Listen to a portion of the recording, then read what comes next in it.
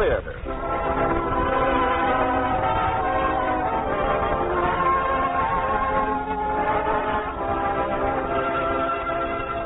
Starring Cary Grant and Gene Crane in People Will Talk. Ladies and gentlemen, your producer, Mr. Irving Cummings. Greetings from Hollywood, ladies and gentlemen. If you saw 20th Century Fox's fine drama, People Will Talk, I'm sure you continued to talk about it long after you left the theater, about its unusual dramatic ingredients, the mysterious and romantic Dr. Pretorius, and the frightened and desperate girl who turned to him for help and understanding. And of course you recall the outstanding performances of the stars who portrayed these two central figures. So we have invited Cary Grant and Gene Crane to recreate their exceptional roles in People Will Talk. Now, Act One of People Will Talk, starring Cary Grant as Dr. Noah Pretorius and Gene Crane as Deborah. Several years ago, a young and wealthy doctor came to the university.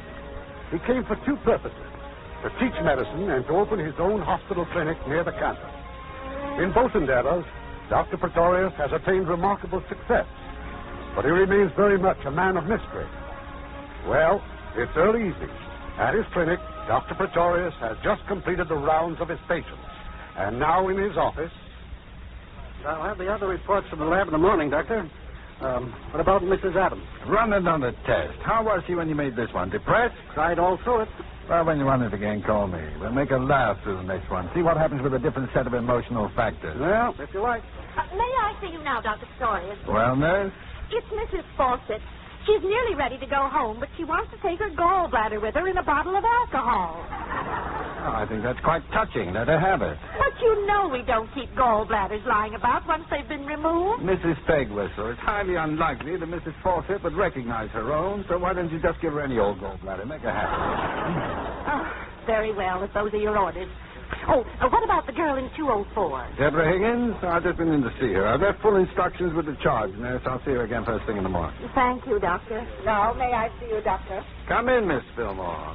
Rebellion in the diet kitchen, I presume? Just so.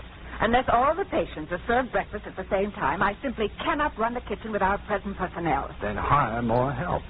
But it is common practice in hospitals. Miss Fillmore, in my clinic, no patient shall be awakened from a health-giving sleep and forced to eat breakfast at a time which happens to please a culinary union.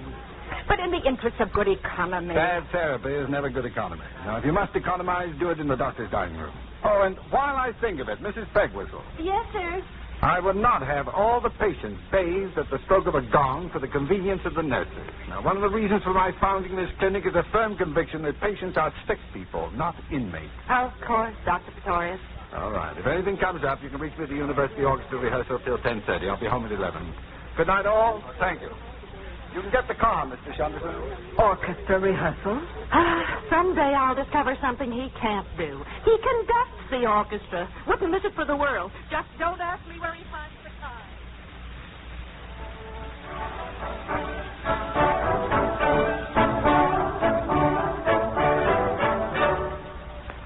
Thank you, gentlemen. Tonight, for the first time, your attack was not pre-medical. The horns did not sound as if they'd been sterilized, and our violins at long last indicate a realization that catgut can create notes as well as sutures. Now, if it were not for the gentleman in back of the bull fiddle... Well? Dr. Barger, now, is there any reason why you, who live so intimately with millions of neutrons and know them all by name, cannot maintain a simple beat on a bull fiddle? My only mistake is that I follow your beat religiously. I do not mean to impugn your academic standing, of course. My dear Dr. Pretorius, I would willingly entrust my life to your skill as a surgeon, but I would not permit you to conduct my 3-year-old nephew to the bathroom. The fact remains that I am the conductor, and you pay no attention to me. Oh, I pay absolute attention. That's the trouble. Unfortunately, Dr. Barker, you are the only one in our group who possesses a bull fiddle. Now, let us hope that by next rehearsal, the two of you will have become better acquainted.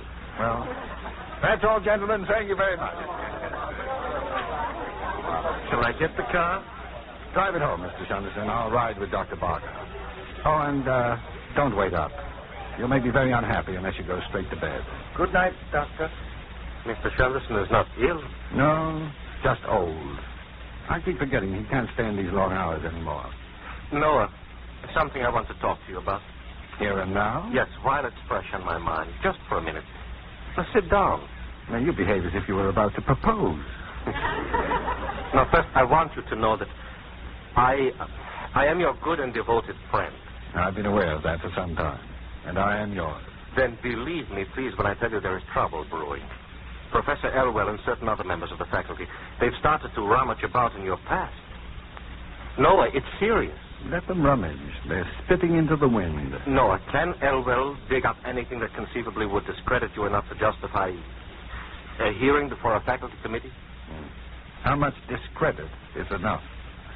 I have known you intimately for 10 years, but I can't even guess at what you were up to the day before I met you. I suppose I told you all. Could it affect our friendship? No, of course not. Well, then? Well, tell me just this, then. Sanderson. Who is he, Noah? Why is he with you day and night, everywhere you go? I've got no right to tell even you anything about Mr. Sanderson. Well, can Elwell uncover something about his past, or yours, or both, that he can use to make trouble? That depends. Well, shall we go? You can be very exasperating, you know.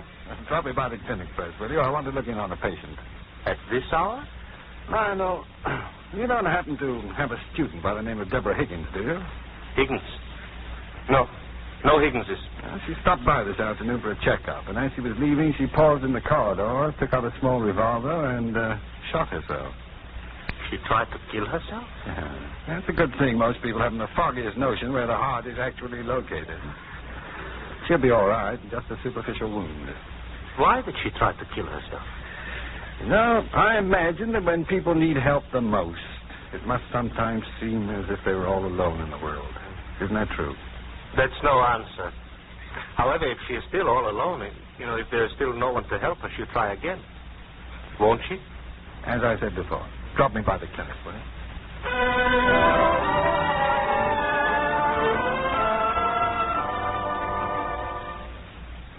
Who is it? Dr. Pretorius. Please, don't turn on the light. You've been crying again. Is that it, Deborah? Have I? Oh, that's a pretty good guess when a woman wants the light kept off. Either that or her face isn't on. You know all about women, don't you? Not nearly enough. I don't mean just as a doctor. Not even as a doctor. Deborah, I got something to tell you. And as a pompous know-it-all... I didn't mean to call you that this afternoon, really. Even when I said it. As a pompous know-it-all, it isn't going to be easy. Now, when you came to see me and I told you that you were going to have a baby, I also mentioned the remote possibility that the laboratory diagnosis could be wrong. Those fog tests, remember? Well? Well, the diagnosis wasn't wrong. The fog reacted perfectly. You merely got the wrong report. I what? You see, 2 tests were being run at the same time. Through unforgivable negligence, you were given the Mrs. Bixby's report. And you mean I'm not having a baby after all? You're not having a baby after all. You've got nothing to worry about. Oh, that's what you think. Well, now, what are you crying about? Oh, it's just awful. What is? To think I had to go and tell you all about myself, and now it turns out I didn't really have to. As a matter of fact, you told me very little. Something about a young man who used to be a student here. You were going to be married when he came back, but he was killed in Korea. Oh, it's all such a crazy nightmare. Well, it's good to have someone to tell it to. But not to you. Well, why not? Oh, never mind. Oh, but at least now my father won't have to know. From what you said about your father, I can't understand why you'd be afraid of him. Afraid of him? Oh, no. He's the most gentle and understanding man in all the world.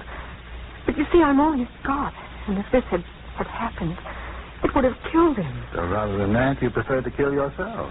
Oh, and now you tell me it was all just a mistake in the laboratory. Well, I'll see you in the morning. Dr. Pretorius. Yes? Are all your patients women? Almost. I guess they all fall in love with you. Not all of them. Just most. Not even most. Good night, Deborah. Sleep well. What a mess. Oh, what a mess.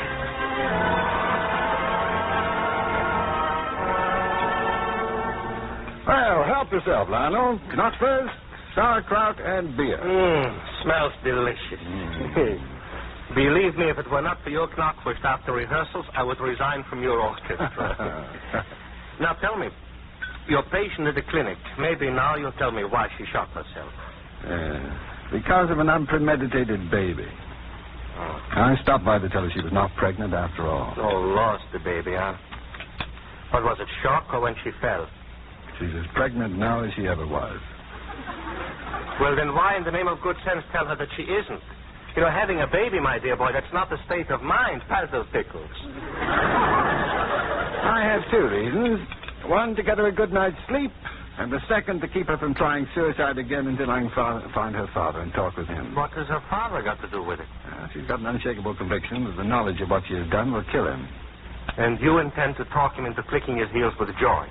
No, I intend to convince him either to be compassionate about it or to convince her that her father will survive and her chief responsibility is to the baby. Noah. Yes? Has it ever occurred to you that most of this is none of your business? What is my business, Lionel? Oh, to diagnose physical ailments and to alleviate them? No.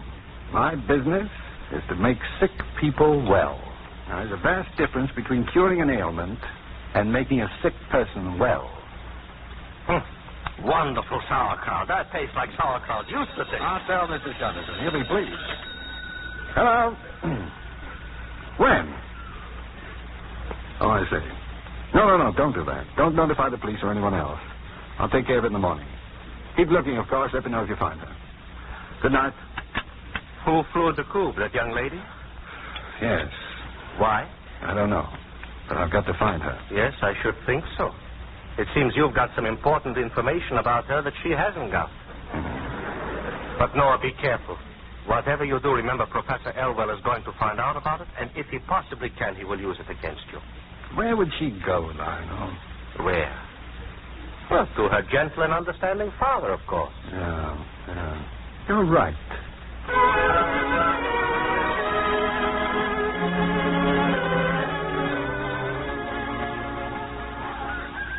So we decided to take a Sunday morning drive out in the country, Mr. Chesterton and I. And oddly enough, Mr. Higgins, we found ourselves... I can't tell you how delighted I am, Doctor. I've heard so much about you from my daughter. Have you, Mr. Higgins? Well, won't you, Mr. Chesterton, come up on the porch and sit down? Thank you. How fortunate you and Deborah were such good friends when she had that ridiculous little accident. I still don't understand how a girl can accidentally burn a deep welt on her side with a curling iron. Well, it's not uncommon for women, female students in particular, to curl their hair, eat, read, and telephone all at the same time. The results often are disastrous. Yes, I imagine it could have been worse. Much worse. I happen to be devoted to porch sitting, but if you'd rather go inside... No, this is very pleasant. And I see that you're properly protected against too much fresh air. You don't believe in the benefits of fresh air? I do not. Nor do I believe that eating fish develops a brain. Oh, I could go on for days. You must tell that to Deborah. She's forever driving me out of the house. Father, Uncle John says that if we're going to have dinner on time, we... Oh! We have guests, Deborah. Yes, I see. Hello, Doctor. Hello, Mr. Chesterton. Good morning, miss. I was wondering about that nasty little burn you got from the curling iron. Oh, it's, fine. Well, it's been almost a week. And since we happen to be driving out this way... Surely you and Mr. Chesterton will join us for dinner. No, really. We couldn't impose upon you. Dr. Pretorius must have more important matters. Nonsense. We can't let them drive miles to get here and then send them away unfed. We'll be happy to stay. Have you, been here long? Your father and I have just been getting acquainted. Dr. Pretorius has a way of knowing people very well, very quickly. And after all, you've told me so much about him. Father, I'm not at all sure that it's good for you to be out of doors. There is nothing healthier than fresh air. Don't you have something to do in the kitchen? I haven't the slightest intention of leaving this porch. It also seems that Deborah's told me a great deal about you, Mr. Higgins. There wasn't much to know, was there? The number of accomplishments in my life is one. Deborah. Quite an accomplishment. If you don't mind, I'd rather not be discussed this intimately on the front porch. On the front porch or in the test tube, it's obvious that you are going to be discussed. So, why do you insist on remaining where you're not wanted? Well, why should you want to discuss me? There's nothing to discuss, is there? Deborah, It's quite apparent that Dr. Pretorius has come to talk with me. Now, go and tell Bella that there'll be 2 extra for dinner. Well, what about Uncle John? He's doing his books. I'll tell him later. I would like to help. Oh, no, please, Mr. Shunderson. It isn't necessary. Oh, let him. It's a good idea. He'd be of great help. May I ask, is Mr. Shunderson your servant? No, he's my friend, but he likes to help. Oh, I see. I referred to Deborah a moment ago as the only accomplishment of my life. I'm sure you were being modest. Well, she's more than my only accomplishment. If you'll permit a rather lurid analogy, Deborah is my heartbeat. Mr. Higgins, now, please don't feel that you have to tell me anything. No. I want to tell you about myself for just a moment. Now, my brother John owns this farm. He owns the food I invited you to share, the beds we sleep in, and the clothes we wear. Also, Deborah's tuition, and the tobacco in my pipe. The pipe is mine. I have other possessions, some scrapbooks, a thin volume of poetry. Mine, too. It was published, but it didn't sell, of course, and Deborah, the memory of my wife. I wondered about her. She died when Deborah was very little. And now, if you'll excuse me, I'll find Brother John. Well, perhaps it would be better if we didn't Oh, no, say. please, I'd consider it a favor. I won't be long. Now, Mr. Shunderson, I thought you were helping in the kitchen. The woman didn't want me. It's not going to be easy what you came here for. I came here to... Come on, let's go for a walk.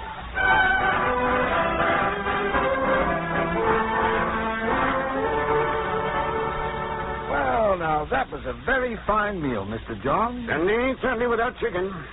Well, don't you ever eat chicken on weekdays? Only on Sunday. Well, if you like chicken so much, why not eat it more often? Because I only eat it on Sundays. Uncle John lives according to a very strict schedule. 2 things I live by. The good book and the calendar. I get a day's work to do every day in the year. I take care of my work, and the good book takes care of me. Then you do the same thing every day of the year, is that it? Just like the cows and horses and vegetables. That's right. That's what the good Lord and old Mother Nature put us here for. To do the job they set out for us. Well, I can't speak for the good Lord, of course, but I know a little about old Mother Nature. If old Mother Nature had her way, there wouldn't be a human being alive. How do you mean that, Doc? I mean, among other things, that old Mother Nature tries to destroy us periodically by pestilence, disease, and disaster. That's why the human race has been at war with old Mother Nature ever since it became the human race. What do you mean, became the human race? Is that what you teach? Oh, that merely happens to be my opinion. Well, I'm going back on working on my books, income tax. Ain't complaining, though. Got more deductions than I thought. Doc, do you mind if I put you and your friend down as a couple of feed salesmen? Oh, no. Mr. Shunderson and I are flattered. Just don't call me Doc. That way I deduct the whole dinner. Just don't play the radio too loud while I'm working out there. No, John. Deborah, why don't you show Dr. Pretorius the farm? I'm sure he'd be interested. All right. I'll get a sweater and meet you outside. Tell me, Mr. Higgins, how old were you when you learned to walk? I did pretty well by the time I was 4. When did you leave the farm? When I was 16. It couldn't have taken you 12 years to make up your mind. I'll wait for Deborah out on the porch. Do you enjoy music, Mr. Shunderson? More than anything. Good. I'll turn on the radio. Mr. Shunderson, Dr. Pretorius has come here to ask Deborah to marry him, hasn't he? I wouldn't be surprised, Mr. Higgins.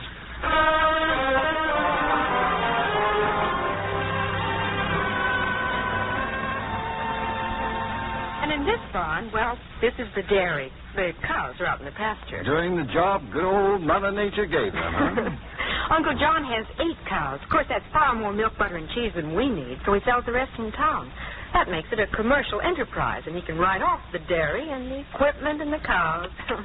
Oh, my, all that bookwork. No, I think I like the dairy best of all. Now, down there's the room for the separator and things. Oh, I'd stay out of there if I were you. You might get caught in a room with a dead end. Now, why did you run away from the clinic? This, of course, is the separator where the cream gets separated from the milk. Why did you run away? It works by centrifugal action. The cream being lighter than the milk rises to the surface. Deborah. Because I had to. Why? I had to, that's all. Why? Because. Why? I had reasons. What?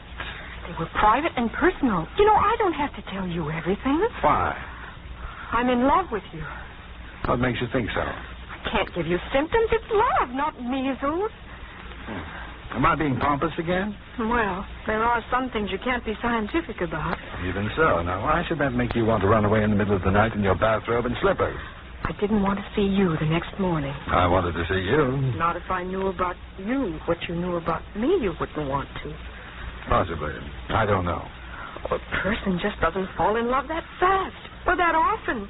I just couldn't lie there anymore and think about it. Oh, don't you see? If I do love you, then how could I have been in love with him? And if I didn't love him, then why?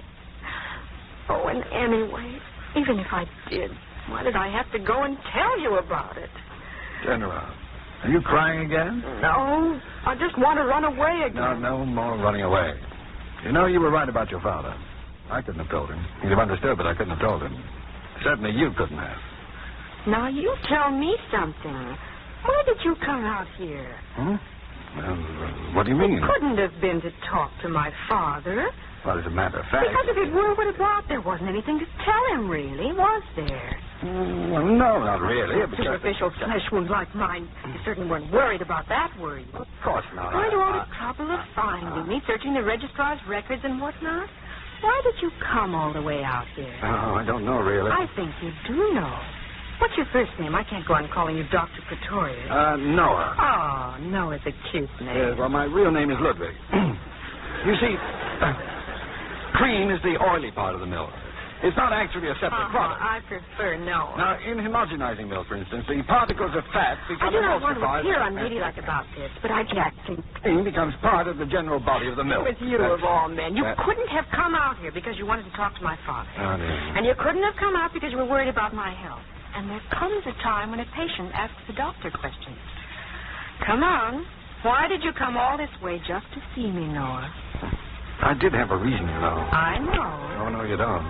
But it doesn't seem to matter much at this moment. You're being pompous again at the moment.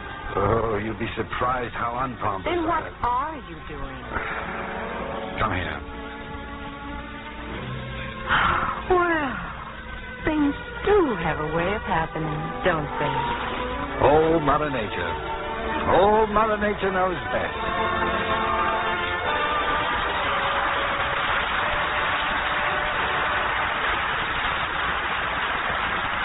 In a moment, Act 2 of People Will Talk. Now, our producer, Mr. Cummings. Act 2 of People Will Talk, starring Cary Grant as Dr. Noah Pretorius and Jean Crane as Deborah.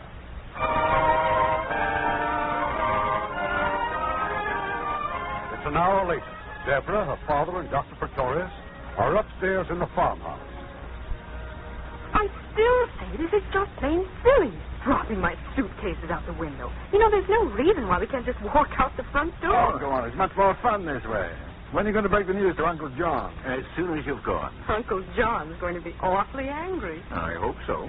Now, Dad, remember your promise to come and live with us. Of course he will. Much against everybody's better judgment, including my own, I intend to live very happily with you. Golly, I'm scared. Well, there's nothing John can do to any of us. Well, she's not scared of John. She's scared of me. Pompous know-it-all. It just so happens that what I'm afraid of is that you don't really want to marry me and that I won't make you a good enough wife. Well? Well, in the first place, I'm not in the habit of marrying women I don't really want to marry. You know, Father, his first name isn't really Noah. And in the second place, It's Ludwig. the woman has yet to be born who doesn't in her heart believe she'll make her husband a much better wife than he has any possible right to expect. I just don't want to get married tonight. I don't want a long engagement, but can't I even have one day? You'll be married in New York. That takes 3 days.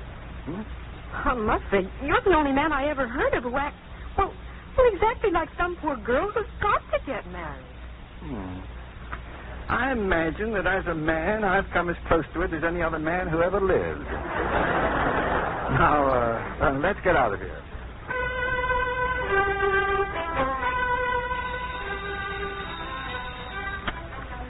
Hello? Hello, Professor Elwell? Yes. This is Coonan, Professor, from the detective agency. I got news about Dr. Pretorius. Well? Just stay in your office, Professor. I'll be right over.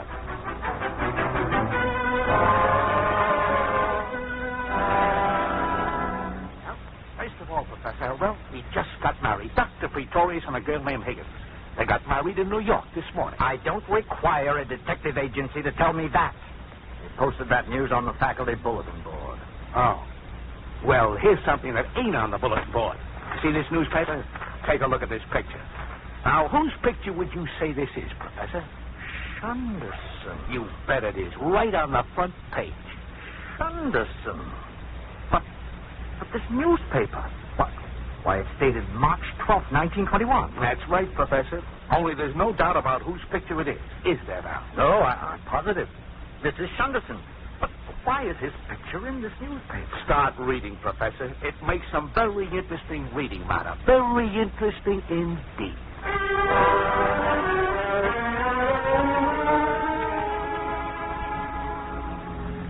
Well, Mr. Sanderson, I thought rehearsal went very well tonight, didn't you? Yes, sir, very well. I wish Deborah and her father had come along. Give them a chance to get settled in the house, sir. You didn't forget to invite Dr. Barker to dinner tomorrow night? He invited himself. Lionel never forgets my birthday. It will be a wonderful birthday for you, with a fine wife at the table. It's been quite a week, Mr. Sanderson, quite a week. Doctor, before we get home, there's something you should know. Someone's been following me today, a detective. How do you know? I have a gift for such things. Perhaps it would be better if I went away now. You've made a great career. You have your home, your wife, responsibilities. No. What should I do, Doctor? Exactly what I shall do. Wait and see what happens.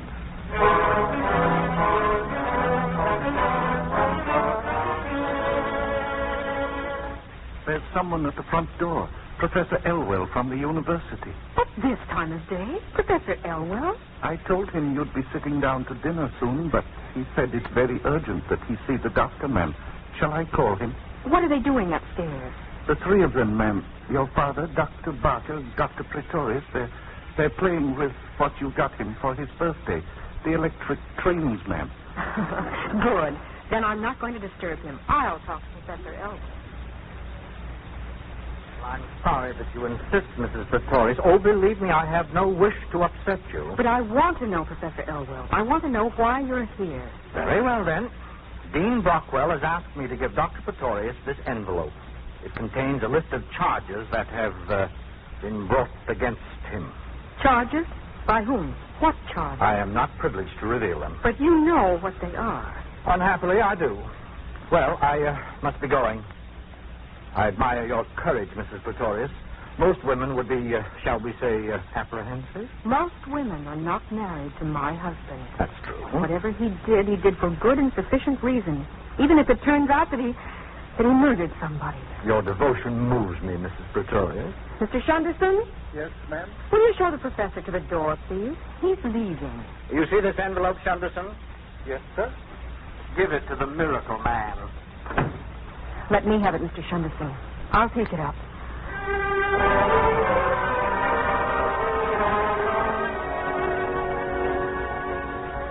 And he was very disappointed knowing that he couldn't hand you this in person, this envelope.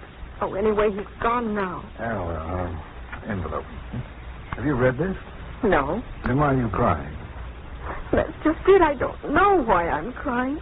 And whatever it says, I don't believe it anyway. Well, nevertheless, according to this document, I am not the picture of innocence you imagine me to be. You want me to tell you about it? Not if you think you shouldn't. Not if you think you shouldn't. Now, you know, that's a phrase used exclusively by women who assume a man's guilty without having the guts to come out and say so. Nothing could be less important to me than this whole business of rumors and charges against you. That's my girl. No, you haven't done anything you shouldn't have. Have you? Many times.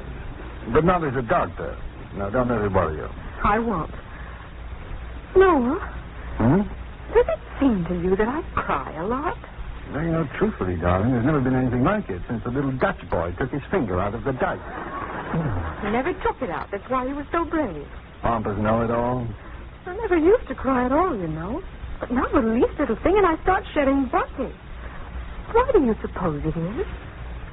Why do you suppose it is? Well, I get so upset easily these days, and I used to be, well, anything sort of calm, even placid about things. What did you say the name of that frog was? Fraud? What fraud? The one you told me about when I first went to the clinic. The one who gets pregnant in 2 hours. Oh. The frog does no such thing, darling. It merely shows certain helpful indications. Well, I'm beginning to show certain indications.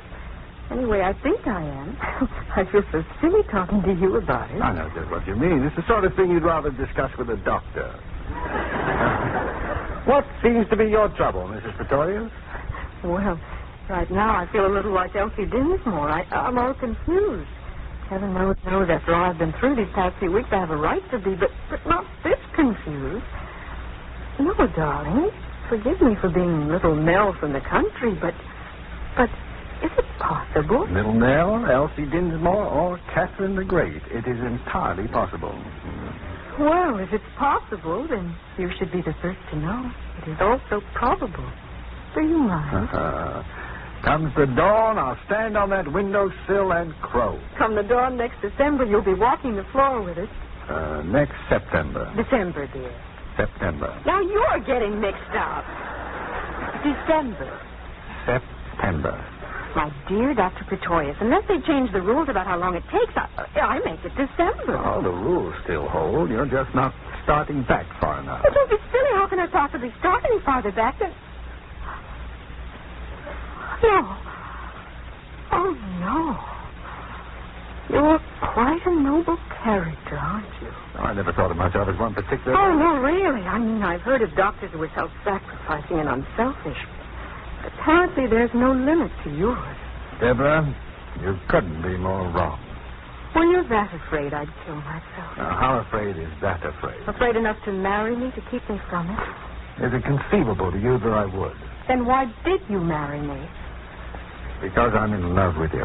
You fell in love all of a sudden, didn't you? All of a sudden, I'm still falling. Let me know when you hit bottom. Any time within the next 30 or 40 years. You came out to the farm that day because you knew I was going to have a baby. Then you met my father and my uncle, and you understood why I tried to kill myself. Did I? Only by that time, you were all mixed up in it because you told me that silly lie about the wrong frog. And I was so obviously in love with you. It was all over me like a tattoo. And so, with no possible way out for anybody, all of a sudden you fell in love with me. And that solved everything, and everybody lived happily ever after. For 2 weeks, that is. For 2 weeks and 3 days. Until I found out that my baby isn't going to be yours. Funny, this calls for tears, and I haven't got any. Now, what makes you think this isn't going to be my baby? Because it isn't. Because it's... Yes, I know. And however true, it has nothing to do with our baby.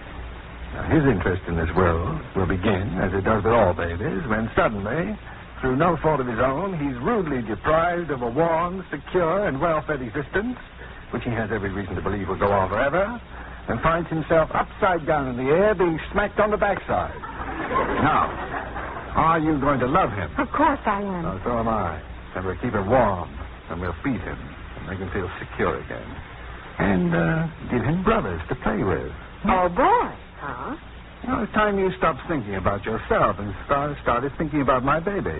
No, if you really suddenly fell in love with me... No, if. Why? I couldn't say why. Haven't you ever wondered? Falling as fast as I am, I don't have time. A man as exact as you with a reason for everything? Then I'll find it. Any time in the next 30 or 40 years, I'll start wondering. I won't be doing much else, it looks like, except wondering about you and me, about you and the baby, me and my fine character. Are you feeling sorry for yourself? I'm feeling sorry for you. Don't be. I love you. Say that. Forgive me. Shut up. Love me. Do the guests ever eat around here? Oh, good heavens, Steve, it's your birthday dinner. Right away, Lionel. Many happy returns, no? I thank you. As for this, Professor Elwell's greetings, may I? You may indeed. What will they do? Call the meeting. You'll ignore it. On the contrary, darling. There's very little I can do, but get it over with. What can they do to you? Considerable. Will they? I wish I knew.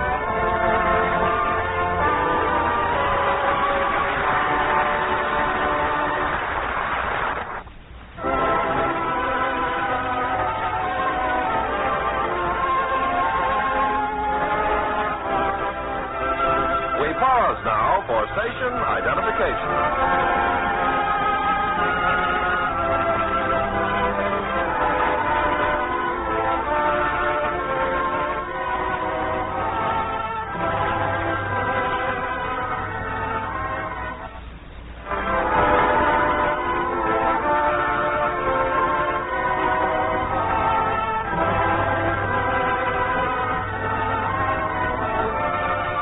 curtain rises on Act 3 of People Will Talk, starring Cary Grant as Dr. Noah Pretorius and Jean Crane as Deborah. Tonight, 2 events are scheduled on the campus of the School of Medicine. In the crowded auditorium, a restless audience and a group of bewildered musicians await the arrival of their conductor, Dr. Pretorius.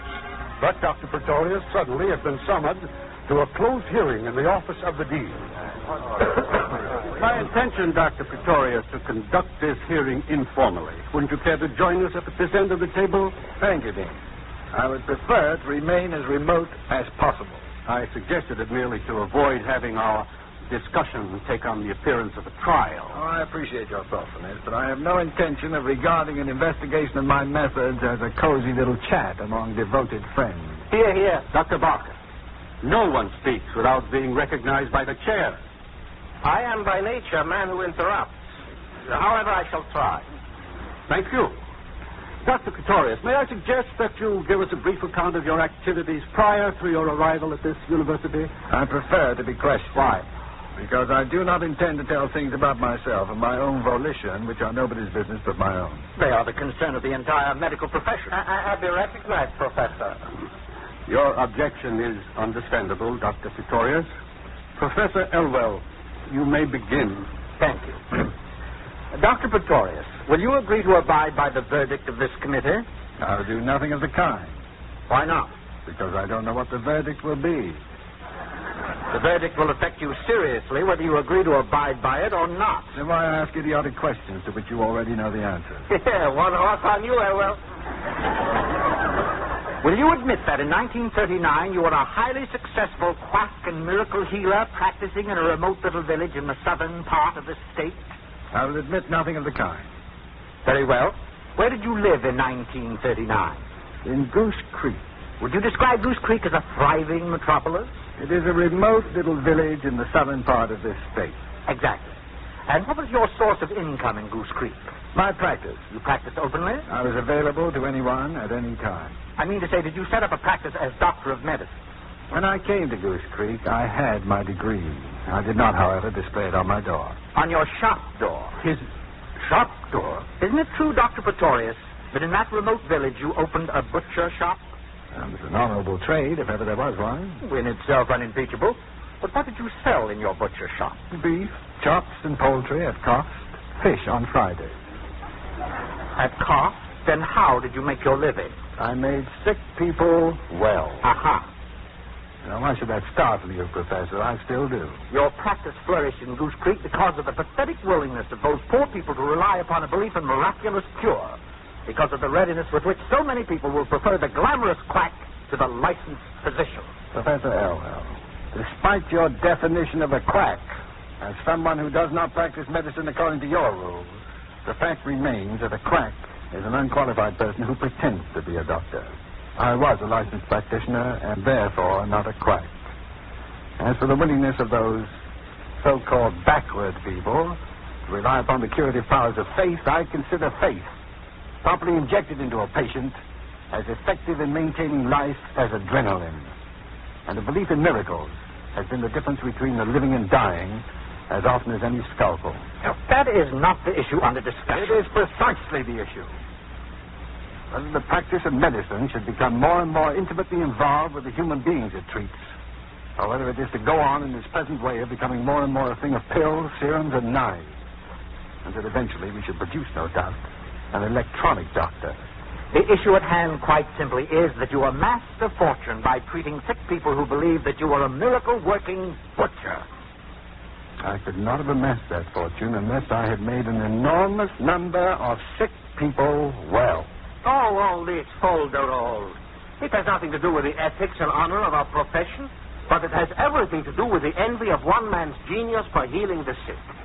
Call Pretorius a psychiatrist, high priest, voodoo, medicine man, witch doctor, anything you like.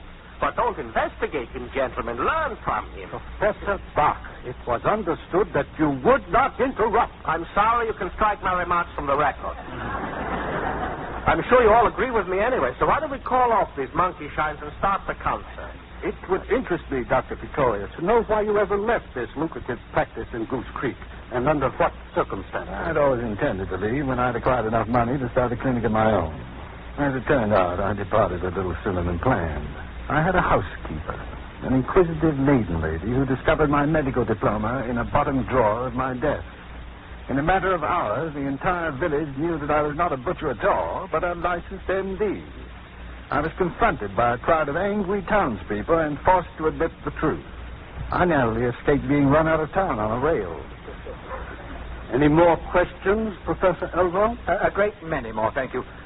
Dr. Pretorius, who is Shunderson? I take it you mean Mr. Shunderson. Mr. Shunderson is a friend of mine. Is he associated with you professionally? No. He helps in whatever he can, where and when he pleases. Well, he's never very far from your side for long, it seems. Rarely. And what was Mr. Shunderson before you knew him? Well, you refuse to answer? I certainly refuse. You have always evidenced a remarkable tolerance for this strange and mysterious man. His blundering and slow-wittedness have caused constant complaint, and yet you persist in protecting him at all times. Now, why? Perhaps because I know the reason for his so-called slow-wittedness. And is the reason of so delicate a nature that you can't disclose it? I have no right to disclose it. Then I shall. Gentlemen, Mr. Shunderson is a convicted murderer.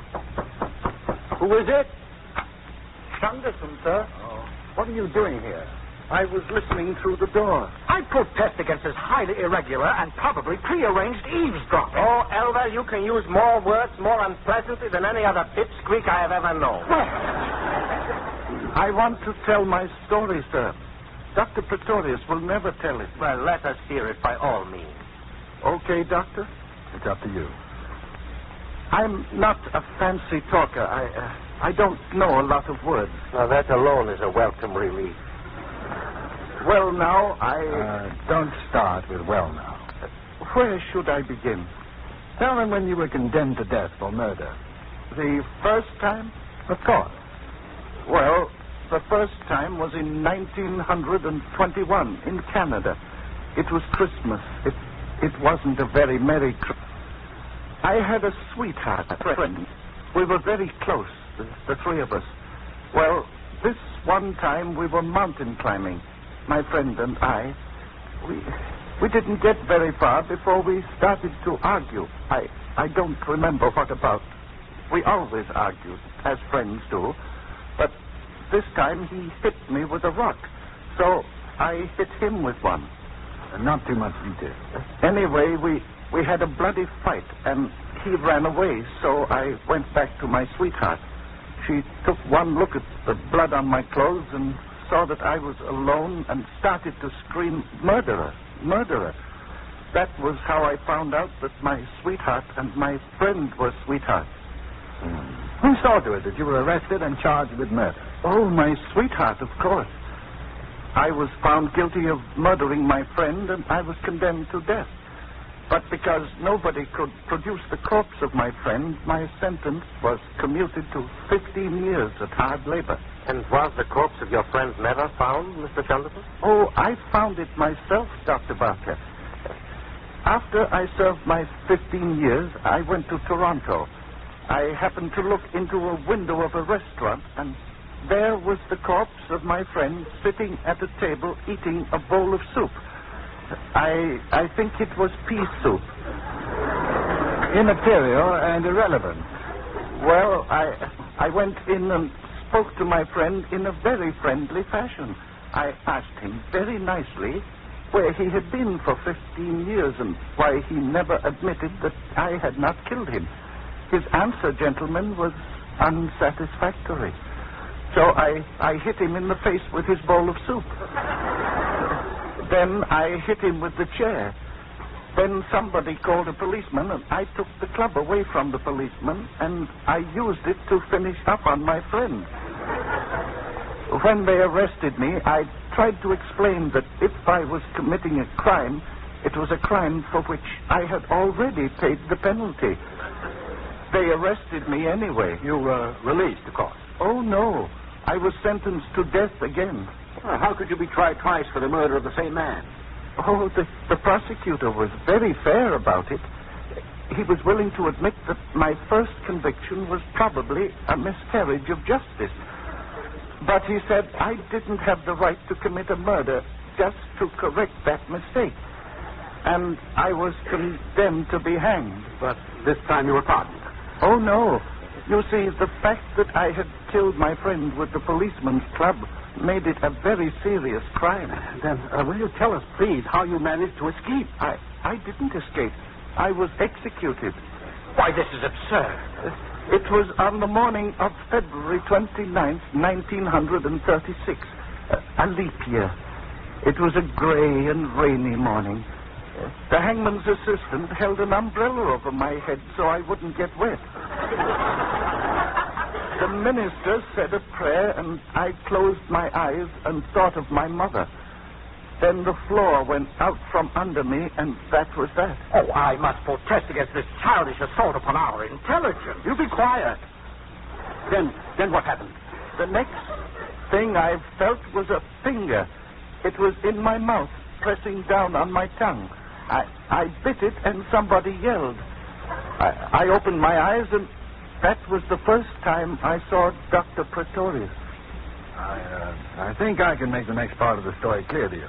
At the time all this happened, I was just finishing my studies as a medical student. I was also keeping company, as they say, with a young lady who happened to be the hangman's daughter. Now, both the hangman and his daughter were generous and sympathetic.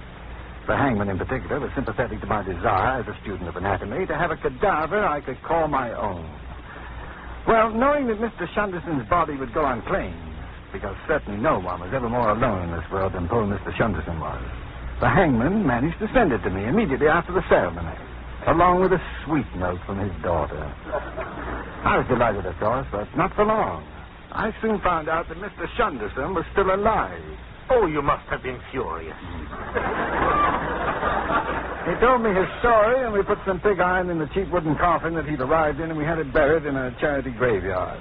From that day on, Mr. Shunderson has never left me. And I think it's understandable that from time to time, he may seem a little confused and perhaps even a little dull-witted. But to say that he was... Deborah, you're interrupting us here. Mrs. Pretorius, it's customary to at least knock I before... know, and I don't mean to intrude too much, gentlemen, but I'm sure that by now you must have made up your mind. A wife simply does not come barging into a room where her husband is being investigated. After all, gentlemen, if he's innocent, he's late to the concert. And if he isn't, well, he'd better start conducting anyway, because he may have to earn his living at it. I am of the opinion that the hearing is at an end. Do you agree, Professor Elwell? My opinion no longer seems to matter, does it? The trouble with you, Elwell, is that you never had a cadaver of your own. Much less one that bit your finger. And as for this incredible evening, gentlemen, the sooner we forget it, the better for all concerned. I think we've held up the concert far too long. Come along, Mr. Shunderson. Yes, sir. I haven't said so many words in years, all in a bunch. You did very well. I'm proud of you. Professor Elwell, that little man, that poor little man.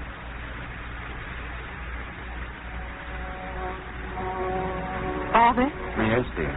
He's a terrible conductor, isn't he? Yes, dear. Freddie seems so happy up there. I honestly believe he's the happiest man I've ever known. He's crowing on a windowsill. What's that mean? Old Mother Nature. Old Mother Nature knows.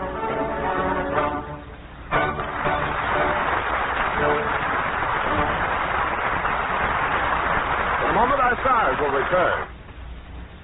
Please step forward for your curtain call. Cary Grant and Gene Craig.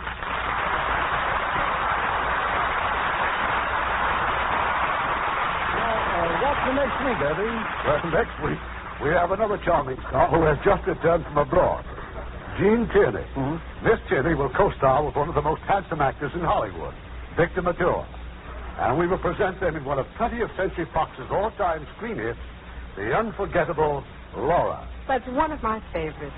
Good night. Good night. And hurry back. Hollywood Radio Theater is produced by Mr. Irving Cummings. Our orchestra directed by Rudy Schrager. This is Ken Carpenter inviting you to be with us again next week for another worldwide presentation of the Hollywood Radio Theater, brought to you through the facilities of the United States Armed Forces Radio and Television Service.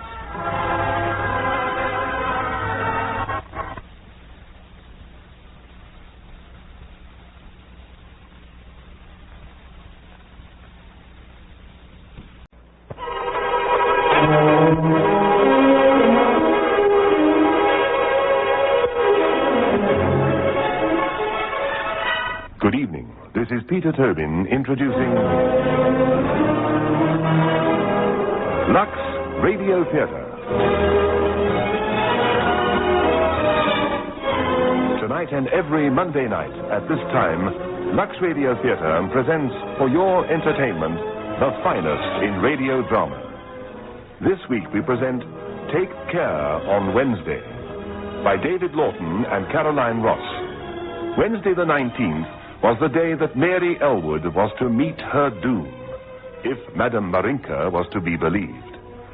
Take Care on Wednesday is a strange and dramatic story in which a fortune teller prophesies a series of unexpected events which were to culminate in Mary Elwood's accidental death.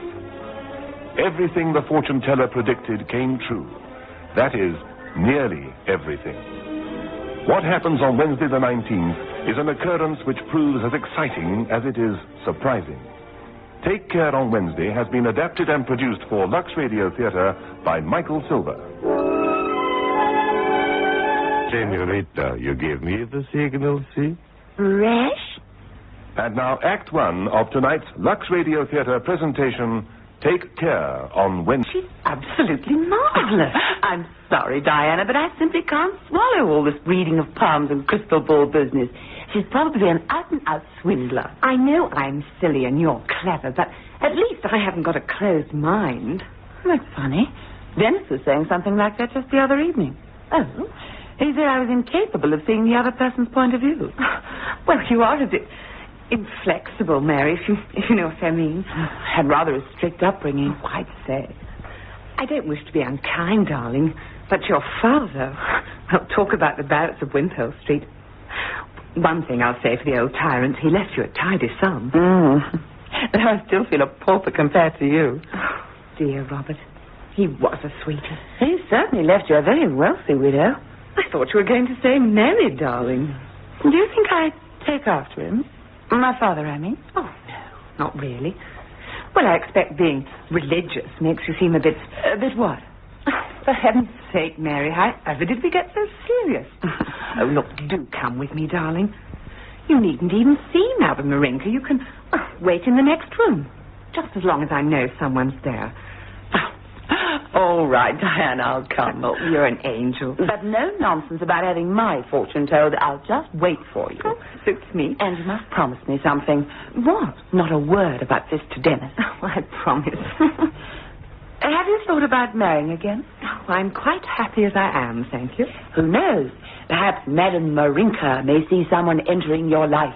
A dark, handsome stranger. How delicious. I can't wait till Friday.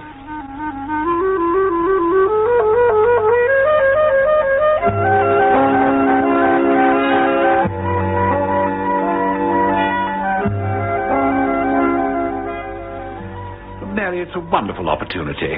The sort of thing that only comes once. But it seems such a risky business, Dennis. But it stands to make a fortune. I'd really like to know more about it before putting all that money in. What, for instance? Well, why are these people offering to let you buy a partnership if it's such a marvelous thing? I told you. They need more capital to get the thing moving. Oh, Dennis, if it's really such a good chance, plenty of people would be only too glad to get in on it. In other words, you don't trust my judgment. Oh, it isn't that at all, dear. But you won't put up the money. I think it wants looking at a little more closely. Oh, I know what that means. Oh, well, serves me right. I shouldn't have told those fellows it was all set. They thought I had the money to buy a partnership.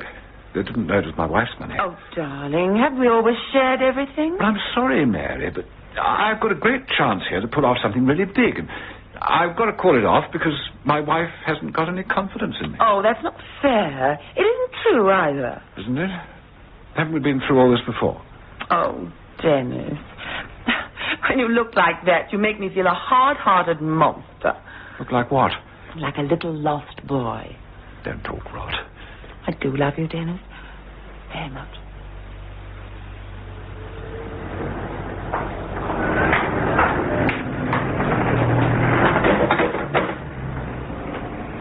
Oh, look. There's a card here. Madame Marinka, advice on health and business. Oh, Diana, really? They might hear you. I can't imagine what I'm doing here. No, you for that, Miss Mary. You promised. Yes? Good afternoon. I have an appointment with Madame Marinka. What name, please? Mrs. Brewster. Mrs. Brewster? My friend will wait for me if that's all right. Come in, please. If you'll wait here, I'll get ready for you.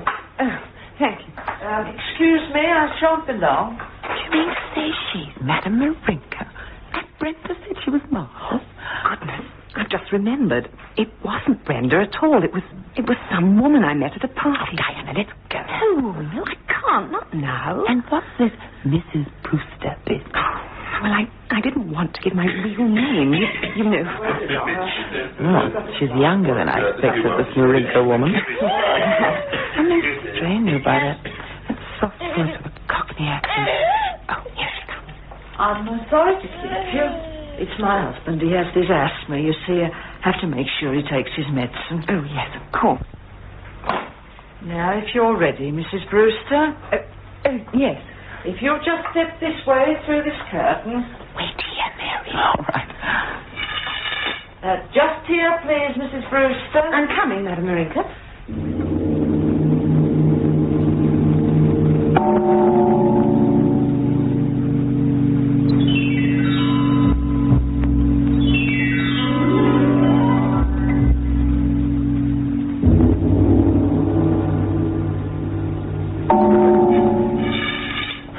Thank you very much, Madame Marinka. Thank you, Mrs. Brewster. Oh, Mary. Hope I didn't keep you too long. That's all right. Ready now? Oh, Mary, she's absolutely fabulous. Oh, for goodness sake, Diana. It's frightening what she knows about me. Is that why she's still behind the curtain? Oh, don't joke about her. She said something about you. About me? Yes. She said, your friend doesn't trust me, does she? And then suddenly, she looked as if she was going into a trance. And she said there was something you should know for your own good. Oh, please. Yes? Well, I do wish you'd see her. Well, what can you lose? 5 guineas, I imagine.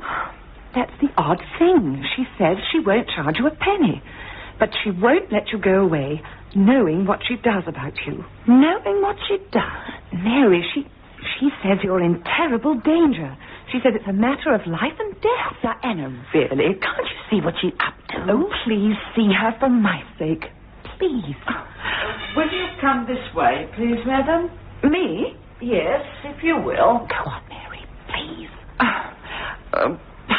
Very well, then. But I really haven't much time.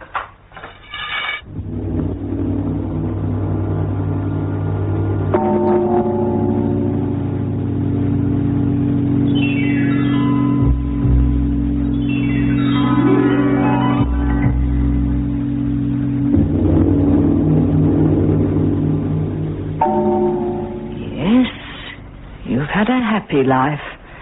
Plenty of this world's goods, too. Yes, you've always had it easy. But I see someone very near to you. Your husband? Yes, I think it's your husband. He hasn't had it so easy. He's had to make his own way. But you've been able to help him, haven't you, dear? I'm not quite sure what you...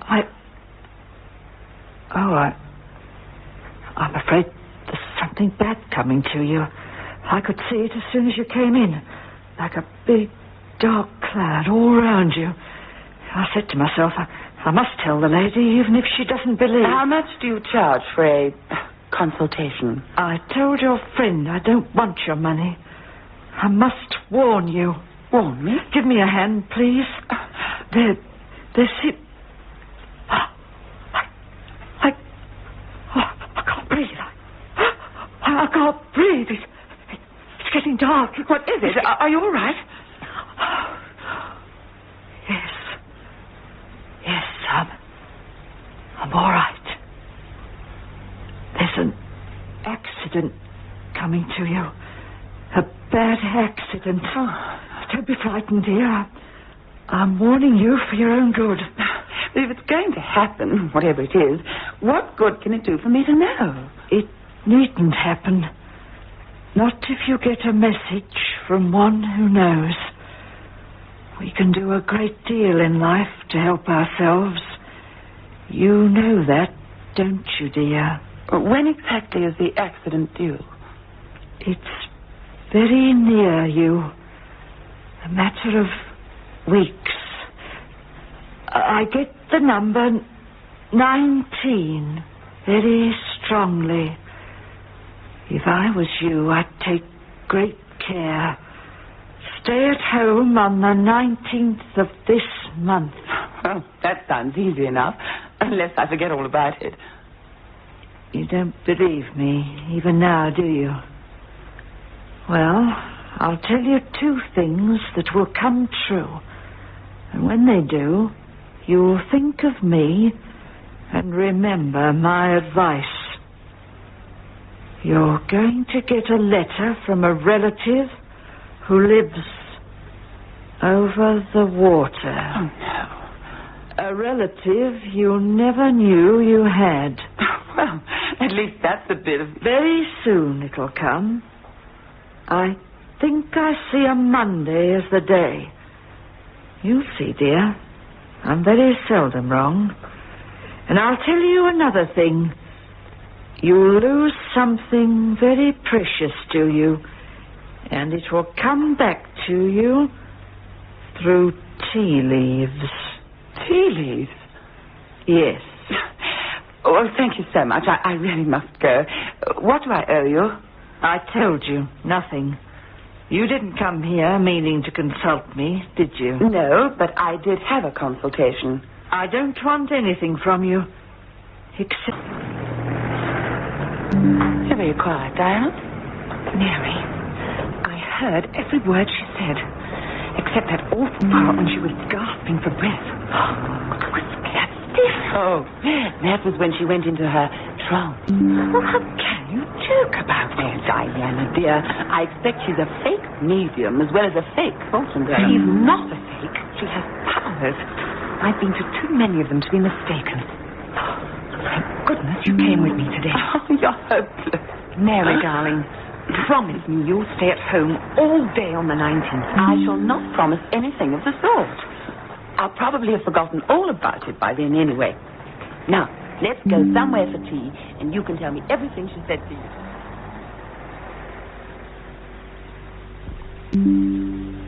I'm off. Oh, come on, give us a kiss. Sure, and you're a gorgeous Colleen, Mary, me darling. Oh, and you've got all the blarney. Bye-bye, dear. Cheerio. Oh, Dennis, just a moment. What is it? Dennis, you're not still upset about that partnership business? Because I didn't let you have the money, I mean? Oh, forget it, old girl. That's all over. Oh. Oh, hello, the postman's been. Gets earlier every day. This looks like another bill. Here's a card from John and Nancy. And, this one's for you. From Southampton? Who do we know there? Haven't a clue. Oh, heavens, look at the time. I must fly. Cheerio. Bye. Oh, Southampton. Who on earth? Oh, dear Cousin Mary, you probably won't be aware of my existence, but Mother has often talked to their English cousins. And I guess my sister and I knew all about your men.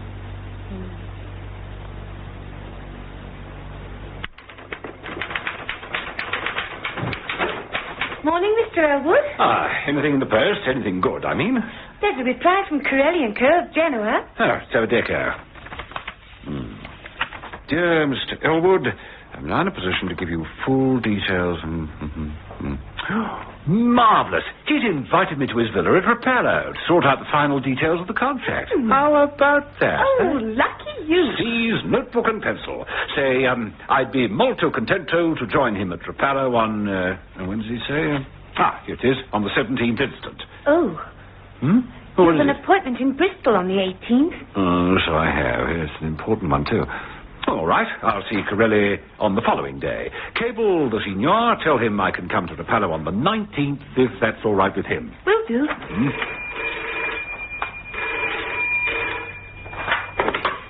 Elwood and Company? Put me through to Mr. Elwood, Ducky. It's very Tate here. Just a moment, please. It's Mr. Tate. He called me Ducky. He's after you. Hello, Freddie, old boy. How's tricks? Hello, Dennis. Listen, chum, my associates won't wait much longer. They've been pressing me for a definite answer about that proposition. Well, they won't have to wait much longer. You mean you're coming in? You'll buy a partnership? That's it, old boy. Just hold things over until after the 19th. That's not asking too much, is it? I'll be able to guarantee my share then. Well, if you're sure you'll have the money. 100%. Count me in. I'll be in touch. All right, then, Dennis.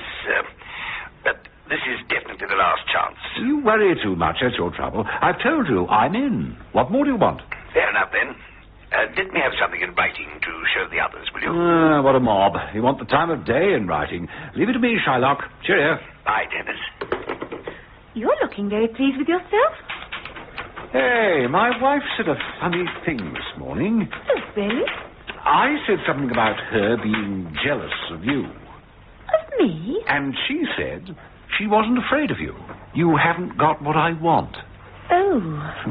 Don't look at me in that sexy tone of voice. I'm just telling you what my wife said.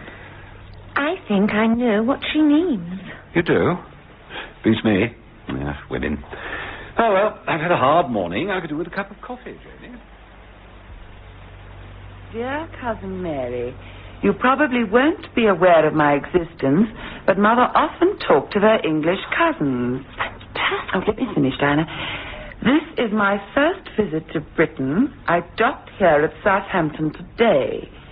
I hope you will allow me to call on you and meet yourself and husband. Sincerely yours, Alvin J. Turner. Well, you've gone quite pale. Diana. But Mary, this is... You say this letter came this morning? Yeah. And you've never even heard of this man, Alvin J. Turner? Never. A letter from a relative who lives over the water.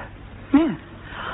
A relative you never knew you had. Oh, for goodness sake, Diana, you sound like a Greek chorus. But Mary, darling, she was right, wasn't she? I mean, she said this would happen. Coincidence. Oh, a remarkable one, I grant you. But these fortune tellers tell everyone they're going to hear from distant relatives. They must hit the jackpot sometime. I don't know how you can treat it like this. Does Dennis know? No.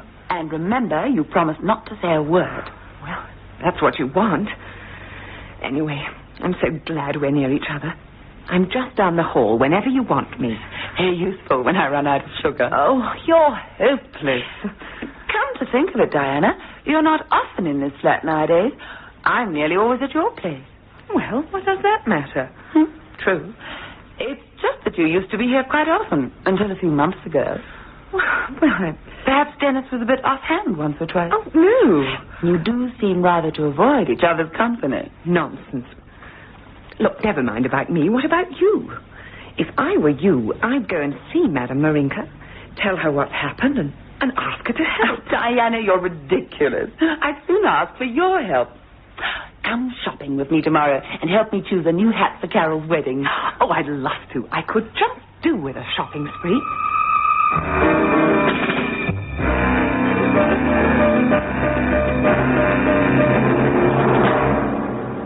Hey, lady.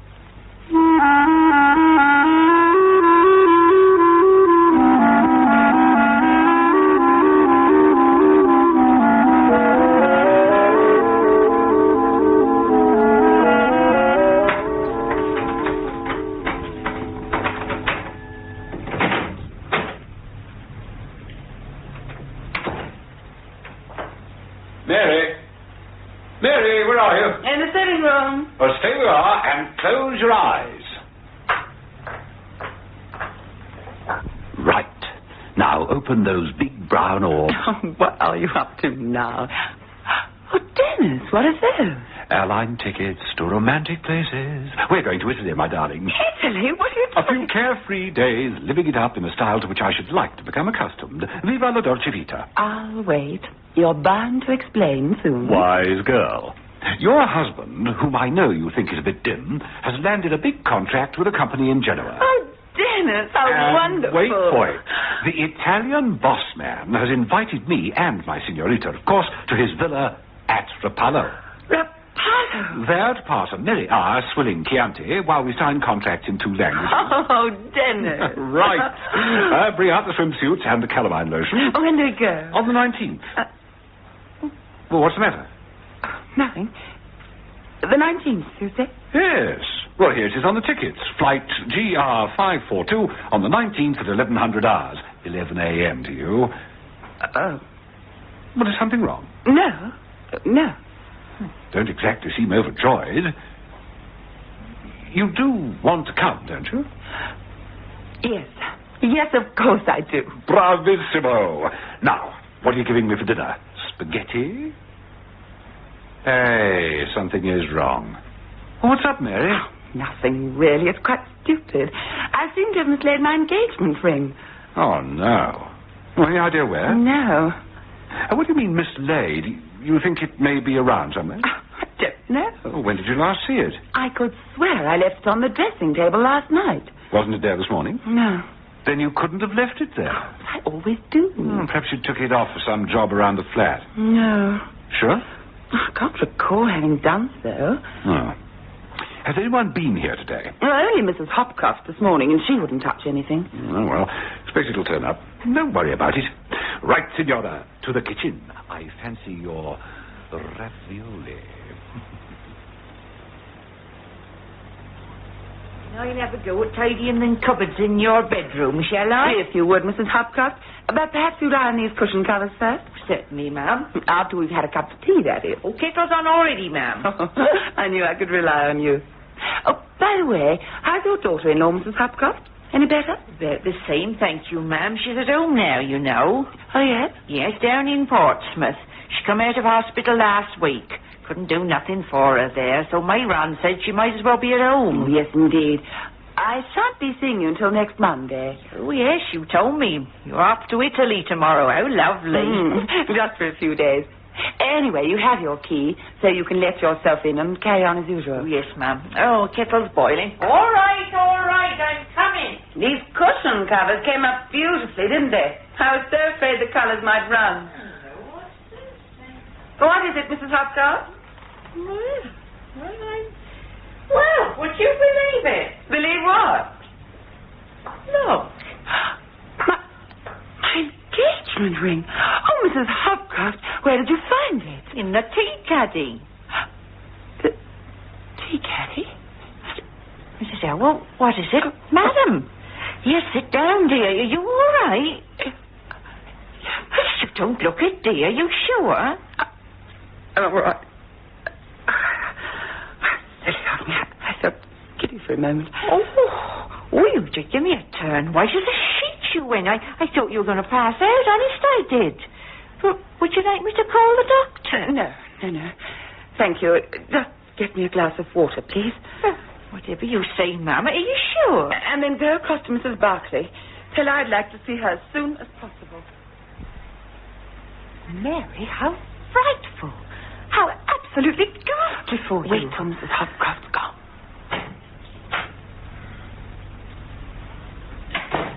She's gone. You will lose something very precious to you. That's what Madame Marinka said. And it will come back to you through the tea leaves. And it has. She's been right twice, Mary, as she said she would. You must believe in her now. I don't know. You still can't think she's a fraud. Perhaps not. Anyway, you daren't take a chance. The 19th, she said. Well, that's tomorrow, and actually... Diana. What? We're flying to Italy tomorrow, Dennis and I. What? Yes. Mary, you couldn't possibly dream of going. This is it. This is your chance to save yourself. What did Madame Marinka say? It needn't happen. We can help ourselves.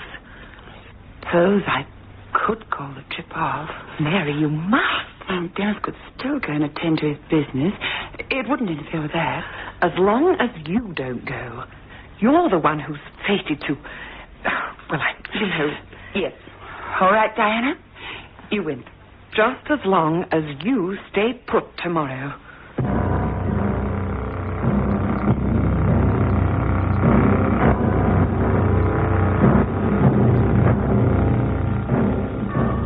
Well, really, Mary, I must say it's a bit thick.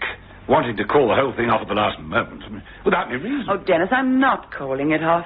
Not as far as you're concerned, anyway. You can still go. It doesn't affect your plans at all. Of course it does. Senior Corelli's expecting both of us. He's probably got his wife organised to take you shopping and natter about clothes and all that stuff. I don't like having to back out now, but please believe me, I just can't go. You won't even tell me why. Oh, not now, Dennis. I will tell you later. But please just believe me and trust me. Righto, then. As long as you're not ill or anything like that. Oh, no. I'm perfectly all right, I promise. Oh, well, you should have told me sooner. I'd have arranged to take some blonde in your place. Oh, I'd tear her hair out. Oh, no, you're not the type. Well, I suppose I better get packed this evening. I'm off at dawn. Dawn? Your flight's at 11. I must leave about 9:30. Traffic may be heavy. Are you driving to the airport? Yes. What do you do with yourself while I'm away, if it isn't a rude answer? Oh, nothing special. I expect that's Diana. Hello? Oh, hello. Is that you, Mrs. Elwood? Yes. It's Mrs. Hopcroft, isn't it? That's right, ma'am. I'm sorry to trouble you at this time of night. Oh, that's all right, Mrs. Hopcroft. What can I do for you? I'm afraid I shan't be able to come tomorrow, ma'am. Oh? No, you see, I've had a telegram to say my daughter-in-law's been taken real bad. You know, Ron's wife down at Portsmouth. Oh, I'm sorry. Well, I thought I'd better get down there first thing in the morning and see what I could do. Have you phoned them to find out how she is? They're not on the phone. Oh. Well, anyway, I hope she isn't too bad. Oh, well, thank you very much, ma'am. Not at all. Goodbye. Mrs. Hopcroft. Oh, what did she want? Her daughter-in-law's had a relapse. She's off to see her in the morning. Is that the one at Bournemouth or somewhere? In Portsmouth. Oh, poor old girl. Pity. She's a good sort. Yes. Oh, well. Give me a cigarette, will you, dear? Oh, sure. Don't seem to have any. Aren't there any in the box? Oh, let's have a look. No, not one. Would you believe it? What a nuisance. Oh, I'll pop out and get some from the machine at the station. No, don't you bother, dear. I'll go. I could do with a breath of fresh air. Yeah, good idea. Come on, let's have some half-crowns. Huh? Oh, might have known as a catch. Here you are. Now get me a packet as well. Right. Shambhala. Take a key. Oh, don't be so lazy. You can get out of the chair to let me in.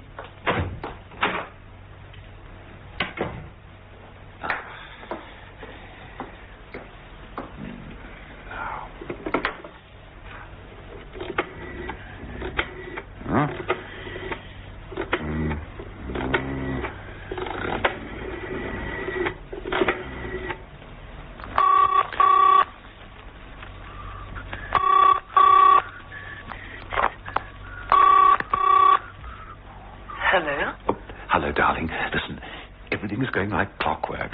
Now, remember what I told you to do, and don't worry about a thing.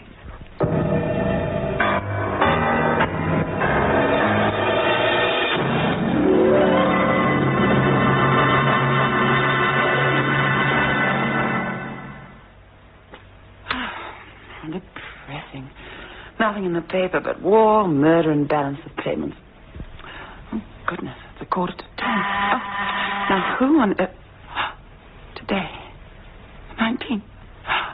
Behaving like a nervous schoolgirl. All right, I'm coming. Oh, Mrs. Elwood, I'm so glad to see you. What? Madam Marinka? What is all this? I must talk to you, madam. It's urgent, truly. Oh, this is my husband. I'm sorry to intrude on you like this, but when you've heard what we've got to say... I really don't know what... You'd better come in. Oh, thank you. Come into the sitting room. Seems we got you out of bed, but I'm sure you'll forgive us when you know... That doesn't matter. Now, please sit down and tell me what this is all about. Thank you, madam. Oh, sit down, Doris. Doris? That's my name, Doris Wilkinson. This is Tom. Oh. You called me Mrs. Elwood. How is it that you know my name and where I live? That's what I've come to tell you about. I see. Very well, then. I'm afraid I've been very foolish. Well, wicked is more like it. Please, Tom, let me tell it. You see, madam, these predictions I made when I told your fortune, I knew they was going to happen. It was all arranged. Arranged? Yes, a few days before your visit. But I didn't know myself that I was coming to see you. It was sheer chance that I ever did. No, it wasn't. Someone came to see me and said they wanted to play a joke on somebody, on a woman who didn't believe in fortune-telling and the like. That this person, the one who came to see me, said there was a friendly bet on that they could frighten this woman into believing what I had to say. Go on. Well, this person offered me £200 if I'd do what was wanted. £200? That's a lot of money. Yes. I was tempted, you see. My husband suffers with asthma. He hasn't not really worked for years, and we've got 2 children to bring up, and what with the cost... I understand. So you were paid £200? Yes. This person said they'd arranged to get you along to see me, and I was to tell you what I did about the letter from a relative and finding something valuable in the tea leaves, and about today, the 19th. Today? Oh, yes. The accident. Yes, I was to warn you, and I was given instructions about a letter. The day after you came to see me, I went down to Southampton and posted a letter to you. That's how I know who you are. So it was all planned, but why?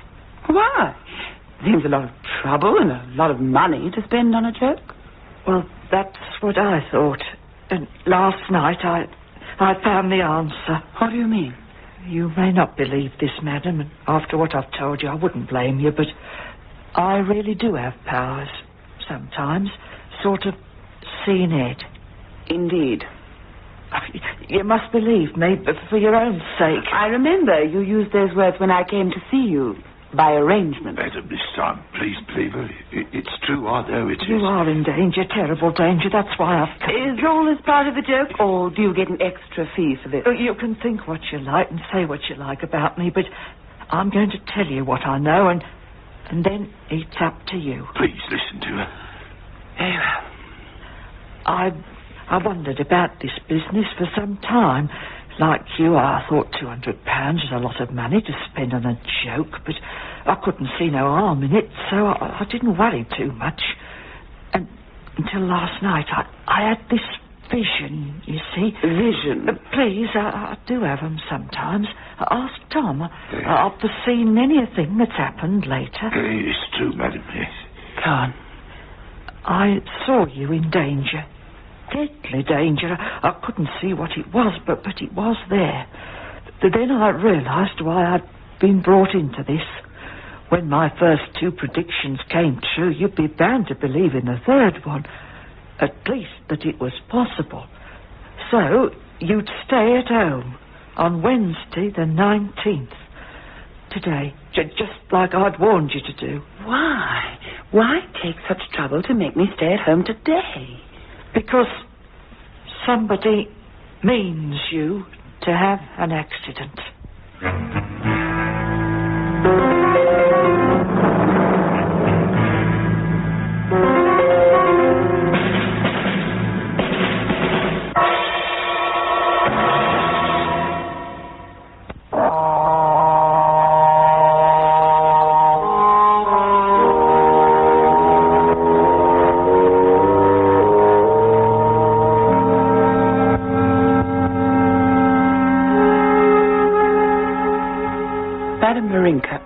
Mrs. Wilkinson, are you telling me the truth? The whole truth? I swear it on my life. I believe you. Madam, you see, after I had this vision, I told Tom all about it. He didn't know nothing about this business. I told him the money was from a rich client who was grateful because I'd helped her so much. Tom said there was something wrong, very wrong, and he made me come here to say. I didn't like it, madam. Not a bit. When Doris told me she could see your life in danger, I knew she'd have to come and warn you. She'd never forgive herself. And that £200, just to frighten you. That made me sure there was something wrong, madam. Yes, I'm sure of it, too. But what danger am I in? That I don't know. I wish I did. And who planned it? Who gave you the money, Mrs. Wilkinson? Or perhaps you haven't been paid yet, and won't be, if you tell. I've been paid, madam, but I'm going to give it back. Every penny of it, yes. Who was it? It was your friend, madam. The woman who came with you. Diana?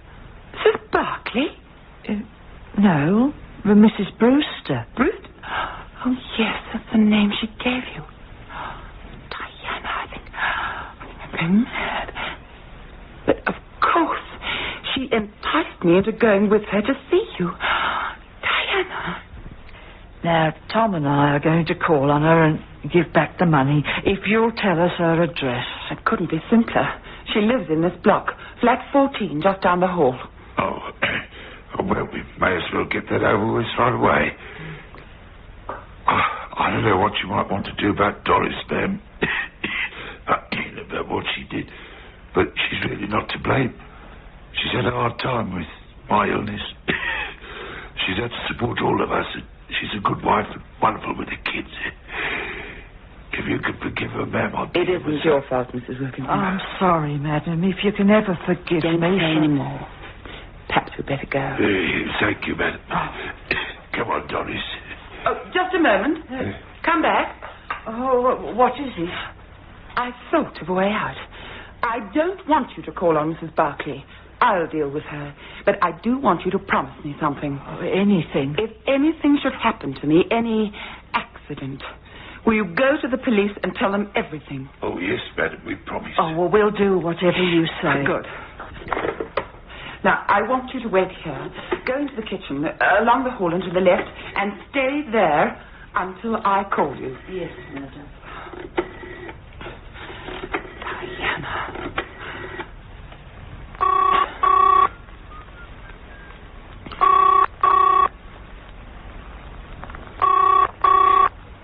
Hello? Hello, Diana. This is Mary.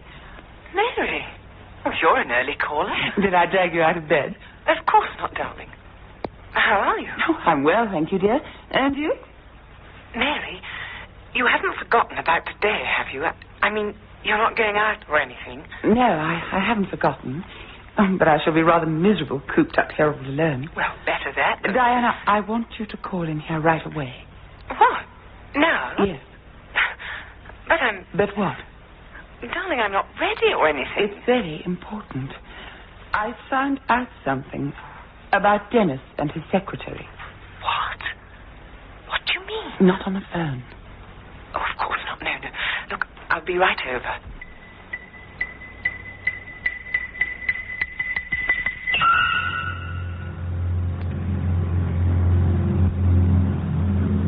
What's this about Dennis and his secretary? They're having an affair. Never. I don't believe it. You sound shocked. Well, aren't you? Not really. But you're not just shocked. You're furious. I don't know how you can take it like this. You'd be what? I just don't understand you, Mary. I don't suppose you do. Are you sure about this? Have you any proof? I've known about it for months. She's not the first, nor the only one. It's not true. I don't believe it. It's not true. Do you think Dennis couldn't be unfaithful? You know he could. What do you mean by... Mary, have you any proof? All I need. If ever I've seen a jealous woman give herself away, it's you now. What are you talking about? How long, Diana? That's what I'd like to know. How long have you and Dennis been deceiving me? You must be out of your head. Please. I am not that much of a fool. Though you have every reason to think that I am. The game's up now. All right. If that's the way you want it. Yes. Dennis and I are lovers. Or we have been for months. We love each other, and we're going to be married. Over my dead body? Is that the idea? What do you mean? What do I know? For a start, I know all about your little scheme with Madame Marinka. Who? What has she told you? Has that spiteful woman been telling lies about me? And you're fool enough to believe her? We'll soon see who's lying. Mrs. Wilkinson, will you please come in here? Mrs. Wilkinson? Well, who's she? What are you up to? Look, I'm not going to stay here and listen to your ravings. You're obviously... Oh, that's who it was, Mum. Mrs. Brewster. She's Mrs. Barclay, really. Diana, you know Madame Marinka. She's Mrs. Wilkinson, really. What have you been saying to her about me? The truth. I'll see about that. I'll talk to my solicitor. Don't be a fool, Diana. The Wilkinsons have come here to return your £200. Where would they get that money? All right, Mrs. Wilkinson, you can go now. Just remember, you promised should anything happen to me, you'll go to the police and tell them everything. I will. We certainly will, ma'am. Thank you. Goodbye. Goodbye to you, madam. And here's your money back, whatever your name is. I'm sorry I ever touched it.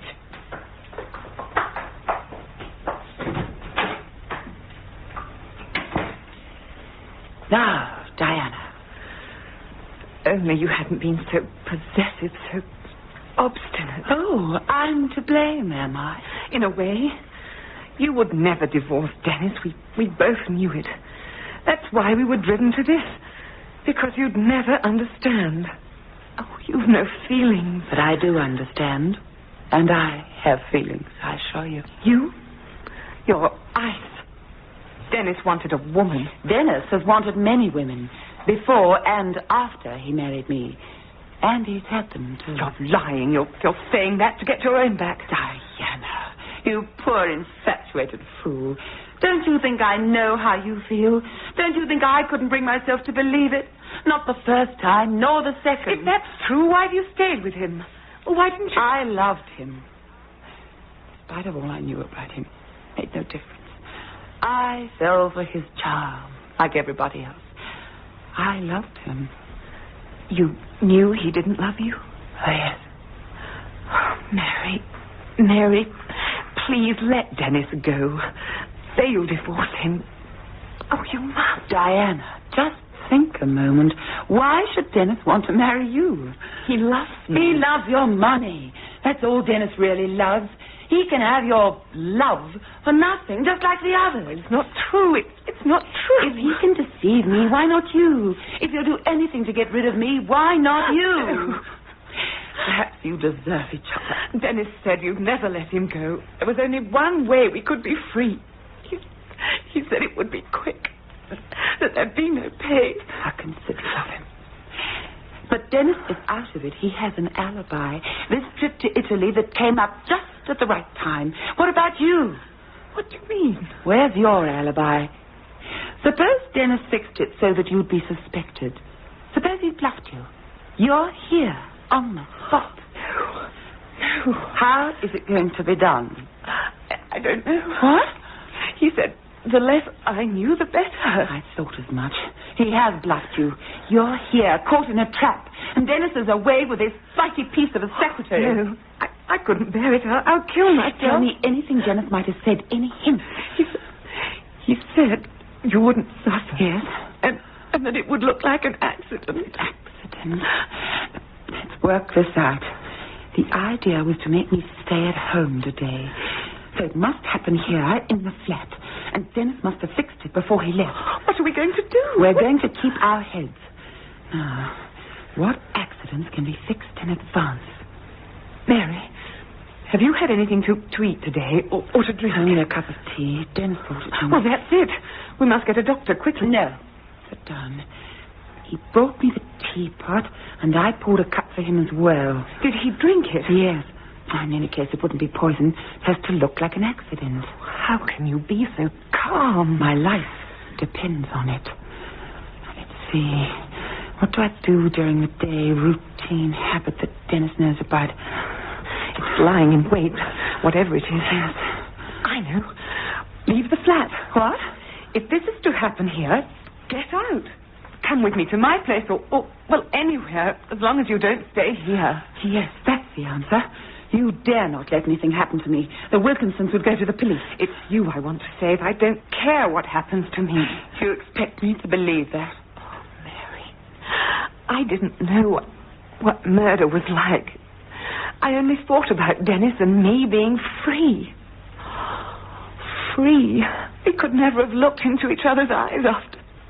You're not really cut out for this sort of thing, Diana. You should never have got involved in it. I know. If it's any consolation, Dennis isn't having an affair with his secretary. I lied to you, but it was the only way I could get at the truth. There have been others, though. That's true enough. It doesn't matter now. Give me a few minutes to put some clothes on and pack a few things, and I'll be with you. Can I do anything? You can get my suitcase down from the bedroom cupboard, if you will. This way. You're taller than I am. I have to stand on the chair. Where is it? Cupboard on the left. Yes, that's it. Up on the shelf. Can you get the blue case down? The top one? I think so. Can you reach? Yes, just about. Here it is. Coming down. Got it. Oh, that was heavy. What's inside? I thought I'd emptied it. Oh, you've got your hands filthy, Diana. Better go and wash them. The shelf's a bit dusty. I hope this gate isn't locked. No idea where the key might be. Oh, we're all right. Looks stiff. Done it? Mary! It's only the phone, Diana, on the bedside table. Pull yourself together. Oh, I shan't be able to breathe until you're out of here. Walpole, 5423. Oh, is that you, Mrs. Elwood? This is Mrs. Hopcroft speaking. Oh. You haven't gone then yet? Gone? Gone where? To Italy. Aren't you off today? Oh, no, there's been a change of plan. Oh, I see. Anyway, why I'm ringing up is this. Someone's played a dirty trick on me. Trick? Well, you know that telegram I got last night saying that my daughter-in-law in Portsmouth was taken bad? Yes? Well, I just seen her. I got here just 10 minutes ago. There's nothing wrong with her. Well, not out of the ordinary, that is. They hadn't said no telegram. I see. Must be someone's idea of a joke. I'd like to lay my hands on him. I'd give him a joke. Yes, it's horrible. I'm so sorry. Anyway, if you like, I'll catch the train back this evening and call at the flat tomorrow. No, don't bother. Stay and have a few days off while you're there. And don't worry about the money. That'll be all right. Oh, Mrs. Elwood, I don't know how to thank you. Mrs. Hopcroft. Well, I've got things to do now, so I'll say goodbye. Oh, well, goodbye, madam, and thanks ever so much. Who was it, Mary? Mrs. Hopcroft. She was kept away today by a trick. Dennis seems to have thought of everything.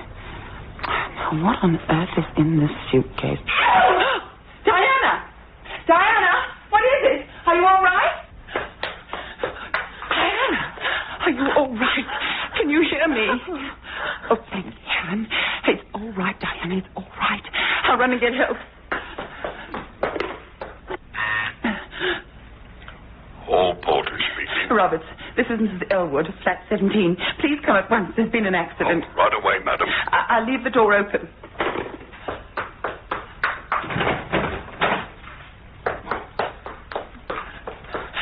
Diana, are you all right? The dell on the radio. Don't talk. Save your breath. I'm all right. Just don't touch the towel rail. What? The towel rail. The towel rail? I wonder... That thing... Yes. The towel rail's been switched on. Dennis must have put it on when he ran the bath. But why heat the towel rail? We never use it in summer.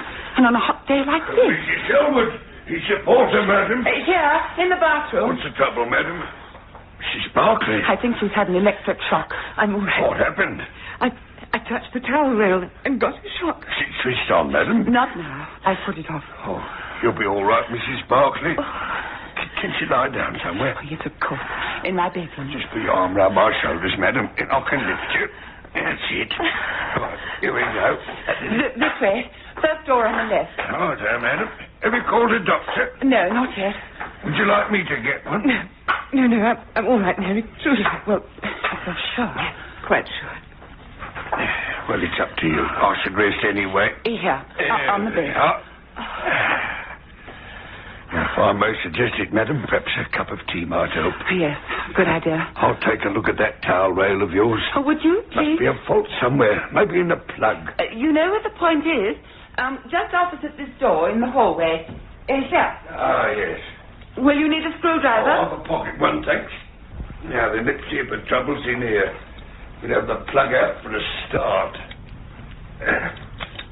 These screws aren't in very tight. Is that bad? They could easily fall out. Workmanship these days, disgusting. Those of the army do them a world of good. Discipline, that's what I need. 22 years of it I had. I'd my time a get up. What is it, Robert? Do you know who wired this plug, madam? The electrician, I suppose. Why? Is something wrong? I'll say. It could have been killed. You see this green lead, the earth wire? A green one, yes. That should be connected to this terminal. Somehow or other it got loose and it's in contact with this other terminal, the red one. Well, what does that mean? It means that the apparatus, the towel rail, would be live when it was switched on. And what with it being in the bathroom, it's criminal. What difference does that make? Look, suppose you're in a bath. The room's damp with steam and your body's all wet, a strong conductor of electricity. You reach out for a towel on the rail, and that's it. I'd get a shock. A shock? It'd kill you. So that's what it was. Yeah, you ought to get Mr. Elwood to take proceedings against that electrician, if you'll pardon the liberty, madam. Criminal, that's what it is. Yes. I'll put it right now anyway, so you needn't be afraid to use it. Thank you. Is there anything else I can do? No, thanks, Robert. You've been wonderful. Well, I'll be off if everything... Many thanks. Very good, madam. Good morning to you. Good morning. Mary? Are you there? Yes, I'm here.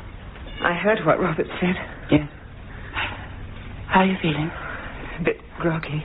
I'm surprised. Mary, what can I say? Nothing. There's no peace for me today. Be careful, Mary. Oh, there's nothing to worry about. It's all over now. It's probably the milkman or the man to read the gas meter. Oh, quite ordinary again. Oh. Morning, madam. Sorry to disturb you. What is it? Are you Mrs. Mary Elwood? Yes. And Mr. Dennis Elwood is your husband? Yes. What is it, Constable? What's happened? I'm afraid Mr. Elwood's car was involved in a collision with another vehicle. How bad is he? He's not... I'm afraid so, madam. One of those accidents you can't guard against. Lorries skidded into him. You all right, madam? I would have been with him.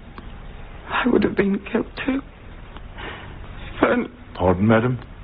If only I hadn't gone to Madame Marinka. How funny. How terribly funny.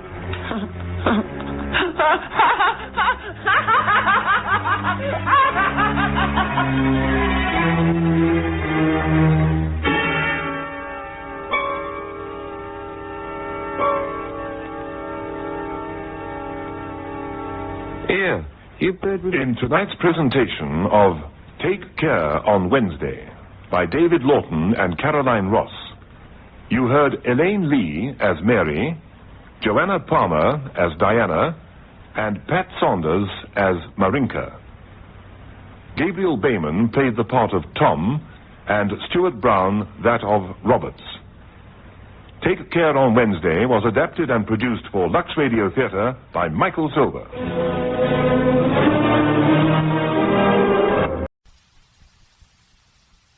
From Hollywood, the Hollywood Radio Theater.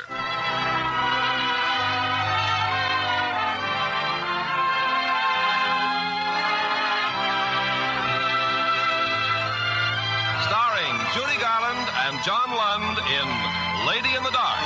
Ladies and gentlemen, your producer, Mr. Irving Cummings.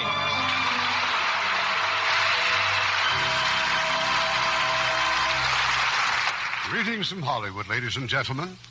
Tonight we are delighted to have as our guest John Lund, who has given us so many excellent performances, and Judy Garland with her inimitable voice that reaches the heart of everyone who hears it. We will present these two fine artists in Lady in the Dark, the stage hit written by Morse Hart and made into a sparkling screen hit by Paramount Pictures. And of course you'll hear the delightful music of Kurt Weill and Ira Gershwin.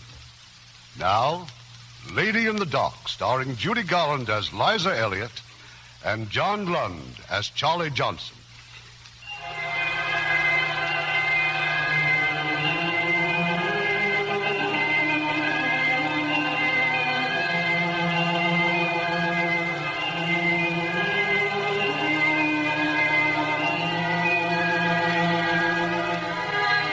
This is the story of Liza Elliott, the sophisticated editor of Allure, America's most elegant fashion magazine. Liza's a little late for work this morning, and the reason is a rather disturbing interview she's just had with her family doctor.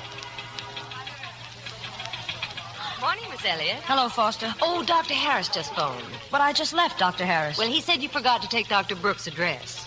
Dr. Brooks is a psychoanalyst, and I refused to see him. It's a perfectly ridiculous situation. Now, let's get to work. Oh, Mr. Russell wants to see you right away. And those dresses we're to photograph just came in, and there are 3 people waiting in the... You have got to do something. You have simply got to do something. All right, Russell, what now? I am in a frenzy. Either he leaves or you get another boy to shoot your pictures. He? Who? Mr. Charlie Johnson, that's who.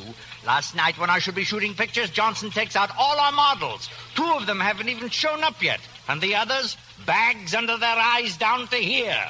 Oh, please, Russell, do the best you can. Oh, I'm so mad I could spit. 1, 2, 3, 4, 5, 6, 7, 8, 9, 10. Pfui! Oh, good morning, Maggie. Hi. Liza? Come in, Maggie. Well, what's it all about? Charlie Johnson. Maggie, if Johnson weren't the best advertising man in the business, Hello, I swear... Maggie, you want a gooey kiss? Oh, why don't you stop being a pixie? Look here, Johnson. I just saw Russell. Now, if you've got to take out models, try Harper's Bazaar. If you have business to talk over, let's get to the point. Boss lady, you kill me. It's just a matter of our next issue. I got a great idea. A circus number. Cover, layout, articles, everything. All a la circus. Our next issue is the Easter anniversary issue. Yeah, I know, but just for fun, I had the art department work up a dummy. Here, look. Swell, huh? Oh, a circus theme isn't even remotely right for a fashion magazine. Anything's right if it brings in the ads. I'll sound out the department stores and find out... You'll do nothing without my okay. Oh? And when do you suppose I might get that? When I'm ready, I'll send for you. You'll, Well, what do you know? What? Your suit.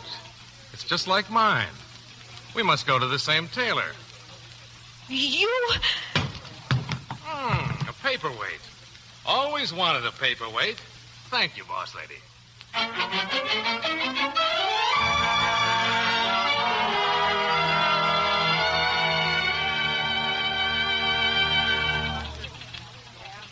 Maggie, come on in.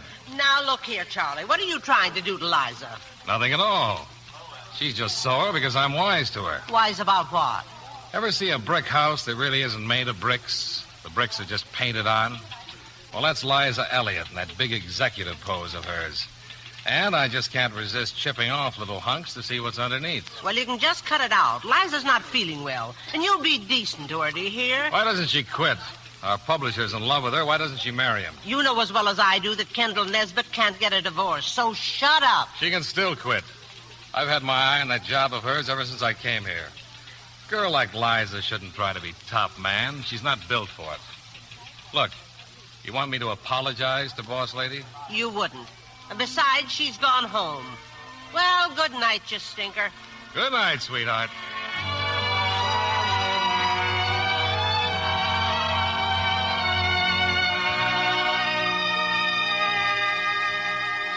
Kendall, come in. Hello, Liza. I thought you had that publisher's dinner tonight. I have, but I wanted to find out what the doctor told you. Well, I'm a very disappointing medical case. It seems to be all in my mind.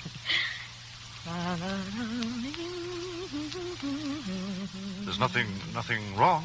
No, what? Then why are you worrying, darling? Worrying? You were just humming, and when you start humming... Oh, dear, now that's silly. You are worried, Liza, and it's all my fault. My dear, when I think what we might have had... Darling, please. I should have bowed out of your life long ago. Don't say that.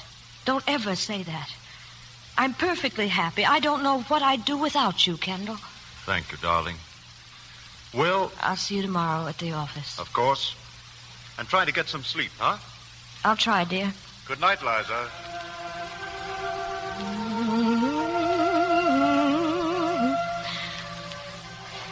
That melody. What is it? What is it? It means something to me, but I can't remember. I can't remember.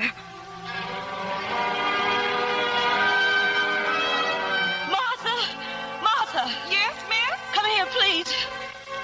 Call Dr. Harris for me. Tell him I want Dr. Brooks' phone number. Now, Martha.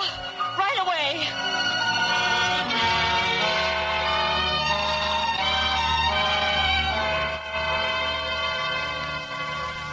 Now, what else can you tell me about yourself, Miss Elliott? It's fear, Dr. Brooks. I'm afraid. All day long, I'm in kind of a panic. Ever think of stopping work? Well, I couldn't. The magazine's the only steadying influence I have. What about you and this Mr. Nesbitt you mentioned? I see no point in being schoolgirlish about it. Mr. Nesbitt and I... Well, we can't get married because his wife won't give him a divorce. Look, I came here hoping you'd be able to help me. Do you think you can? Perhaps. I'd like a trial analysis for a month, starting now. Well, that's impossible. I'll be terribly busy for the next few days. In that case, I suggest you find someone else. All right. What do I do? Well, I want you to lie down there and start talking. Anything at all that comes to mind. Meanwhile, you'll get into your beard, I trust. Start talking. What are you thinking about? I'm thinking about a song. A little song I knew as a child. I dreamed about it last night. What kind of a dream, Miss Elliott? I was all alone in a vast, misty cloud, and all around me was the song. I was dressed in blue, a blue gown, the most beautiful gown I'd ever seen. I felt I was the loveliest creature on earth. Does the color blue mean anything to you? Well, that's just it. I really dislike blue intensely. Anyway, the mist suddenly disappeared, and there I was, standing on a huge stage. I'd just made a speech. The crowd was cheering me. I was the center of attention. Thank you. Oh, how lovely to be me. If there's a party, I want to be the host of it. If there's a haunted house, I want to be the ghost of it. If I'm in town, I want to be the toast of it. Oh, how lovely to be me.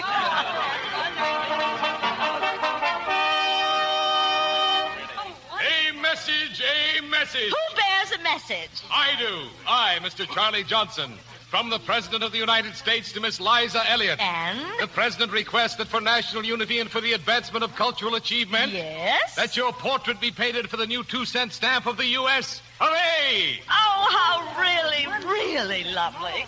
And who is to paint me and where? I am to paint you and here. In this dress like this? Exactly. The most beautiful, the most enchanting, the most fabulous woman in the world. Oh, how true. A chair for Miss Elliott. No, not a chair. A throne for Miss Elliott. A throne? How charming. Now, what about a coat of sable for her lovely shoulders. Diadems and flowers. No. One flower, a single rose. Red, white, pale pink, yellow. No, a blue rose, drooping with humility in this hand of indescribable grace. Oh, lovely, perfectly lovely. Now, about my pose, don't you think I should... Just as you are. Oh, Miss Elliott, what wordless wonder you reflect. Yes, I know. But my hair, I never pose unless... As I see it beyond perfection. My brush shall capture every gleaming highlight. Yes, but my feet... Now, if I crossed my feet, I think that it would... Well, don't you agree? I mean... Miss Elliott, I beseech you, indulge me. Let me complete the portrait before the inspiration leaves me. Oh, Interruptions? No interruptions. I'll be done in 3 more strokes. Like this, and thusly, and so. The grace of the bump and the looks of the year. Oh, girl of the moment, you're my moment every time. I have completed the portrait of a goddess. Look, multitude. Observe, admiring throng. Here at last is the true picture of Miss Liza Elliott. Why, it's a caricature. A caricature. Is it? What's the matter, boss lady? Can't you take it? Go away. Go away. Go away!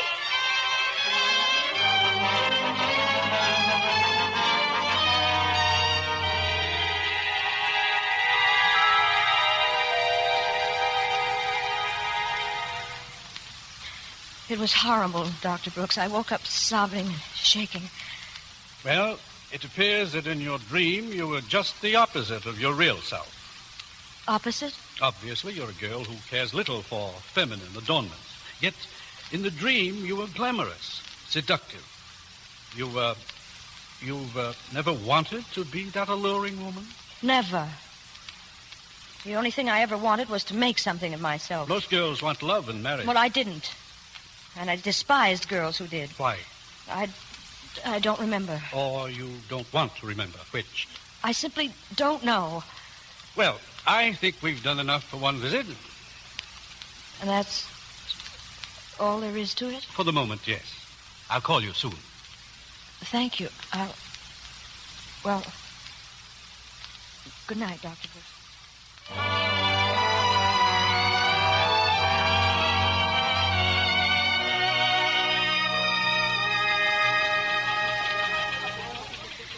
All right, Johnson, what do you want?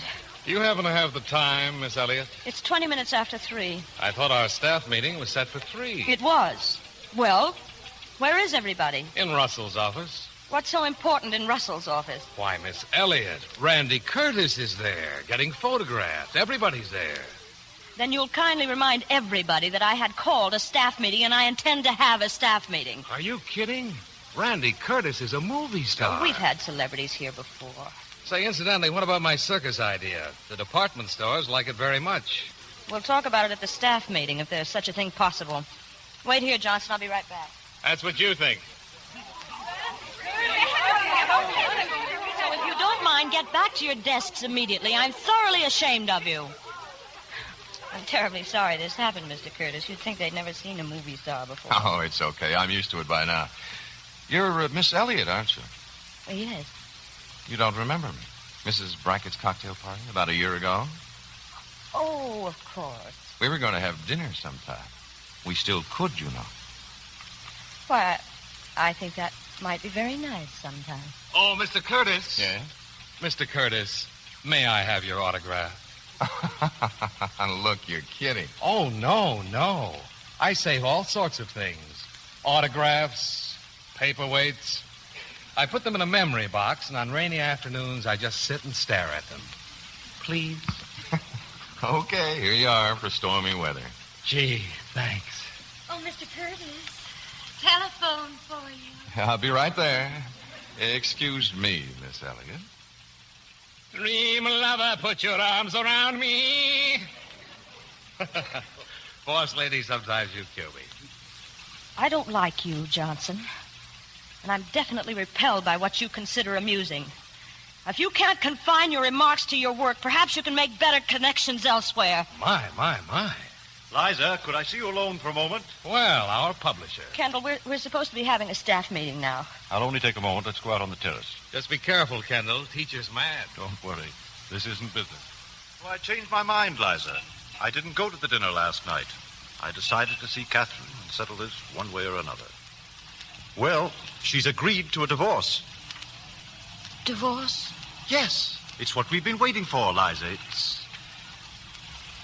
Liza, dear, what's the matter? Nothing, Kendall. It's just wonderful. Look, why don't you get out of this office and run on home? You're not well. Johnson and Maggie can get out the magazine. No, please. I'm all right. I thought you'd be glad to hear the news. But I am. It's there you are. Well, Miss Elliott, I'm sorry. That's quite all right. Randy Curtis, Kendall Nesbitt. Oh, how do you do? How do you do? We were talking about dinner, Miss Elliott. Tomorrow night? Well, Yes, I think tomorrow night would be fine. You'll have to call for me here, though, Mr. Curtis. I'll be working late. Well, that's okay. That's fine. I'm glad you can make it. Well, goodbye again. Goodbye, Mr. Nesbitt. Bye. Just wait till we're married, darling. You'll be able to forget all about staff meetings and movie actors and deadlines and everything. Except me, I hope. Kendall, you're the sweetest man that ever lived. Just try to put up with me a little longer. Please, just a little longer.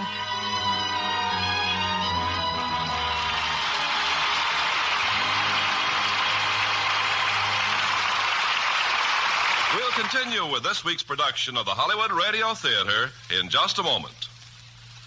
Now, our producer, Mr. Cummings.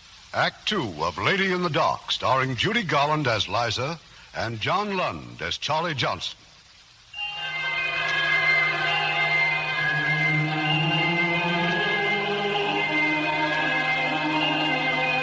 The people singing, the wedding procession. Oh, I see. Ding.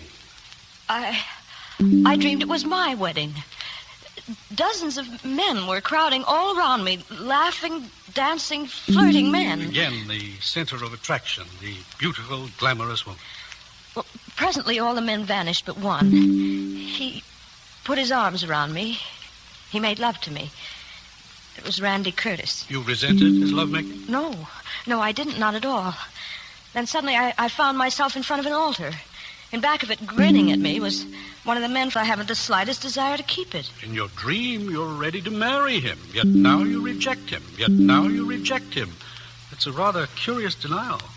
Is it? Also, in your dream, you suddenly see it is not Randy Curtis at your side, but Nesbitt, and immediately the mocking voices of the people are heard. They taunt you. Your dream becomes a nightmare, and you run away. Yes? Miss Elliott, hasn't your affection for Kendall Nesbitt been based on the fact that he resembles your father? My father? Why, I never even mentioned my father to you. And isn't it true that you've transferred your love for your father to Nesbitt? As long as he remained married, you were safe. Safe? Safe from what? From having to compete with other women. But the moment you were faced with becoming his wife... Oh, that's horrible. That's not true. But it is. You're afraid to compete with other women. It's clearly indicated in your dreams that you're... But that's all they are, dreams. And your interpretations of them, nothing else. I think you'll find the interpretations fairly accurate. Well, I refuse to go on with this. Thank you, Dr. Brooks. Just send a bill for what I owe you.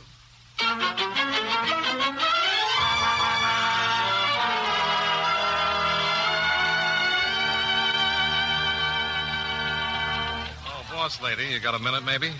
Can it wait, Johnson? It waited all morning, then it waited all afternoon, and now it's 6 o'clock. Where have you been? I've been out. Oh. Well, the big stores like my circus idea. Looks like I'll leave your magazine in a blaze of glory. Leave? Oh, now, please, no tears. Just a light kiss on the cheek, perhaps, and a quick goodbye, Well, you're certainly thin-skinned, aren't you? Me? Because you bawled me out? Oh, no. I just got a better offer. I'll meet that offer. Why? I annoy the life out of you, don't I? That has nothing to do with the way you do your job. Look, it isn't a question of money. I'm getting something I could never get here. Your job. I'm afraid that's what I want. Well, it's nice of you to be so frank. Yeah, I'm ambitious, too. I want to run this magazine. But you married that desk of yours years ago, and you're never going to get a divorce. You have magazines instead of babies. Well, you insolent... I'm sick and tired of that incredible sideshow you put on under the guise of the gay young man with the wicked tongue. It doesn't always excuse your being an ill-mannered boor, and I question if that isn't the extent of your talent. Rage is a pretty good substitute for love, isn't it? Get out of here! Yes, ma'am. Oh, if we should ever need a good man over there, I'll make you an offer.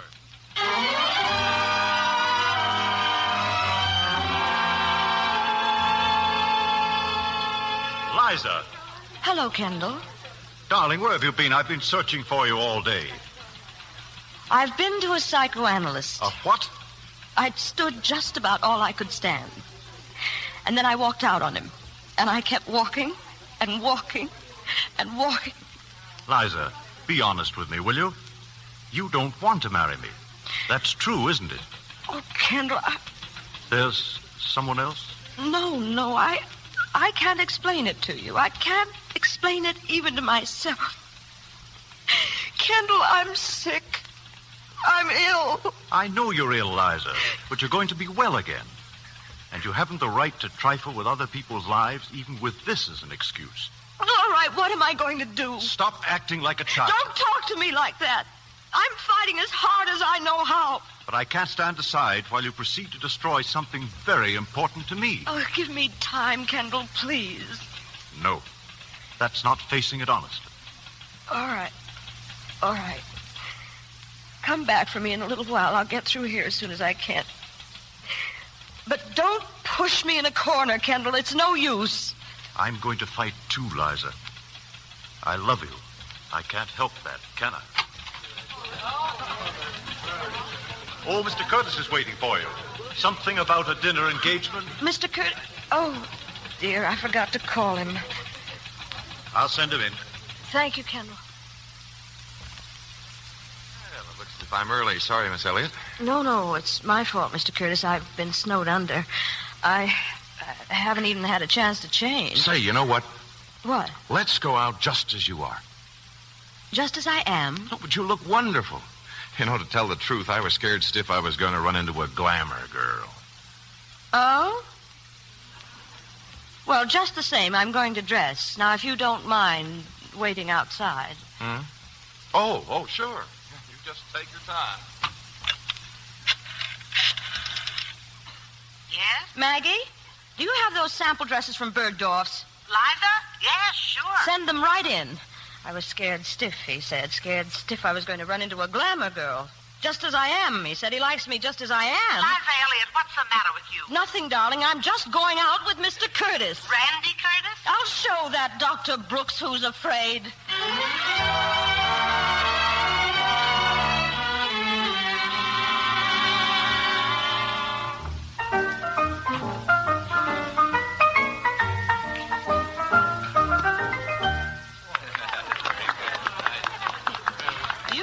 Randy, that in 3 hours we've been to 6 different nightclubs. And we haven't been alone for 2 minutes. Well, you're a motion picture star. Too many people know you. You know, I have to laugh.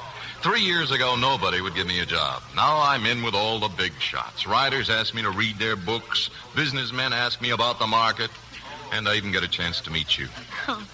Randy, you're very endearing. Liza, it isn't just this, my being in the movies that made you come out with me tonight.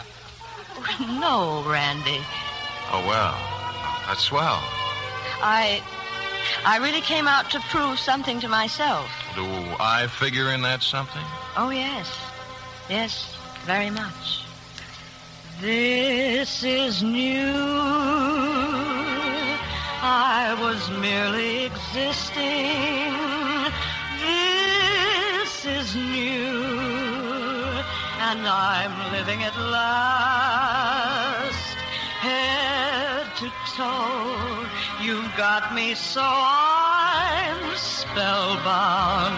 I don't know if I am heaven or hell bound. This is new. Is it Venus insisting that I'm through? The shadowy past, I am hurled up to another world where life is bliss, and this is new.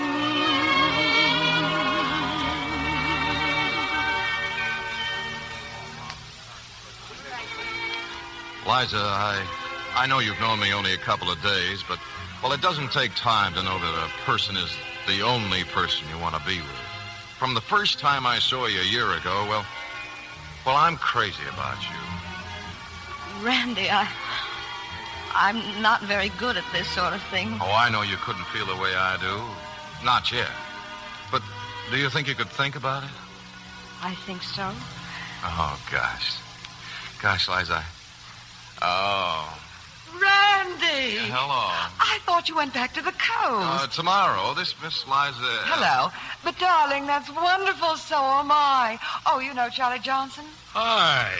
Good evening, Johnson. Miss Elliott, you look wonderful. Thank you. This is the first time I've ever seen you like this. Actually, like a woman. Now, what does that mean, Charlie? Oh, Randy, I saw Marie yesterday, and is she burned? You really shouldn't be so mean. Hey, well, come on, will you? Just a second. Excuse me. I'll be back in a minute. Oh, sure. Liza. What? I know you don't like me because I want your job. And I know you don't like her because she wants your man. Randy, what time is it? Why, it's early, 11:30. 11:30. Oh, I really must go. I have work to do. Work? Well, couldn't you forget it, Liza? Just this once. I don't think she could ever forget it, Mr. Curtis. Randy, I really must go home. Home? I thought it was work. What is it, Liza? You all right? It's nothing. Maybe I'm just tired. Please, you don't mind. Oh, of course not. What's the matter, boss lady? Can't you take it? Well, good night, all. Good night. What's he talking about? Nothing. Nothing at all. Randy, if you don't mind, I'd like to go home alone. Oh, well, will I see you tomorrow? I'll be leaving you now. Oh, call me, won't you? And you'll think about what I said before? Oh, I will. Yes. I think in a way, that's why I'd like to be alone. Thanks, Liza.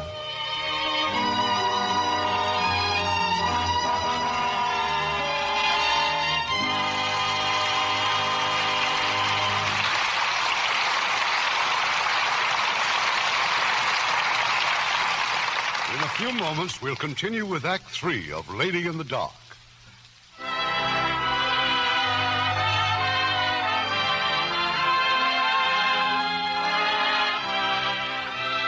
We pause now for station identification.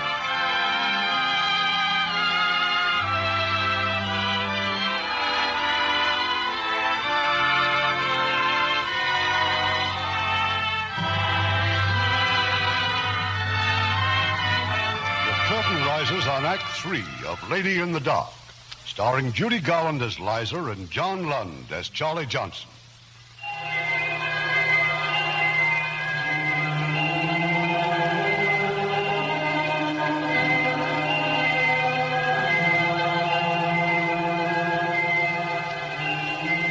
Liza's home again, immersed in a mountain of papers, representing the Easter issue of Allure magazine.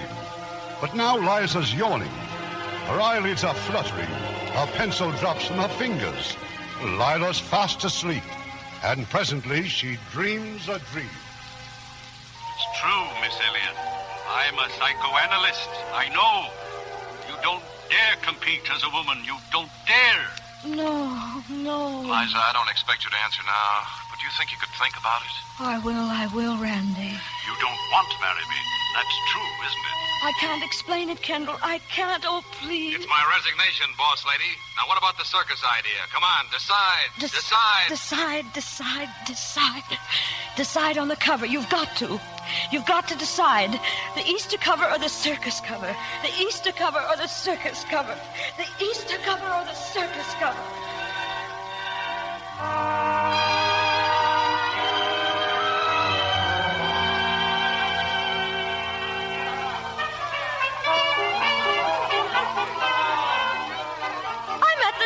I'm not only at the circus, I'm in the circus. In the cage, I'm in a cage. Hey, let me out of here! Let me out of here! Ladies and gentlemen, your attention, please. Ladies and gentlemen. Johnson. It's Charlie Johnson dressed like a ringmaster. I take pride in introducing for the first time in history the captivating and tantalizing Liza Elliott. The woman who cannot make up her mind. Order in the court. The charges against Liza Elliott. What is all this? The charges against me for what? Liza Elliott cannot make up her mind about the Easter cover or the circus cover. Liza Elliott cannot make up her mind whether she is marrying Kendall Nesbitt or not. Liza Elliott cannot make up her mind as to the kind of woman she wants to be, the executive or the enchantress. Therefore, let Liza Elliott be brought to trial and made to make up her mind. I'll be attorney for the prosecution. My worthy opponent, well, where is he? Introducing that thrilling rider and attorney for the defense, Randy Curtis. Oh, Silver! My first witness, Your Honor, Kendall Nesbitt. Here I am. I'm here. What's the question? Mr. Nesbitt, you are divorcing your wife so you can be free to marry the defendant. Isn't that so? Yes, sir. And the defendant led you to believe she'd marry you when, as, and if? Yes, sir. Ha-ha! What do you mean, ha-ha? Tra-la! The rights of womankind, tra-la! Permit a change of mind when a maid gives her heart but does not give her word. How on earth can that maid have betrayed him? Ha-ha! You've heard the charges, Miss Elliott. Have you made up your mind about any of these things? No, how can I? Can you give a reasonable explanation why not? I can't. I just can't. Stop being evasive. There must be an explanation. Oh, let me alone. Let me alone. You see, Your Honor, the lady wants to be alone. Very well. You want to be alone, Miss Elliott, all right. Be alone. Clear the courtroom. Get away from her, everybody. Get away. Wait. Not everyone. Don't everyone leave me. Please, I'll tell you whatever Gone. They're all gone. Come back. Come back. Don't leave me here alone. Don't leave me alone. It's getting dark and all misty again. And that music, I don't want to hear it. Who's playing that music? Stop it. Oh, please, stop. Stop. Father. Father? Help me, Father. Liza, what are you talking about? This is Kendall. Father, don't let them play that. I'm not your father. What's the matter with you? Make them stop it, please. Make them stop it. Help me. Help me, Father. Help me.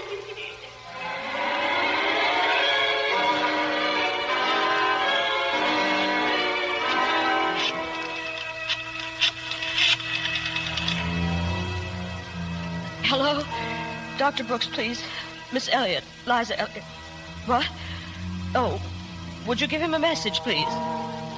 Tell Dr. Brooks that I must see him again. I've got to.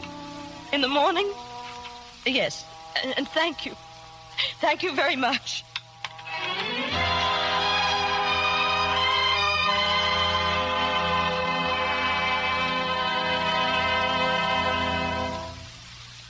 And I stood there, Dr. Brooks, terrified, pleading for my father. That song all around me. No one would help me. No one. Then the dream ended, and I woke up. And you think it was the song that upset you so? Yes. It gave me that same feeling of hurt and humiliation I used to have as a child. I called it my bad feeling. Can you remember when you first had this bad feeling? Yes. I was about 6 years old. One night my mother and father were going out. Some men came to the house to call for them. My father brought me downstairs to meet them. Well, here she is, everybody. Here's Liza, and she's going to sing for you. Oh, Helen, surely that's not your child. That's what they tell me. But you're so gorgeous, and she's so, well, what I mean is she doesn't look anything like you, not like Bob either. I'm perfectly contented with Liza. One beauty in the family's enough for me. It went on and on like that, Doctor. I wanted to shout, "It's not true. It's not true. I am like my mother." But I just stood there, my heart broken. Bob, we've simply got to go. But Liza's going to sing, aren't you, dear? Come, darling. My ship has sails that are made of silk. My ship has sails that are made of silk. The decks are trimmed. Liza, what's the matter, dear? Liza! I ran to my room. I had to get away from them. From their laughter, I felt ugly and ashamed. A year later, my mother died. My poor father. I'd watch him sitting by himself hour after hour. The only way I knew how to take my mother's place was to try to look like her. So, one evening I got out her blue evening gown. The one he loved the best. A blue gown, I see. At last, I thought I was going to be able to do something to please him. Liza, how dare you put on that dress? Take it off at once. I had a terrible convulsive shock. Don't ever do that again. Go back to your room. Go back. My father, whom I loved so completely, had turned on me. I never tried to come close to him again. As I grew up, I buried myself in my schoolwork. I made up my mind that if I couldn't be anything else, I was going to be tops in my class. I never went to parties or dances, except one, the graduation party at high school. I'd spent most of the evening wandering up and down the walk outside the gymnasium, and then I discovered I wasn't alone. Ben wasn't dancing either. Ben, who'd been chosen the handsomest boy in the class. But what are you doing out here, Liza? I mean, how come you're not dancing? Well, I had a headache. Oh. It's going away, though. You feel like dancing now? Well, Where's Barbara, Ben? Barbara. We're not even speaking anymore. Honest, Liza, do you think a girl should flirt all the time? Well, I imagine it's pretty difficult for Barbara not to flirt. She's so pretty. You're much nicer than she ever was. Come on, Liza. Let's get back to the gym. Well, if you'd like to, Ben.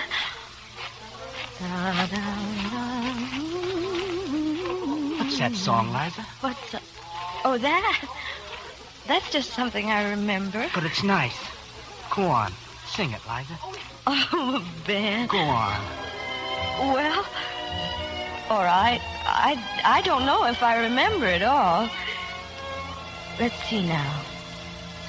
My ship has sails that are made of silk. The decks are trimmed with gold. And of jam and spice, there's a paradise in the hold.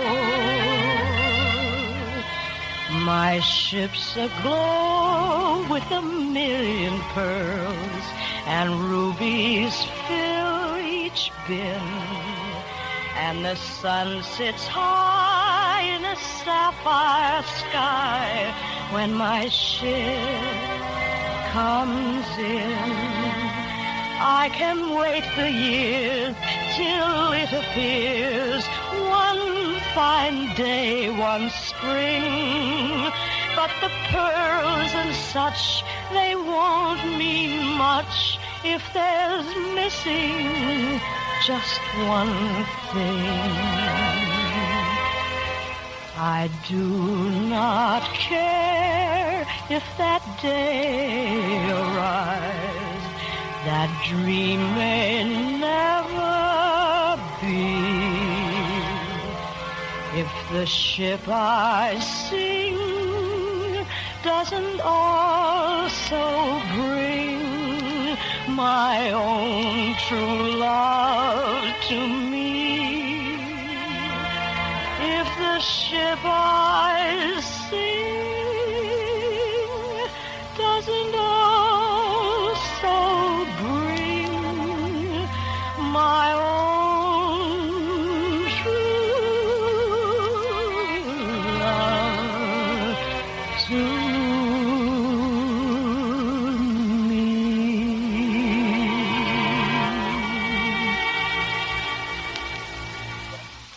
It's pretty, Liza. Liza. Look at me. Why, Ben. Why, you kissed me. Oh, I'm sorry. Oh, that's all right, Ben. But I guess we'd better hurry up if we want to get that dance. Yeah. That was quite a conquest, Miss Elliot. The handsomest boy in the class. Don't be silly, Dr. Brooks. Hmm? As soon as we reached the gym, there was Barbara, wide-eyed and smiling. He took one look at her, and that's the last I saw of Ben. Well, there certainly are a lot of pieces. Suppose I try to put them together. As a little girl, you convince yourself you're ugly, decidedly inferior. So you build a wall around yourself. As an older girl, you drop your defenses for one crucial moment, receive another cruel blow, and withdraw forever after as a woman. Doctor, what does that mean, withdraw as a woman? You resolved never again to risk being hurt and competing against other women. You buried all your painful memories, and with them, that little song which expresses the fulfillment of love. You escaped in a loveless world of work. But it wasn't loveless. I loved Kendall Nesbitt. No, Miss Elliot. You dominated him, just as you've attempted to dominate all men. All right, what's the answer? Perhaps a man who'll dominate you. Oh, so silly, isn't it? That a grown woman should be governed by the desperate desires of childhood. Do you agree with me? Well, I feel better. Lots better. Do you agree with me? I don't know.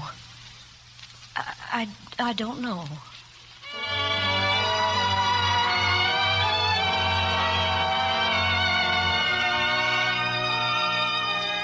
Liza, can I come in? Maggie, of course. Good morning. Well, where is he? Foster told me that Randy Curtis was in here. Oh, well, he just stepped out to telephone. Hollywood's been paging him for hours. Oh, stop looking at me like an owl, Maggie. I just happened to run into him on the street after I left the doctor's office. Well. Yes, and I'm very glad I did. He's asked me to marry him. Liza. And you may not suspect it, Maggie, but Randy's a very domineering young man. So I'm giving up the magazine, and I'm giving up hiding and running away. When did you ever run away? Oh, lots of times. Only now I know why I ran. I wanted someone to lean on to take care of me. Oh, Maggie, be happy for me, please. I think I've found the answer. Darling, I am happy for you. Thank you. But while you're still the boss, there are a few things I'd like you to okay. Just bring them in. Right away. Whoops! Sorry. Hello, Mag. Kendall, come in. Well, Liza, this is it, isn't it? Between us, I mean. Yes, Kendall. I guess I've known it for a long time. Well, maybe this is the best way. Only I'm afraid I'll never... Mr. Curtis is through with his call. Oh, Kendall... Send him in, Miss Foster. Liza, I've got great news. They want me to form my own producing unit. Make me the boss. Stories, productions, profits, everything. Oh, why, that sounds wonderful, Randy. I don't know anything about the picture business. Oh, it's simple, darling. It just means that you'll still be the boss. The boss? You'll be in back of me. I mean, well, if you'd be willing to take charge of everything, just like you are here, well, I'd tell them yes in a minute. Would you do it, Liza? Well, Randy, Oh, I can't tell you what it means to me, knowing that I can be running to you for the rest of my life. The rest of your life? Now, just one kiss and I'll get out. Oh, I'll be back, though. Oh, gosh, thanks, Liza. Thank you, Randy. And thank you for telling me. Be back at 5. Oh, hello, Mr. Curtis. Liza, I demand a showdown, an immediate showdown. Do you realize what Johnson's done to me? He deliberately took my color plates... Russell, not now. Not now. What am I supposed to do to get some attention around here? Bleed in front of you? Russell, the dog department wants to see you. Oh, that's good. That's fine. Really, I could spit 1, 2, 3, 4, 5, 6, 7, 8, 9, 10. Fui! I'm supposed to apologize to you, Liza, for what I said the other day. Who said so? Maggie. She's a hard woman, Maggie. All right, Johnson, put him up. This is a kid's last fight. But I've been thinking it over, and I've decided I'm not going to apologize. I know I've been pretty rotten to you, Liza, and I've kicked myself for it afterwards, but there's always been that secret battle between us, and I've always had to win it because I'm me, I guess. Johnson, I'm not finished. I just wanted you to know that in spite of all your shenanigans, I think you're fine. Oh, I turned in the Hattie Carnegie layout to Paxton, so I guess that washes me up.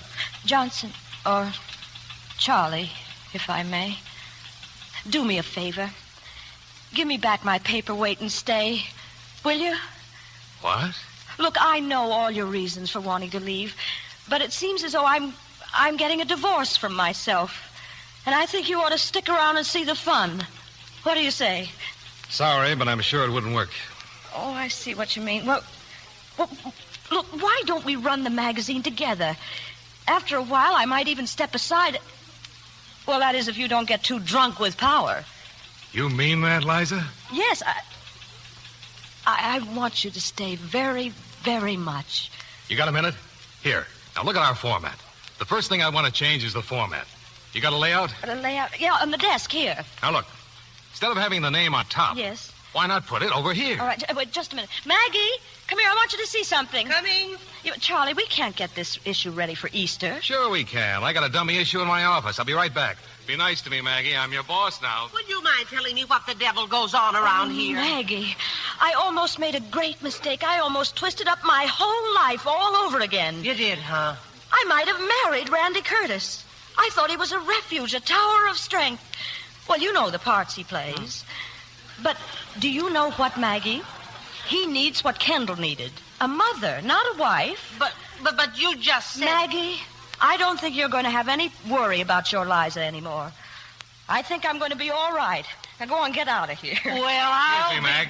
Well, here it is. You see what I mean? You see what it does to the whole magazine? Yeah. Now just let me sit down. No, I here. better sit down. What are you doing down there? Just having a few laughs. Well, get up. Now, look. We put the ads back here, see? Yeah. And the color section up in front. Now, what about that? Sure, it sounds dangerous, but it could be great. Oh, well, go on. What did you say? I said go on and do what you were going to do. Really? Well, sure. Baby, I've been waiting to do this for years. Oh, Liza, well, this is the end. The absolute end.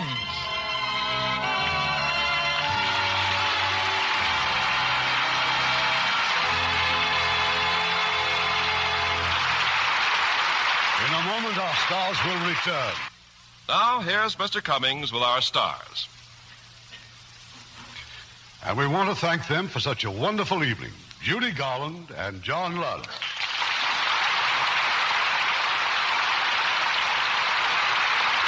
John, I suppose Paramount is bursting with pride over their new Technicolor picture, The Stars Are Singing. I hear Rosemary Clooney is simply wonderful in it. Well, that's great praise from you, Judy. And how about those two other wonderful singing stars in the picture? Anna Maria Alberghetti and Loritz Melchior. Yes, Paramount's always been a leader in presenting fine talent. Two of its latest stars have won Academy Award nominations. Must be quite a thrill to receive a nomination. Well, it's even more thrilling to receive an Academy Award without being nominated. Would you mind unraveling that sentence? Don't you remember, John? Judy received a special Academy Award one year for being the outstanding juvenile. Oh, yeah, sure. I'll bet her performance in The Wizard of Oz had something to do with it. And what a swell-deserved award. No one has ever forgotten Judy's singing of Over the Rainbow. Well, many thanks for those kind words. But how about a few words for next week's show? More singing, Judy.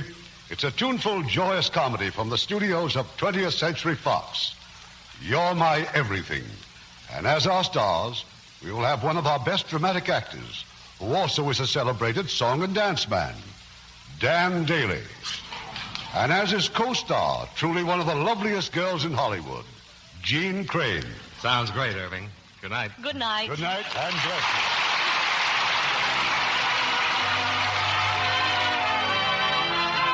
Hollywood Radio Theater is a presentation of the United States Armed Forces Radio Service.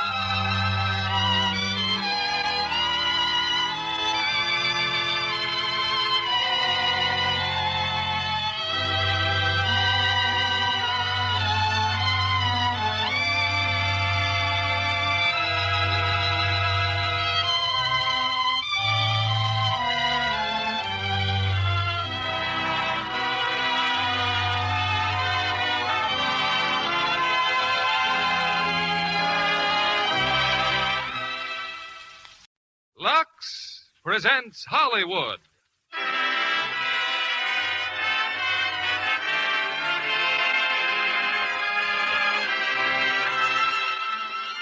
Lever Brothers Company, the makers of Lux Toilet Soap, bring you the Lux Radio Theater, starring Fred McMurray, Valley, and Frank Sinatra in The Miracle of the Bells. Ladies and gentlemen, your producer, Mr. William Keeley.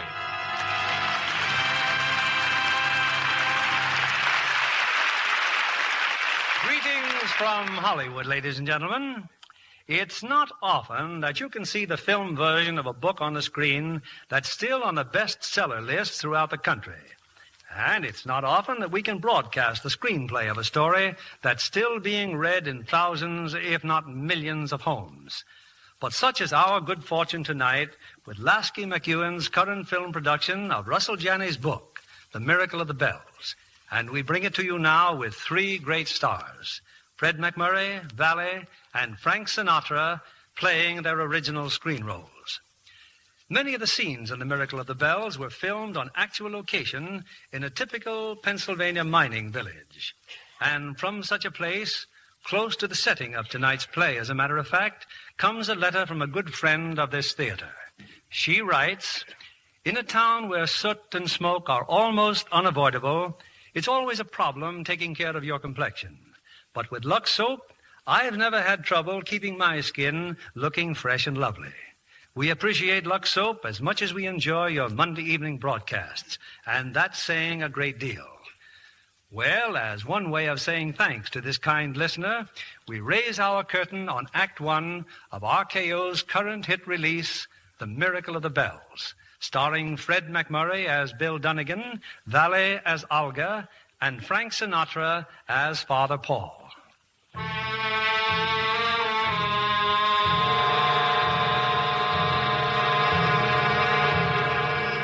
A few moments ago, an eastbound train paused momentarily in a small Pennsylvania town. One passenger got off, while from the baggage car, a coffin was quickly unloaded and placed in an awaiting hearse. You Mr. Dunnigan? Yes. I'm the undertaker, Mr. Dunnigan. Nick Orloff. Might as well ride with me back to Coaltown. Thank you. You the husband of the deceased? No, I'm just a friend. Quite surprised when I got your telegram. Never had a client from Hollywood before. The name of the deceased, Mr. Dunnigan, Olga Treskovna. That was her professional name. She was an actress. But she come from Coaltown, huh? What was her real name? Olga Trocky. Trocky? Stan Trocky's kid? That's right. 3 years ago, I gave Stan Trocky a first-class $100 funeral. You think she paid me? Not a penny, not 1 cent. What are you stopping here for? I ain't burying any more deadbeats until they pay up. You mean now? Right now. All right, Mr. Orloff. But it was a $90 funeral, not $100. She paid you 10, she told me.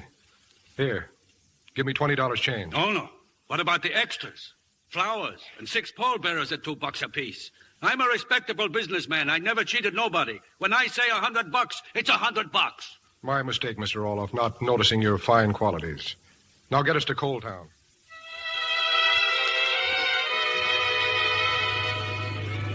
It's all right, Olga. You'll be home soon. But why anyone should want to come back to this flea-bitten end of the world, I don't know. But that's what you wanted. And it's all I can do for you, kid. Ride with you and tell you that I love you. That's what's driving me crazy. That I waited till now to tell you. I love you, Olga. I guess I loved you the first time I saw your face. I'll never forget how I happened to meet you. I'd heard Tommy Elmore was rehearsing a new review. And as long as I was in the neighborhood... No, wait a minute. Hold it. What are you dames trying to do to me? You, what's your name? Olga Treskovna. Well, look, Olga, I'm sorry, but I haven't time for beginners. Come back when you've learned something. Mr. Elmore, please. No, I'm sorry, but this show's got to go on in 4 days. Let me try again. Please, give me another chance. Go on, Tommy. Give the kid a break. Huh? Who's that? Bill Dunnigan. How are you, Tommy?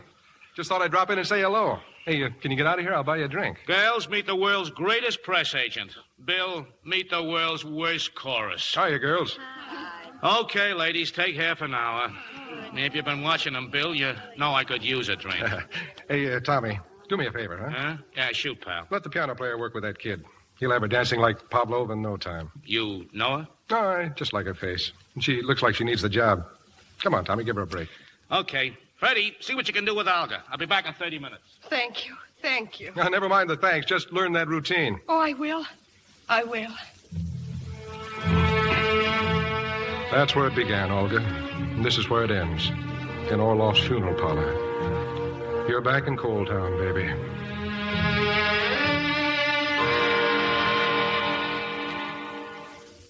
Now, if you'll just sit down, Mr. Dunnigan. Well, sir, we can give her a fine funeral for $150. Of course, pallbearers will be extra. Get them. $2 apiece. Now, about the church. First thing for me to do is fix it up with Father Spinsky. So just make yourself comfortable, Mr. Dunnigan. Be back as soon as I see you.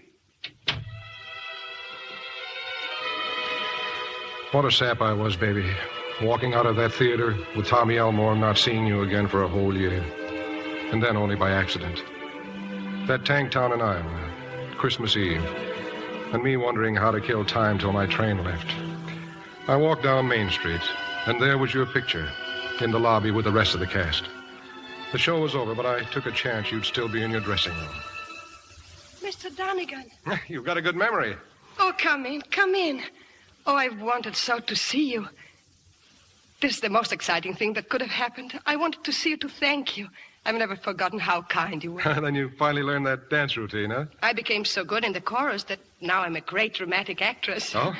It's not a good play, and I don't have a good part, but I love it, and I'm so grateful to you.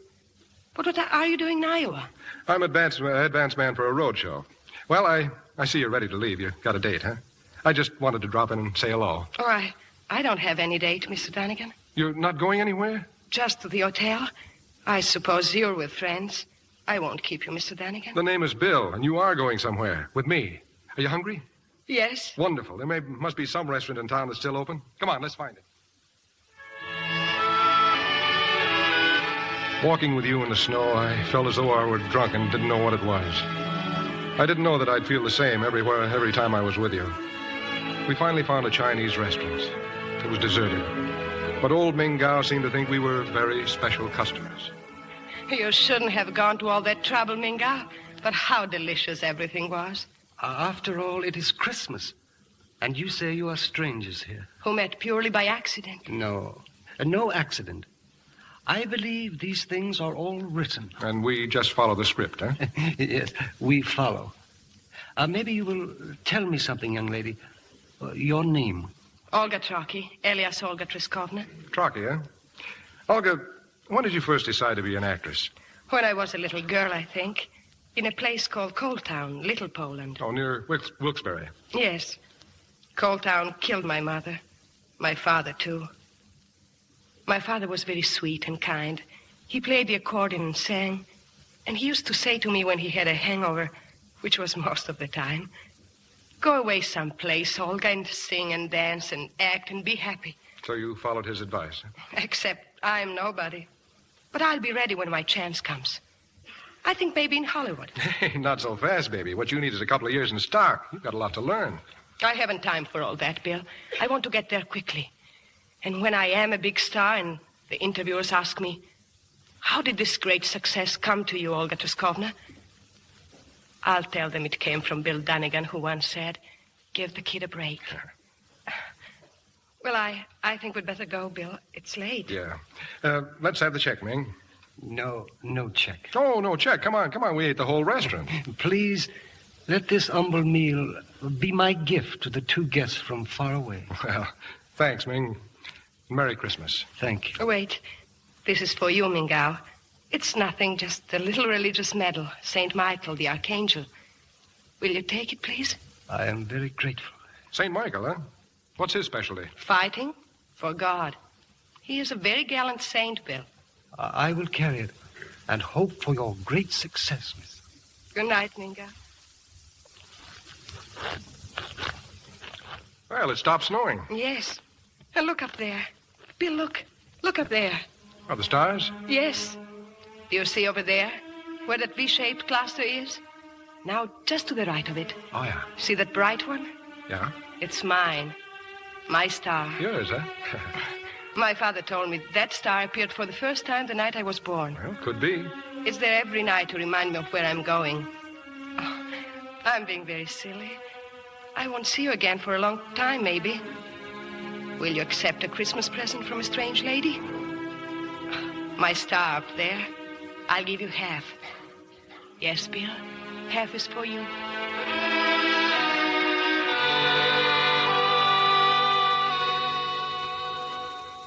Why didn't I say something to you then? But no, not a word. Not even where can I write you, where'll you be? No, no. Old Clammouth just walking along with his heart jumping and never a word. And now I'm in Nick Orloff's funeral parlor, and you in a box in the corner of the room. But it can't end like this, baby. It can't end with Dunnigan the dummy just staring at a box. You see? That didn't take long, did it? Me and Father Spinsky got everything worked out fine. And I got hold of a singer, too. Now, let's see. I figure a blanket of roses for the coffin, and maybe a nice wreath as a sort of personal tribute from you. Oh, yeah, and the sexton of the church. Almost forgot that. Oh, that's bad. You wouldn't want to forget any charges. Huh? And a donation for Father Spinsky's church. Let's figure on a total of $350. $350? Well, that's a lot more than That ain't much for a service at St. Leo's. At St. Leo's? Yes, sir. Biggest church in town. But that's the wrong church. I wanted St. Michael's. I just took for granted. That old broken-down barn? Oh, no. You don't want your friend buried from St. Michael's. Look, Mr. Orloff, where is St. Michael's? Go on. Take a look at it. I ain't worried. Down the street to your left, across from the hotel. Just remember, Father Paul ain't got anything to offer. You'll be back.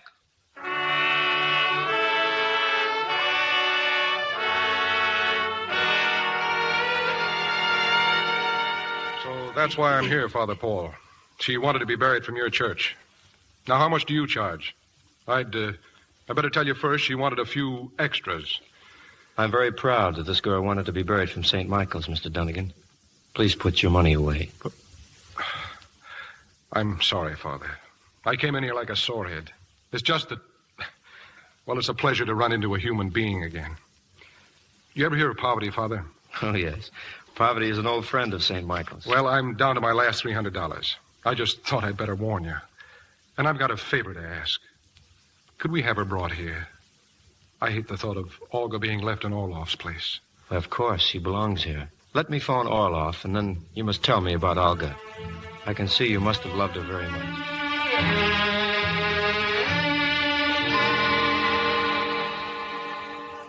Oh, Nick Orloff's a stupid and greedy man. But she'll be here. Thank you, Father. Now, about Olga. Well, I'd met her only twice before I took a job in Hollywood as personal drum beater for the great Marcus Harris. Marcus Harris? Marcus Harris is one of the greatest motion picture producers in America. And at the moment, he was given birth to a $3 million epic called Joan of Arc. The star of the picture was a girl named Anna Klovna. But Miss Klovna proved quite a problem. She was trouble from the minute she walked into the studio. Then one morning in Harris's office... I refuse to perform. I will not put my foot on that set again. I'm leaving, Mr. Harris. Miss Klovna, please. That imbecile. He's a director. He's an idiot. He wants me to be here before I'm awake. He says I must rehearse. I have played Joan in Europe. Shaw's Joan, Schiller's Joan. What have I to learn from him? From any of you? Oh, come on, Anna. Don't act like this. You're a great artist. Well, then I want to be treated like a great artist. Let's go to your dressing room. Let's see if we can't talk this over, huh? So, now you give the order, too. What do you know about art? A pushcart peddler is what you were, and what you still are. No ignorant peasant can give orders to Anna Klovna. Now, wait a minute. We don't talk like that in America. No. All you talk in America is money, money, money. Oh, but I am finished. I quit. You can quit. I'm sorry you don't like me, Miss Klovna. That's all right. I'm sorry you don't like America, but that isn't all right. It's too bad you couldn't see something nice in such a wonderful place. Wonderful. For fools, maybe.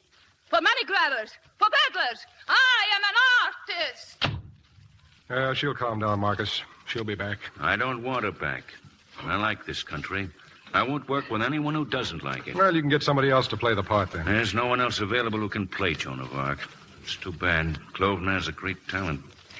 Well, let's walk over to the set and give him the bad news.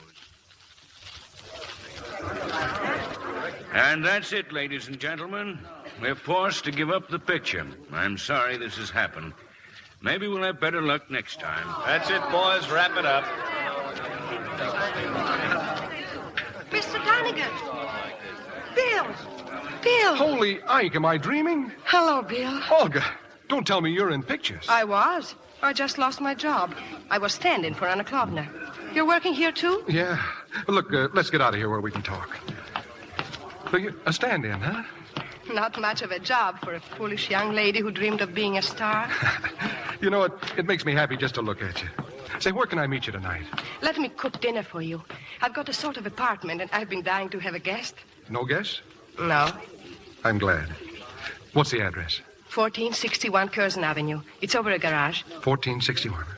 Will it be all right if I get there about 7 o'clock? 7 is fine. Oh, Bill, how good to see you again.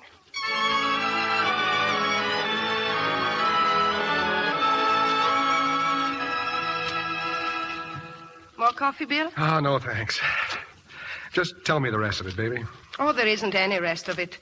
I kept making the rounds of the studios, and sometimes they said come back, and sometimes they said don't come back. But whatever they said, it always ended the same way. No job for a new young movie star. Bill, you're not listening. Yeah, I'm listening, baby. I'm listening to a lot of things. Olga, can you act? But you know I can act. How do I know? Because I told you. Oh, that's right, so you did. And I'm much better now. I spend all my spare time reading plays, learning parts, and... Yeah, you're better looking than she is, too. Who? Anna Klovna. You're younger, you're prettier. Bill, what are you talking Take about? it easy, baby. I'm incubating. Bill, you don't mean Joan of Arc. Never mind what I mean. Olga, do you know any scenes from the script? Oh, Bill, I know the whole script. Look, I don't want the whole script. I want one scene, one big scene. No? Yes, now. We've got to work fast. It's one of those things. Yes, Bill? Okay, you're on. The camera's rolling. Action. It's a scene where Joan comes into the courtroom. They brought her up from the dungeon. She sees all the great English aristocrats, all the great doctors of theology. They're here to make her confess that she has lied and blasphemed. Then the bishop asks her if she considers herself in a state of grace. And she replies, if I'm not, I hope God will put me there. And if I am, I hope he'll keep me there. They want the truth, they tell her. And they ask, when did Satan first command you to slay the English? And Joan answers, the voices of my saints commanded me to fight for France. So I went into battle, and I led the battles. And what were the English doing on the soil of France? Why didn't they keep their blood at home where French swords could not spill it? No, whatever you do to me, I will not say what is not the truth. And the truth is, I'm a peasant girl, and I love my mother and father and my brothers, and I would have stayed at home. But God spoke to me through his angel Michael, and he told me to go out into the world and help my people. I went, and I fought. And if I should escape from here, I will continue to fight for them. And if I do not escape and you will burn me for what I've done, I will kneel in the fire and give God my thanks for his kindness to me and my people. Okay, baby. Where's the phone? Was it all right? Yeah, it was all right. Hello. Mr. Harris, please. This is Bill Dunnigan calling. Yeah, will you please? Bill, I don't know if you should... Hello, Marcus. This is Bill Dunnigan. Marcus, hang on to your hat. What? All right. Hang on to your pajamas, then. Look, Marcus, you don't have to shelve the picture. I found another Anna Klovna plus. She's young. She's beautiful. Can she act? Can Heifetz fiddle? Can Joe Louis fight? Can Bob Feller pitch? I'm telling you, Marcus, she's great. You've got to give her a screen test first thing in the morning. Just give me your okay, and I'll set everything up. Yeah. Sure, I've got her tied up. I give you my solemn word of honor. Yeah, fine. I'll see you tomorrow. Bill. Relax, baby. I'm going to explode. You're going to bed. It's like the time you came into the theater. I couldn't see you at first. Just a voice that said, give the kid a break. I don't know why I deserve anybody like you. Yeah, I've got to get hold of Dolan and talk him into directing the test. We don't want a shot by some stooge. I'll go and see him now, and you're going to get some sleep. How can I ever repay you, Bill? By knocking him dead, baby. Tomorrow's the big day. Not as big as now. Oh, Bill, thanks. Good night. Good night. Now, don't worry about anything. I'll see you on the barricades at dawn, baby.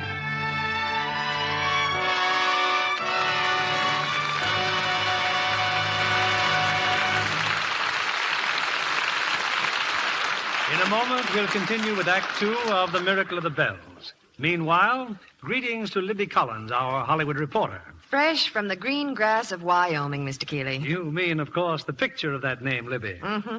20th Century Fox's New Western. And wasn't I surprised to see little Peggy Cummins in the role of a hard-riding outdoor girl. She's so dainty and feminine. Green grass of Wyoming is certainly full of action.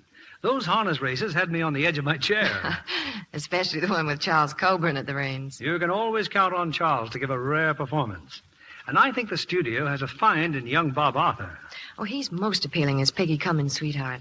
I understand Peggy made a great hit when the company was on location. Mm-hmm. She was entertained by the governor and interviewed by all the papers. She's very lovely with her blonde hair and fresh, fair skin. How about that, John Kennedy? Yeah, she's one of Hollywood's prettiest. No wonder everyone fell in love with her. Besides, Libby, Lux girls always make a hit. Yes, Peggy Cummins is an ardent Lux girl. She told me that during the war days in England, she used to cherish every sliver of Lux soap. Those Lux soap facials are wonderful for the skin, she said. I didn't want to neglect my complexion care a single day. Screen stars just can't take chances with complexion beauty. And neither should any woman. Lux facials are so easy and quick, and they really work. Tests by skin specialists prove it. In actually 3 out of 4 cases, skin became lovelier in a short time. Lux soap agrees with delicate skin. It's as fine a soap as money can buy. Fastidious women love the Lux soap perfume, too. It's such a delicate fragrance. Another reason why fragrant white Lux toilet soap is Hollywood's own beauty soap. Back now to Mr. William Keeley.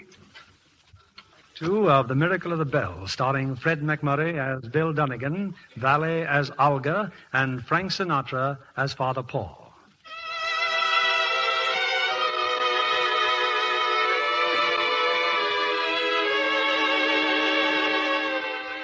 In the shabby old rectory of St. Michael's Church, the mild little priest, Father Paul, listens attentively as Bill Dunnigan, press agent, continues the story of Olga Traskovna. Well, Father, the screen test was great. Olga was wonderful. And when we started shooting, she was even better. Everyone was raving about her. No gags either, real raves. I tell you, Father, you've never seen a dream come true like this one. It sounds wonderful. Oh, that should be Mr. Orloff. Come in. Where do you want the box? Would you carry it into the church, please? I got it uncrated for you. Yes, you may keep the lumber, Mr. Orloff. That don't pay me. There's an extra charge. $5. Here. It's $5. Now beat it. You're going to hear from Father Spinsky. Yes, sir. I'm always happy to hear from Father Spinsky. Mr. Dunnigan, it's time for evening devotions. Would you care to come with me? In church? Oh, I don't know, Father. Well, please come and see her there. Well, for a minute. And you haven't finished telling me about her? Tomorrow, maybe. Good. And if you'd like, I'll show you the cemetery. This way, Mr. Dunnigan.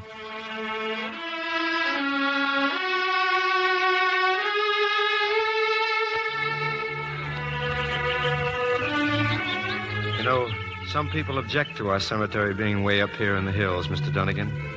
But at least this is one place where the coal dust doesn't blow and where the flowers are always clean. I asked a friend if she had ever heard of Olga Cheskovna, the movie actress. She said she hadn't. I told her she was very famous. No, Father. They wouldn't let her become famous. But why not? What happened? Well, after 2 weeks of shooting, Marcus Harris tripled her salary. That's how good she was. But she never changed. It's quite a thing, you know, Father, to jump from nowhere into stardom. And all the time she was getting thinner and more tired. I figured she was just working too hard. Until one day in her dressing room...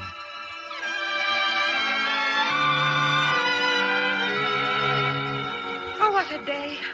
I've never worked so hard in all my life. Dolan's a regular slave driver, but I love him for it. Oh, I feel as light as air. Clara, does she have a fever? She's awfully hot, Mr. Dunnigan. Oh, you would be too under those lights all day. Let's have a wonderful party, Bill, when the picture's over. Yeah, we'll do that, baby. Poor, serious Bill. He doesn't know how gay life can be. How wonderful. Mr. Dunnigan, that bottle, please, her medicine. Here, dear. Take this. Here. What medicine is that? Just something Dr. Jennings gave me. Dr. Jennings? I've been using my voice so much lately. All those long speeches. But just think, Bill. Only 3 more days and the picture will be finished. Yeah. Well, I've got to go and see Harris. Be careful, baby. You look so tired, you frighten me.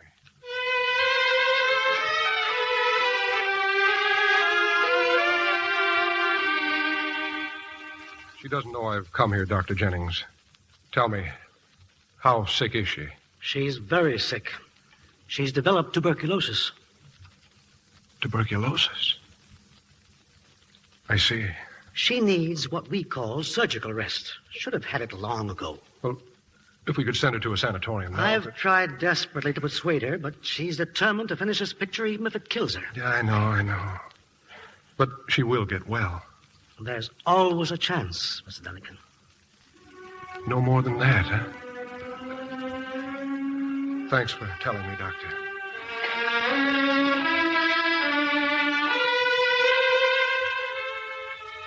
And in spite of her illness, Mr. Dunnigan, she finished the picture? Yes, Father Paul, she finished it.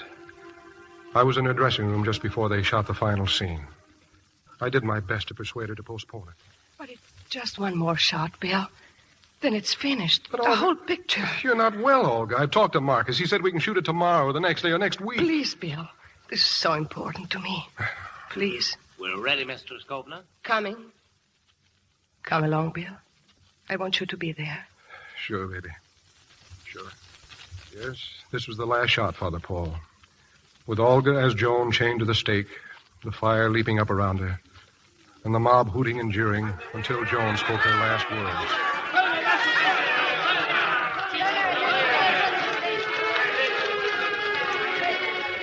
Oh, you who are here, I pardon you for what you do.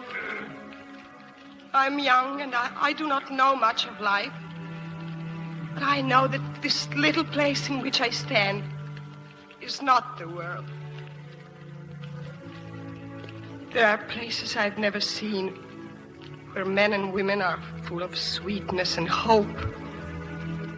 I speak to them out of the pain that comes. Dream on. Dream on of God and goodness.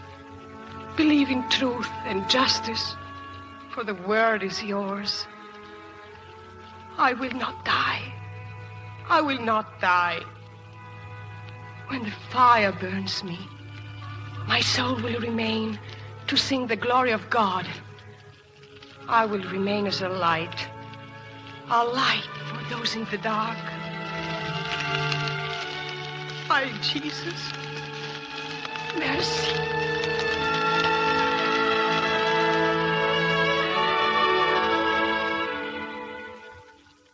The following day, Olga was dead. A few hours later in Harris's office. So I've decided not to release the picture, gentlemen. Sometime, maybe we can remake it when we can find the proper person to play the part again. Marcus, you can't do that. I'm not going to release a picture with a dead girl in it, and that's final. But Olga died to make it. She gave up her life to act in it. Where's your heart, Marcus? Do it for her. I'm sorry, Bill, I can't. If Olga had been a girl whom the public had known and loved, I might be willing to take a chance. But this way, no. We gambled and lost. That's all, gentlemen. Bill, I'm sorry. She was a fine girl. I'm going to take her home, Marcus. Back to Pennsylvania. That's what she wanted. I won't be coming back. You'll be back. It's tough, but it'll pass. Everything does. I don't think so. It can't end like this. Not for her.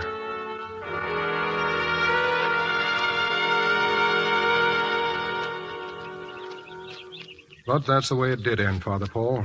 The picture shelved, Olga's talent and beauty stuck away in a vault, buried like we're going to bury her. Those bells, Father. Church bells? Yes, they ring every day at noon all over the world. The Angelus. I guess I never listened. Bells. I knew there was something I'd forgotten. Olga wanted your bells rung at her funeral. I almost forgot her last request. I'll tell the sexton. Father, how many churches are there in Coal Town? Why, we have 5 churches. Do they all have bells? Well, yes, fine bells. Mr. Dunnigan, you're not thinking I'm thinking of a lot of things. 5 churches. Okay, I want all the bells to start ringing at 8 o'clock tonight and keep on ringing for 3 days. 3 days and 3 nights. But why? A brain cell moved, finally.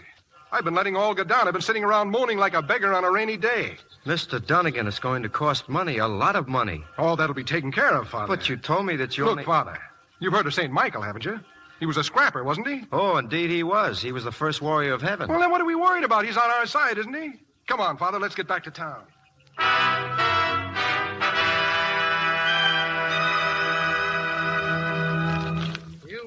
You want this telegram to go to Hollywood, huh? Yeah.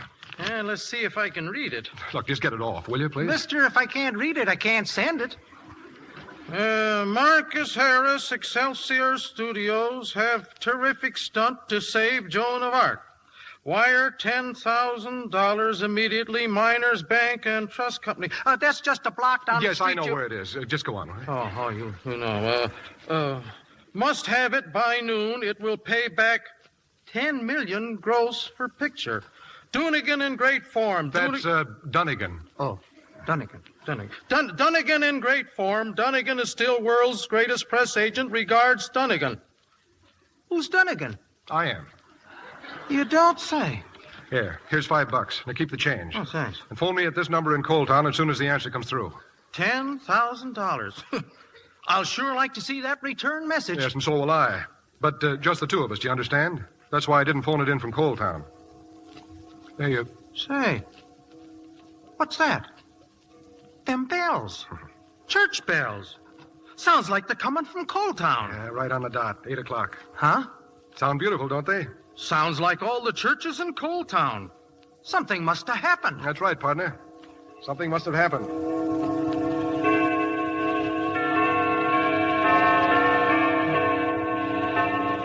Boys, I'm sorry I was so long getting back to the hotel, but I've been over in Nanticoke. I'm Todd Jones, Associated Press. Oh, yeah. Tanner, Nanticoke Journal. And I'm Briggs, Wilkes-Barre's son. Now, would you mind telling us what this is all about? These bells? Yeah, this whole town is standing on its ear, and nobody seems to know why they're ringing. Well, I'm a little surprised, gentlemen. I didn't think anyone outside of Coal Town would be interested.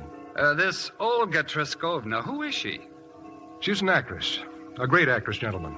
She died 10 days ago in Hollywood. A Hollywood star, huh? What pictures? Well, as a matter of fact, she just finished Joan of Arc. Hey, wait a minute. I thought I recognized you. You're Bill Dunnigan, aren't you? That's right. Bill Dunnigan, super-duper press agent. Bells, huh? This isn't a news story. It's a publicity stunt. No, wait a minute. Did Marcus Harris ever hear of paid advertising? Okay, boys. I'll admit I was trying to pull a fast one, but not for the reasons you're thinking. Hey, Al, how about a bottle of scotch and some glasses? Sure, right away, Mr. Dunnigan. Everything I've told you is true, as far as it went. How about listening to the whole story? At least until the bottle runs out. The AP doesn't print publicity stories, Dunnigan. What I want to know is who's paying for 3 days and nights of bell ringing? I am, with the aid of 4 bad checks which I have sinfully given the trusting clergy of Coal Town, including Father Spinsky of St. Leo's. I've wired Marcus Harris for $10,000. If he sends it, fine. If he doesn't, our next session will be in the Coal Town jail. Oh, why wouldn't he send it? A gag like this? Because when Olga died, Harris decided not to release the picture. I'm doing all this on my own. I figured that ringing the bells would be news. That with any luck, it'd cause so much talk that Harris would have to release the picture. And what's your interest in the picture, Dunnigan? Mine? I knew Olga. I don't want to see her talent buried. She died for it. You want to hear why she felt it was worth dying for? Go ahead. I can't get a train for an hour. Well, the day she finished the picture, Olga collapsed. The next morning at daybreak, the hospital sent for me.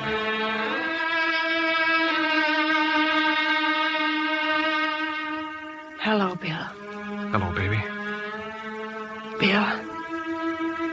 Bill, will you promise me something? Sure, anything.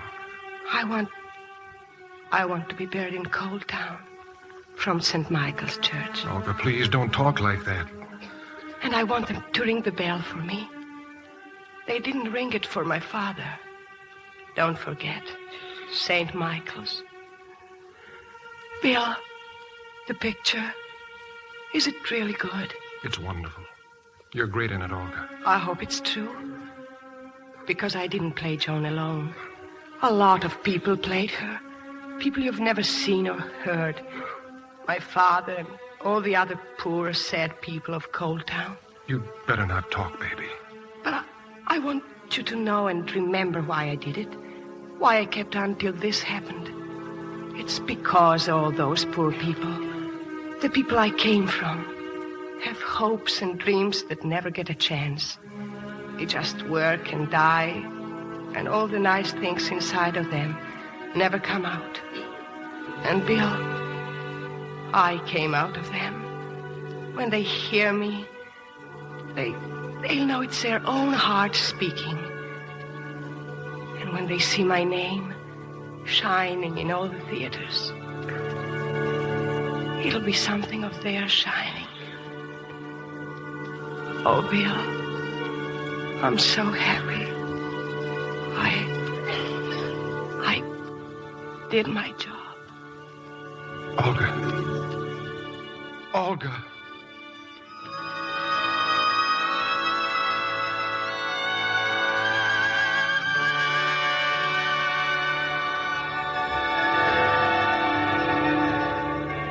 Chicago Times by Associated Press. Dead movie star honored by unique ceremony in Pennsylvania town. Wilkes-Barre's son. Bells ring tribute to Pennsylvania movie star. Bells. Dying wish of Hollywood star fulfilled. Do you like them, Olga? They're ringing your name, baby. Throughout the town, throughout the state, throughout the nation.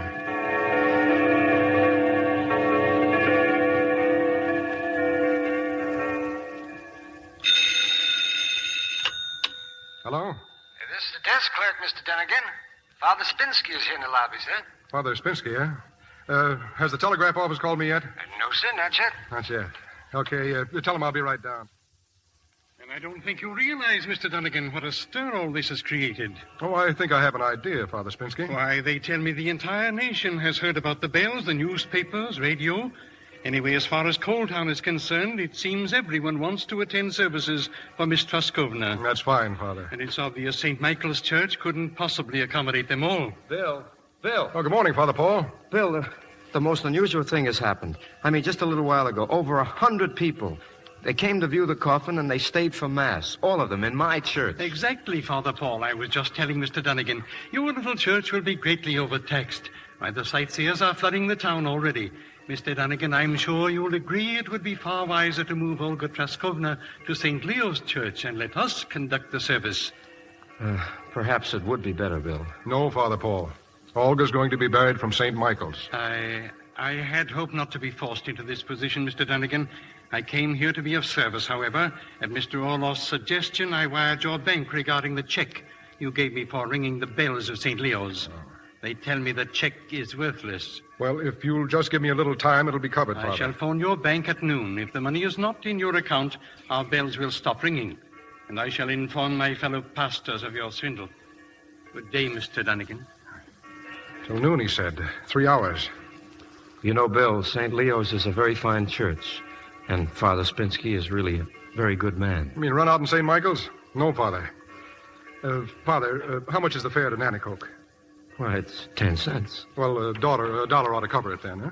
But I don't understand, Bill. Look, Father, don't make it too difficult, will you? I'm putting the bite on you for $1. Oh, of course. Here. Thanks. Oh, will that be enough? Well, not quite. I need about 4,000 more, but I may be able to pick it up in Nanticoke. I'll see you later.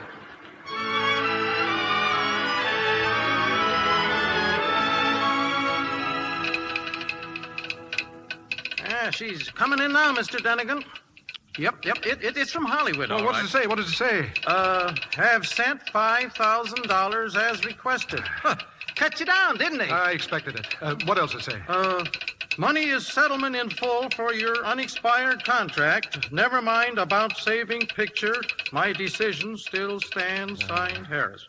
Oh, thanks. Oh, if there should be any other wires, you can phone me at the Coal Town Hotel. Yes, sir. Going there now, are you? Yeah, right from the bank. I've got a little session coming up with some newspaper reporters. Yeah, that's okay. So Harris came through with the money, huh? Yeah, but he's still not sold on releasing the picture. I need something big, boys. I've got to get him boiling over. If we could only get some new angle to hand your papers. Well, the bells are still ringing. Yeah, but that's no longer news breaks. We've got to cook up some fresh headlines. Boys, you can all calm down. The party's over. What's the matter, Tanner? I've just seen Watson. Who's Watson? President of the coal mines, that's all. Biggest man in town and the maddest. The miners aren't working. They're all steamed up over the bells. Well, Watson can't stop the bells, can he? No, I think he can, Bill. Well, there must be somebody more important than Watson. Well, the governor, maybe. And there's always the president. The governor, that's it. Any of you boys know him? Well, I don't know the governor, Dunnigan, but I know his secretary. It's my wife's cousin. Grab a phone, then put a call in for him. If the governor should issue a proclamation, even Watson would have to shut up.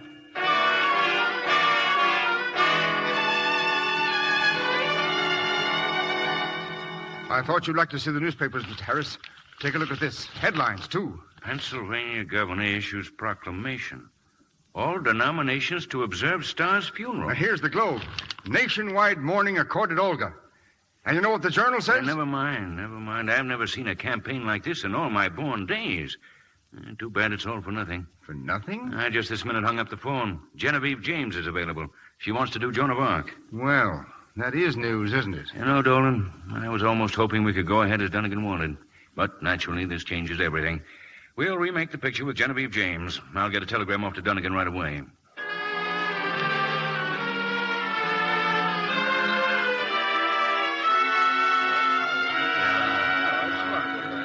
And what's that telegram, Bill? From Hollywood, isn't it? Yeah, it's from Hollywood. Marcus Harris? No, it's another studio. They want to hire me. They think I'm pretty good. Yeah. Well, I'm going to get some sleep. Coming up? No, I think I'll go for a walk. Good night, boys. And thanks for a swell fight. Good night. Anytime.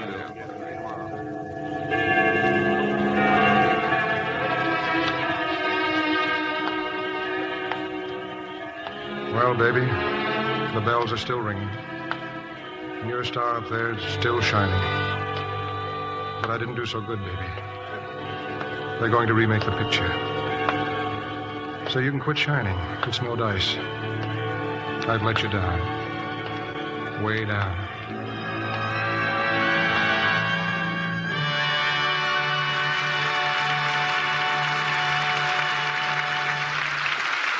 We pause now for station identification.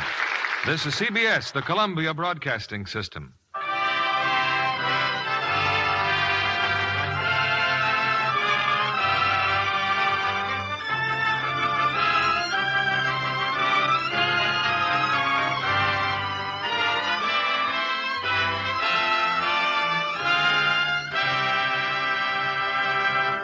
In a moment, we'll bring you Act 3 of The Miracle of the Bells. Our guest tonight, Paramount starlet Jean Ruth, is just 20 years old and already an accomplished actress and dancer. I understand, Jean, you've spent almost as many years in the theater as you have birthdays. Yes, Mr. Keeley. Both of my parents have been in show business nearly all their lives, so I was literally raised in the theater. And now you're well on your way to a movie career. Does the picture business come up to your expectations? It's even more fascinating than I'd hoped for.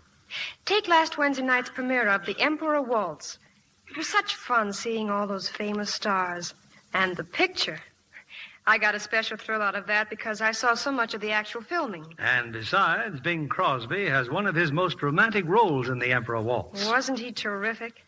I loved those scenes where he sang to Joan Fontaine. Well, evidently Joan loved them, too, because every time Bing sang to her, she literally wilted into his arms. I saw you, Mr. Kennedy, at the premiere. You were applauding like mad. Oh, I had a wonderful time, all right. Remember that scene where Bing and Joan are in the canoe? Oh, that was beautiful. And in Technicolor, Joan looked simply dazzling. That brilliant sunlight was a test for any star's complexion. Try this fine white soap. You'll enjoy its rich, creamy lather, its delicate flower-like perfume. Here's your producer, Mr. Keeley. Our curtain rises on the third act of The Miracle of the Bells, starring Fred McMurray as Bill Dunnigan, Valley as Olga, and Frank Sinatra as Father Paul.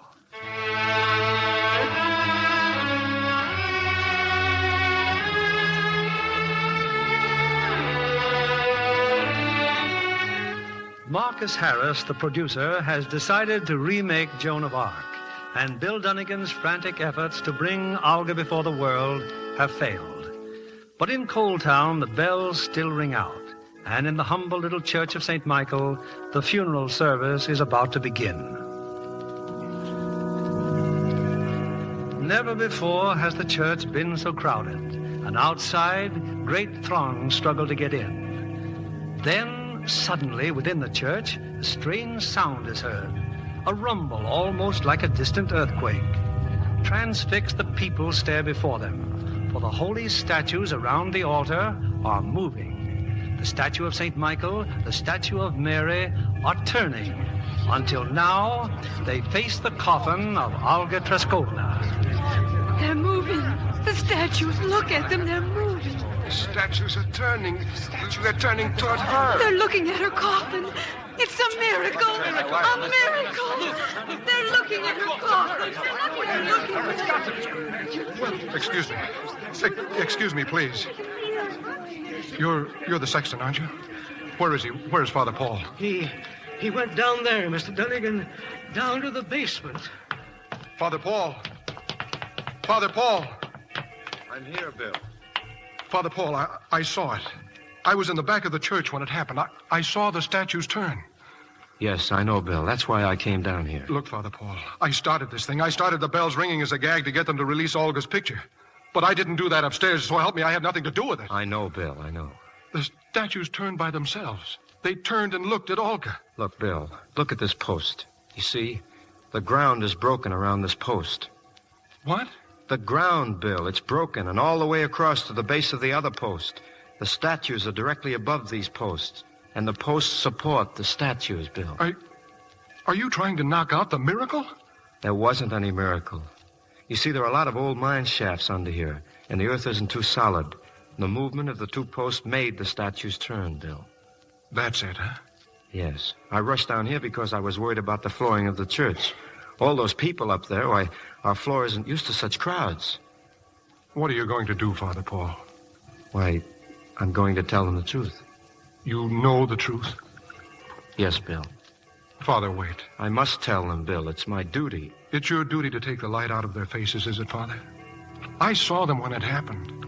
I saw those poor, bitter faces shining as if someone had turned a light on inside them. And I heard them praying and giving thanks. And now you're going up and tell them it was nothing but a couple of basement pillars and a piece of broken ground. Bill, you don't seem to understand. Look, Father, I'm not thinking of putting over a movie now. Whoever turned those statues wasn't trying to sell a picture for Marcus Harris. I tell you, Father, God was trying to say, life's all right. It's not as bad as it seems. And I'm up here watching and trying to help. And even if he didn't say it, Father, can't you see it's in their hearts now? It'll go out all over the world. And if God doesn't speak like that out of heaven, he'll be speaking out of people's hearts. And what's the difference where he speaks from? Your job isn't to hide his word, is it? No, Bill, it isn't to hide his word. The saints came to Joan of Arc because she wanted to help someone. The people of France. Olga wanted to help someone just as much. The people of Coal Town. Give her the chance, Father Paul. Come with me, Bill. We'll go up now.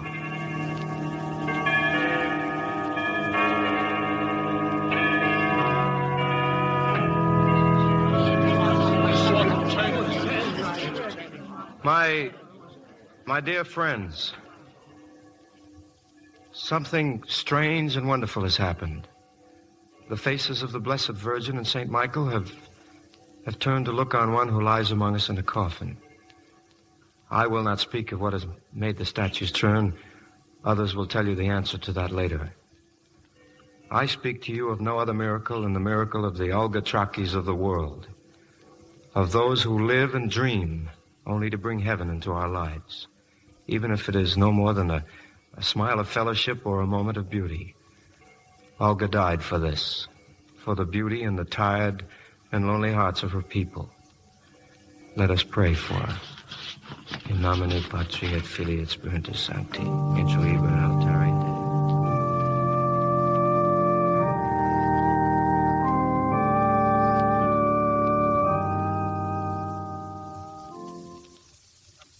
checking on you, Mr. Harris. But something tremendous has happened. There's a mob of newspaper reporters out there, and they want you to... What's happened? What are you talking about? The miracle, Mr. Harris. What miracle? In Coal Town, a miracle has happened to Olga Treskovna. I won't hear such bunk. It's sacrilegious. And if Dunnigan thinks It isn't Dunnigan. 2 huge statues at the altar turned to look at Olga in her coffin. What do you mean it isn't Dunnigan? Do you think for one moment the Almighty is interested in selling my movies?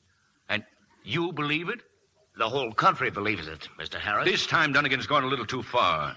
When a press agent starts fooling the people about religion, I'm through with him. But the statues turned, Marcus.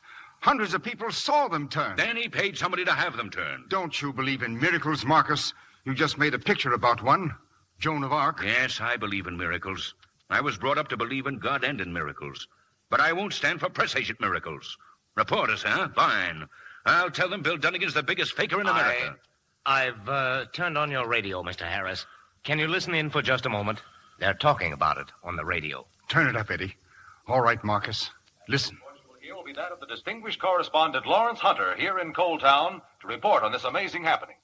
The whole country is asking, did a miracle happen in Coal Town? But here, nobody asked that question. Every man, woman, and child believes that the grace of God has touched them. To them, a miracle has happened. Something so wondrous that it has torn the bitterness and the doubts from the hearts of the people and brought them back to God. Whether this is a miracle or not is up to the church authorities to decide. But I do know this. When Olga Treskovna was brought home, a wonderful thing happened. And everyone here is convinced that somehow divine providence is blessing Coal Town and the people in it.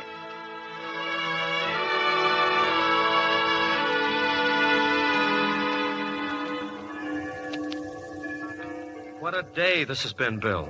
What a wonderful day. Look at those telegrams on my desk.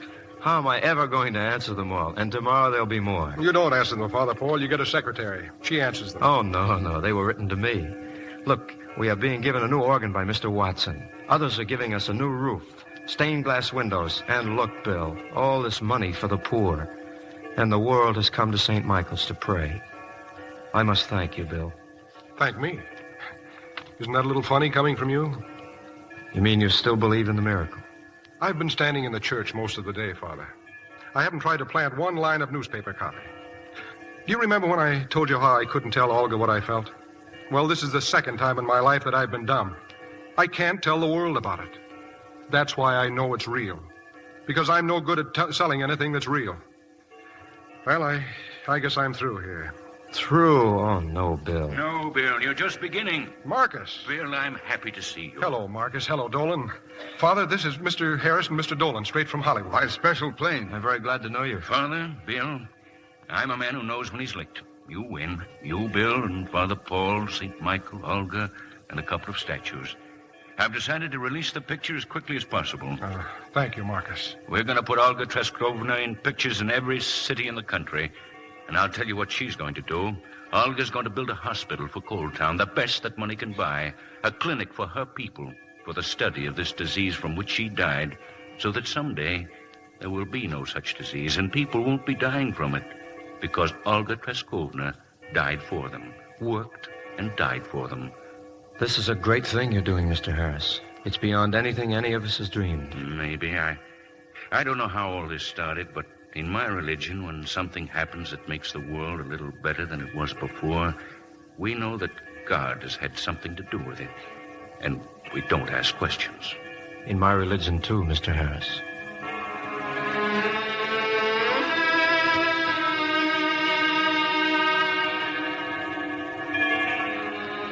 And Bill, when they hear me, they'll know it's their own heart speaking. And when they see my name shining in all the theaters, it'll be something of their shining. I'm so happy, Bill. I did my job.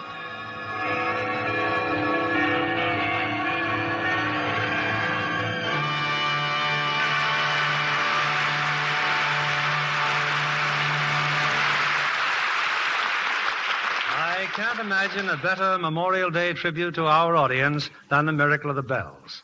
And our thanks go now to the stars who made tonight's play such an unforgettable event. Fred McMurray, Valley, and Frank Sinatra. Fred, you just got back in time from the Chicago premiere of the picture. That's right, Bill. Frank and I both were there. And I understand it was a sellout. Yes, Mr. Keeley, which was mighty gratifying since the proceeds went to the National Cancer Drive. And where were you, Valley, during all this? Working at the studio. But I wish I could have been there. Well, at least we had you for the radio premiere. And it's a great pleasure having you back so soon again on Lux. Well, it's a pleasure for me, Mr. Keeley. I love radio. And I'd say radio loves you, and so do I. Tell us, Alida, you've been in this country such a short time. How did you learn to speak English so well? Oh, I have a good voice coach. And I go to movies a lot. Go to movies, huh? I wish I could have studied English that way. Say, if you don't watch out, Alida, you're going to have a lot of English students playing hooky.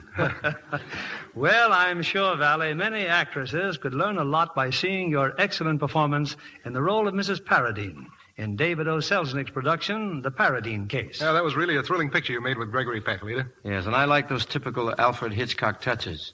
You all ought to be proud of it, you all. And I'm not surprised, Valley, at the success of your American pictures after your many, many screen hits in Italy. But tell me, do the screen stars of Italy depend on Lux soap as they do in this country? Well, every actress knows how important a good soap is to her complexion, Mr. Keeley. Mr. Keeley, what's Lux presenting next week? Next Monday night, we bring our audience a spine-thrilling story of the West with Columbia Pictures' current hit, Relentless. And our stars are Robert Young in his original exciting screen role and the lovely Claire Trevor for romantic interest. A mighty exciting picture, Bill. Yes, and as its title implies, an action-packed story of the chase in which an innocent man relentlessly pursues the murderer of whose crime he's accused. That ought to keep the audience in plenty of suspense, Bill. We'll be listening. Good night. Good night. Good night. Thanks for brightening our holiday.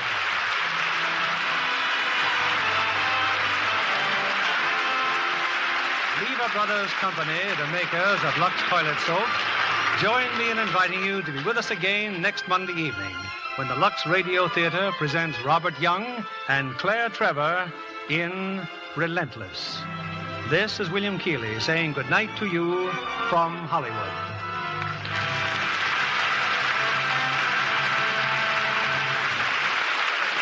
Today, thousands of alert young women who are high school or college graduates are choosing the career of nursing. The student nurse receives invaluable education that can qualify her for a score of useful, profitable jobs. If you can qualify for the career of student nurse, go to your nearest hospital tomorrow for full information. Fred McMurray will soon be seen in the Nasser production, Innocent Affair. Frank Sinatra appeared by arrangement with Metro-Goldwyn-Mayer, producers of Irving Berlin's Technicolor musical Easter Parade, starring Judy Garland and Fred Astaire. Heard in our cast tonight were William Johnstone as Marcus Harris, Herbert Butterfield as Orloff, and Veronica Pataki as Klogna. Our music was directed by Louis Silvers. And this is your announcer, John Milton Kennedy, reminding you to join us again next Monday night to hear Relentless with Robert Young and Claire Trevor. Stay tuned for My Friend Irma, which follows immediately over most of these stations. This is CBS, the Columbia Broadcasting System.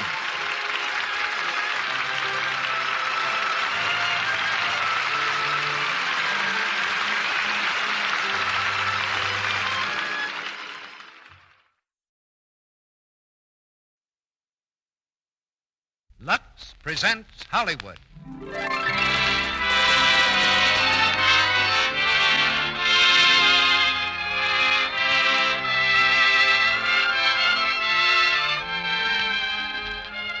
The Lux Radio Theater brings you Cary Grant, Carol Lombard, and Kay Francis in the play In Name Only.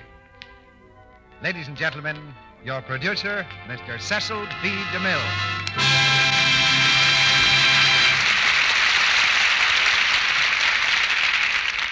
Greetings from Hollywood, ladies and gentlemen. In Name Only is a play in name only. It's the kind of drama that may be happening to real people right now. Its three-cornered love story is so true to life that I should remind you that our characters are fictional. Those who saw the RKO screen production of In Name Only will think of it in terms of 3 stars. And we have them all with us tonight. Cary Grant, Carol Lombard, and Kay Francis. As producer of the Lux Radio Theater, I want to thank you all for making casts like this possible. Thousands of you write that in order to show your appreciation, you buy Lux Flakes regularly. This is a loyalty which will be twice repaid. First, by our continued efforts to give you a fine performance here in the Lux Radio Theater. And second, by the splendid performance Lux Flakes will give you in your home. In name only is a drama of three very modern people. Beneath the veneer of civilization, basic emotions still govern the lives of human beings. But when this veneer of manners and conventions is torn aside, as in tonight's drama, we have a story of almost primitive conflict, involving three powerful personalities, one man and two women. To his wife, Alec Warren is bound by ties that even her selfishness and insincerity have not broken. To Julie Eden, Alec Warren is bound by a tie of love, which makes no demands. I wish we could take credit for the fine diplomatic stroke of getting these three busy stars together again. But this is the way it happened. We received a very polite letter from Carol Lombard. She was sorry to complicate matters, she said, but this week was the only week she could do the play. The next day, we received identical letters from Cary Grant and Kay Francis. Definitely a plot, to which we became the willing and happy victims. Now our three stars are on the stage, and the curtain's about to go up on Act One of In Name Only, starring Carol Lombard as Julie Eden, Cary Grant as Alec Warren, and Kay Francis as Maida Warren.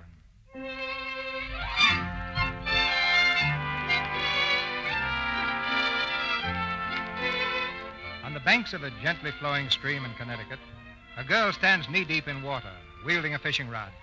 We say wielding, for by no stretch of the imagination could it be called fly casting. Her line tangles in the branches overhead, in the bushes behind her, and in every submerged log in the stream. From the opposite bank comes a man on horseback. He appears just in time to catch the hook on the brim of his hat. Whoa, boy. Easy, boy. Oh, good morning. Say, you want to be careful where you throw that thing. Would you mind returning my hook, please? Of course. I'm afraid I'll have to get off. King is nervous with strangers. Well, here you are. My name's Warren. Thank you. Mm-hmm. You know, you won't catch anything that way. Well, I might. No, not any fish. Well, I'm not trying to catch any Oh, fish. sorry. Huh? I'm only doing this for exercise, a test for keeping my temper. Well, it's lucky you weren't trying to catch any fish. Oh, yes, why? Because I hate to tell you this, there haven't been any fish in this stream for 20 years. Well, why didn't you tell me that in the first place? I didn't want you to stop. I liked watching you. How about a cigarette? No, thanks. Well, I don't want one either. How about a sandwich? I have some, thanks. Yeah, that's what I mean. How about offering me one? Oh, all right. Have a sandwich. Hey, say, you certainly got enough of them. Are you expecting company? No, I have a big appetite. Good. I like people with big appetites. Hey, by the way, I haven't seen you around here before. How is that? I haven't been around here before. Oh, not a consort, huh? What's your name? Julie Eden. And I'd like one of my sandwiches, please. Oh, sorry. Well, what do you do, Miss Eden? I mean, do you do something for a living? Well, I'm what's called a commercial artist. I design clothes for women and draw for fashion magazines. Oh, that's so. Do you like it? Do you make a lot of money? Well, enough. I support myself and my daughter. Oh, you have a daughter, huh? How old? 6, going on 7. What's that? What's your husband like? He died 4 years ago. Oh, I'm sorry. Now, look, do you do any drawing besides what you do for magazines? Well, a little. Not bad, not good. Bring some of your sketches tomorrow, will you? Tomorrow? Yes, like to see them. All right. I can't be here unless I bring my daughter. Well, don't come without her. I'd like you to meet her. I think you might like her. I'm sure I will. She like you? Not a bit. Well, I'll probably like her anyway, huh?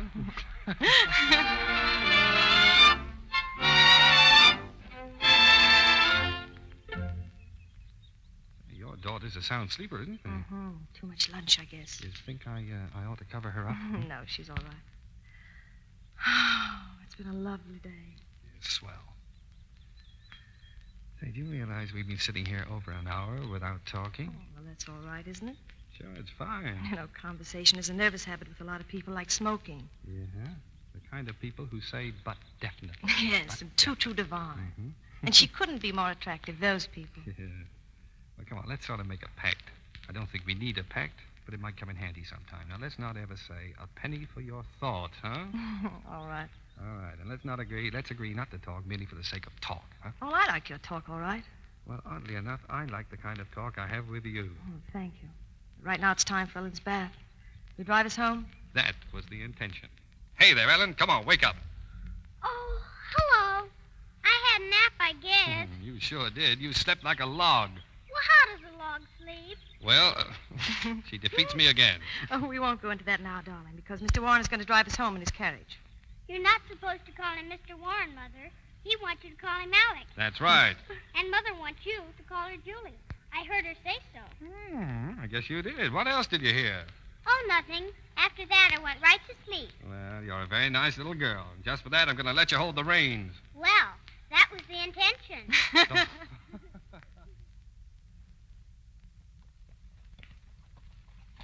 Whoa. Whoa. Nice driving, Ellen. Thank you a lot, Alec. It's been grand. Ellen, run along and tell Aunt Laura you're back for your bath. Oh, all right. You want to come in and watch, Alex? No, not right now. Well, all right. Bye. Bye. Oh, she's a nice kid. Oh, my sketchbook. Are you through with it? I'll give it to you tomorrow. I want to look at it again, see if you really are any good. Oh, all right. See you tomorrow. Yes, at 4 o'clock. Right.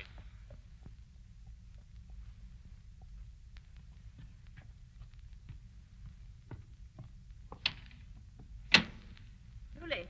Hello, Laura. I saw you drive up. Who was that man? Oh, just somebody I happened to meet. Name's Warren. What have you been doing all afternoon? What have you been doing? Oh, fishing. I don't see any fish. Is that all you were doing? Oh, no, there was lunch. Well, you know. Yes, I know. All right, I picked him up, or he picked me up. I'm not sure which. Anyway, it was all pretty raw. I shouldn't be surprised if he drank, or even worse. Julie. Oh, I'm sorry, darling, but you're always so suspicious. You see a man, you immediately think, well, you know. You can talk. You were lucky. Your husband died while you still had faith in him. If he'd lived a little longer, maybe you'd have had your eyes open the way mine were. Look, Laura, other women have had to divorce their husbands just as you did Phil, and for the same reason. They've managed to keep their sense of proportion. Phil left you, and you let him go. But you didn't let him go, really. You kept clinging to him in your mind. You're sort of haunted, and you keep seeing ghosts. Oh, you don't know what men are. You don't know anything about them. Well, I was married, wasn't I? Well, it didn't teach you anything. Underneath, you're still just as romantic and full of illusions as any schoolgirl. Oh, what's wrong with romance? And what's wrong with illusions if you can keep them? Well, perhaps you'll find out someday, Julie.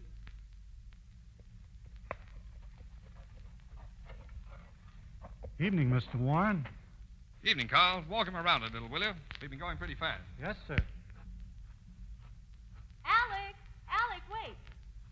Oh. Hello, Suzanne. Hello. Where have you been?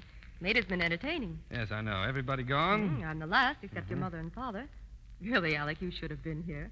Maida's been making all kinds of excuses look, for you. Suzanne, can I get your car? Well, you at least might stay and talk to me a minute. The only reason I came to your dull party was to see you. Well, here I am. Alec, I'm dining out tonight, but well, I could manage to get away early. No, afraid not, Suzanne. I'm all booked up. Don't tell me you're staying home. Won't Maida be surprised? Goodbye, Suzanne. Bye, darling. Nevertheless, you ought to be here. Richard, please, don't excite yourself. Good evening, Dad. Well, good evening, Alec. How is my very nice mother? Huh? Oh, Alec, it's good to see you. Well, how are things in the office, Dad? If you'd come into town once in a while, you'd find out. Didn't you know Maida was having some people here this afternoon? Well, you know how I feel about parties, Dad. I'm afraid I don't. You've been acting very strangely lately. Have I? Now, look, Alec. Your mother and I have been worried about you. Isn't there something... Well, you used to confide in me, you know, and here lately I feel that... No. There's nothing, Dad. Very well. But we don't spend many weekends with you. You might have arranged to be here today. I'm sorry. Alec, darling, you're back. Hello, Maida. Maida, I don't see where you get all your patience. Any other wife would be telling him just what she thinks of his rudeness. Well, I don't happen to be any other wife. I'm Alec's wife. Aren't I, darling? Yes. Excuse me, will you? There. That's what I mean. Please, Dad. It's quite all right. He's acting like a spoiled child. I wouldn't stand... Richard, you're only making things worse for Maida. Don't worry. I'll speak to Alec. I'm sure it's nothing. Well, I hope... Alec. That wasn't very nice of you, Alec. I know it. As for your not showing up this afternoon, all I want to say is that I understand perfectly. Understand what? If you don't like parties, there's no reason why you should put yourself out to come to them. I don't blame you in the least. It's marvelous. Even when we're alone, you can do it. Do what, dear? Make it look as if I'd beaten you. And make me feel that I want to. Where are you going? I'm going out. For dinner? Yes. But, Alec, your mother and father. Wait a minute. One scene's enough, isn't it? Why should there be more? Dad's sure to try getting down to cases, and you know how down he can get. He might even find out the truth. You wouldn't want that to happen, would you? The truth, Alec? Yes, about us. That this beautiful marriage of ours isn't quite so beautiful as he likes to think. He wouldn't believe it, dear. You've attended to that, haven't you? Good night.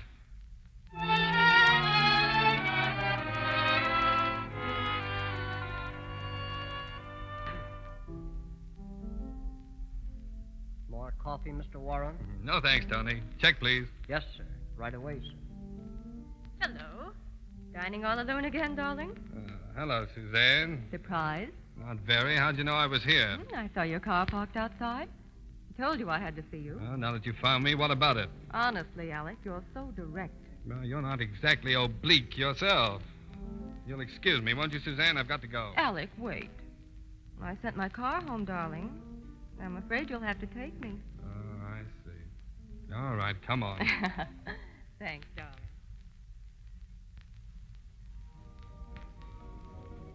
Alec, will you please turn the radio off? Why? I like it. Alec, what's the matter with you? Don't you care for me at all? I mean, not even the littlest bit? Of course, I might be able to understand if you were in love with Maida. But of all the shams I've seen, that's about the worst. Alec, I asked you to turn that thing off. Sorry? Then I will. Now, listen, Suzanne, I want it on. Let go of that switch. Suzanne, if you don't... Now, move over there. Get away. I tell you what. Oh, Alec, look out. Let go. Alec!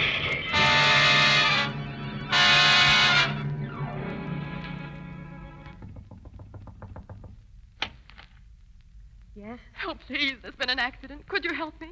I think he's dead. Well, where is it? Just down the road. Julie, what is it? An accident. Hurry, Laura. Bring some bandage. There he is. There. Well, give me that flashlight. Here, Julie.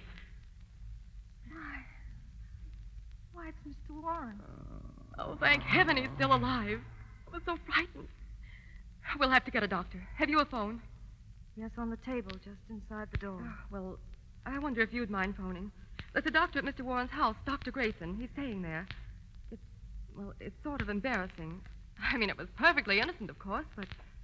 Well, Mr. Warren's wife is my best friend, and... His wife? Well, yes, there might be some talk. So would you mind very much? No, of course not.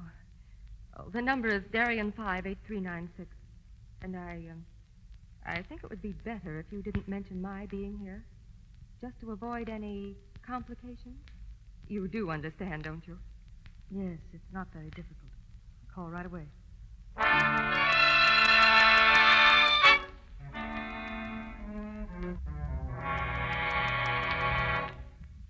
I think you'll be all right, Maida. Just a few scratches, that's all. Thank you, Dr. Grayson. May I see him now? Certainly. Make him rest if you can. I will. Good morning, Alec. Morning. Well, you certainly were lucky, weren't you? Yes, I suppose so. Alec, you must realize that things have been pretty difficult for me for some time.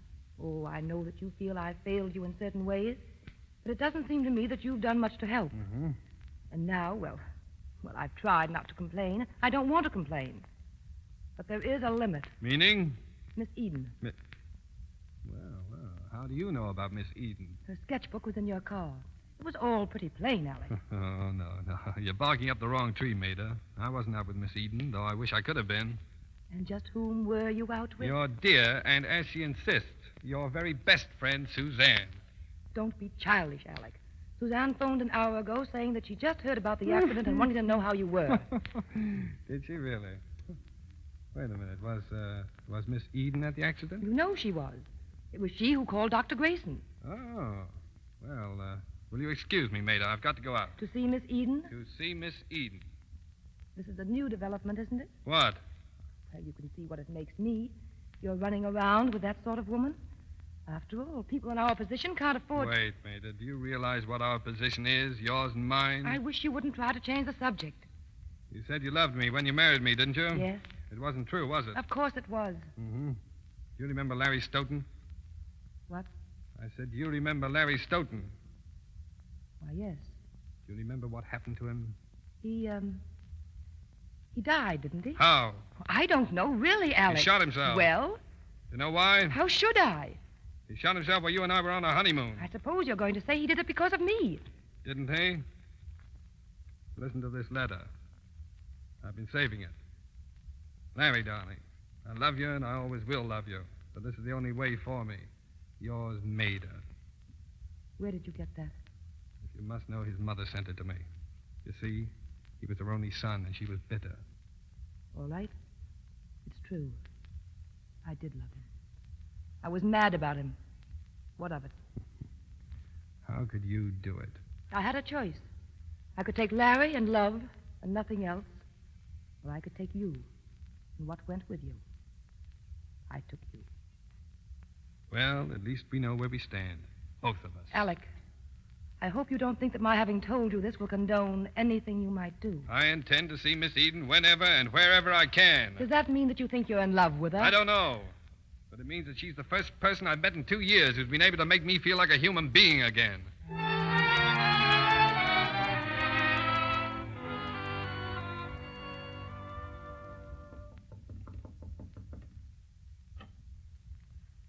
Oh.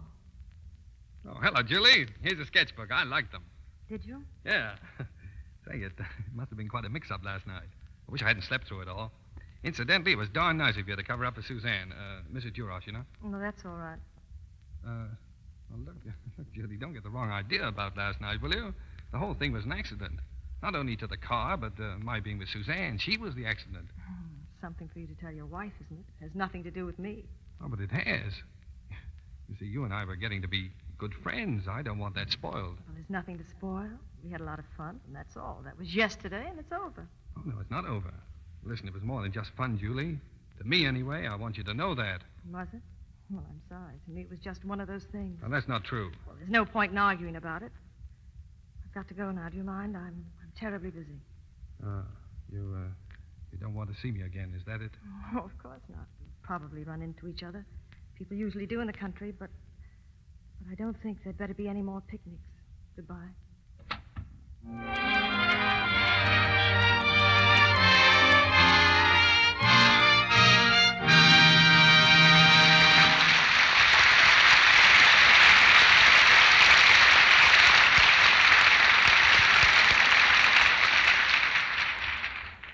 During this brief intermission, before Mr. DeMille brings back Carol Lombard, Cary Grant, and Kay Francis in Act 2 of In Name Only, we're going to turn the microphone over to Libby Collins, our favorite screen reporter, who has some new Hollywood fashion news for you.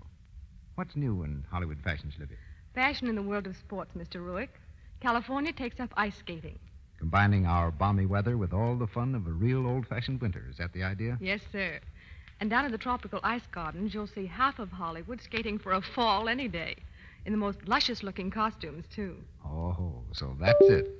You might know clothes were behind this new sports development. Well, we're not going to be cheated out of the fun of wearing all the lovely new woolens. You should see the stunning cable-stitch sweater Anne Shirley's been wearing.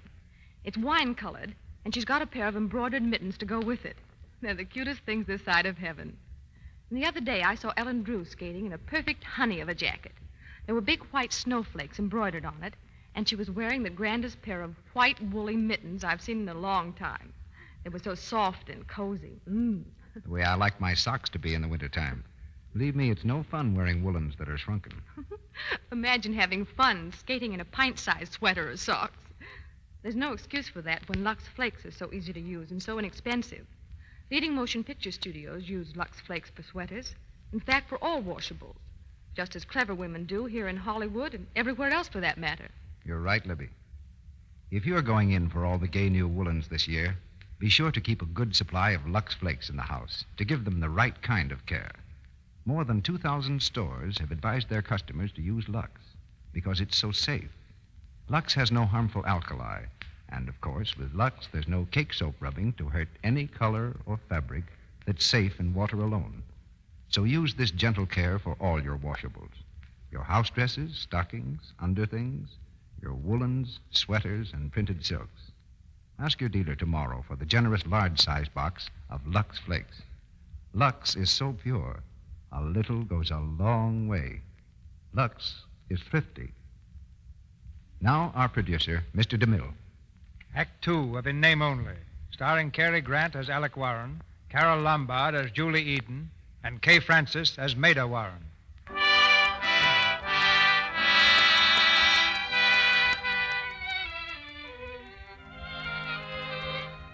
Convinced that Julie Eden was with her husband on the night of the accident, Maida Warren has come to the cottage to call on her. Of course, there's nothing but friendship in Maida's smile as Julie meets her at the door. Hello. Miss Eden, isn't it? Why, yes. How do you do? I'm Mrs. Warren. Oh, well, come in. Thank you. I brought you some flowers, Miss Eden.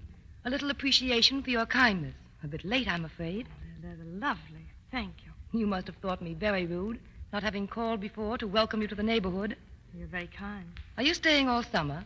Well, another month or so, then I'll have to go back to New York. So soon? Oh, and that reminds me. I'm giving a little garden party next Thursday. I'd like very much to have you come. Well, thank you, but you see, between my work and the house here, I don't have much time. Oh, I'm sure that you could arrange it. No, really, I'm afraid. Please, you must come. I'll send the car for you about 3. We're going to be good friends. I know we are. Thank you. Not at all. Goodbye, Miss Eden.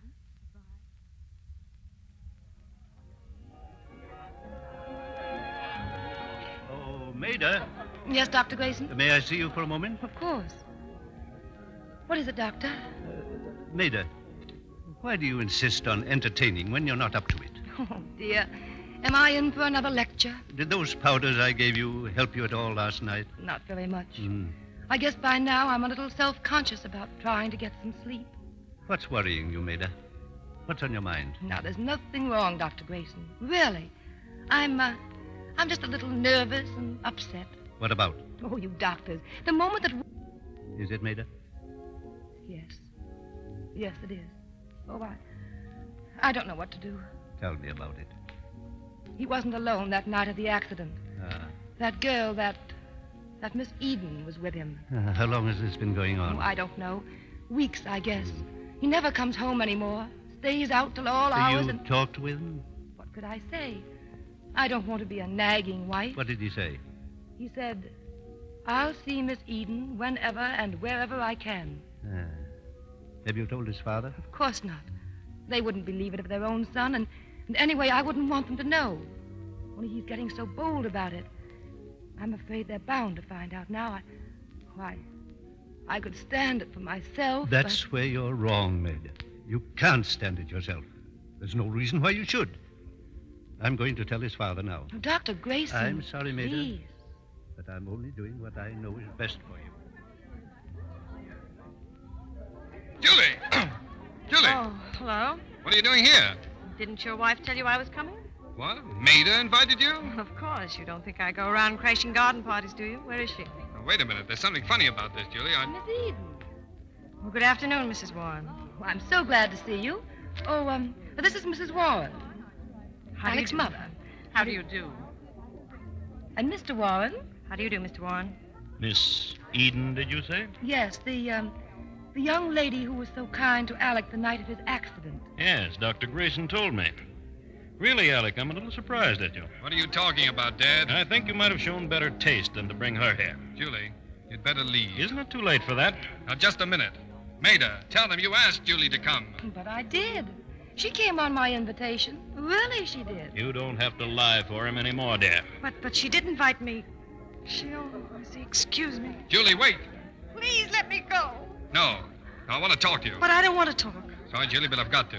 There's a lot you have to know, and I might as well start now. She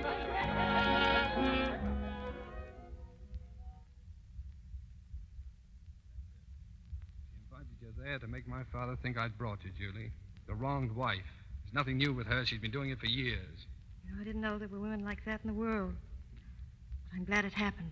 It changes a lot of ideas I had about you. I'm glad, too, dear. It brought us together again. What? Look, have you so many friends that you can't stand one more? No, but I can't be friends with you. Why not? Oh, let's not talk about it. Julie, I thought we were only going to say things we meant.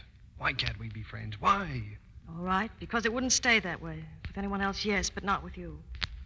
I love you, Julie. No, you don't. You're lonely. You're unhappy. Any woman with a little kindness would... Julie. Oh, Alec. Alec. Oh, I knew if I ever loved a woman, it would be like this. No, but it can't be this way. Julie. It can't. I won't do it to any woman. I've got a sister whose home was broken up. I've seen her, and I know what it means. But Maida never loved me. Well, maybe she does in some way I don't understand. Now, look, darling. Suppose there were no Maida. Suppose the first day I met you, there had been no Maida. But there is. But if I were free... Don't, Alec. Please leave me out of things. I'm leaving here. I'm going back to New York in the morning. Let's forget we ever met. Let's do anything. Anything not to get into something that'll hurt us all. Please, Alec. All right. All right, Julie.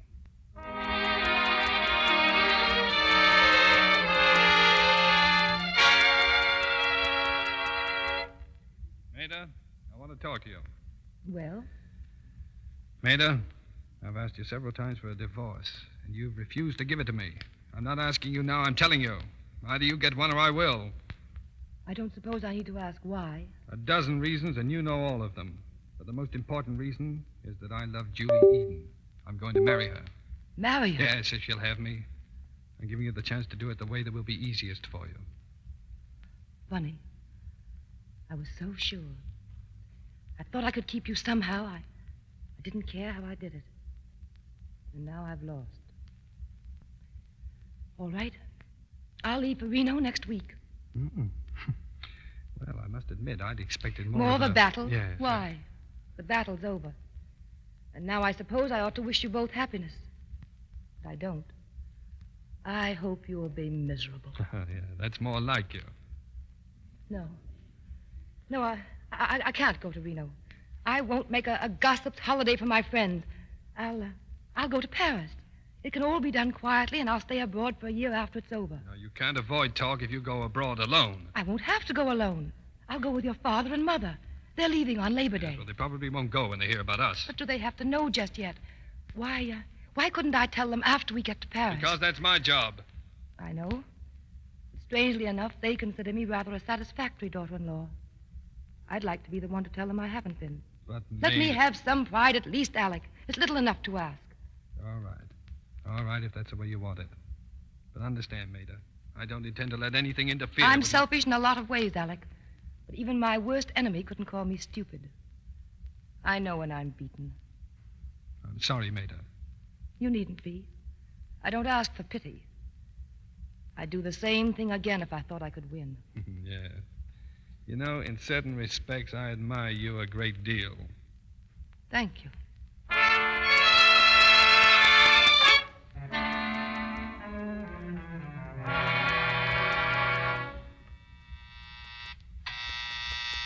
Just a second.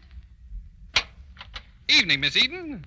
Alec, what are you doing here? I am the census man. Have to find out a few things. May I come in? Thank you. Alec, I told you not to I've come. got to take the census. Now, how long have you lived in New York? 1 day? How many females in the family? 3? That's wonderful. How many males? None? That's bad. Have to do something about that? Alec.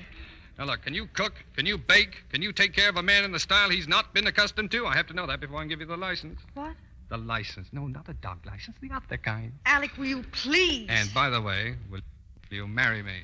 I can't marry you. Oh, now, come on, Julie. That's all changed. Maid agreed to a divorce, so you and I can get married, and I move in here and watch you work your fingers to the bone for me. Well, that's settled, isn't it? It's not settled. Didn't you hear what I said? Yeah, I'm not paying any attention to it. Where's your sister? She's out, and please go before she gets back. No. Oh, no. Only one thing could make me go, Julie, if you said you didn't love me. What's the sense of coming here at all? You haven't answered me. All right. I love you. I'll scrawl it on fences. That's I'll better. print it on a banner and wear it across my chest. That's Julie better. loves Alec. Now, what'll it get you? What'll it get either of us? It could get us arrested. I told you yesterday how I felt, and I meant it. Oh, now, come on, dear. Whose life are you living? Your own or your sister's? I'm trying to live my own if you'll let me, and I'm trying to live it my way. It's the only way I can live it and have any Yes, self-respect. well, now, that's just a lot of words. Can't you see the words don't make sense anymore? Julie, I left Ellen downstairs. Oh. Come here, Laura. Alec, this is my sister, Mrs. Morton. What is he doing here? Mrs. Morton, I'd like to make you understand that Julie and I Make are going... him go. Well, I can't go until you realize... I said make him go. Alec, please. All right, I'll be waiting outside. No, Alec. We're going to go somewhere and talk this over. If you don't come out in 2 minutes, I'll come back and get you.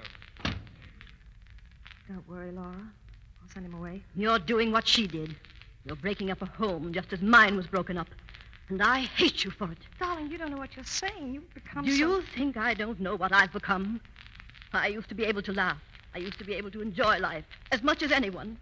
Now look at me, and then ask yourself how you can do what you're doing. I am looking at you, and I'm realizing for the first time what's changed you. It's not the woman Phil Randolph, it's Phil himself. It's not having him with you. It's knowing you'll never have him with you. If I send Alec away, I might end up like you. But I'm not going to send him away, Laura. His wife's divorcing him, and we're going to be married. Julie! Alec! Alec!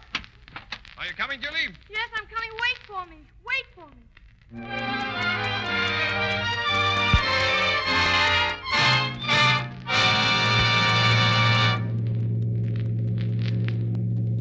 Well, almost sailing time, Maida. Yes. Well, you'd better go. It's funny. I've never seen you cry before. Don't worry. I'm not crying because of you. Well, go ahead. There's no need for a goodbye scene, is there? No, but I can thank you again. I do thank you, Maida. It's all so sporting, isn't it? The way it is in books. Yes, or prize fights.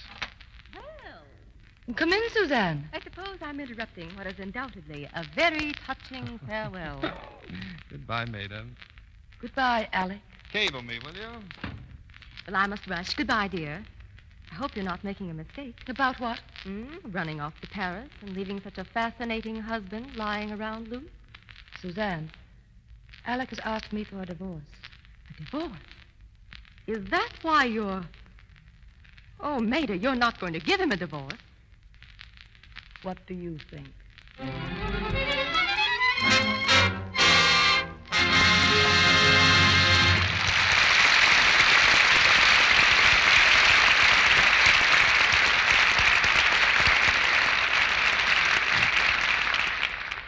In just a moment, Mr. DeMille will bring back our stars, Carol Lombard, Cary Grant, and Kay Francis, for Act 3 of In Name Only.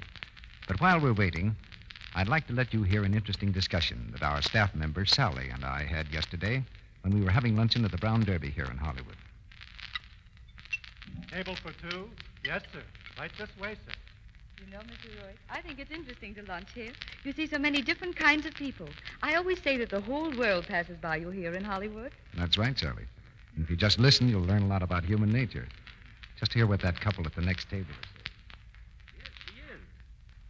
But she's an awfully pleasant woman. Yes, isn't she? But isn't it too bad that she's such a drudge? The poor thing must be worked to death. I hadn't noticed that particularly. Why do you say that? Well, her hands give her dead away. Her hands? Yes, they're so rough and red. Poor dear. It's really pitiful. Yes, now that you speak of it, I do seem to remember her hands aren't very feminine, but still. That, Mr. Roy, is a cruel side of life, I suppose you'd say. I think it's cruel, but it happens every day, everywhere. Well, we might as well be realistic about it. Maybe it isn't as cruel as you think. After all, in this day and age, there isn't much excuse for rough and red hands, even if a woman does do her own housework. Well, you don't have to worry, Sally. Your hands are nice. It may interest you to know that I wash dishes twice every day and plenty of them. I still say your hands don't look it. Which all goes to show that the advice you give over the radio about washing dishes with gentle Lux Flakes is more truth than poetry. Thanks. I'm glad to hear you say that, Sally. And if that woman they're talking about at the next table used Lux Flakes for washing dishes, I'll bet she wouldn't have other women pitying her. She wouldn't have men saying her hands aren't very feminine.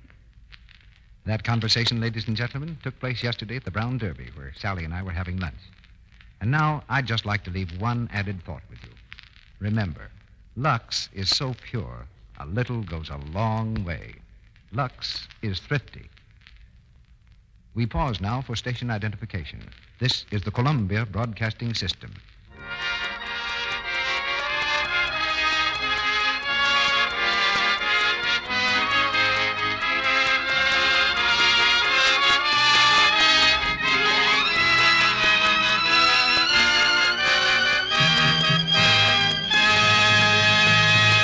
Act 3 of In Name Only.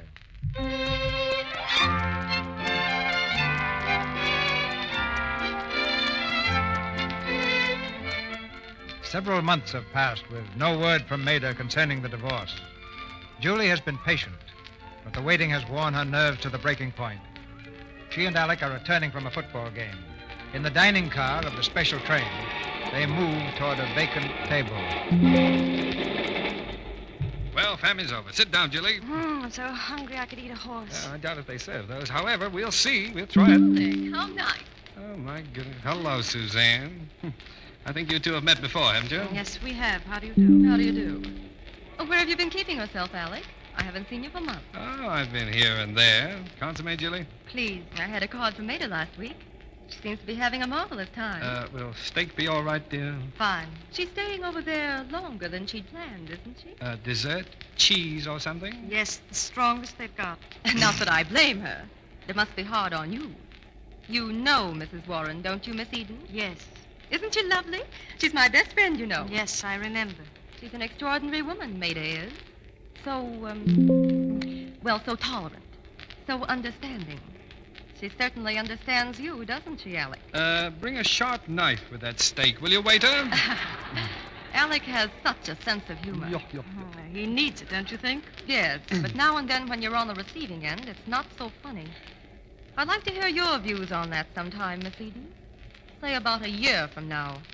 I'd like to hear your views on other things then, too. Love, for instance. Well, goodbye, darling. Oh, beautiful personality, that, isn't it? What did she mean, Alec? Well, she meant no good, I can tell you that. No. Love, for instance. Oh, now, darling, don't pay any attention to Suzanne. She's always got her claws out. I know her. Maybe she knows you. Maybe she knows you better than I do. Maybe Maida knows you better than I do. Julie, wait, sit down. Maybe I don't know you at all. Julie!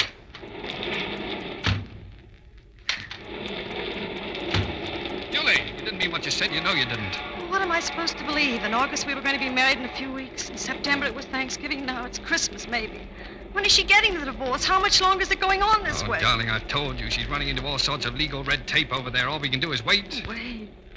We've been waiting. It's 4 months now, and we're just where we were when we started. Darling, do you think I like it? Don't you think it means as much to me as it does to you? I don't know whether it does or not. Well, it can't be much longer, dear. It can be just as long as she wants it to be. Julie! Can't you see it's no good? Can't you see it's no use? Go away and let me have some peace. Forget it all and let me forget it. Oh, I can't live this way and I can't stand anymore. I've had enough. Stop it, you hear? You're not going to give up now. I'm not going to let you give up.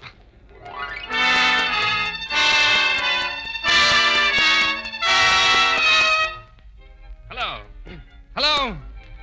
I didn't ask for the Carlton Hotel in London. I asked for Mrs. Alec Warren at the Carlton Hotel. What? But she couldn't have left. Yesterday? Well, how does it happen she didn't leave a forwarding address? Oh, very well, thank you. Oh, Mother, can I help trim the Christmas tree? Can I, Mother? In a minute, darling. It's got to be trimmed from the top down. Well, all right. I've got something else to do anyhow. Ellen, put that phone down. You're not to pester Alec, do you hear? Oh, please, Mother. I just want to tell him not to forget my presents. All right. And ask him how his cold is. I will.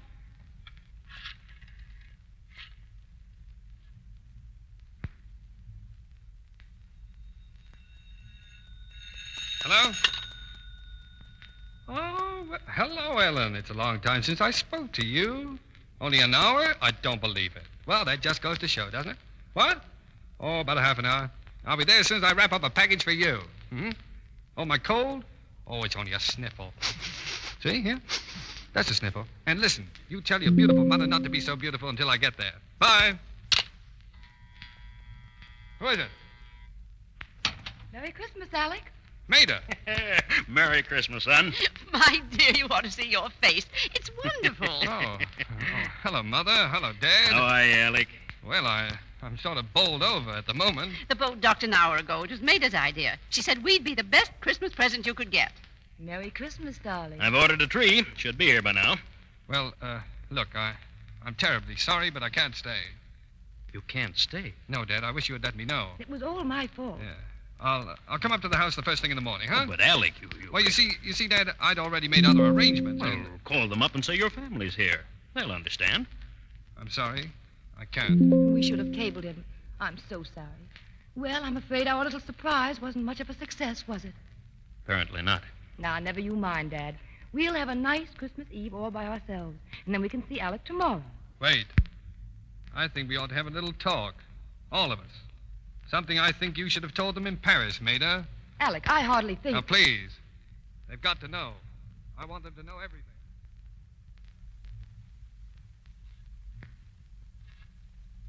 Ellen, not again. I told you not to call Alec. Oh, but this is important, Mother. No, Ellen, I don't know what to. Hello? Hello? Is this where Mr. Warren lives? Yes. Who's calling, please? Wait a minute. Mother, there's a lady there. Oh, don't be silly. Alec, he's fooling you because you pester him so much. Hello? Oh, hello. Is this Miss Eden? Why, yes. This is Mrs. Warren. Could I have Alec call you back? You see, we just got in and we were all a little excited just now. Or if you'd rather phone a little later, I'm sure that... Mother? Who is that lady? Mother, what's the matter? Ellen, would you be all right by yourself for a few minutes? Why, sure I will, I won't be Mother, long, but- darling. There's some place I've got to go. Someone I've got...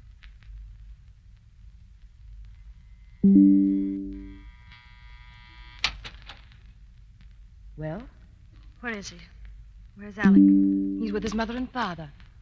I wish you hadn't felt it necessary to do this, Miss Eden. Somehow I would have expected better taste from you. I want to talk to Alec. After all, I've been tolerant, perhaps too tolerant. But this is Christmas Eve. Alec realizes he should spend it with his wife. Why can't you? Did you promise to divorce him, or didn't you?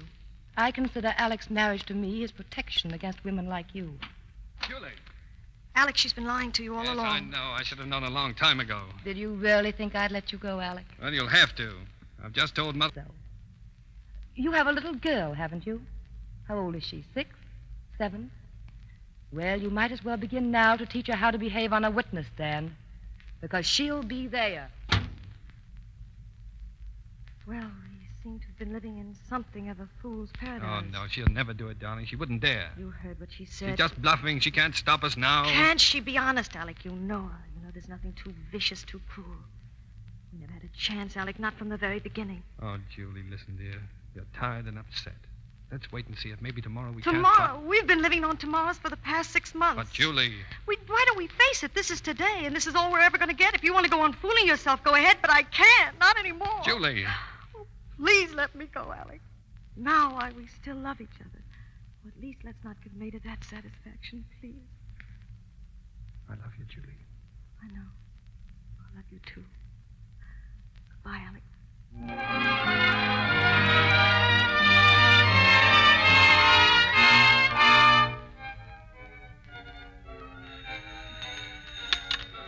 Hello? Hello. Miss Eden? Yes? This is the manager of the Pierce Hotel. You know a fellow by the name of Alec Warren? Yes, what's the matter? Well, he registered here last night, kind of liquored up. And this morning, he looks like a pretty sick man. Sick? I'll be right there.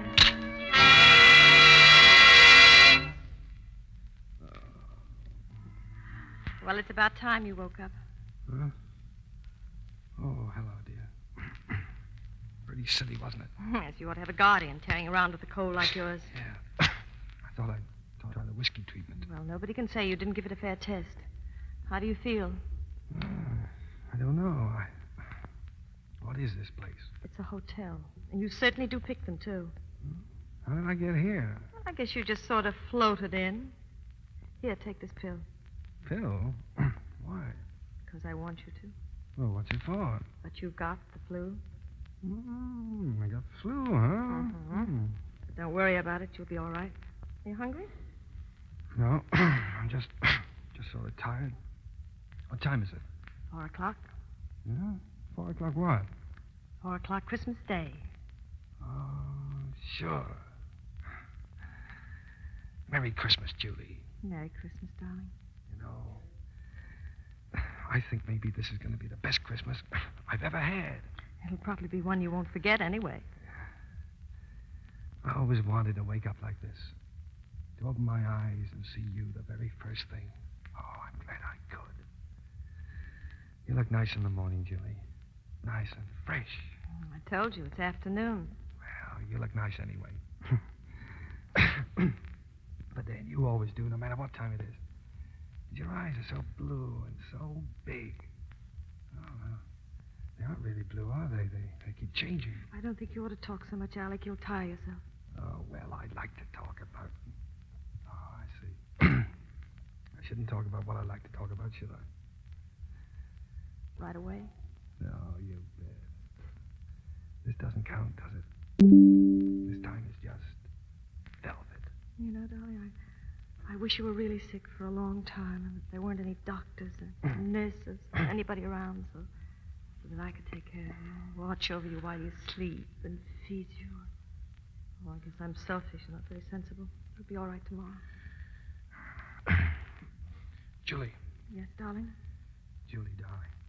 Let's not even think about tomorrow. We won't. Now go to sleep. No. I don't want to sleep. I like it the way it is now. If I sleep, I'll miss part of it. I'll miss you. If you go. Don't go, Julie. Alec. Don't go, Julie. Don't leave me. I can't. Alec. Alec! Hello, desk. Will you get me a number, please, for me? Dr. Grayson, Henry Grayson. Tell him it's Alec Warner. Hurry. Please hurry. Well,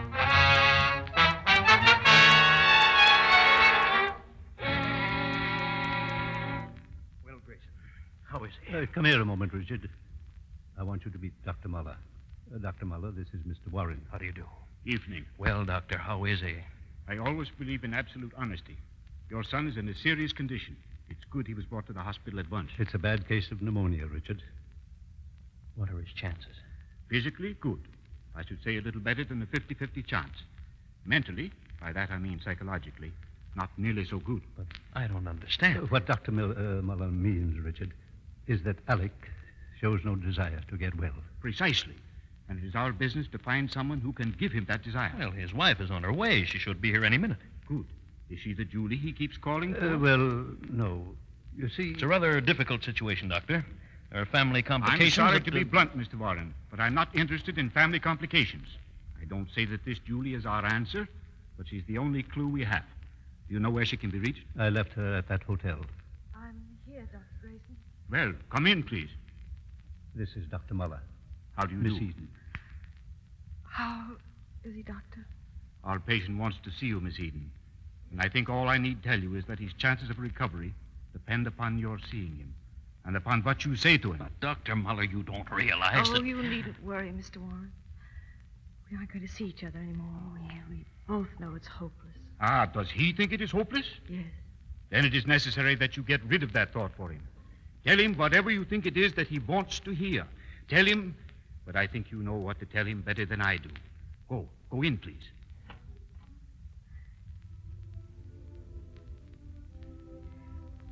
Alec. Alec, dear, can you hear me? It's Julie. Huh? Julie? No. Alec, darling, everything's going to be all right. Do you hear me? Everything all right for you and me. All right? Yes, dear, I thought it all out. Nothing matters now except us. She can do anything she likes, but, you know, she can't keep us from loving each other. Only you've got to get well. Can you hear me, darling? You've got to get well. Oh, no. No, you're just telling me that because I'm sick. No, darling. Please believe me. You've got to believe me. Mr. Warren, tell him. Say something. Alec. Look, Alec, it's your father. He'll tell you, too. Father? Yes, son. Is it all right? Yes, son. Julie, you wouldn't fool me, would you? No, darling. You will try, dear. You will try to get well. I'll get well. I'll get well. Is that what you wanted, Doctor? Don't go away, please. Mr. Warren. Certainly. I'm sorry it has to be this way, Miss Eden. Thanks.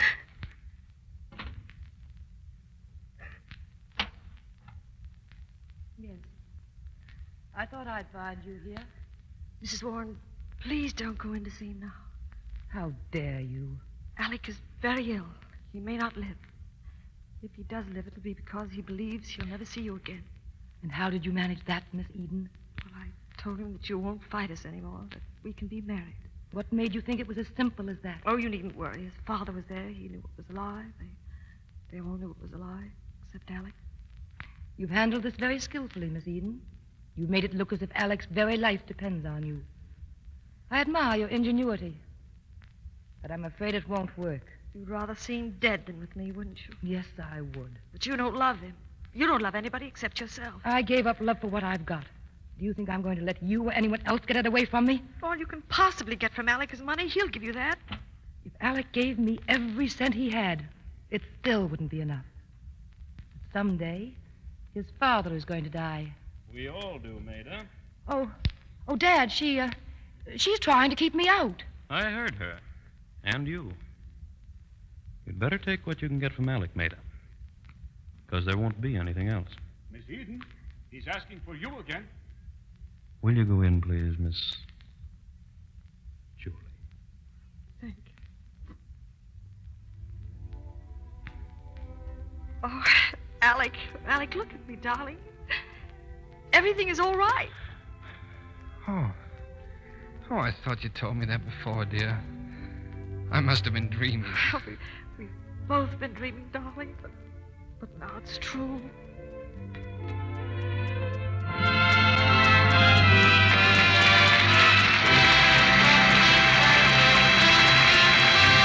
Just a moment, Mr. DeMille will bring back our stars for their curtain calls. But first, a word about Christmas. I know most of you are beginning to think about Christmas tree decorations, and you're probably wishing you could do something new and different. Well, here's an idea that's easy and inexpensive. Our Christmas snow decorations made such a big hit last year that we're going to repeat the recipe again this season. Imagine lovely, real-looking snow that will beautify your Christmas tree and last right through the holidays at almost no cost, and so new and original. You can have such an abundance of snow effect, too. All you need is an inexpensive large box of Lux Flakes and 2 scant cups of lukewarm water. Pour the box of Lux Flakes into a large bowl or dishpan. Add the water and beat the mixture with an egg beater until it's about the consistency of thick whipped cream. Then take handfuls of the whipped up mixture and spread it with your fingers all along the branches of your Christmas tree. If you want a more glittering effect, sprinkle the tree while the suds are still moist with some of that shiny artificial snow you buy in the stores. When you're finished, your tree looks like a winter fairyland right out of a snowstorm. There are quite a few ways you can use this snow idea to make your Christmas decoration more beautiful. For instance, some people take a few bare branches from a tree or shrub, cover them with the thick mixture of Lux suds, and sprinkle with the glittering artificial snow. The branches make beautiful decorations for the Christmas dinner table, especially with the white and silver accessories. If you want to experiment with color, try putting a few drops of vegetable coloring into the whipped suds. Still another idea is to use the Lux snow on your Christmas wreaths. Now remember, use 2 scant cups of lukewarm water to each large box of Lux Flakes and beat with an egg beater to the consistency of thick whipped cream. Be sure to buy the large box of Lux Flakes. And now, here's Mr. DeMille with our stars. The affairs of the Warrens and Julie Eden being duly settled, our 3 stars, Cary Grant, Carol Lombard, and Kay Francis, return for a curtain call. And if I were you, CB, I'd keep my eye on that curtain, or Kay will be carting it off to the Red Cross to cut up for clothing. I was telling Carol about some of our sewing sessions at the Red Cross. But don't bother about the curtain. I've been looking it over, and we can't use it. Well, I don't like to butt in with my slight prittle-prattle, but I sew a pretty fine seam, Kay. Can you use me? Well, Carrie, I don't know. Our sewing organization up to now has been strictly feminine. Sounds like a modern version of an old-fashioned quilting bee. Well, I think there's probably less talk and more work done at that quilting bee.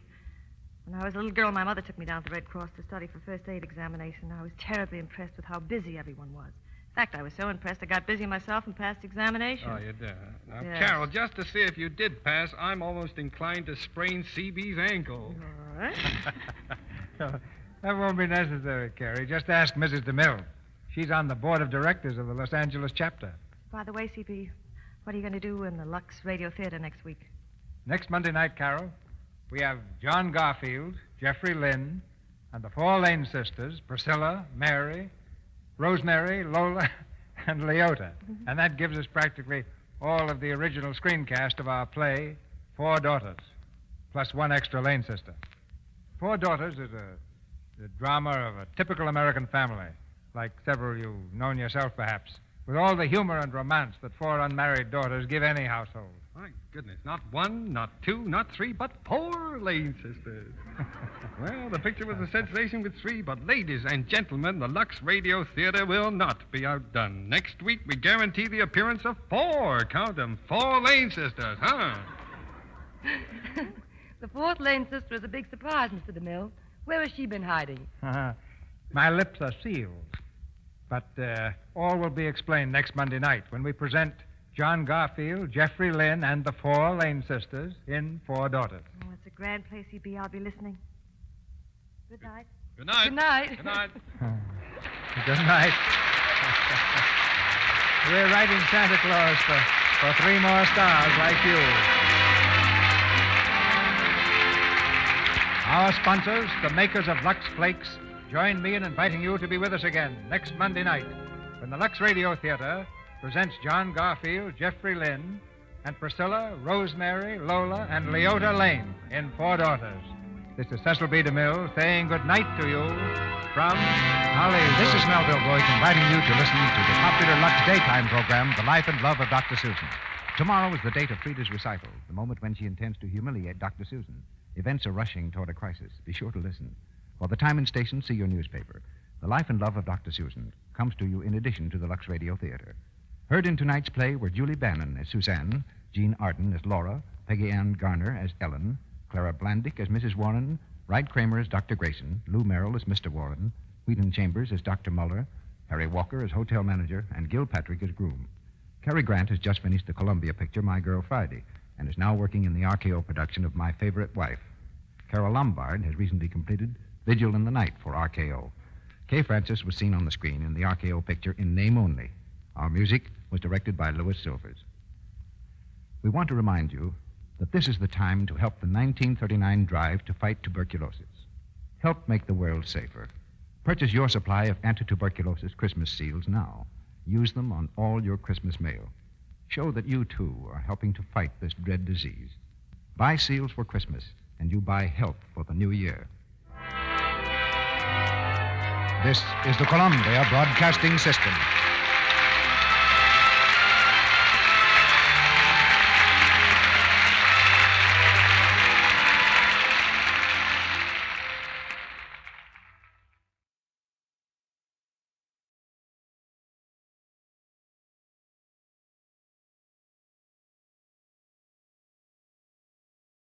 Lux presents Hollywood.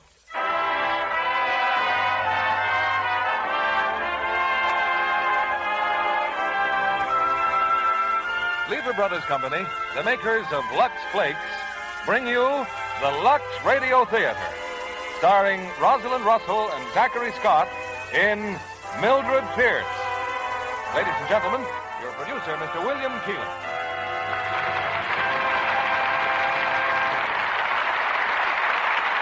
Greetings from Hollywood, ladies and gentlemen. Thinking back over the unforgettable characters we've seen in the motion pictures of recent years, I'm certain that high on your list and mine will be Mildred Pierce.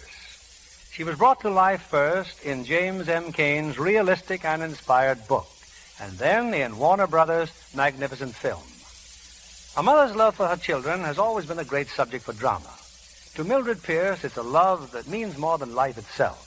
And tonight, her poignant story is brought to us by the artistry of Rosalind Russell, as she co-stars with Zachary Scott. An achievement like Mildred Pierce will always be outstanding in the film world, and is brought to you tonight by Lux Flakes, a product that's tops in quality, too. You're the final judge in both cases, and your verdict on Lux Flakes keeps it at the top of the domestic hit parade. Our stars are on stage, and here's the curtain for tonight's play, starring Rosalind Russell as Mildred Pierce and Zachary Scott as Monty.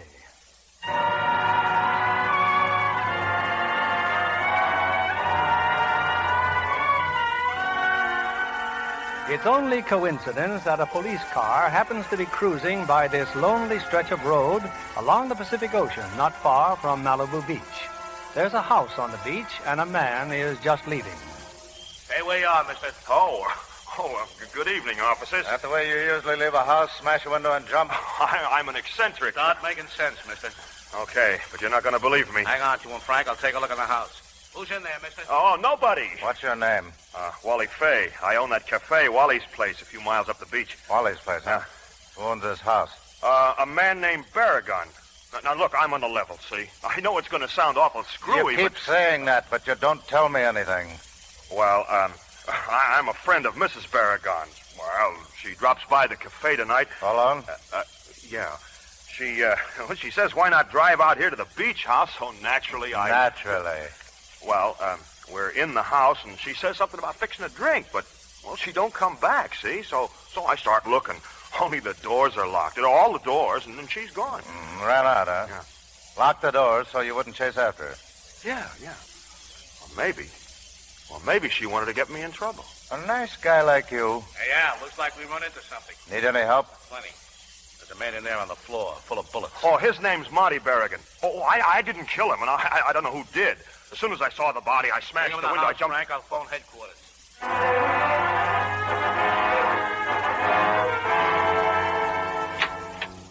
Oh, good evening, Mrs. Barragan.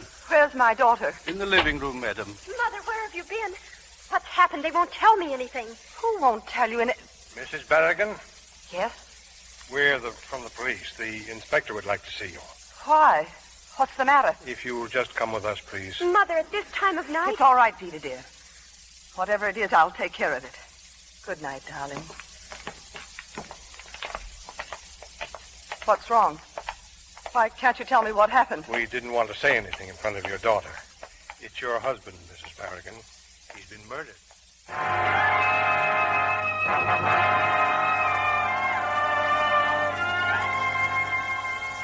Please sit down, Mrs. Barragan. I'm Inspector Peterson.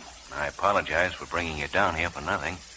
What do you mean, for nothing? Well, we know now who killed your husband. We're just booking him. So you're free to leave, Mrs. Barragan. Who did it, can't you tell me? You're entitled to know. Yes, sir? Bring him in. Just in the next room, Mrs. Barragan. Bert! Hello, Mildred. No. He's the man, Mrs. Barragan, Bert Pierce. No, Bert. I won't let you do this. Mildred, That's all, McNally. Yes, sir. But what about Wally Fay? How do you know he didn't do it? Wally Fay? I saw him here a few minutes ago down the hall while I was waiting to come in. Oh, yes. Well, Fay had no motive, Mrs. Barragan. Bert Pierce had. But he didn't do it. I know he didn't. The murder was committed with this pistol. It belongs to Pierce. That's fact number one. Fact number two, he doesn't deny killing Mr. Barragan. Seems to think it was a very good idea. Bert didn't kill him. He couldn't. He's too kind and gentle. Okay, he's kind and gentle. But that makes me curious, Mrs. Barragan. Why did you divorce him? Because I was wrong. It's taken me 4 years to find that out. Now I know I was wrong. 4 years, huh? Well, let's see. Pierce was in the real estate business then, wasn't Yes. He and Wally Fay were partners. I married Bert when I was 17. Started a life of cooking and washing and having children. 2 girls. Vida and Kay. Only Kay died. Pneumonia. She wasn't quite 8 years old. I'm sorry, Miss Barragan. Bert used to blame me for spoiling Vida. But I couldn't help it. I'd lost one child, and Well, it was a year after Kay died that Bert and Wally Fay broke up. Wally had the business, and Bert was out in the cold. That you, Bert? Yeah. Who else? What's this package? A dress. For Vida? Yes, it's for Vida. The piano recital.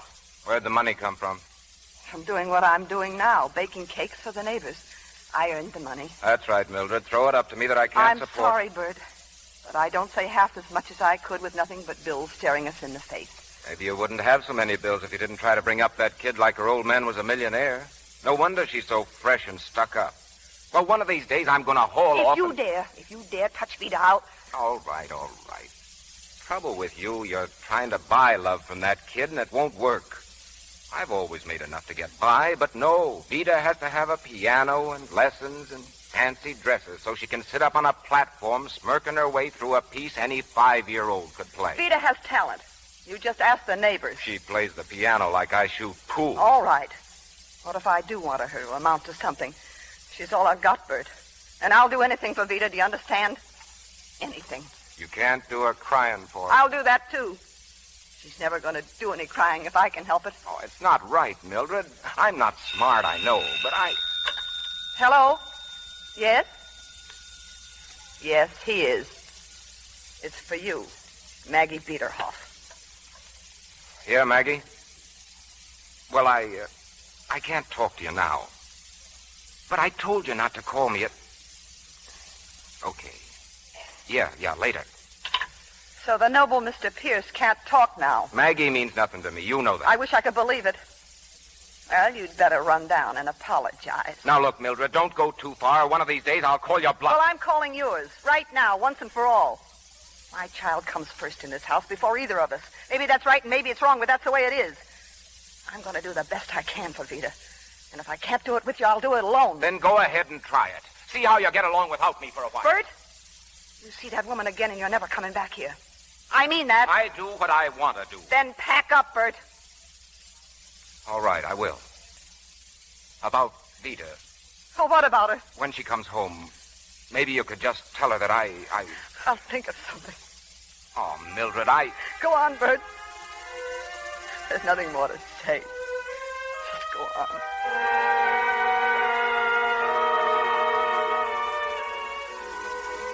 That's the man you say is kind and gentle? There's a lot more you should know, Inspector. Go ahead. I dreaded the moment I'd have to tell Vida her father had gone. I was still in the kitchen when I heard her come in. Mother? In here, darling. How did the lesson go? Very well, I think. I saw Father down the block. He was crossing the street. He had his suitcases. Did he? Where's he going? Vida, look, darling. You may as well know it. Your father and I have decided to separate. He's not coming back? No. No, I don't think so. I can't tell you any more now. If you mean Maggie Biederhoff, Mother, I must say my sympathy's all with you. Vida, please. It was just little things. Things like your dress. My dress? It came? It's up in your room. Oh, Mother, why didn't you tell me? That night, for the first time in my life, I felt all alone. So much to remind me of Bert. How things used to be with us. What great hopes we had. But I didn't have much time to feel sorry for myself. The doorbell rang. It was Bert's ex-partner, Wally Fay. Believe me, Mildred, I told him a thing or two. You know, Bert must be off his rocker walking out on a girl like you. You didn't come here to tell me that. You bet your life I didn't. But with Bert out of the way, I was hoping maybe there's a chance for me, honey. You know, I've always been soft in the head where you're concerned. Oh, cut it out, Wally. One of these days you're going to have a weak moment, honey, and I want to be around when it happens. You're pretty sure of yourself, aren't you? You got to be educated, Mildred. Why, you've just joined the biggest army in the world. A grass widow with a kid to support. Well, you'll get lonesome. You're not the kind who can get along by yourself. I can try. Oh, come on. I bet you're lonesome already. Good night, Wally. Oh, now look.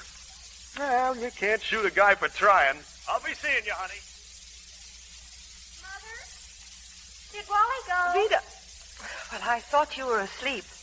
Yes, he's gone, dear. Is Father going to marry that Biederhoff woman? I don't know, dear. But I do know that you should be asleep. I've been thinking. You could marry Wally if you wanted to. But I'm not in love with him. But if you married him, we could have a maid and a new car, and maybe even a new house. I just hate this house, Mother. I don't like it either, dear. But that's no reason for marrying a man I don't love. Why not? Vida. Oh, I didn't mean it. I didn't. I don't care what we have, just as long as we're together. It's just that there are so many things that we should have and haven't got. Oh, I know, darling.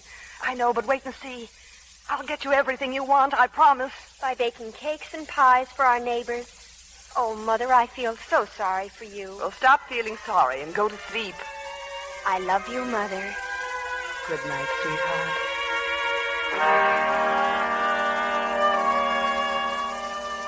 So you wanted your daughter to have everything in the world.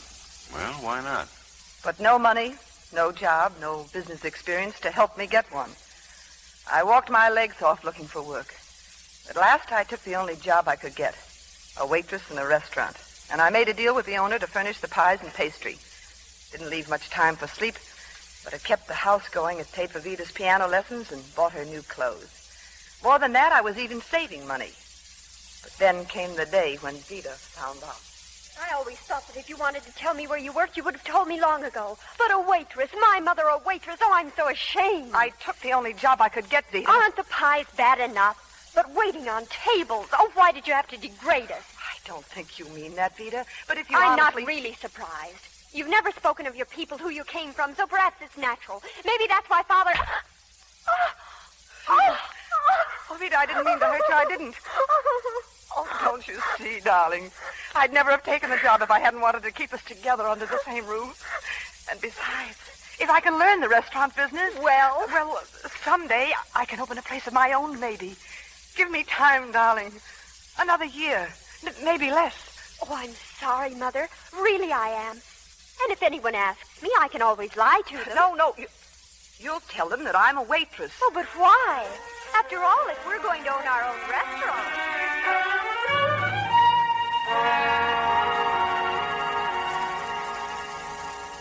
No, it wasn't quite that easy, Inspector.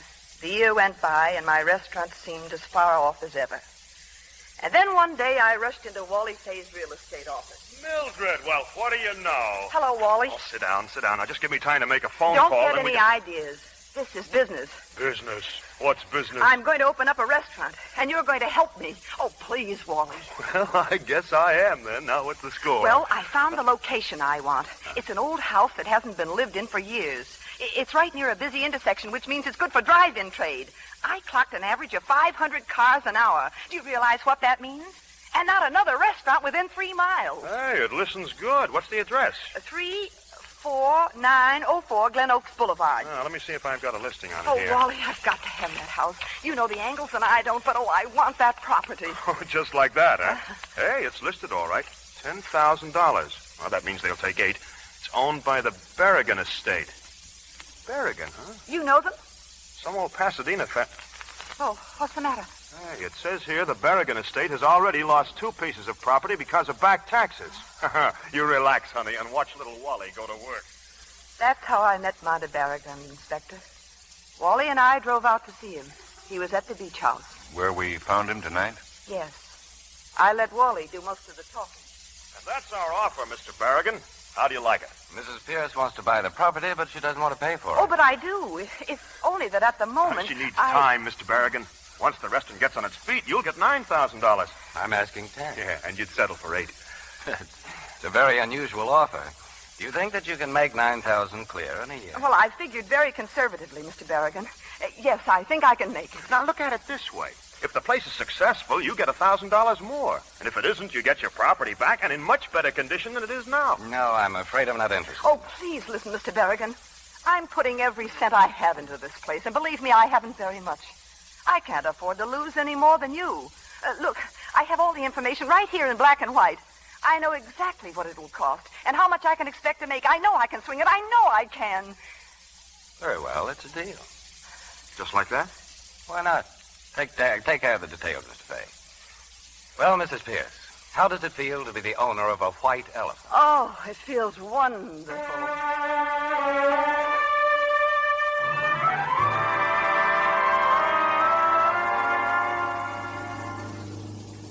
Nice guy, that Berrigan. He likes you, honey. Does he? He's nice looking. Yeah. No brains. Okay. You just leave the angles to Uncle Wally. Now, what about that husband of yours? What about Bert? Bert? Yeah, you're still married to him. Well, you open the restaurant and boom, all of Bert's creditors will be on your neck trying to take it away from you. No, go ahead. Ask any lawyer about community property. Well, I'll think about it, Wally. I'll see Bert on Saturday. He's taking Vita for the day. You just remember, honey, no divorce, no restaurant.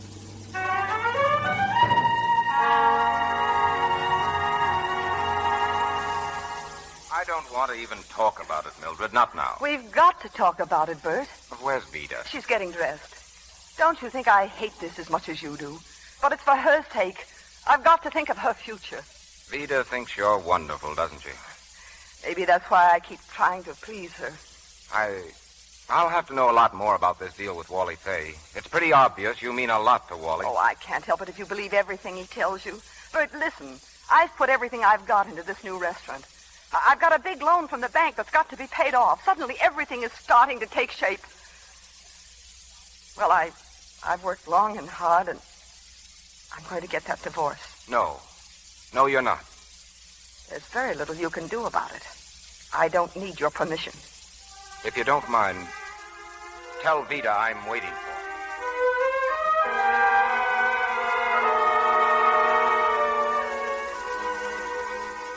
Not a very pleasant story, is it, Inspector? You filed for divorce in spite of his threats?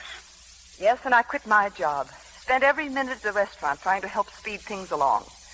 Then one Sunday morning, I had a visitor. Where do you find the energy, Mrs. Pierce? Well, the silent partner. Come in, Mr. Berrigan. I've decided I've been silent long enough. I came by to check up on my investment. Well? It was wonderful. I never recognized the old place. Now, over there's the counter. We can handle 20 people, and the turnover's fast. That's in addition to the booze. You know, I'm overwhelmed. But today's Sunday. Why don't you get out of here? Oh, I'd love to, but I'm awfully busy. Look, isn't the bar nice? I've got a nice bar, too, at the beach house. I also have an ocean. Why should people come here to eat and go someplace else for a drink? That's why I put the bar in. Now, getting back to my ocean, let's have a swim and forget all about our investment, huh? No, I couldn't possibly... As you grow older, Mrs. Pierce, you'll find that the only things you regret are the things you didn't do. You win, Mr. Berrigan. I'll drive you home. Pick up your bathing suit. And if your daughter would like to come along... Well, that's very nice of you inviting Vida. She'd love to come. Oh, she would, huh? But she's away for the day. Oh, well, I'm beginning to think that Vida's a very understanding daughter.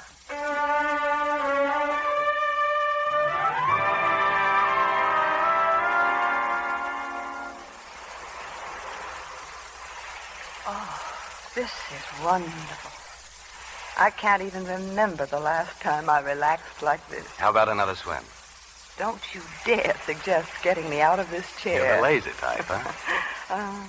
Tell me, do you live here all the year round? No, I have the old family mansion in Pasadena. It's complete with an iron deer on the front lawn and the ghosts of my ancestors in a greenhouse with no flowers.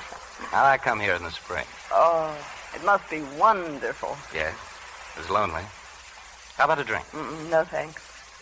It's none of my business. But you drink too much. I know. I do too much of everything. I'm spoiled. Monte Berrigan. That's an unusual name. Well, I'm an unusual fellow. Berrigan. Spanish? Mostly. Little Italian thrown in. And just what do you do, Mr. Berrigan? I loaf. Oh, in a decorative and highly charming manner. You know, you're very beautiful when you smile. Mildred, look at me. I'm not very impressionable. I lost my awe of woman at an early age. Ever since you first came here, I've thought of nothing but what I'd say to you when we met again. Now I can't say anything. You take my breath away. Do I? I like you, Monty. You make me feel... I don't know. Warm and... Wanted. Beautiful. Yes. My heart's beating like a schoolboy's. I've fallen in love, Mildred. I've fallen in love with you.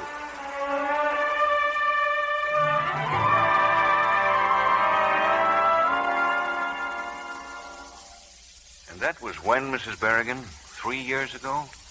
Yes. And now Monty's dead. And you think Bert killed him? You're wrong, Inspector.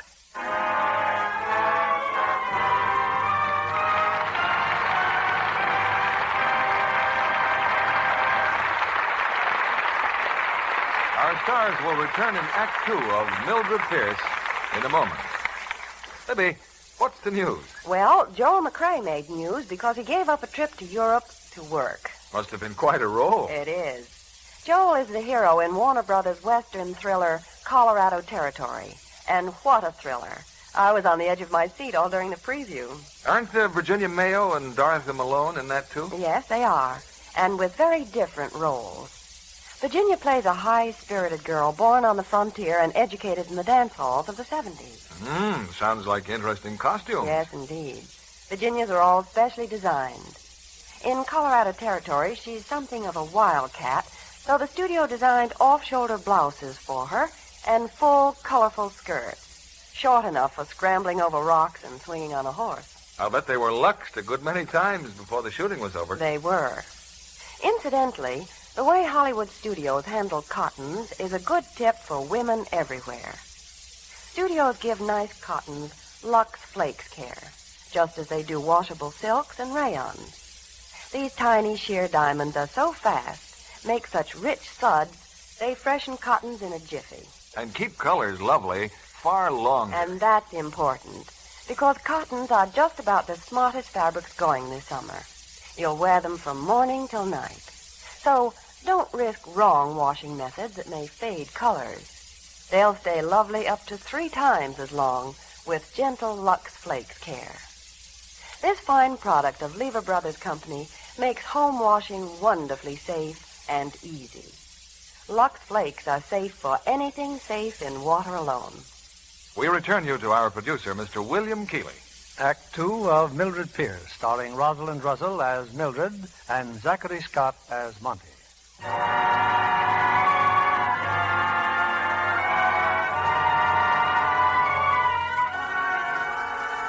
A few hours ago, Monty Barrigan was murdered.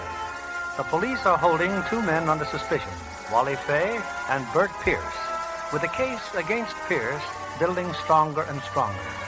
At the Homicide Bureau, Barrigan's wife is still in Inspector Peterson's office. So you think Pierce is innocent? Well, we don't. Now, you were telling me about Monty Barrigan, how he fell in love with you 3 years ago. It's hard to remember the next few weeks. So much was happening, wonderful and exciting. Monty. And the opening of my own restaurant. You refer to it as your restaurant, Mrs. Barrigan. Oh, it wasn't really all mine. Wally had worked very hard arranging the financing for me. I cut him in for a third. And since I hadn't paid for the property, Monty Barrigan owned another share, a sort of partnership. We were swamped with business that opening night. It was well past midnight before we closed the doors. Well, what do you know? She's finally coming out of the kitchen. Oh, my feet. Give me a chair, Wally, before I fall down. Oh, hello, Monty. Well, you're a great success. Oh, if we can say that a month from now, maybe I'll believe it. I've been getting acquainted here with your daughter. And guess what, Mother? Mr. Barragon's promised to take me to the races. Only if your mother comes along. I'd love it. Oh, Wally, do me a favor. And you just name it, honey. Take Vita home. What? Home? Oh, Mother, anyone would think I was a child. Yeah, I figured on taking you home. Oh, please, Wally, you should see the kitchen. They'll be washing dishes there for another hour. I come out looking for an evening of fun and laughter, and what do I get? A date with a Girl Scout. Wally, will you please not refer to me Good as night, darling. Good night, Mother. And I trust we shall meet again soon, Mr. Barrigan. Very soon. I trust so, too, Vita. Get going, small fry. That's a very cute youngster, Mildred. No youngster anymore. Well, it's been quite a night. My white elephant may turn out to be solid gold. Monty, would you excuse me for a minute? I'd better check tomorrow's menu. Oh, later. Look, I've been waiting for you all evening. It's a lifetime. Don't you ever realize? Bert. I didn't mean to bust in on you. They let me in the back way. Oh, well, this is Mr. Barrigan, my husband. Oh, I've heard a lot about you, Mr. Pierce. If you don't mind, I'd like to speak to Mildred. Yes, of course. What is it, Bert? I'll try to lose myself at the bar. About the divorce, Mildred. You can have it. I told you once to see if you could get along without me. I didn't think you could. Well, now I know better. I never thought it would end like this, Bert. Who knows how anything's going to end? Well, all the luck in the world. Thank you. Leaving already, Mr. Pierce? Well, I think I'd better. Oh, but doesn't this call for a drink? Here's a glass. You know, in the Barragan family, there's an old Spanish proverb. One man's poison is... Well, I guess that means you don't want a drink. I apologize, Mr. Pierce.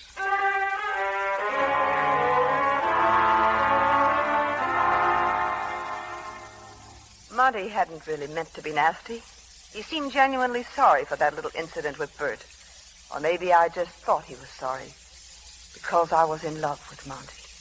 You still haven't given me one reason why Bert Pierce isn't the murderer. In fact, you've given me a very good reason why he is. Pierce couldn't account for his movements at the time of the murder, and you've just told me the motive, Mrs. Berrigan. Jealousy. Excuse me, Inspector. This report just came in. I thought you'd want to read it. Oh, thanks. Pardon me, Mrs. Berrigan. Is he sure of this information? You know Charlie, sir. He doesn't like to make mistakes. I'll tell him to keep on it. Yes. Who's I to call one, Mrs. Berrigan? She's my business manager. Well, she tells us that you phoned her from your office late last night and asked where Mr. Berrigan was. She says you seemed quite upset. Well, it was just a business matter. And tell me something else. Why did you take Wally Fay to the beach house? Did you know that Berrigan was lying there dead? No, I didn't. Then you were at the beach house. Why didn't you tell us before? And why did you run away from the house? Wasn't it because you knew that Berrigan was dead? No, I didn't. And why are you trying to pin the murder on Fay? I think you'd better tell me the truth now. I did it. I killed Monty Berrigan. You? But why? Your restaurant was a success. You were in love with him. You married him. I didn't marry him. Not until much later. At the time, too many things were uncertain. But the restaurant was a success. In a few months, I opened another place, and then I started a chain. In 3 years, I'd built up 5 restaurants. They made money. Everything I touched turned into money. And I needed it. I needed it for Vida. She was a young lady now with expensive tastes and several boyfriends. One in particular, Ted Forrester. One night, Monty and I joined them for a round of the nightclub. The handsomest couple on the floor, Mildred. Vida and Ted. She likes him, Monty. A lot, I think. Who wouldn't? He has $1 million.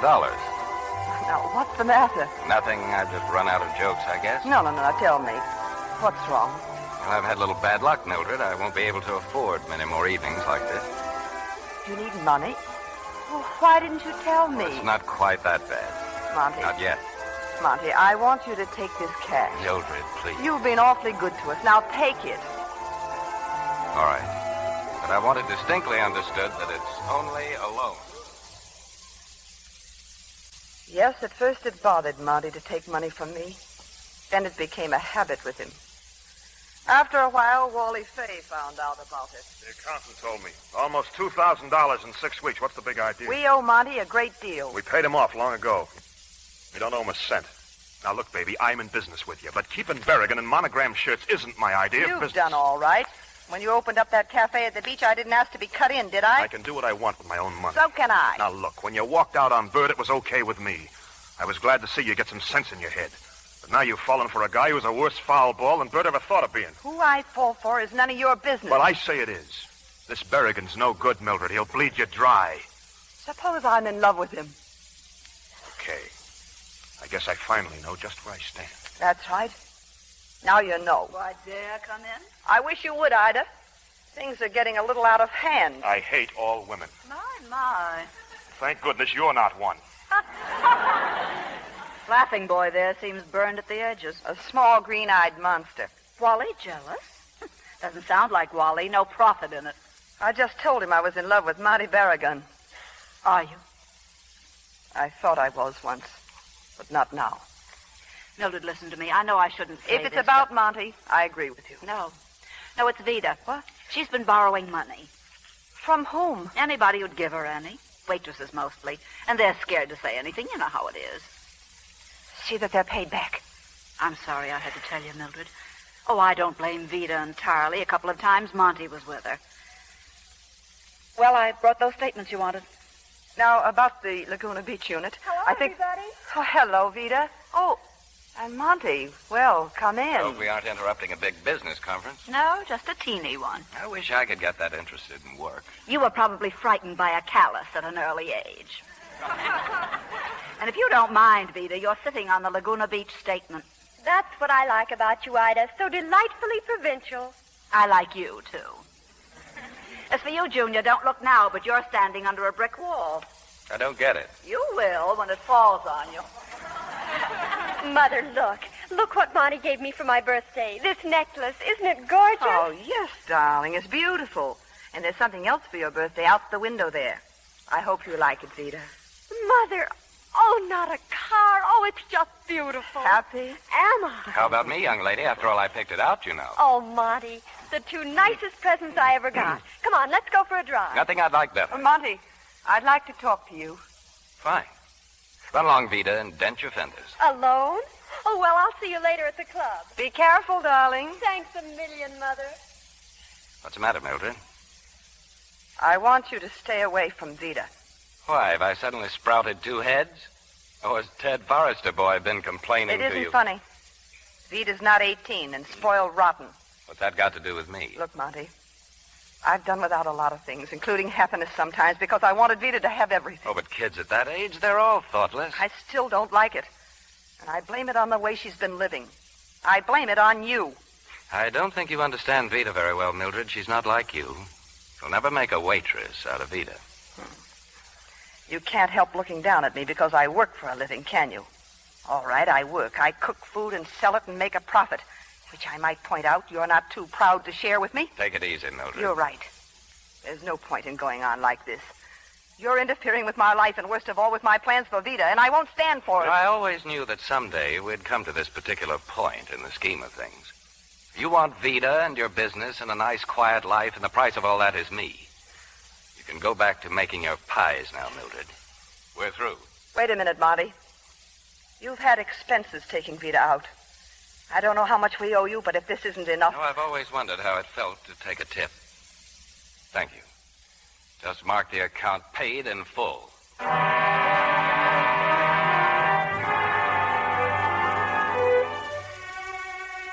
I saw nothing of Monty for over a month. And suddenly Vida was spending all her time again with the Forrester boy. The one with $1 million. I was terribly busy. The restaurant business was falling off.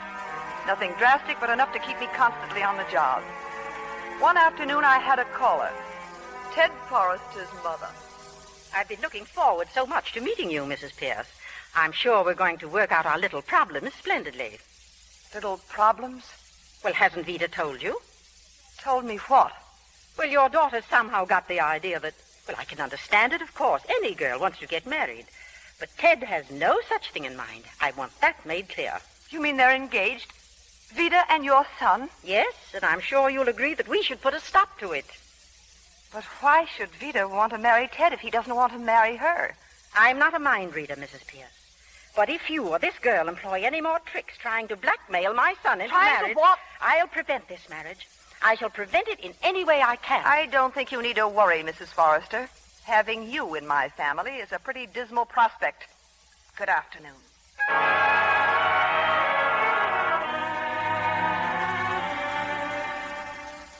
Well, what's so important, Mother? Yeah, what's up, Mildred? Vida and I were Wally, just do going you down mind? This is private. I think I know what's bothering you.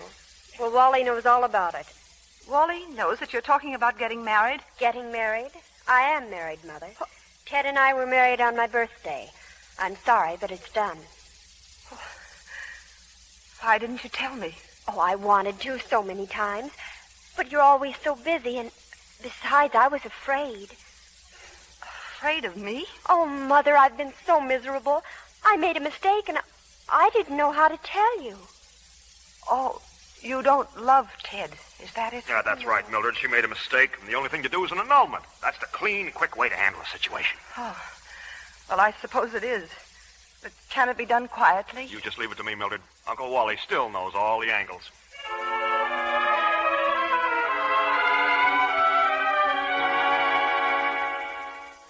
And you should have seen Mrs. Forrester's face when Wally told their lawyer. Oh, Mother, you'd have died. When Wally told their lawyer what? That the annulment was going to cost them $20,000. You asked for money? Well, of course I asked for money. They wanted the annulment, didn't they? And no publicity. Vida! How could you do such a thing? How could you? And I got the money, see? A nice big check. Oh, I'll have to give Wally part of it, but there's still enough for money. That's what you live for, isn't it? You'd do anything for money, wouldn't you? Even blackmail. For heaven's sakes, Mother, grow up. Yes, it's about time I did. All right, Vida. From now on, things are going to be different. I'll say they're going to be different. Why do you think I went to all this trouble? Why do you think I want money so badly? All right, why? Are you sure you want to know? Yes. With this money, I can get away from you. Vida!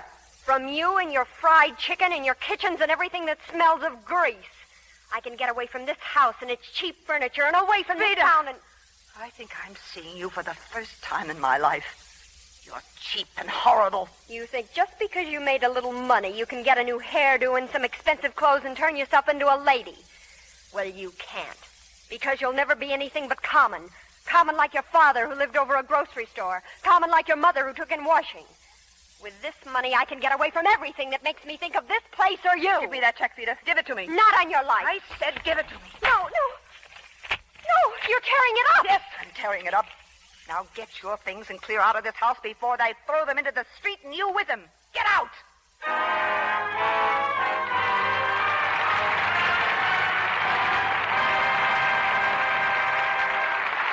We pause now for station identification. This is CBS, the Columbia Broadcasting System.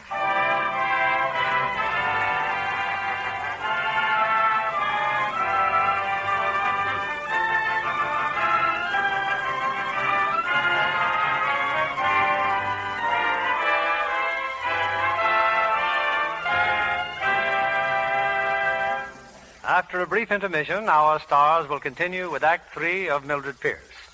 Tonight we have asked lovely Claudia Barrett to pay us a return visit. I understand, Claudia, that you spent so much time on the set of The Fountainhead that visitors thought you were on the publicity staff. I almost felt that way, Mr. Keeley. It's a wonderful story. Yes, the book made publishing history, and I predict a great box office success for the picture. Gary Cooper gives an outstanding performance as a man who will make any sacrifice for his beliefs, with Raymond Massey an excellent choice for his rival, a publisher. I was fascinated by Patricia Neal. His Warner Brothers are to be congratulated on discovering Pat. She's sensational. Isn't her wardrobe in The Fountainhead divine? Even her lingerie is dreamy. The wardrobe department made her slips and nighties in unusual shades like honey beige and ice blue to emphasize her blondness. Did she have them copied, as many stars do? The studio gave them to her after the picture. Wasn't she lucky?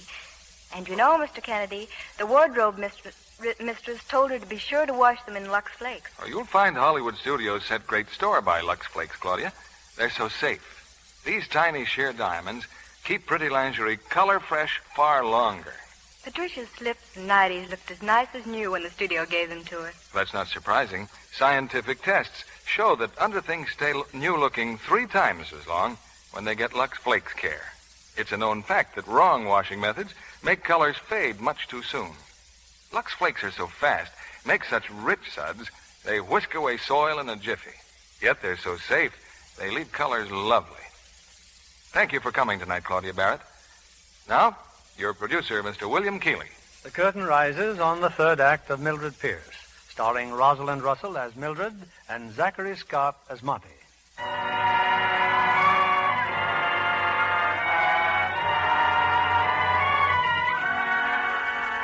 It's almost dawn now, but the lights still burn brightly in Inspector Peterson's office as Mildred Pierce continues her story. I had said some awful things to my daughter. I had driven her away. I went away for a while, too, but not far enough. Something kept pulling me back. Finally, I gave in and came home. But no sign of Vida. Not even a letter. Mexico, huh? So that's where you've been. People still eating in restaurants, Ida? Not enough of them. I'm glad you're back. Seen anyone I know? No. I wondered how long it would take you to get around to Vida. Why don't you forget about her? I can't. Maybe she didn't turn out as well as I hoped. But she's still my daughter, and I want her back. Well, personally, Vida's convinced me that alligators have the right idea. They devour their young. Hello? Hello, is Mildred there? This is Bert Pierce again. Just a moment. Your ex-husband. He's been calling every day for 2 weeks. Yeah. Hello, Bert. I just got back this morning. Are you all right? Yes, I'm all right. How about dinner? Dinner? I'd like to see you, Mildred. Or would you rather I didn't? I'd be glad to see you, Bert. You can pick me up at the house at 7:30. Thanks. I don't know why, Ida, but it's going to be nice seeing Bert again.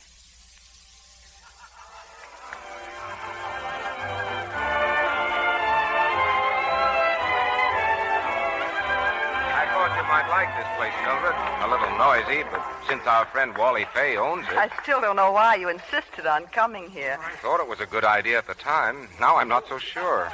What's that mean? Look over there, under the spotlight. Vida.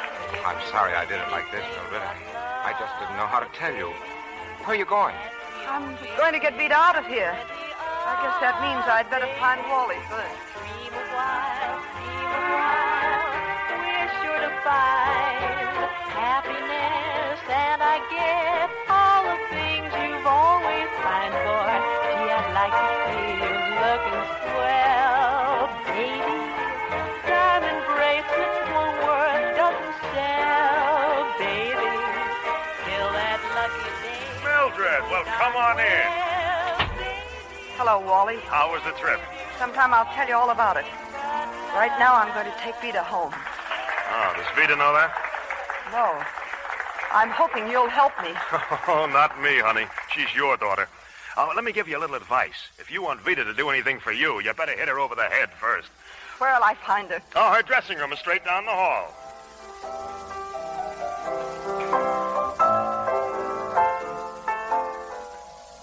Well, quite a surprise, Mother. What can I do for you? I want you to come home, Vida. This isn't your kind of life. No. What is my kind of life? Oh, Vida, it isn't easy for me to beg like this. You must think I'm on a string. Go away, Vida. Come back, Vida. Oh, no. We'll have the house redecorated. We'll get all new furniture, a new piano. You'll like it, I know. You just don't understand, do you? You think new curtains are enough to make me happy? No. I want a little more than that. I want the kind of life that Monty Berrigan taught me, and you won't let me have it. I'm sorry for all the trouble I've caused you, but if I went back, it would only start all over again. You know how I am, Mother. But if I could give you the kind of life Monty taught you, would you be willing to come home then? But you couldn't, could you? Drop in again sometime, Mother. I'll be here.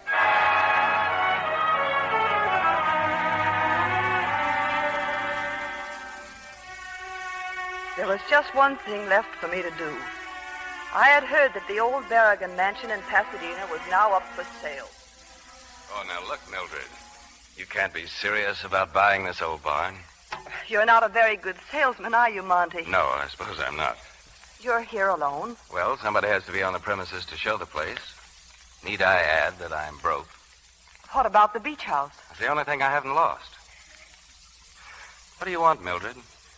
You don't want to buy this antiquated tomb. You'd be out of your mind. Oh, I don't know. A little remodeling would do wonders. You're not fooling me. I remember too well. I remember how it was with us once, and so do you. Something neither one of us can forget. Then you can do me a great kindness. If I can. Ask me to marry you. Why? Well, your attitude is hardly enthusiastic. You went to considerable trouble to get rid of me once, so naturally I'm a little startled. Well, I have a good reason for wanting you to marry me. Vida. Why Vida? Your reason for doing anything is usually Vida. What's your answer, Monty? I can't afford you, Mildred. I'm sorry, but all I have is pride and a name. I can't sell either of them. Things are considerably different now from what they were at the beginning. I know. I haven't forgotten. I told you once that you were the only woman in the world for me. I loved you then, and I love you now. Then why can't we Because get I married? won't go on taking tips from you. Of course, if I owned a share in your business. How much of a share would your pride require, Monty? Don't put it that way, Mildred. I'm not enjoying this. I'm only doing How it... much of a share? I think I can leave that up to you. It's a deal, Monty. Sold. One Berrigan.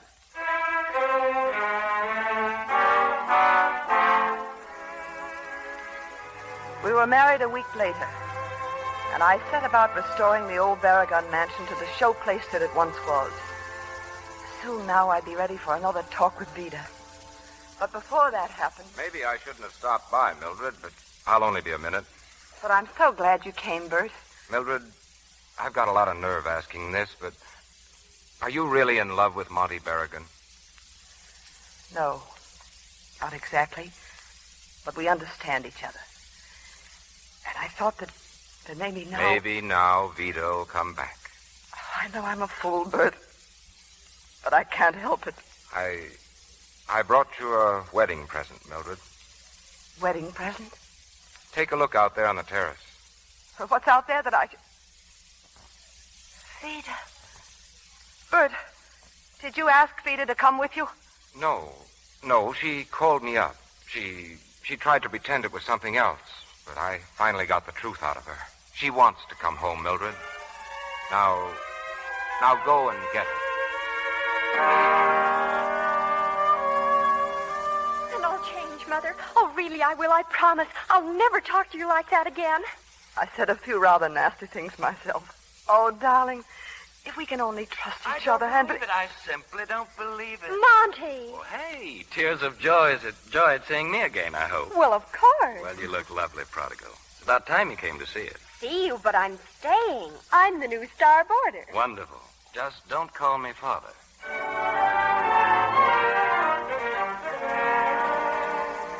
For the next few weeks, I was happier than I'd been in years. I didn't see nearly as much of Vida as I wanted to, but it wasn't her fault. I was busy. The restaurants were running into trouble. But with Vida back, it didn't seem to matter. I planned a wonderful party for her, Inspector. It took place last night. Yes, so I understand. Only I wasn't there. A sudden meeting came up at the office. The accountants and a lawyer named Hopkins. At 11 o'clock, we were still at it. I've told you a dozen times, Mrs. Berrigan. In simple language, you owe my clients money. They must either be paid or you show cause why the restaurant should not be taken away from you. If you resist, your creditors force you into bankruptcy. It's as simple as that. I haven't a cent of ready cash, so I guess that's that. Any ideas, Wally? Well, you can still manage the restaurants. That's very nice of you, Wally. Stealing the business right out from under me and letting me run it for you, huh? Now, listen, I've got to put up the dough to keep us out of court. Well, you've been bleeding this business dry so you can live the way you have since Vida came home. You said so yourself. I know. The creditors want your hide. I can't stop them. Another month like this, and we'd all be out in the cold. Well, as it is... As it is, only I am. You'd still be all right if Monty hadn't forced the issue. What's Monty got to do with this? He wants to sell his share of the business. I got to go along with it, or I'm out, too. Well, you didn't know? No. You married him. I didn't. Let's go, Hopkins.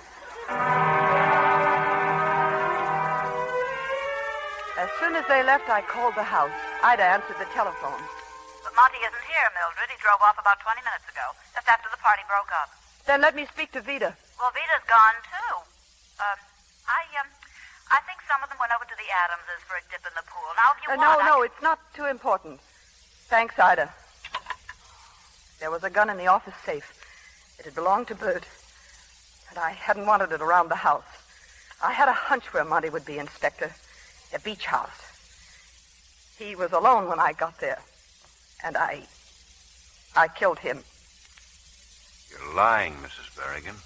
We know you weren't alone in the house with him. We have proof of that now and of various other things. Yes, sir? You can bring her in, Frank. We've had a slant on you all night, Mrs. Berrigan. You were the key. I had to put the pressure on you. Well, the key turned. Vida! The sergeant will tell you where they found her. We picked the girl up at the airport. Grabbed her off a plane headed for Arizona. She didn't like it very much. I don't understand. Your mother just told me everything. Why did you kill him? You told him.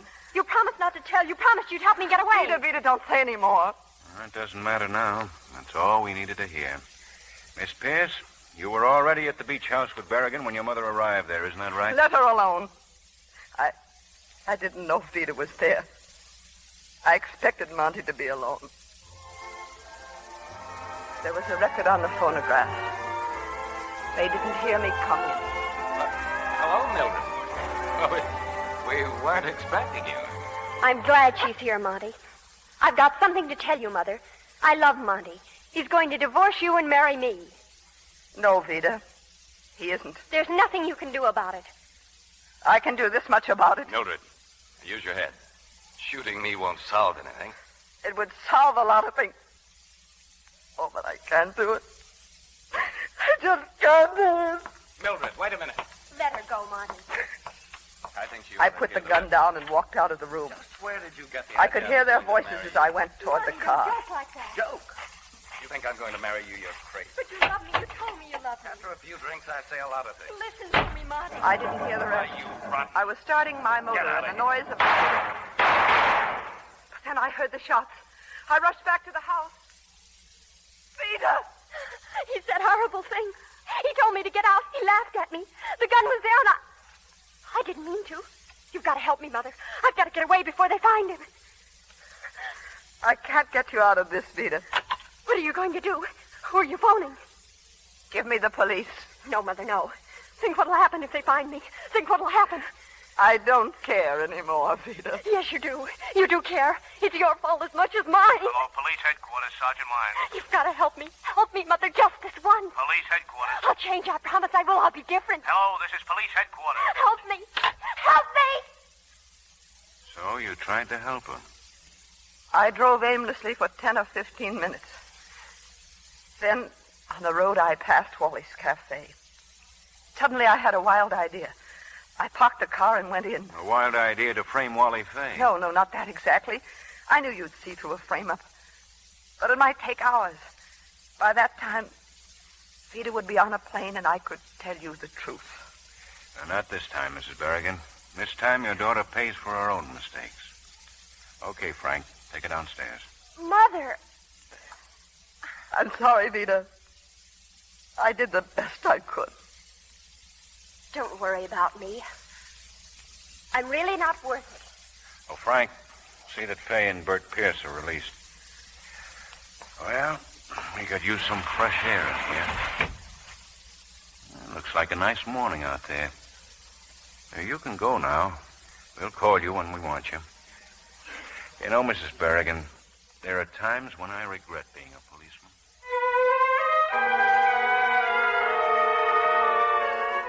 Well, they're booking the girl, Inspector. You told Frank to release the others? Yeah. Come here, McNally. Take a look out the window.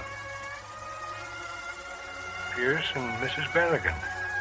Together. Yeah. Maybe that's where they belong. Together.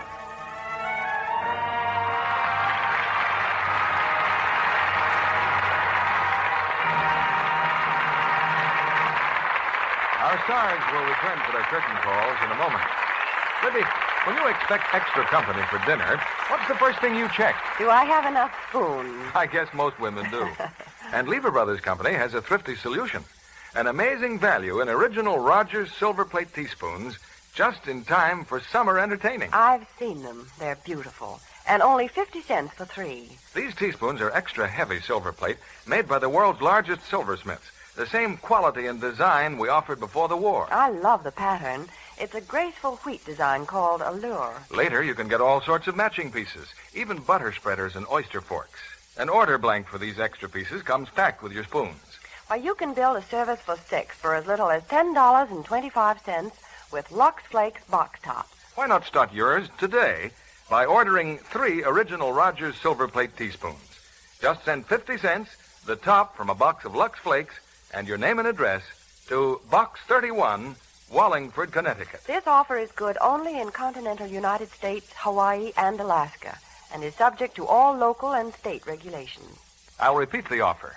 For 3 original Rogers teaspoons, just send 50 cents and a Lux Flakes box top to Lux, Box 31, Wallingford, Connecticut. Here's Mr. Keeley with our stars. Fine drama requires fine acting, and tonight's stars certainly gave us that. Here they are, returning to the footlights, Rosalind Russell and Zachary Scott.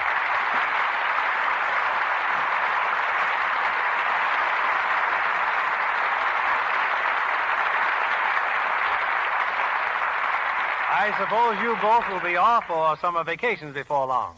What are your plans, Rosalind? Well, I'm going to do some painting. Pictures or houses, Roz? Pictures. It's a new hobby. Well, what school of painting appeals to you, Rosalind? Are you an impressionist? Well, more of a hit-and-missionist. I paint by instinct. You mean you never had any lessons? Oh, just one lesson. You see, my first portrait was of my son, and When my husband saw it, he suggested some lessons. But after the first class, the teacher said I'd better not come back. He was afraid teaching would destroy my wild freestyle. Well, you get enough compliments on your acting, so it probably doesn't matter. By the way, Zach, I saw you with a very beautiful young lady at the premiere of your new Warner Brothers picture, Flamingo Road. Thank you, Bill. I think she's kind of beautiful, too. That was my daughter, Waverly. Oh, your severest critic, no doubt. Well, she just won't believe me as a villain. She knows who's boss at home. Incidentally, Bill, I always make a hit when I come home after a Lux Radio Theater date. Oh, your family likes your performances here? No, it's the Lux Flakes I bring home. I know what you mean. I always keep them in my home, too. Oh, Bill, what was the attraction you mentioned for next week? It's a prize film comedy, Rosalind. The RKO success, The Bachelor and the Bobby Soxer. And we'll have two original stars of the picture, Cary Grant and Shirley Temple. This picture delighted millions with its fresh, original comedy. Entertainment that demands the special talents of Cary Grant and Shirley Temple, so we have them both next Monday. Well, I know you'll have a great show, Bill. Good night. Good night, Ross. Good night. And we'll see you soon.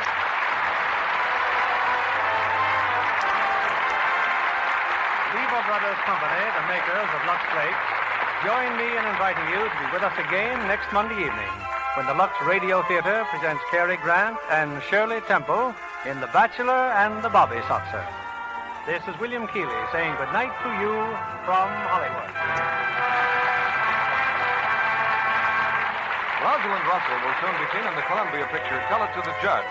Heard in tonight's cast were Leif Erikson as Wally, Donald Woods as Bert, and Rhoda Williams as Vida. Our play was adapted by S.H. Barnett, and our music was directed by Louis Silvers. This is your announcer, John Milton Kennedy, reminding you to join us again next Monday night to hear The Bachelor and the Bobby Soxer, starring Cary Grant and Shirley Temple.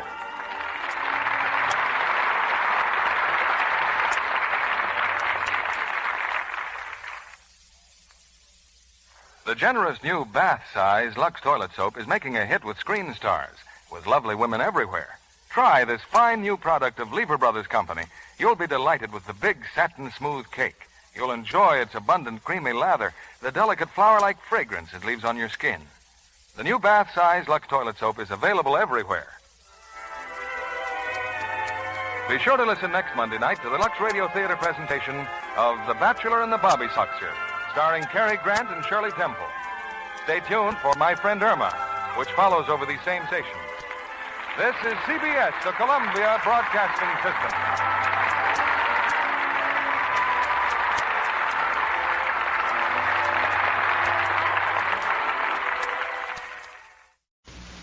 Lux presents Hollywood.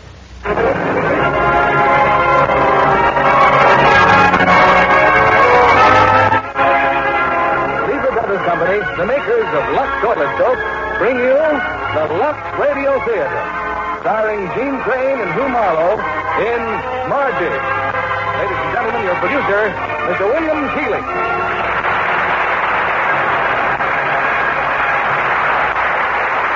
Greetings from Hollywood, ladies and gentlemen. If anyone in our audience graduated from high school without experiencing a severe case of puppy love, well, I'm very much surprised. And if you think back to those days right now, I imagine you'll be inclined to laugh at what was then a deadly serious romance. Well, teenage romance continues to be deadly serious. But tonight we're going to take you back to those nostalgic high school days of 1928 and the trials and triumphs of a pretty little girl named Margie. Starring in her original role is an extremely pretty girl named Gene Crane. And as her co-star, talented Hugh Marlowe. Yes, teenagers take life very seriously, and we're glad they do, because one of the problems they're concerned about is a good complexion. And lovely mothers everywhere can recommend their own Lux Toilet Soap care to their daughters because they know Lux Soap is a perfect beauty care for lovelier complexions. Now the curtain rises on Margie, starring Gene Crane in the title role and Hugh Marlowe as Mr. Fontaine, with Jane Darwell as Grandma.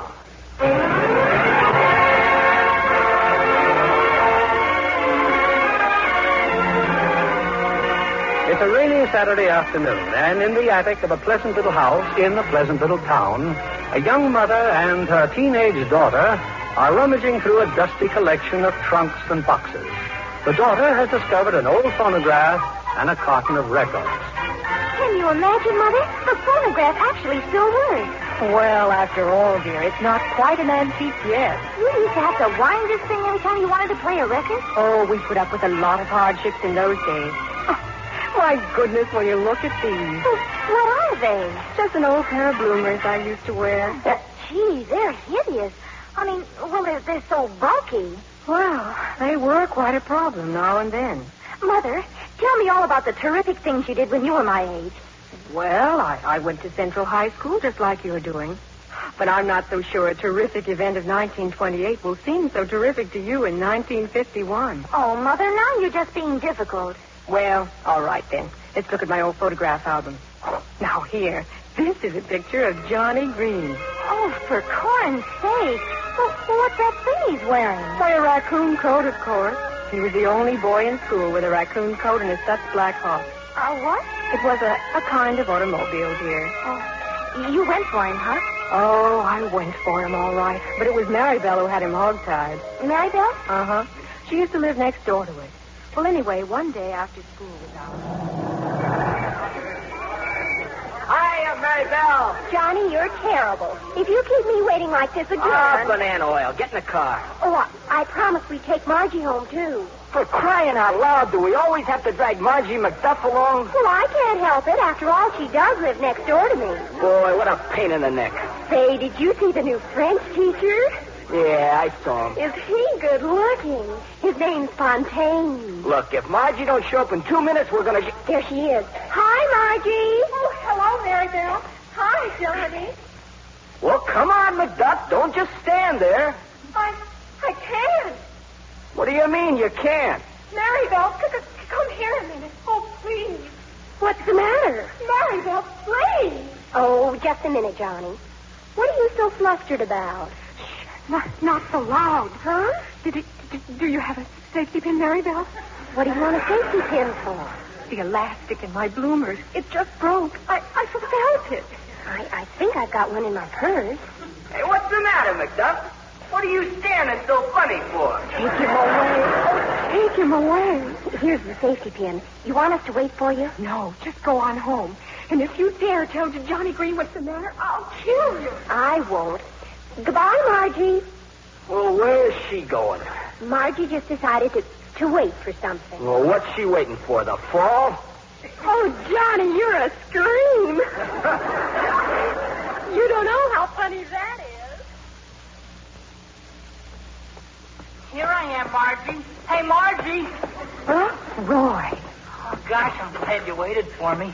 How come you didn't go home with Maribel? Oh, because I didn't, that's all.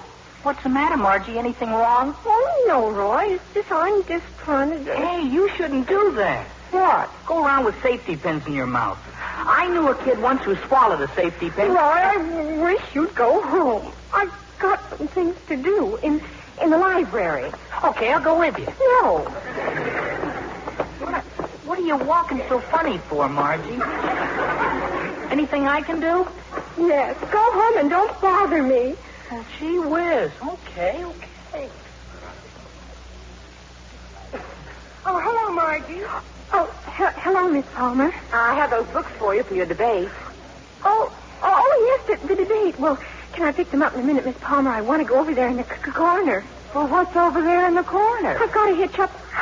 I've got to catch up on my political philosophy. Of course, dear. Run along. Thank you. Well, hello, Ralph. And how does our new French teacher like Central High? Oh, very much. You should see my classes standing room only, Isabel. I've never heard of such a passion to acquire French. Girls mostly, I suppose. The girls think you're just too darling for words. Oh, come on now, Isabel. Cut it out. Say, this is quite a nice library you've got here. But would you like a book? Yes, I would. Help yourself, Ralph. We still toast the faculty. Thank you. Oh, hello. What's the matter? Nothing. I just didn't know you were there. Well, I didn't know you were there either, till I took these books off the shelf. Then I saw you on the other side of the rack. Do you like poetry, too? Poetry? Yes. Isn't there poetry on your side? Political philosophy. Oh, I see. Oh, but I'm all finished with what I came in here for. Goodbye, Mr. Fontaine. Wait a minute. You're in one of my classes, aren't you? Yes, Mr. Fontaine. Well, do you two know each other? Oh, yes, Isabel. Oh, I call Miss Palmer Isabel. We've been good friends for some time. Margie's our champion debater. Oh, we're very proud of her. Why, she's the youngest student in her class. Well, that's fine.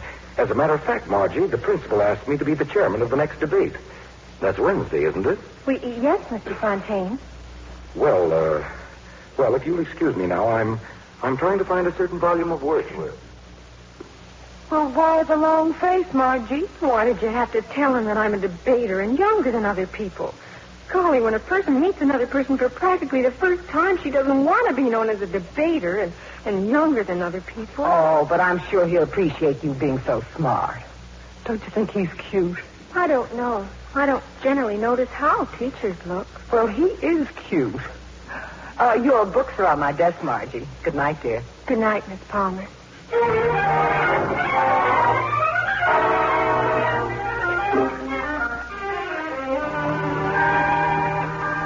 Glad I waited for you, Margie.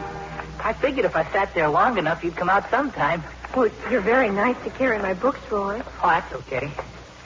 Say, when you came out of the library, who was that opened the door for you? Mr. Fontaine, the new French teacher. What did he want? Well, he merely happened to open the door for me.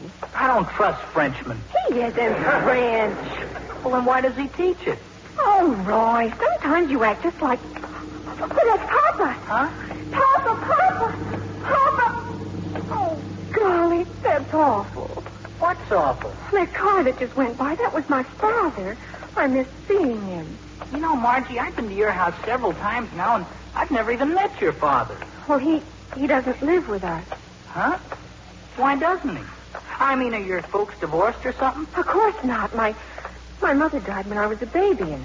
Well, ever since, I lived with my grandmother. Well, doesn't your grandmother like your father or something? Of course she does. It's only... Oh, for goodness sake, Roy, I don't see how it's any of your business. Okay. Just that Papa was all broken up when my mother died, and he went away for a long time. And then when he came back, he just started living by himself. And, well, it's better that way, too, because, well, after all, what does a businessman know about girls? Oh. Papa's a very wonderful man, and we're very fond of each other. And he has a terrific business, so we can't always see each other all the time. So we try to see each other on Wednesday afternoon. Oh. Of course, he pays for everything, but, well, I mean, Papa's a widower.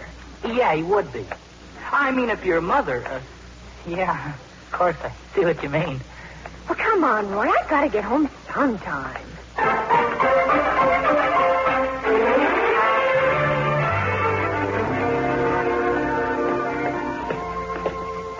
Well, thanks a lot for walking home with me, Roy. I guess you'd better be going now, huh? Goodbye. Oh, I'm in no hurry. Oh, well, would you like to come in and say hello to my grandmother? Oh, sure. Why not? Okay, wait here on the porch a second. Pretty late, Aunt Margie. I know, Grandma, but I couldn't help it. You see, I was standing Yes, there. I know. Mirabelle stopped by and told me. Now, I told you a dozen times to fix those bloomers. Naturally, they fell down. Grandma, please. He's on the porch. Who's on the porch? You can come in, Roy. Hello, Mrs. McSweeney. Come on in, Roy. Thanks, Mrs. McSweeney. You know, I've been meaning to ask you about your fireplace here in the living room. What's the matter with that fireplace? Oh, I don't mean the fireplace. I mean that old lock and chain hanging up there in the mantel. Young man, I lashed myself to the railing of the White House with that lock and chain. It took 4 cops and a hacksaw to pry me loose. I spent 2 days in jail. Gee whiz, what for? For a very noble cause. Young man, I was campaigning for the right of women to vote. They called us suffragettes. Oh, yeah, I read about that. My father says a woman's place is in the home. A woman's place is wherever she makes it. Now, I've raised Margie to take a deep interest in politics, and someday I hope she'll be the first woman president of the United States. Oh. Grandma, please. Well, Roy, I know you're in a dreadful hurry to get home. It's so frightfully late. Well, goodbye, Roy. Call us again, young man. Yeah, well, Goodbye, Mrs. McSweeney. Margie. I'm sorry you have to rush off. Oh, I don't have to go yet. Well, thanks again, Roy. Thanks again. Goodbye. Oh, Grandma. What's the matter with you? Don't you understand? I don't want to be the first woman president of the United States. Well, for heaven's sakes, why not? Not even if you paid me. And I wish you wouldn't keep telling that to people. Oh, now, honey, what's wrong? Well, first Miss Palmer tells people that I'm a debater and younger than other people. And then you have to go and tell Roy that you were chained to the White House and sent to jail. And then about me being the first woman president. Oh, we'll probably never come back. I bet a cookie phoned you right after dinner. Do you think so? Grandma, in your opinion, is Roy's Adam's apple very noticeable? Why, no, dear. No, you're just being nice. You can't help noticing it, I guess. It hits you right in the eye. Oh, well, I guess Roy's better than nobody. Oh, well, now you wouldn't want a silly, vain, conceited boy like Johnny Green for a beau, would you? Johnny? Oh, yes. Yes, Grandma. I certainly would.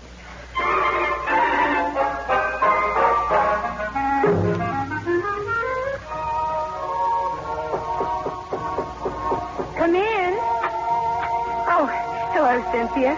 Still working on that debate, Miss Margie? Oh, you should just listen to that phonograph of yours. Oh, I'm working, Cynthia. Your grandma says it's time you was in bed. Why are you waving your arms around like that for? I'm rehearsing my gestures. You ain't rehearsing, honey. You shadowboxing. Cynthia, do you know anything about Frenchmen? All I know is they eat frog legs and snails. Oh, I'm sure Mr. Fontaine wouldn't eat snails. Oh, every girl in school's got a crush on him already. Including you. Oh, I've got more sense than to get a crush on a teacher. That chance I'd have anyway. Cynthia, do you think a woman could learn to love a man with an Adam's apple? Well, a friend of mine, her husband's got a daughter. She got 7 kids. Don't seem to trouble her none. Oh, come over here to the window, Miss Margie. Look down there. What? They're on Maribel's porch. She and that raccoon coat boy. My, they're the kissingest couple. Been at it most of the evening. I know. You've been peeking too? Of course not. I only meant... Well, anyway, how can people waste their time like that? Why, I think it's disgusting. Well, good night, Miss Margie. Good night, Cynthia. It's really not so noticeable. Not when Roy wears a high collar. Oh, well.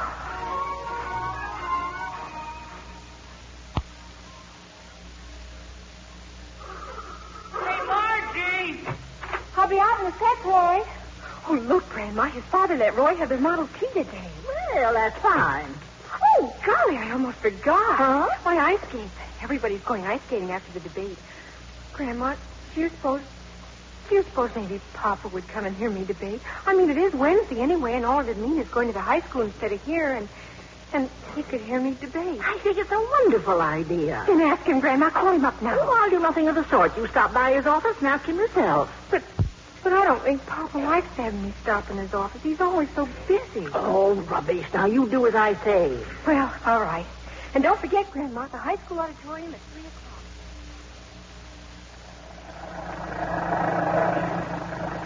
Gosh, you're sure quiet, Margie.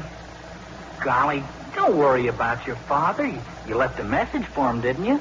Yes. It wasn't his fault he wasn't in his office. Sure is funny, Margie. I never knew your father was an undertaker. He's a mortician. And what's so funny about it?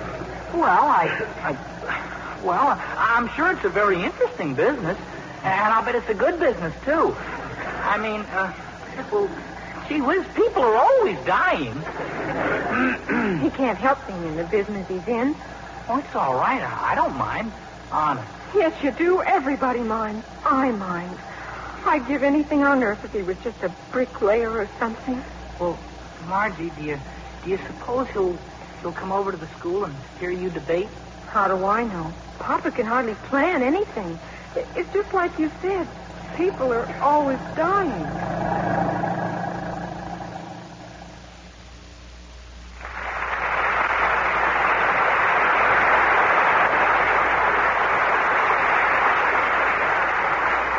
Ladies and gentlemen, you have just heard Miss Margie McDuff, captain of the Central High debating team. Now, the next speaker for the negative is Mr. Arnold Harrison of Polytechnic High School. Mr. Chairman, honorable judges, worthy opponents, and ladies and gentlemen. My worthy opponents, the Central High orators, have spoken to you of the high cost of keeping the Marines in Nicaragua. The cost. Yes, ladies. Boy, oh boy, Marybelle, I've had about all of this I can stand. But where'll we go, Johnny? Ice skating. But we can't. We're supposed to stay in the auditorium and listen. Well, not me. Anyway, the orchestra doesn't start at the skating rink till 4 o'clock. Well, we'll just stand here in the corridor then. If I go back in that auditorium, I'll fall asleep. Somebody's coming. I beg your pardon. Is there a debate going on in there? And how? Thank you, young man. Thank you very much. Can you imagine somebody wanting to hear that stuff? Johnny, do you know who that was? Who? Margie's father, Mr. Angus McDuff. He's an undertaker. Poor Margie. A grandmother who's nuts and an undertaker for a father. Oh, you. Let me compare now the record of the Nicaraguan people during the 10 years preceding the arrival of our Marines with the notable achievements since made in that troubled land. Why, as far back as 1900, ladies and gentlemen.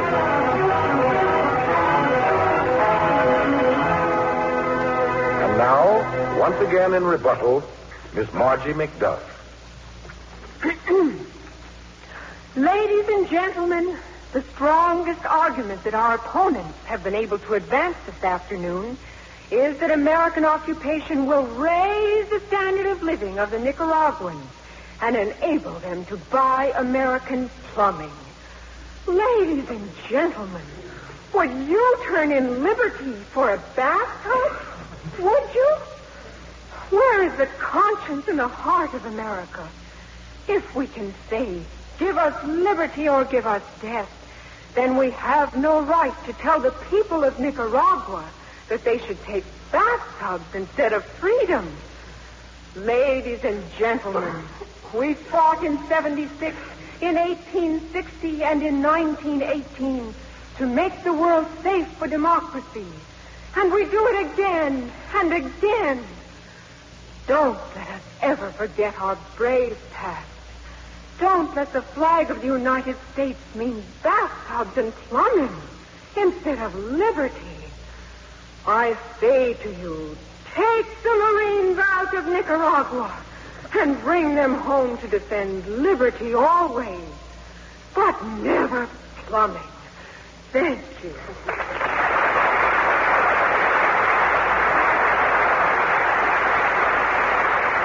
Gosh, Margie, you were wonderful. Janie, he's here. My father's here. Where, Margie? Where? In the fourth row with my grandma and Mr. Fontaine.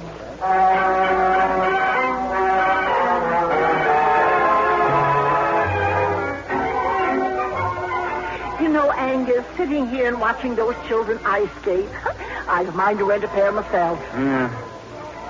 Well, are you glad you came, Mr. Fontaine? I wouldn't have missed it for anything. And I might easily have, Mr. McSweeney, if you hadn't introduced yourself at school. I had to introduce myself. Margie's got a crush on you.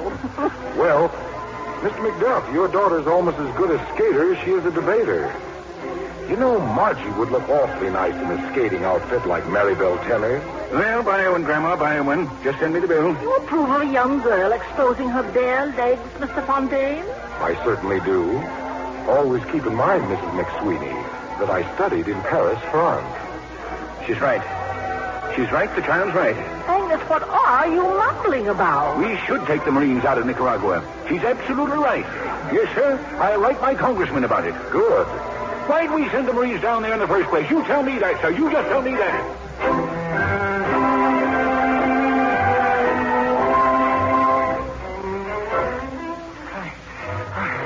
I'm sorry I'm such a terrible ice skater, Margie. Maybe when they play a slower tune, I'll do better. You're doing beautifully, Roy. Isn't it fun? No. Look at Marybelle and Johnny. Oh, they do skate divinely. Couple of show-offs. Gosh, Margie, that sure was a swell speech you made this afternoon. Why, thank you, Roy.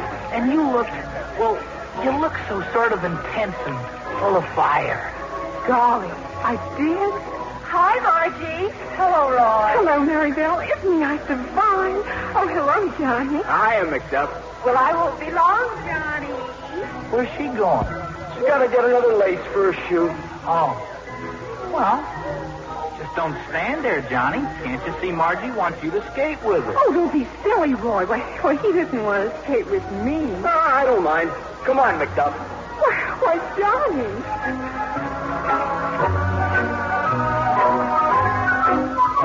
That girl's right. Rank imperialism, that's what it is. Why don't we let the Nicaraguans mind their own business? Oh, forget it, Angus. Look at your daughter. She's skating with that Johnny Green. She's waving at us. Hi, Margie. Oh, you're doing fine. Wait a minute. They've stopped skating. Something's wrong with Margie. Well, she's holding her stomach. Oh, I bet it was some hot dog cheese. But what's the matter, Margie? You sick or something? No, just go away. Johnny, please. But if you don't feel good, you better hang on to me. Hey, Marybelle. I'm coming. I've got to sit down. Here? On the ice? I've got to. And go away. Well, gee whiz. Okay. Marybelle, stand in front of me. Oh, please. Margie, you're losing something. I know. I never did fix them. What'll I do? Gosh, I don't know. Look, they're coming. Your grandma and your father and Mr. Fontaine. Mr. Fontaine. Gee, are you lucky? Hey, what happened? Is she badly hurt? It looks like something fell down. I mean, she fell down, I guess. Sit on him, Margie. Sit on him. I'm trying to. Oh. It's probably her ankle. Get over here, everybody. Shoo, shoo. Grandma, it is my ankle. My ankle hurts. I'll get a doctor. Now, just relax, Angus. I've got a muffler. I can bind her ankle, temporarily at least. Margie, stop squirming. What are you looking for? Come here, Grandma.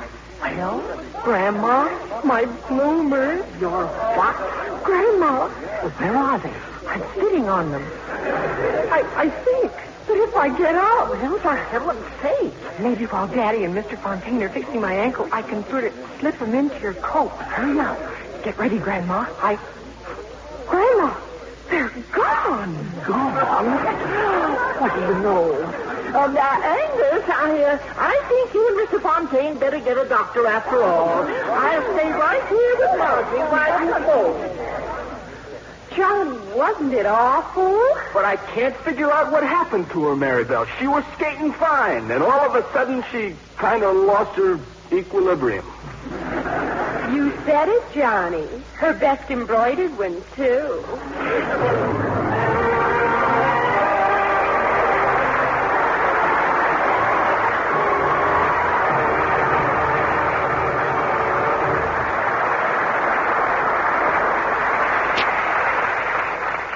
In just a few moments, we'll return with Act Two of Margie.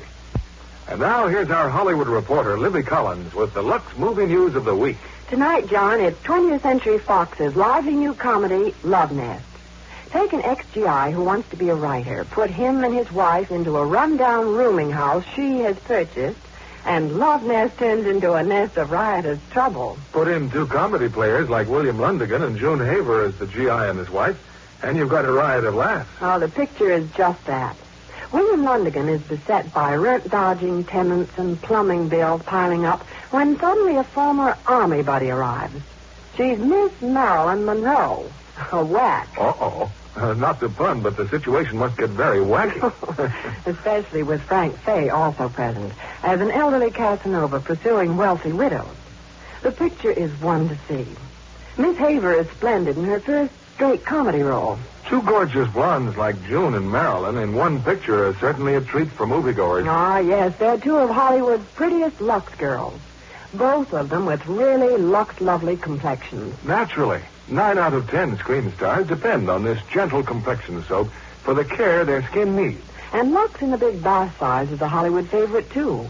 It makes such a luxurious beauty bath. As June Haver says, Lux fragrance is so delicate, and it clings so long. Yes, the rich, fragrant lather makes you sure of skin that's sweet, fresh all over. Now, here's a tip right from Hollywood. Why don't you try the generous satin smooth bath cake? Even in hardest water, the lather is quick, rich, and creamy. And Lux Lather is active, gentle, but so thorough. It leaves your skin softer and smoother. Lux Lovely all over. Discover why 9 out of 10 screen stars use Lux toilet soap. Now, Mr. William Keeley, our producer. Act 2 of Margie, starring Jean Crane as Margie and Hugh Marlowe as Mr. Fontaine.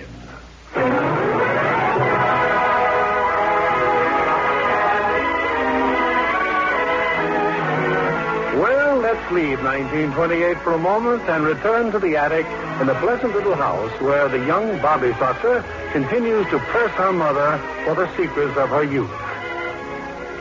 Holy cow, Mother. You mean to say you lost your bloomers in front of all those people at the skating rink? Oh, I'm afraid I did, darling. But I was hoping desperately that no one besides Grandma and Maribel knew the awful truth. The others had a vague idea that I'd sprained my ankle or something. Apart from the bloomers, I had a very happy day. Well, Margie, you certainly had a big day. Oh, a wonderful day, Grandma. You call losing your best bloomers wonderful? Golly, no. But I did get to skate with Johnny Green, and Papa came to the debate, and Mr. Fontaine. Oh, and Papa stayed for dinner and kissed me goodnight twice. I'm afraid you've got your father all worked up over Nicaragua. He seems very interested.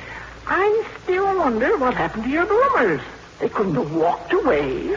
Oh, Grandma, please, let's not talk about it. I'll never be able to face anyone again. Now, who on earth? It couldn't be Roy. Oh, maybe it's just Maribel. Who is he, Cynthia? It's that person, Miss McSweeney. It's Mr. Fontaine. Oh, no. Oh, Grandma, just look at me in my bathrobe. Well, come on in, Mr. Fontaine. I'll bet he saw. I mean, this afternoon, my... Well, how nice of you to stop by. Good evening, Mrs. McSweeney. Hello, Margie. I just happened to be taking a walk, and it occurred to me to drop in and see how the invalid was getting along. Well, how is your ankle, Margie? Oh, it's fine. It hardly hurts at all. Well, I'm delighted. After all, it would certainly be a shame not to be able to go to the prom next week because of a sprained ankle. Have a chair, Mr. Fontaine. Oh, thank you. Margie, if your foot's really better, why don't you go to your room and get Mr. Fontaine's muffler? Oh, yes. It was really very nice of you to bind my ankle with your lovely muffler, Mr. Fontaine. Oh, Margie, just a minute. Here. A package for me? Yes. In the excitement this afternoon, I believe you lost your handkerchief. Oh, uh-huh. I'll get your muffler. Handkerchief, Mr. Fontaine? Well... That was very tactful. Thank you. Remember, Mrs. McSweeney, I studied in Paris, France.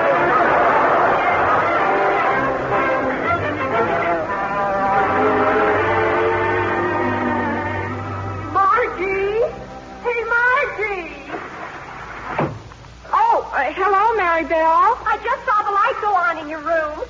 What did Mr. Fontaine want? That was him, wasn't it? Oh, he just came to call on me. But aren't you excited? I mean, gosh, Mr. Fontaine. Did he bring you anything? I mean, candy or flowers? Oh, yes. He brought me a lovely gift. Margie. What? Maribel, when a person receives an intimate gift from a gentleman friend, she just doesn't go around blabbing about what it is. Intimate? Margie, what do you mean? Oh, something. Margie, do you suppose Mr. Fontaine is going to invite you to the prom? The prom? Oh, I really don't know what Mr. Fontaine's motives are. Excuse me, Maribel. Men hate to be kept waiting, you know. The prom? Oh, as if anyone else would ask me but Roy Hornsdale. But what if he does? Mr. Fontaine, oh, gosh. Margie! I'm coming, Grandma. Take it easy. Mr. Fontaine just left. He left? He said you could bring his muffler to school tomorrow. Margie, did you hear me? Yes, Grandma. I heard.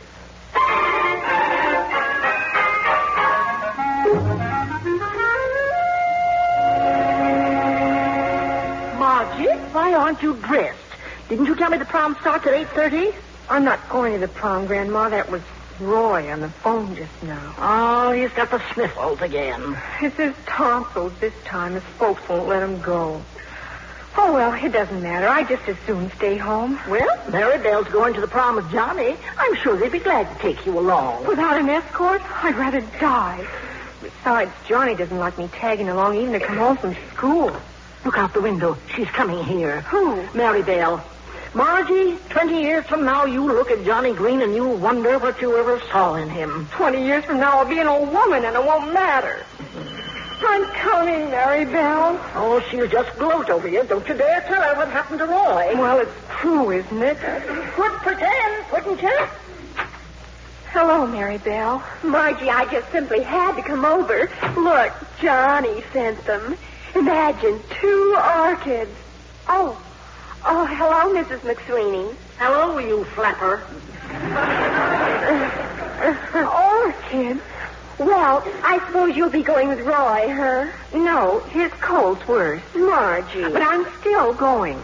You are? But who is? Oh, you'll find out. Margie McDuff, I bet you've been holding out on me right along. But it couldn't be. Not with him. Not with Mr. Fontaine. They say Frenchmen dance very well. Oh, gosh.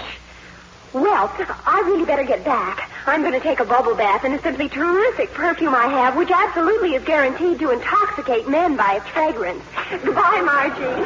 Goodbye, Mary Bell. Mr. Fontaine. Gosh. I'm going up to my room, Grandma. Yes, dear. I'll get the phone. Hello? Hello, Grandma. It's Angus. What's on your mind, Angus? Why, nothing, Grandma, not a thing. Just wondering how everyone is. Oh, incidentally, you'll be very interested to know I just threw a salesman out of my office. You did? Why? Tried to sell me a gross of hand-dipped candles made in Nicaragua. Oh, I told him a thing or two. Don't talk to me about candles, I said, until you can bring me word that our Marines have been withdrawn, sir. Well, were the candles any good? Well, what do I care? Nothing is good, madam, if it betrays the heart and conscience of America. Angus, have you anything special to do tonight? We Americans fought in 76 in... What do you mean? Have I anything to do? Well, have you? Well, Mr. Van Buren of the Forest Acres Mortician Service was coming over to discuss a merger of our interests. Well, how about merging your interests with Margie's? Huh? Angus, she's had her heart set on going to the high school prom tonight. Only this boy she was going with can't make it. Well, that's a little out of my line, Grandma. Haven't been to a dance in 20 years. Oh, well, who cares? Now, don't be later than 8 o'clock, and don't you dare show up without a corsage. Well, Margie likes gardenias, doesn't she? Oh, gardenias, my foot. Orchids. 3 orchids. Yes, Grandma. 8 o'clock with 3 orchids. Thanks, Angus. Goodbye. Margie, come down here. Got news for you. I simply don't understand, Grandma. Who is coming to take me to the prom? Now stop asking questions and get into your formal. Grandma, if you call someone and made him take me, I'll never forgive you. He called me. This admirer of yours. It's not Joe Kelly, Grandma. He's only 15 and his hands are always clammy. He's much older than 15 and his hands are not clammy. Grandma, do you remember that bubble bath I gave you for Christmas? Of course. Would you let me use a little?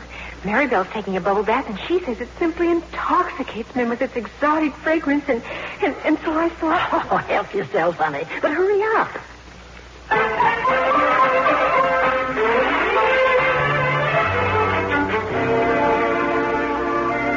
Don't hold still, Miss Margie. I'll never get you hooked up.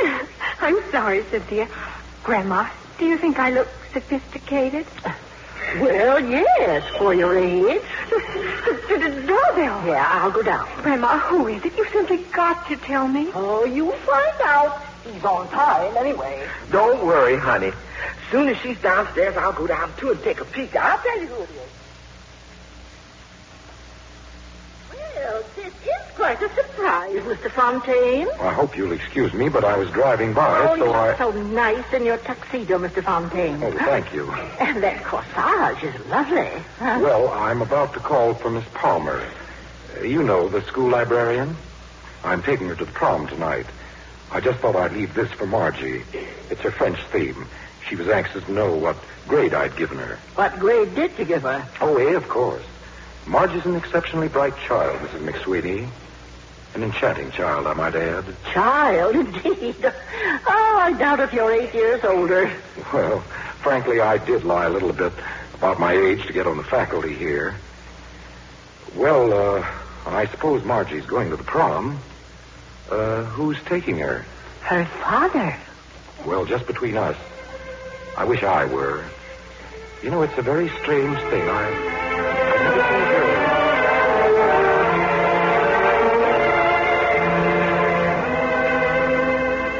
It's him, Miss Margie, that Frenchman. My, is he dressed up? And with flowers, too. But it can't be. Mr. Fontaine. Cynthia, do you suppose Grandma bribed him to take me on account I didn't have anyone else? Oh, she don't need no bribe, honey. He's a young man, ain't he? And you're a pretty girl, ain't you? Child, I've been telling you that all along. Do you really think he likes me? Oh, I've had a crush on him ever since the day he came to Central High. My diary's simply full of him, Cynthia. Well, it looks like a two-way crush to me, honey. Now, go on, get on down there. Go on, get. Well, good evening. And how pretty you look. Thank you. You look very pretty, too. I mean, you... excuse me, the telephone. Oh, what a beautiful corsage. Why, how perfectly lovely of you to bring me flowers. Margie, I don't think that... Oh, they're just beautiful. Margie, this French theme of yours, you'll be glad to know that... Well, as a matter of fact... Margie. It's Helen Bailey. Oh, excuse me a second, Mr. Fontaine. Oh, I know I'm going to wake up and find out this is all just a dream. Margie, you don't understand. Oh, Helen. Mrs. McSweeney. You don't have to tell me. I know. She thinks you're taking her. What am I going to do? Well, it's all my fault. You've simply got to think of something. Neil, Miss Helen. Oh, that's simply gorgeous. Look, Helen, I have to fly now. Mr. Fontaine's waiting for me. Uh-huh. Okay, I'll see you at the prom. Goodbye. Helen thought I couldn't go to the prom, Grandma, on account of Roy's tonsils. Oh, when I told her you were taking me, Mr. Fontaine, why, she was just speechless. Oh, this card on my corsage. Margie. I'm going to put it in my scrapbook and keep it forever. You don't understand. What? The card. It says Miss Palmer. I'm sorry, Margie. That's what I was trying to explain. I stopped by merely to leave you a French theme. It's excellent. Thank you. Margie. Let her go. Oh, this is terrible. I'll call Miss Palmer up and explain. She'll understand. No, you just run along, Mr. Fontaine. Margie wouldn't go with you now in a million years.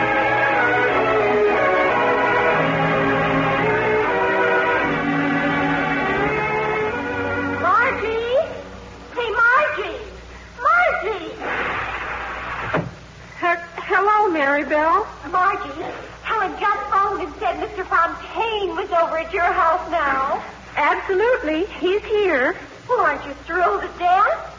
Margie, listen. Why don't you and Mr. Fontaine sit with us tonight? Well, it's okay by me, but he's probably made other arrangements. Gosh, Margie, how'd you ever do it? Oh, honestly, Maribel, you're so funny. What? Well, you're so gullible, just as bad as Helen. She fell for it, too. Fell for what? Honestly, it's just a scream. I'm not going with Mr. Fontaine. I just pretended he was taking me just for fun. Oh, you don't really think I'd be seen at a prom with a teacher, do you? But didn't he bring you a corsage? Helen said that... Oh, that was absolutely priceless. I pretended to think they were for me, just to see what he would do. And he was so fussed and so embarrassed that it was all I could do to keep from bursting out laughing. Honestly, Maribel, he was a scream.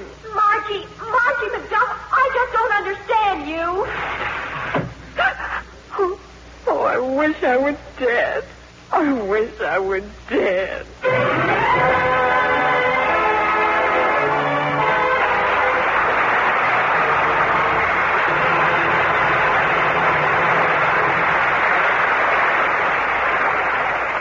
few moments, we'll return with Act 3 of Margie.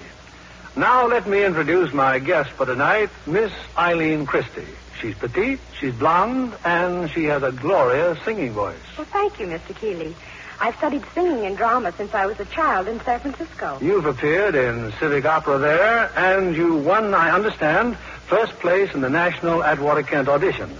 But I've never once sung in pictures. My screen roles have all been dramatic. You know, as a student of drama, I'm tremendously impressed with James Mason's performance in The Desert Fox. That's the documentary film 20th Century Fox has just released. The story of German Field Marshal Rommel, the man who defied Hitler. Yes, indeed, I saw the picture, and I was fascinated watching the wily Desert Fox from the time of his North African defeat up to his murder for the plot to assassinate Hitler. Cedric Hardwicke also is excellent as another of the conspirators. Yes, and Jessica Tandy as Rommel's wife, the only woman in the cast, comes in for plenty of attention. Well, Miss Tandy always commands attention. You know, she's such a natural beauty with a complexion, well, it certainly looks lovely. Yes, she's a real Lux girl. And her enthusiasm for Lux is one I certainly share. You're very wise, Eileen. Girls with Lux lovely complexions seem to get ahead in Hollywood. Any girl, anywhere, Mr. Kennedy, should learn what Lux soap facials can do for skin. And they're so easy. You simply cream the rich lather well in, then rinse with warm water and splash with cold. Pat with a soft towel to dry, and you'll love the way your skin feels. So soft and so smooth. Thank you, Eileen Christie. Ladies, Lux Active Lather is thorough but gentle. Naturally, this daily care really makes skin lovelier. Try using Hollywood's own beauty soap tomorrow. You'll discover you can be Lux lovely. You'll know why 9 out of 10 screen stars use fragrant white Lux toilet soap. We pause now for station identification. This is the CBS Radio Network. The curtain rises on Act 3 of Margie, starring Jean Crane as Margie and Hugh Marlowe as Mr. Fontaine, with Jane Darwell as Grandma.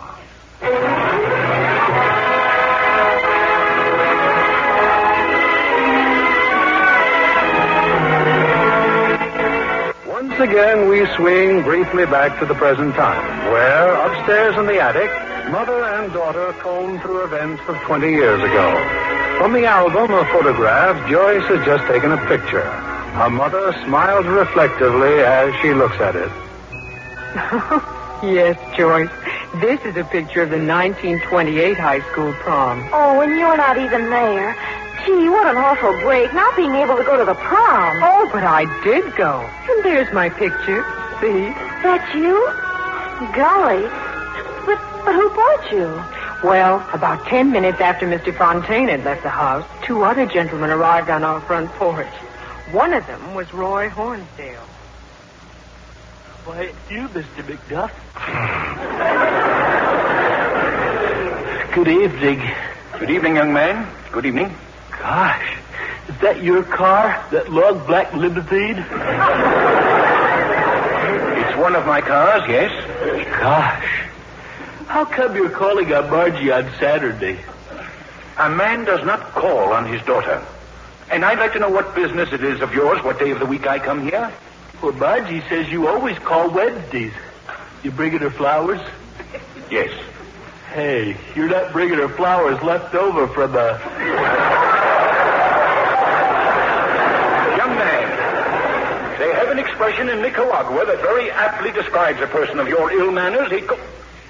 What am I wasting my time talking to you for? Who are you, anyway? I'm Roy Hornsdale. Gee whiz, Mr. McDuff, don't you remember me? I was at the skating rink the afternoon that Margie hurt her ankle. Oh.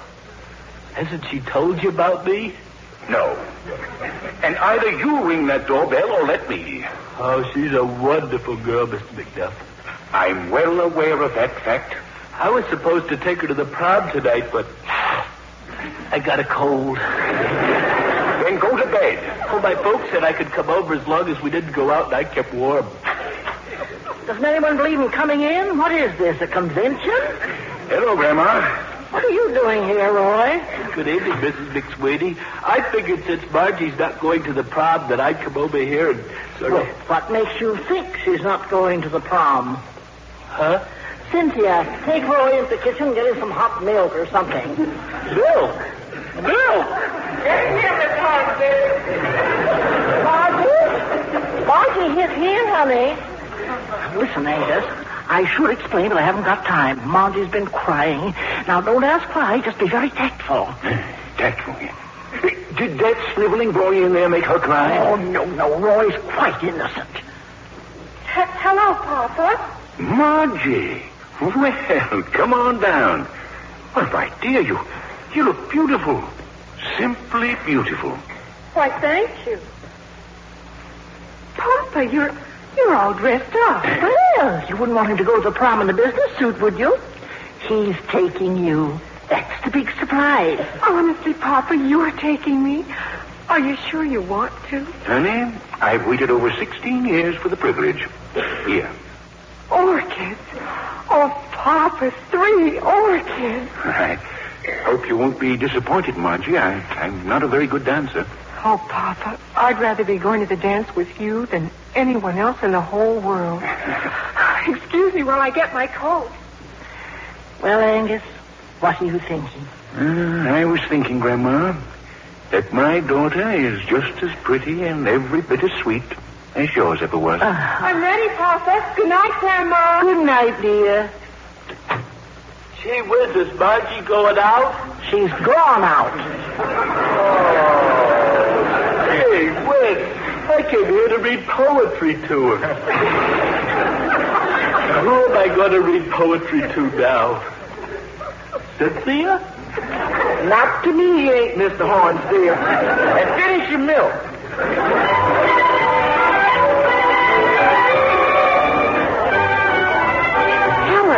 Helen, look. Where, Mary Bell? It's Margie and her father.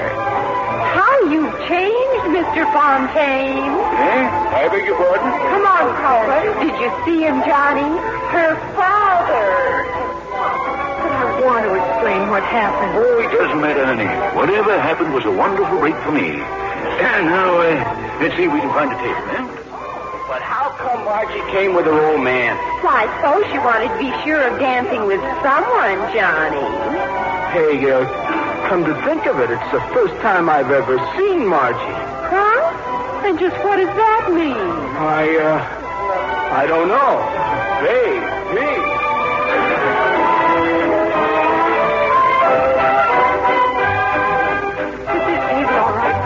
Are you sure? Oh, this is fine, dear. Fine. Good evening, Margie. Oh, hello, Miss Palmer. Good evening, Margie. Good evening, Mr. McDuff.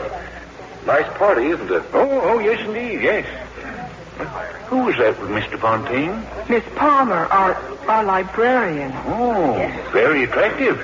She's well preserved for her age. Margie, that's a waltz they're playing. Yes, Papa. Shall we try it? Oh, I'd love to.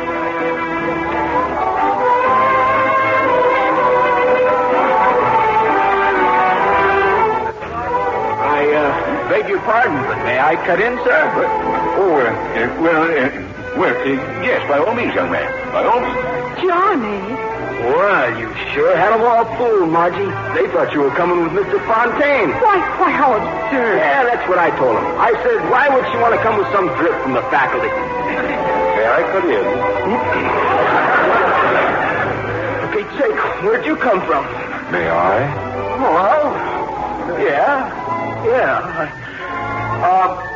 See you later, Margie. Thanks, Johnny. Not even one little smile, Margie?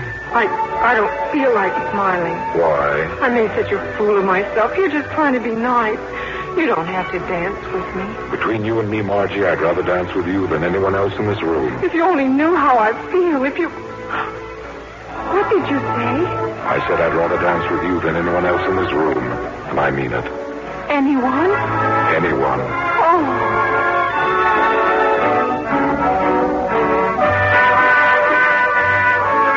Mary Bell, Margie's doing all right. Oh, it's just a wall. Who wants to wall? Besides, he's just taking pity on her like Johnny did. I sure wish Mr. Fontaine would take pity on me. Well, what do you know? Johnny's taking pity on her again.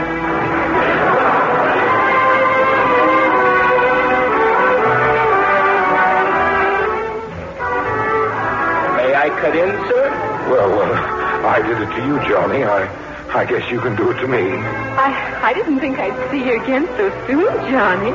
Gee, where's Margie? Where you been all my life? Right under your nose, I guess. Yeah, you're sure a smooth dancer. How about doing this more often? Well, I think that would be just one. Oh, no. Margie, what's the matter? What's wrong? Oh, no. Not tonight. Margie, you look so funny. You're not going to faint, are you? That's a very good idea. Margie!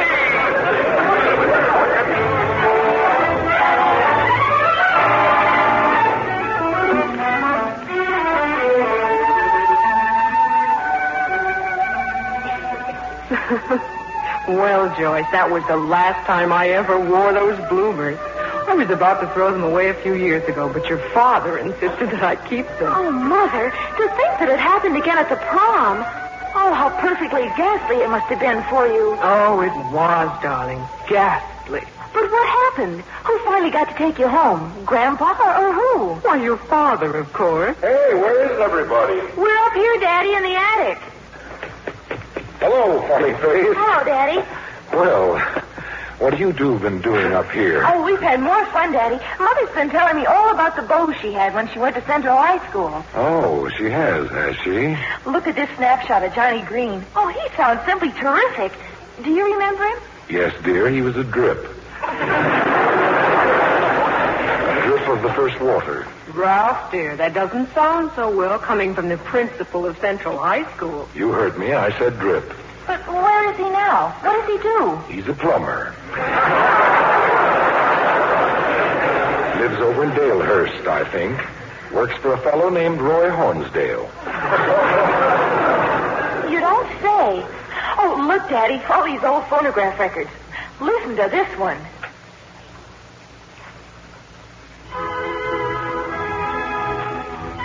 How about it, Pop? Can you jive? Well, I can't exactly say I'm good at it, but I sure like to try. Well, here we go. Hey, take it easy. Where's Papa, darling? Didn't he come home with you? No, he was detained. The ambassador will be home for dinner, though. Ambassador? You mean he finally got me? Take a look at that evening paper. I put it right there on the trunk. Angus McDuff appointed ambassador to Nicaragua. Well, I'll be darned.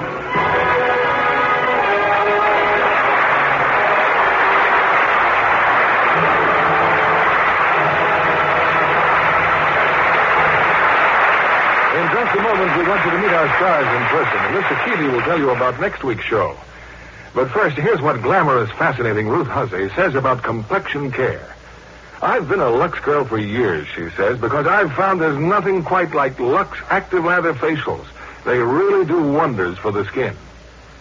Why don't you take Ruth Hussey's tip? Lux has active lather that cleanses gently but thoroughly.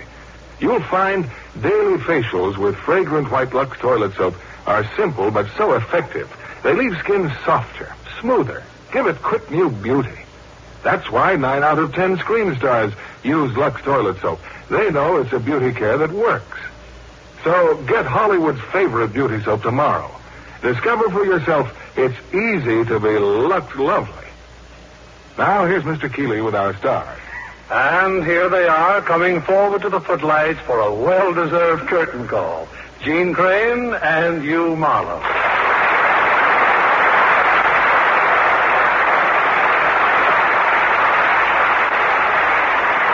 That was certainly a charming story. And you know, Gene, it's hard to believe that you're not still a high school girl. Yes, Gene, with 3 small boys to manage. How do you stay so young? Well, you know, I think Lux toilet soap helps Gene to look like a teenager. Just look at that beautiful complexion. Thank you, Bill. I certainly am devoted to Lux toilet soap facials. I never miss them. Then you'll be able to go on playing high school girls for years to come. Oh, but I don't want to. I'd like to play somebody very wicked for a change. Who did you have in mind? Cruy Lou? No. But I envy Jean Peters, who just made a picture at 20th Century Fox called Anne of the Indies. In which Anne plays a lady pirate. She's a pirate, but she's no lady. Isn't she supposed to be the adopted daughter of the famous Blackbeard? Yes, and he teaches her to be a cutthroat pirate, too. Jean has a wonderful time fighting duels, making men walk the plank. Yes, just the kind of girl you'd like to introduce to your mother. And good night. Good night. Good night, and all our thanks.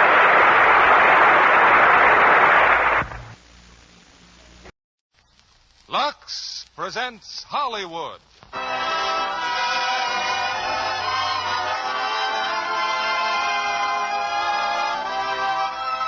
Lever Brothers Company, the makers of Lux Flakes, bring you the Lux Radio Theater, starring Walter Houston, Ann Blythe, and Vincent Price in Another Part of the Forest. Ladies and gentlemen, your producer, Mr. William Keeling.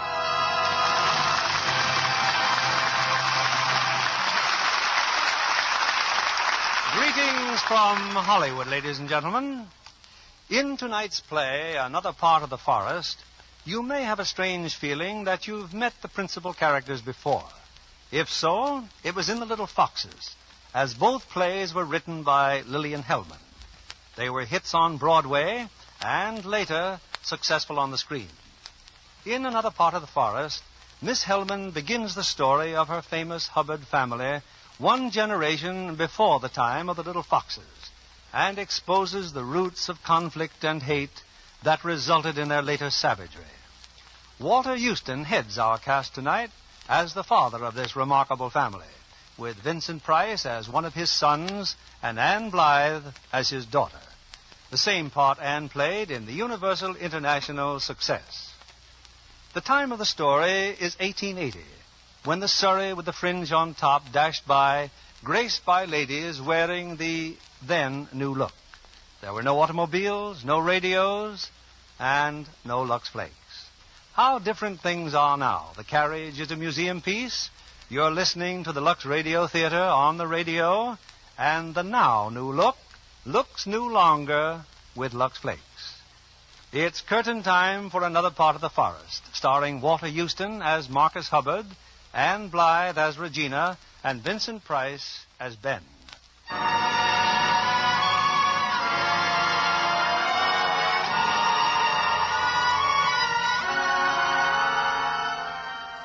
It's a spring morning in a little southern town some 70 years ago. At the edge of Lionette Plaza. But you shouldn't have come here, Regina. What if your father should find out? Papa won't find out. Besides, if I didn't come here, I'd never see you, would I?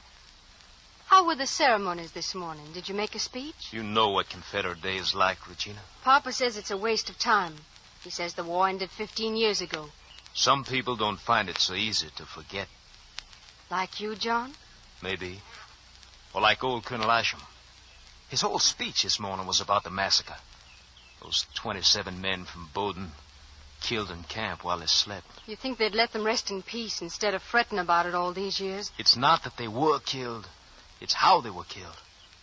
Someone right here in Bowdoin betrayed them, took money from the Yankees and led them to the camp. Seems to me you're trying awful hard to avoid the subject. What subject? Or maybe you forgot you were supposed to meet me last night. I couldn't, Regina. I couldn't leave Aunt Clara and Cousin Bertie. After supper, they wanted to sit out and talk. Not meeting me because of those two dried-up mummies. Why, it's just insulting. I've been living off them ever since the war. It's the least I could do. I got a good mind to tell them that the war's over. The old times are finished, and so are they. Why, my papa could buy and sell Lionette Plantation on the same morning. It's cotton and it's women with it. I wouldn't like to hear anybody talk that way again. Oh, I'm sorry, darling.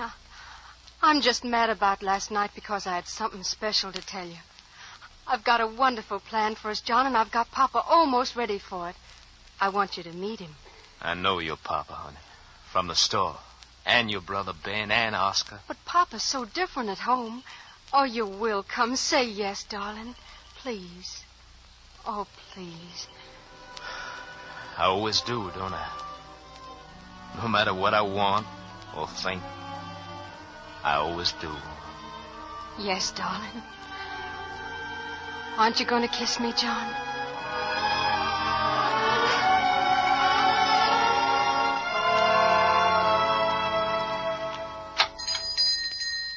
Hello, Papa. Train was on time, Benjamin? Yes, on time.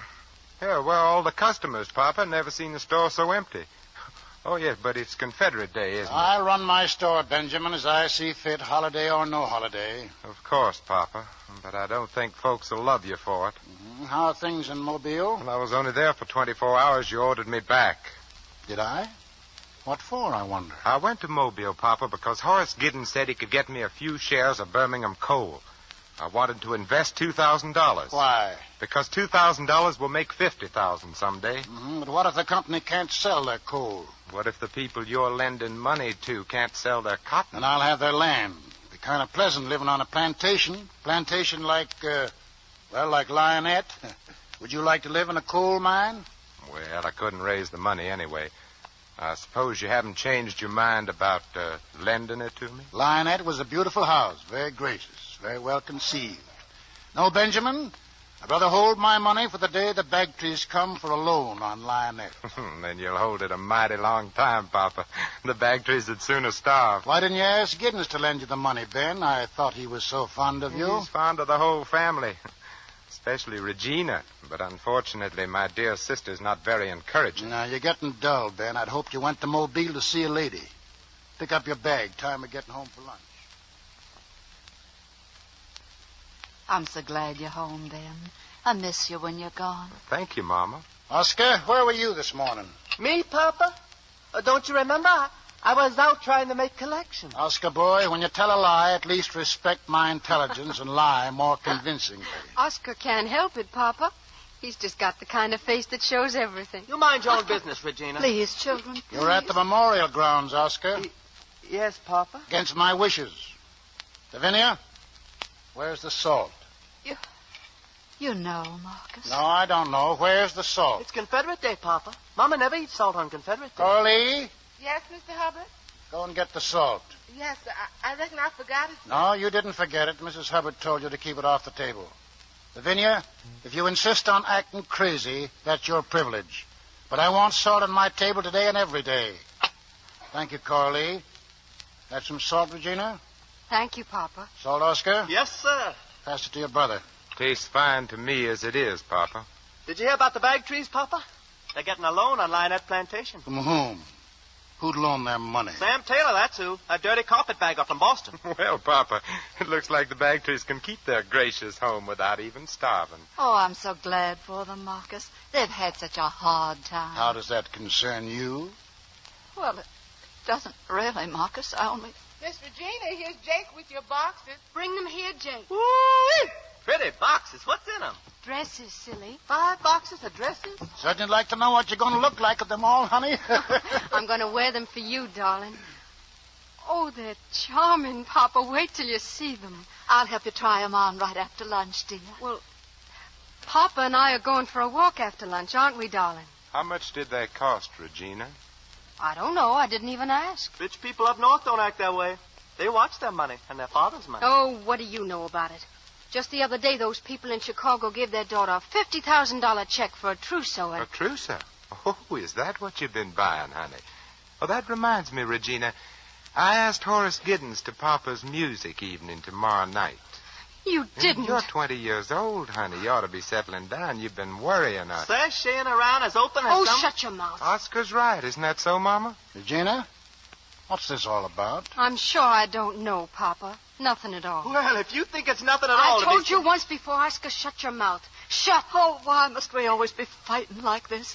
Why can't we have peace in our home, the way a family should? Today of all days. Stop crying over your food, Lavinia, if you want it to remain unsalted. Whee! Look what Coralie's bringing in. It's a cake, a birthday cake. Birthday cake?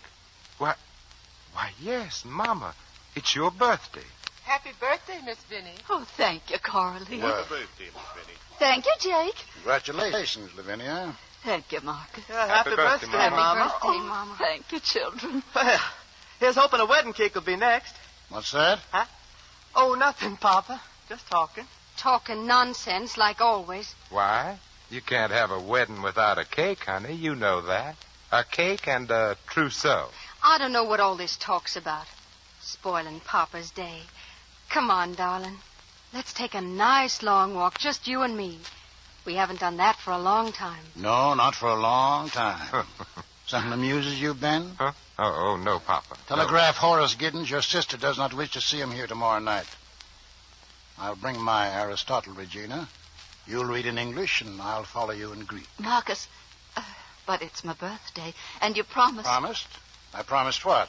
The money, Marcus. You promised to give me the money to build the hospital. You promised last year on my birthday, too. Go on out now, Lavinia. But we've waited too long as it is. Another day, my dear. Well, that's what you said last year. And the year before that, you said you were too busy. I'm still busy. Never gonna learn, Ben. Been living with Papa for 31 years and never gonna learn. Learn what, honey? Ben, you got a few dollars to lend me? You want some money, Oscar? Just tell Papa Ben don't want you to have it, and you'll get it. Think so? Now, don't you know that Papa always does whatever you tell him not to do? Unless, of course, I tell him to do it. You must give me a nice long lecture on Papa, Regina. Why he's so good to you and how you've managed and so on. I'm busy now, taking him on a walk. And I'll be busy when I get back. I'm going away, Ben. I'm going to Chicago, and once I get there... He's consented to the trip? He will, by the time we're back from our walk. You'll never get out of this house, and you'll never get away from Papa. He's most devoted to you, you know, honey. I'll make out. I always have. Not unless you take my advice. Horace Giddens is in love with you. Want me to marry money for you, darling? Of course I want you to marry money. Why don't you take it up with Papa? I wouldn't like to be in the house the day you do. Or the day he hears the gossip about you and John Bagdry. Shut up, Ben. Is Bagdry going to be in Chicago, too? Look, Ben, don't start anything. I'll get you in trouble if you do. Real bad trouble.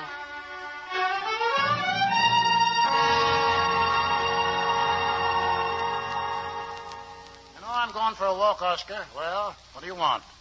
Would you like to borrow a good book? A book? I didn't suppose so. You don't favor reading, do you, Oscar boy?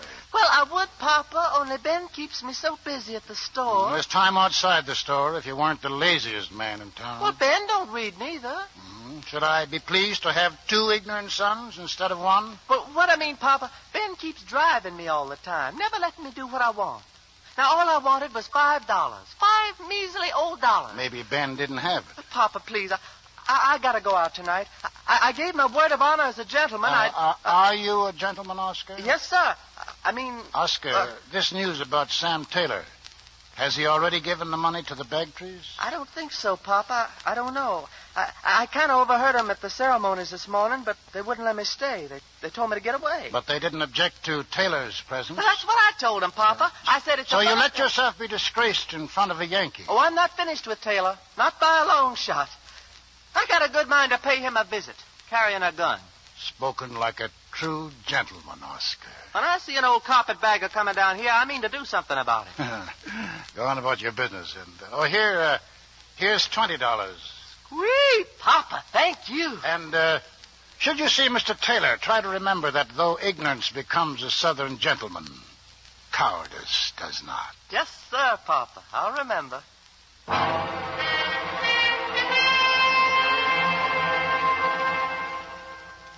Ben? Is that you, Ben? Where you going? I'm going to the store, Mama. You made me very happy, dear, coming home for my birthday. Huh? Oh, yes, Mama. I'm sorry about the fussing at lunch. About the salt, I mean. But there's got to be one little thing you want to do that nobody keeps you from. Why did you pick this day, Mama? Because it's your birthday or because it's Confederate Day? I don't like to talk about it, Ben. Why? Everybody knows Papa made all his money selling salt during the war. But they don't know it was my fault. Our people were dying for salt, Ben. I thought it'd be a kindness for him to run the blockade. Only I didn't think he'd be charging $8 a bag for it. A tiny little 1-pound bag. Making money out of other people's misery. When I found out, I wanted to leave him. I was so ashamed. Why didn't you, Mama? Marriage is a pledge, Ben. A Christian woman has a duty to that promise. Yeah, a woman has a duty to other things, too. That's right. To her conscience. That's why he's got to give me the money to build the hospital. He don't want any of us to have money, Mama. Least of all for a hospital. Oh, but he does. He knows I have to. Before this day's over, he'll come and give me the money. You'll see. Yes, Mama.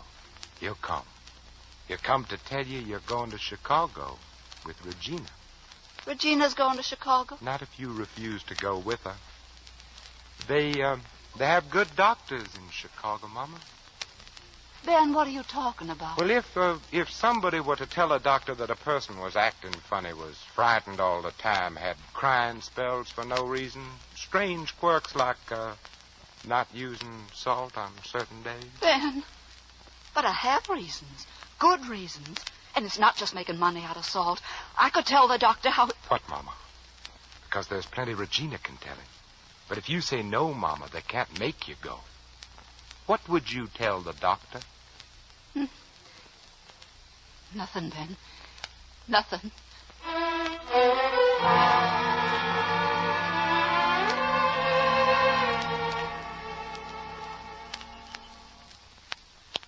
Shall we keep reading, Papa?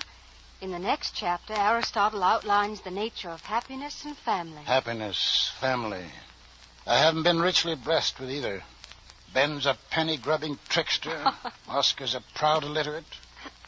Strange, Regina. You turned out to be my only son.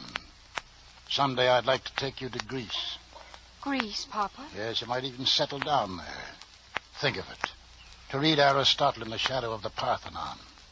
Wouldn't you like to go? Well, I don't know, Papa. I'm afraid I might get homesick. Homesick?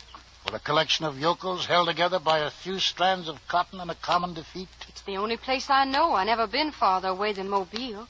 You'd rather stay where you can be near Horace Giddens. That's what you mean, isn't it? You know better than that, Papa.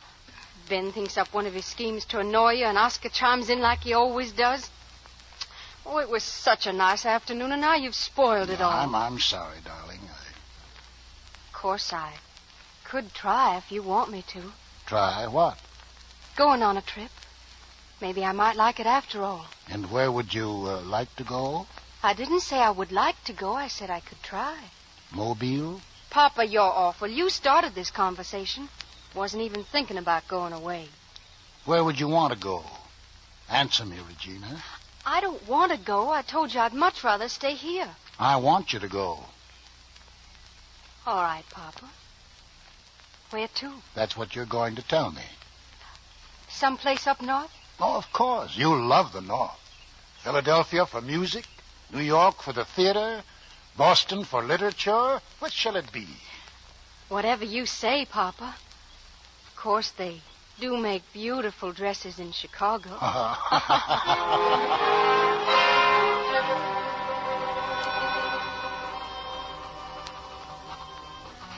John, darling, I couldn't wait to see you to tell you the wonderful news, so I'm sending this note over with Jake. I've arranged everything. I talked Pop into letting me go to Chicago. You'll come with me and we'll be married there. When Papa finds out, he'll have a fit, of course, but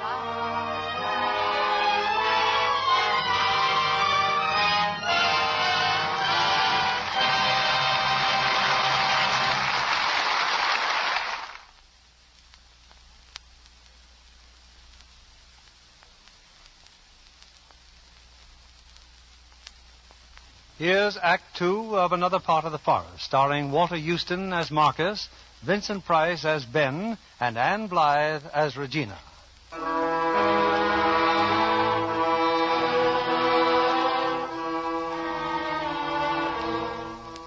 It's the following morning. Marcus Hubbard has just joined his two sons at breakfast when an unexpected visitor enters the dining room. Come in, Colonel Isham. You're up early just to talk about cotton. I'm here about your son, Oscar. Me, Colonel Isham? But what did I do? Coley, coffee for Colonel Isham. No, thank you. Oh? People like you don't drink coffee with people like me. I've had my coffee. Then you'll come again when you haven't had it. I'm here to talk to you for your own good. There's one thing I've never liked, Colonel. It's conversations for my own good. Last night, Sam Taylor was badly beaten up. Oh, what a pity. 8 people identified Oscar as one of the night riders. Me? There's not a man in these parts who wouldn't enjoy swinging up a Hubbard. Next to the traitor who murdered our boys in the war, You Hubbards are the best hated men in the county. Oscar, it seems that Colonel Isham wants to save you from a lynching party. Should I thank him? Yes, sir, Papa. Thank you very much, Colonel Isham. Lynching? This affair's a disgrace to the entire South. But, Papa, Your son also rode down Jed Phillips, who tried to help Mr. Taylor. Phillips won't be able to work for weeks. But, Papa, I wasn't riding with the Clan boys, honest. I was thinking about it, but... He couldn't have been with them, Colonel. Come here, Ben. What makes you so sure? Oscar was here with me all evening. He was reading a book. You'll go against 8 people who recognized him? Why, Oscar looks like anybody. Colonel, I'm giving you $500. Please use the money to help Jed Phillips. We can take care of Phillips ourselves. Can you? I doubt it. Learn to be poor, Colonel. It has more dignity. And when you see Taylor... Mr. Taylor left the county. He's not coming back. And when you write him, tell him that Marcus Hubbard warned you 15 years ago you were fools to let Klansmen ride around carrying whips. Were you frightened of their riding on you? Good day, Mr. Hubbard. It's too bad about Taylor, ain't it, Papa? Of course, now that he's gone, they'll all be coming to you to borrow money. $500, not a bad investment. I wasn't lying to Isham for Oscar's sake. This is a mighty big temptation to a man earning $20 a week. Is that all I pay you? No, well, you'll be better off when I... When you, what, Papa? When and if I die. But I may not die. Didn't you know?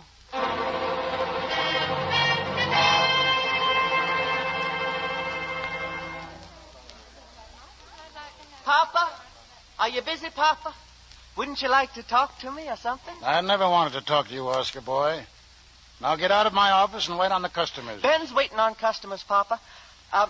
The $20 you gave me yesterday, I put it to good use, Papa. You mean the little salary advance? We sure ran Taylor out of town. That's what you wanted, wasn't it, Papa? Oscar, how much are you drawing here? $16 a week. Hereafter, $5 will go to repay me for the $500 I gave Isham, who so graciously saved you from a rope. You'll draw 11. Papa, you can't. 11 a week. Well, it could be worse, Oscar. It'll only take you 100 weeks to make it up. You shut up, Ben. Papa, you told me yourself that... 104, Oscar, including the 20. Good morning, gentlemen. Papa sure is hard on me. It's unnatural. Why, if a stranger come in, he'd think Papa didn't like me, his own son. Why did you beat up Taylor? Did Papa tell you to? He even gave me $20. And you stand here and let him bully you, you clown. Man, I can't live on $11 a week. I want to get married. Oh, yeah, that cooch dancer from the Cairo Gardens Cafe. She's a very wonderful person. I'm deeply and sincerely in love. Oscar, you go give yourself a nice cooling sponge bath. It'll make you... Well, Miss Bagtree, Miss Birdie. Oh, Mr. Benjamin. Well, I'll just take a few minutes, Mr. Benjamin. Well, Mom and Cousin John knew where I was. They just about died. Well, what can I do for you, Miss Birdie? Well, I really came to see your father, but I'm glad you're the one. Well, we've tried very hard, and Mr. Taylor finally said he would do it, but, well, he's gone now, and, well, the truth is we can't support our people at Lionette. We just can't. Would you, I mean your father knew, would you lend us money on our land or cotton? Well, now, that's something to think about. I just haven't been able to tell Mom about Mr. Taylor. Well, she spent all day yesterday planning how she was going to pay off our people and give Cousin John the car fare. Car fare? John wants to go away. Oh, to Chicago, perhaps? Oh, no, he wants to go back to war. He's so unhappy here. Oh, I see. And where will Captain Bagtree find a war? Oh, there's something going on in Brazil, John says. How much of a loan were you thinking about, Miss Birdie? $5,000. I guess I was as foolish about that as I was... $5,000. You know, tonight is Papa's music evening. He's always in a good humor after his music. Why don't you come? You and Captain John. Well, I'd be most pleased to come. And just one thing, Miss Birdie. Leave everything to me. Don't even mention the loan to Papa. Can you remember that? Oh, yes, Mr. Ben. I'll remember.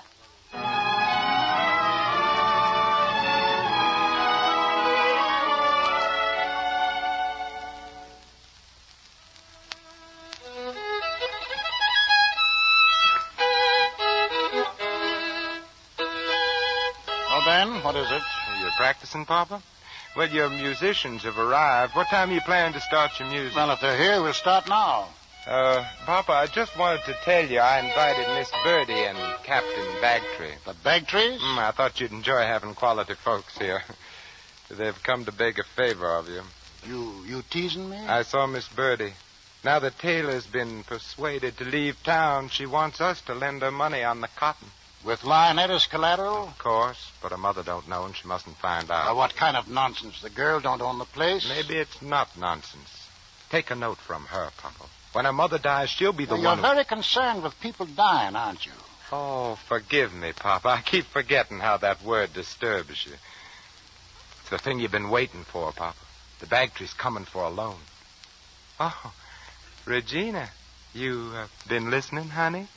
Of course, I don't know anything about business, Papa, but it would be nice to have a few people here to listen to your music. Bagtrees in this house, begging?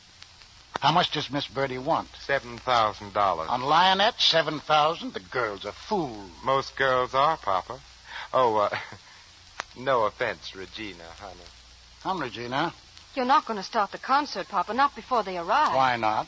Well, now, we don't want them to think we're impolite. For $7,000, they'll think we're most polite. Well, I'd better see to the refreshments, Papa. Mama's ailing. Just like her to take sick when company's coming. What do you want, Oscar? I've got to talk to Papa. Please, Papa, I'm in trouble, Papa. Hi, Oscar. They still want to hang you? Papa, I'm in love. Deeply and sincerely in love. But then he keeps talking her down. Ben don't want me to be happy. Your own brother. Of course she is of the lower classes. A ballet dancer at the Cairo Gardens. A what dancer? A can. She's a wonderful girl, Papa. Could I go fetch her here? Could I, Papa, now? What is this, a night at the circus? Please, Papa, this ain't asking too much after what I done for you. What have you done? Well, nothing, Papa, nothing. But it might amuse you to have a member of the lower classes mixing with the gentry. And it'd make Ben awful mad. Go and get her. Oh, sweet Papa, thank you. You're what, Oscar? What did you say? I said I'm going to fetch Lorette. I'm bringing her here. You can't. You wouldn't dare. Wouldn't I? Will you just ask Papa? Stop him, Ben. Well, what do you want me to do, shoot him? The Bagtrees will think we meant to do it, planned to insult them. One of these days you're going to learn about Papa, Regina. Maybe tonight when he sees you with John. If you dare say anything to Papa about John, Don't threaten me, Regina. I'm sick of threats. You'll be much sick of them if I... Oh, Ben, don't. I'm in love with him. But he's not in love with you. Horace Giddens is. Why don't you marry money yourself? Nobody ever asked me. Oh, why, Ben. Any rich girl would be only too happy to have a bookkeeper as good as you. Why, thank you, honey. You're welcome, honey.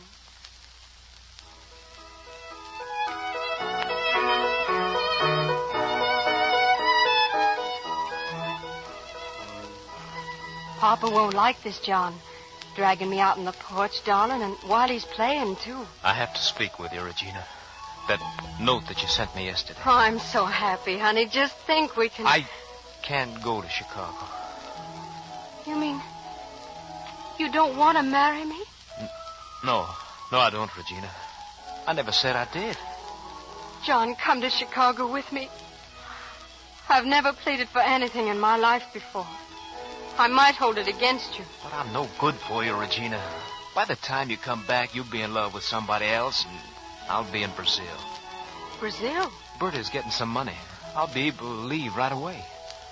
Where's Miss Birdie getting this money? I don't know. She won't tell me, but she says she'll have $5,000. $5,000? I see. We'll talk about it tomorrow. I love you now. Now go on in.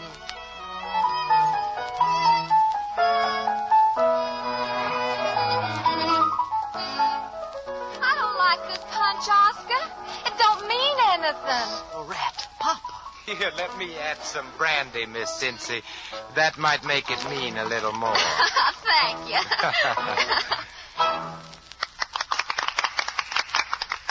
Papa, my friend's here now. Can you meet her? All mean.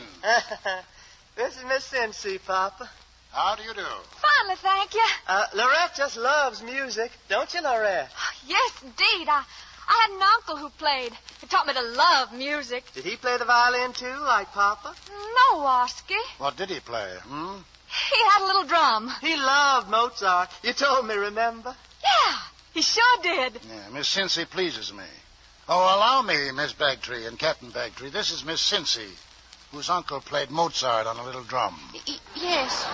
Yes, we've already met. Captain, I recollect a few years back you went to Europe. Yes, sir, I did. Then perhaps you'd advise us. My daughter and I are planning a trip abroad. I'd like to, sir, but I don't remember Europe very well. Well, now, what does stay in your memory, Captain Bagtree? Anything at all? The war, sir. Oh, you were happy in the war, were you? Yes, sir. I thought we would win. I never did. Never. From the first foolish talk to the last foolish day. Why, John wants to go to war right now. They've been looking for Confederate officers in Brazil, so John will have a chance to fight again for his ideas. Now, why don't you choose the other side? Every man needs, he needs to win once in his life. I don't like that way of saying it, Mr. Hubbard. Your people deserve to lose their war and their world. It was a backward world getting in the way of victory. Appalling, you still don't realize it. Papa, I didn't bring John here to listen to you be insulting. You brought him here? Show your guest to the dining room, Regina. Maybe he's hungry.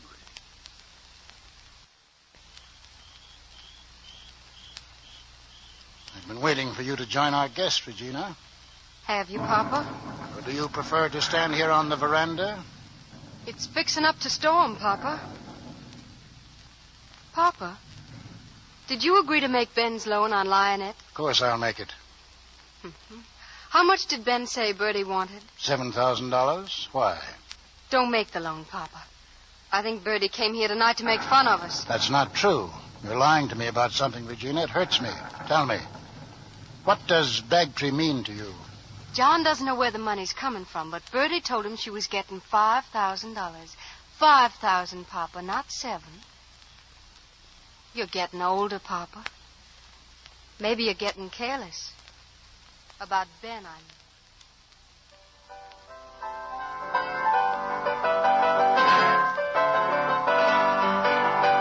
Lorette, please. I wish you wouldn't play, honey. Why, Oscar, it's pretty. And your papa says he likes music. Why, of course, Oscar. And here, Miss Cincy, another glass of punch. Any effective way of stopping? Oh, look who's here. Tell you a secret, Mr. Hubbard.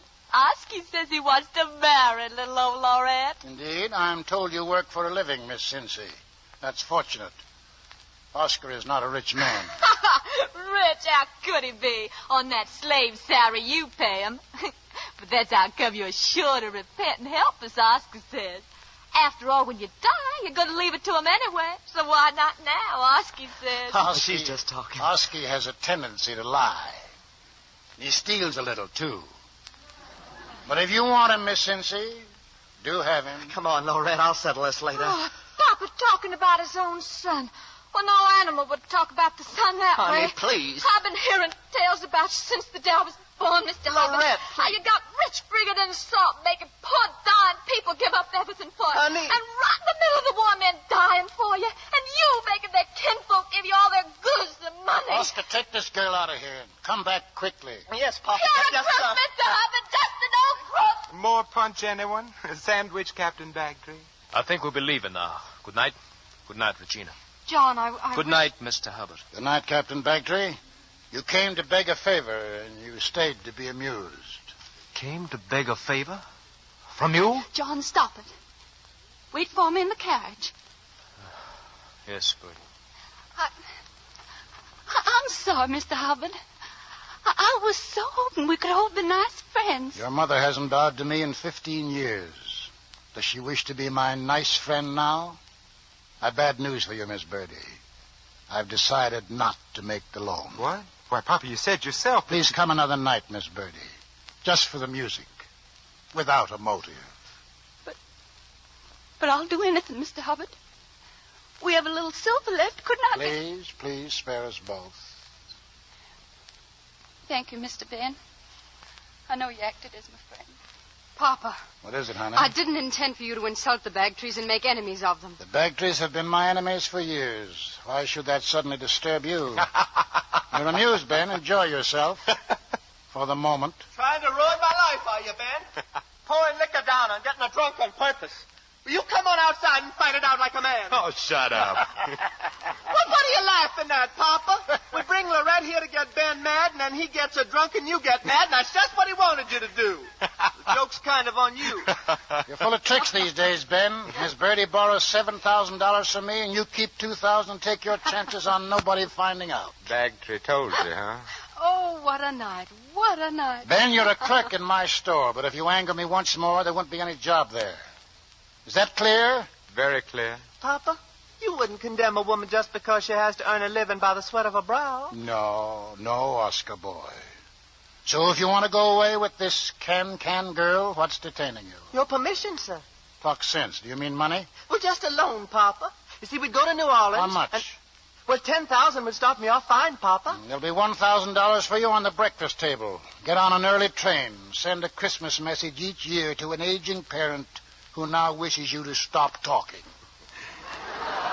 You better start packing, Oscar. You bullied me ever since I was born.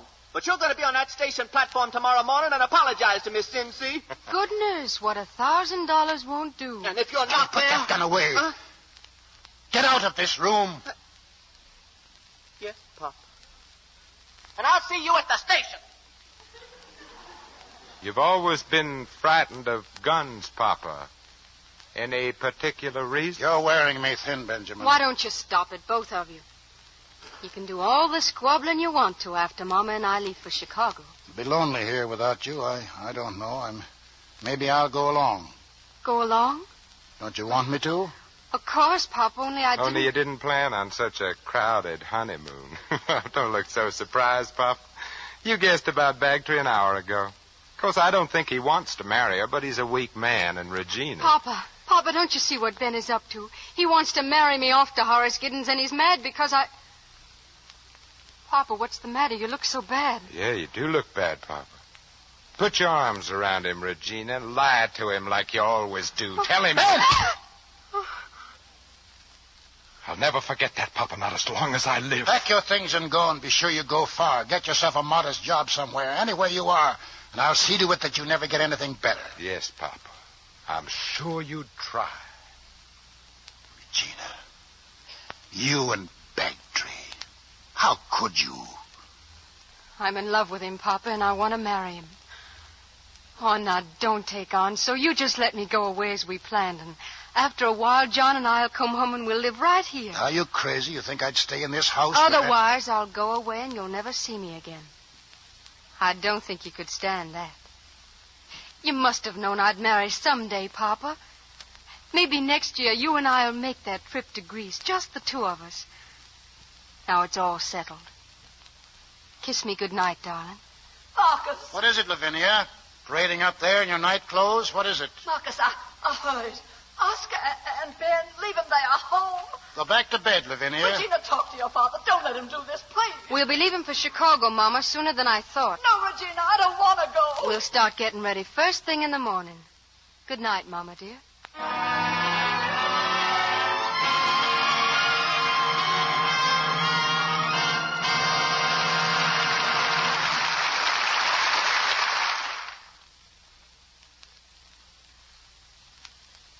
The curtain rises on the third act of Another Part of the Forest, starring Walter Houston as Marcus, Anne Blythe as Regina, and Vincent Price as Ben.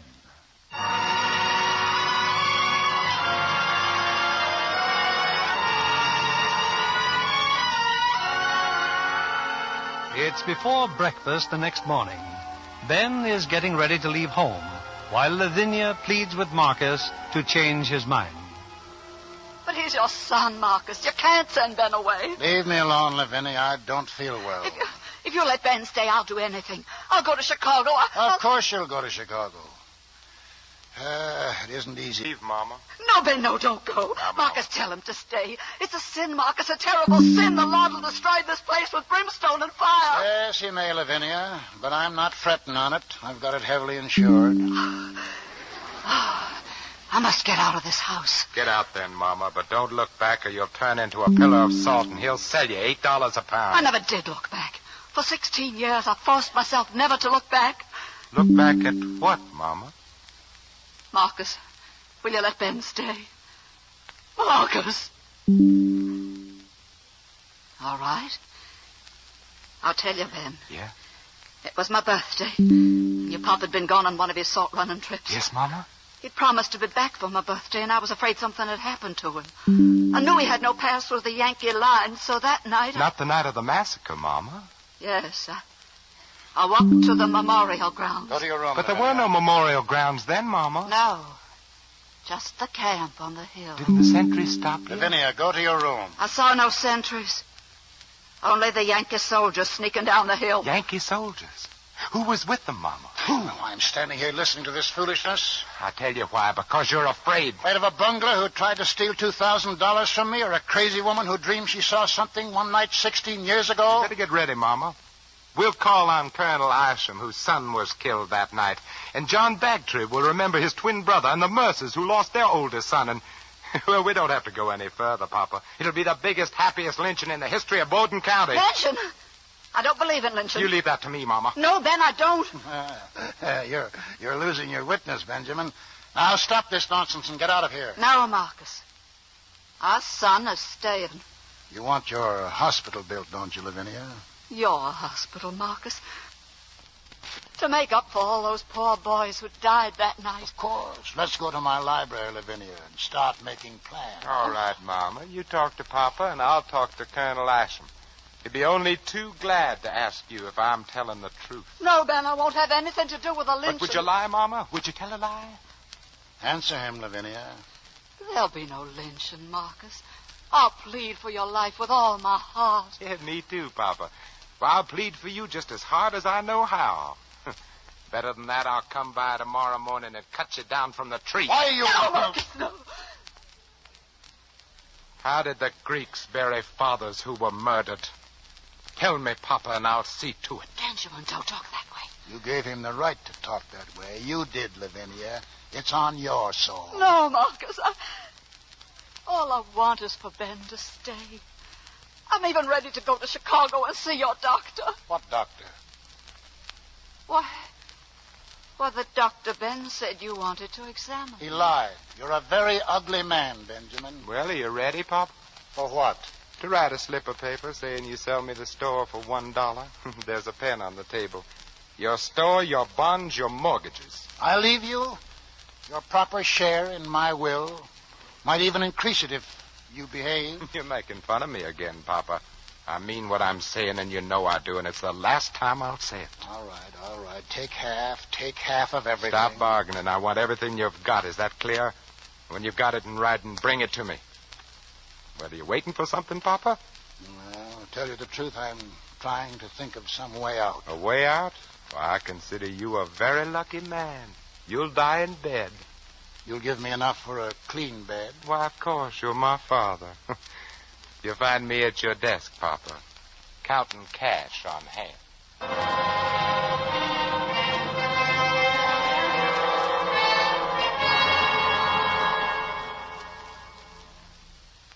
Jake, come here. Yes, Mr. Benson. Take this envelope over to Lionette. There's $5,000 in it. Give it to Miss Birdie and tell her to forget about last night. Yes, sir. And tell her that I wish Captain Bagtree the best of luck in Brazil. Yes, sir. Oh, and tell Coralie to set my breakfast plate at the head of the table. But Mr. Ben, that's where your papa... I'll say it again, Jake. At the head of the table. Papa, where are you? Papa! My goodness, Oscar, I'm trying to eat breakfast. Papa isn't here. Well, if he isn't here, he must be upstairs. Well, no, Rhett's waiting for me at the railroad station. Papa! Oh, I was hoping you'd be gone by now, Oscar boy. But the $1,000 on the table. He promised, but it ain't here. I even crawled under the table. Maybe you better go crawl some more. Well, good morning, Regina. Oh, good morning, Oscar. Where do you think you're sitting?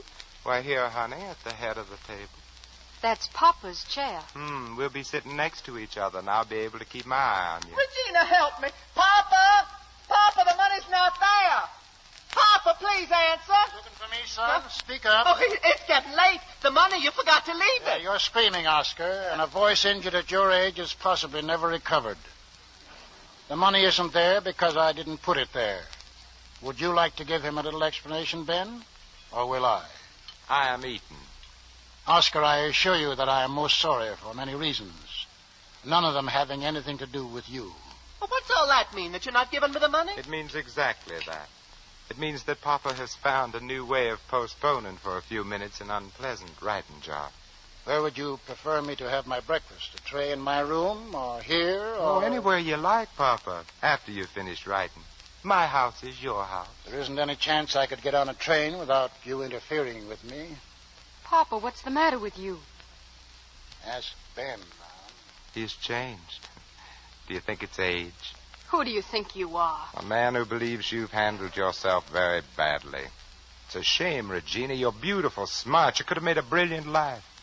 Instead of 20, you have to start picking up pieces. I like the pieces, and I'm off to pick them up right now in Chicago. No, honey. Right here in Bowdoin. Because you're not going to Chicago. What are you talking about? Papa hasn't got any money anymore. No money at all. Just giving it all to me. To you? What makes you think he'd give it to you? Well, I'm the oldest son. Isn't that the way with ancient kings? Papa? Papa, where are you? You're starting to sound like Oscar, honey. But you talk to Papa. Maybe he can quote an appropriate line from Aristotle.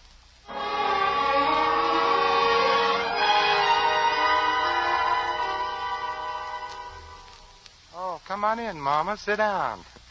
Coralie just brought in some fresh coffee. I just come to say goodbye, Ben. I have to go away. What for? I can't lie about your father, but I want no part of a lynching. Oh, that party's been canceled, Mama. Papa's examined his conscience and repented. Then you can stay? Mm-hmm. Papa's decided to retire.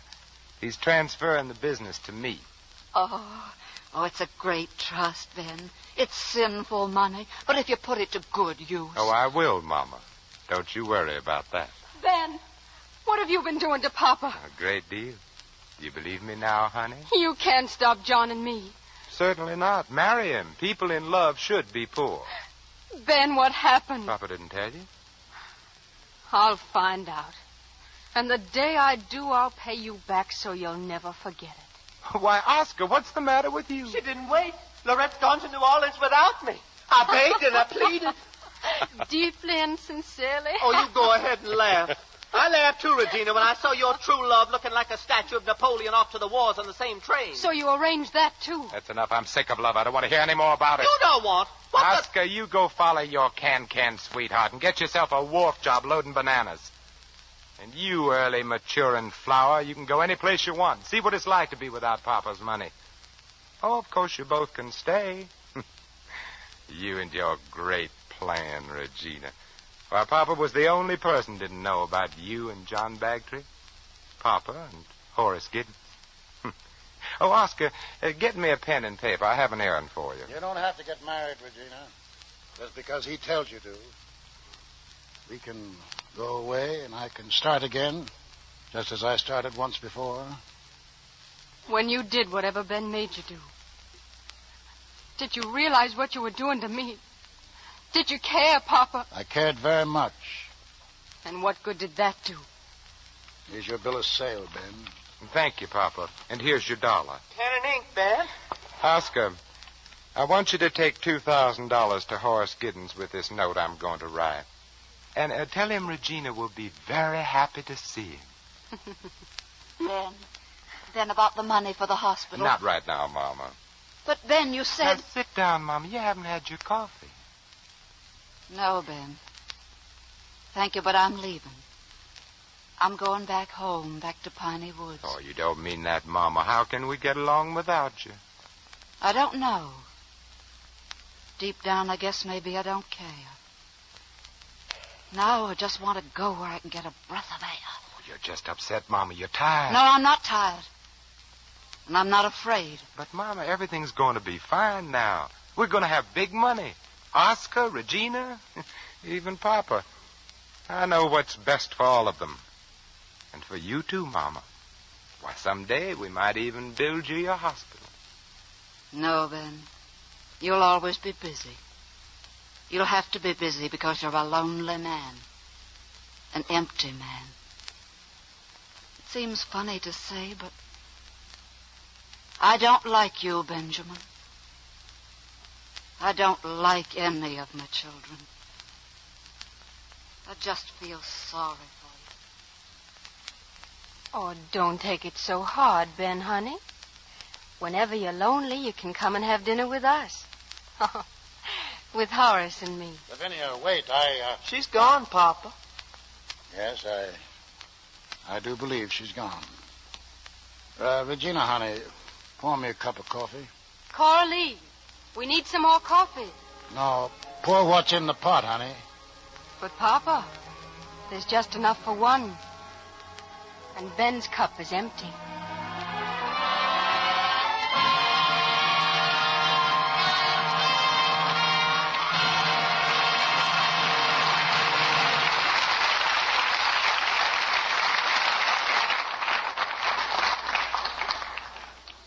Before our stars return for their curtain calls, here's Libby Collins with some important shopping news for the ladies.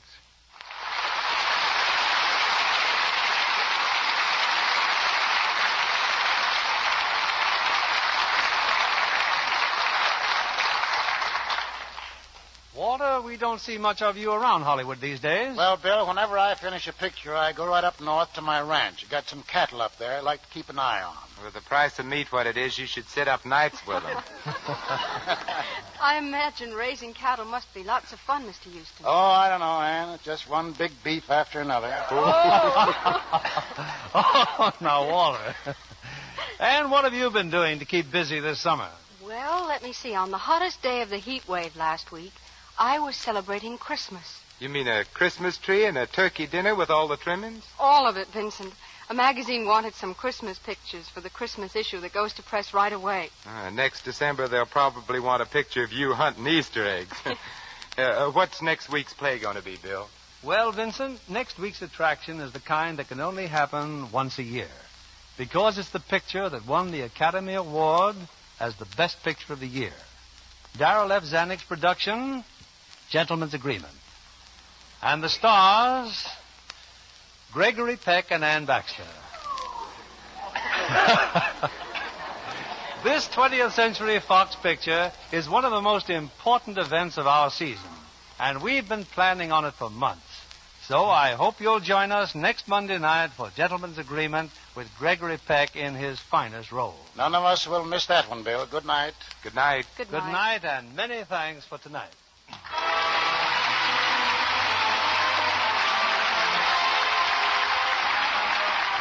Leave our brothers company, the makers of Lux Flakes, join me in inviting you to be with us again next Monday evening when the Lux Radio Theater presents Gregory Peck and Ann Baxter in Gentleman's Agreement. This is William Keeley saying good night to you from Hollywood.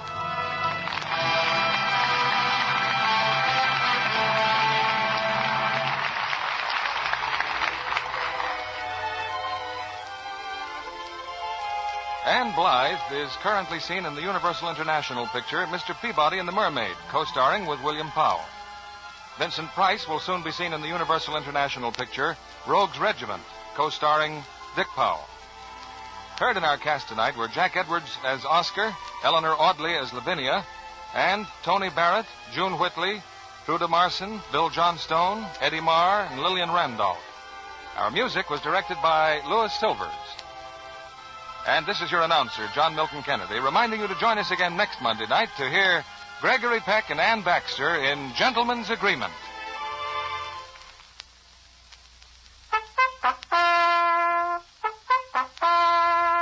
Rely on Spry, S-P-R-Y. For lighter, finer, richer tasting cakes, Spry tops any other type shortening. Spry's amazing cake improver takes guesswork and hard work out of cake making. Try Spry's one bowl method for glorious cakes. For all you bake and fry, rely on Spry.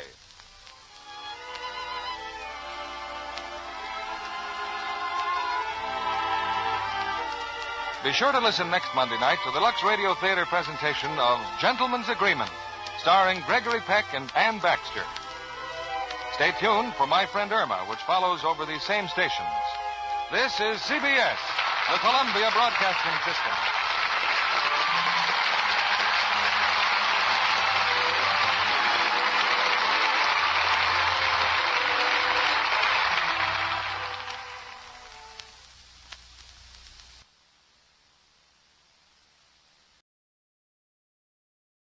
Lux presents Hollywood.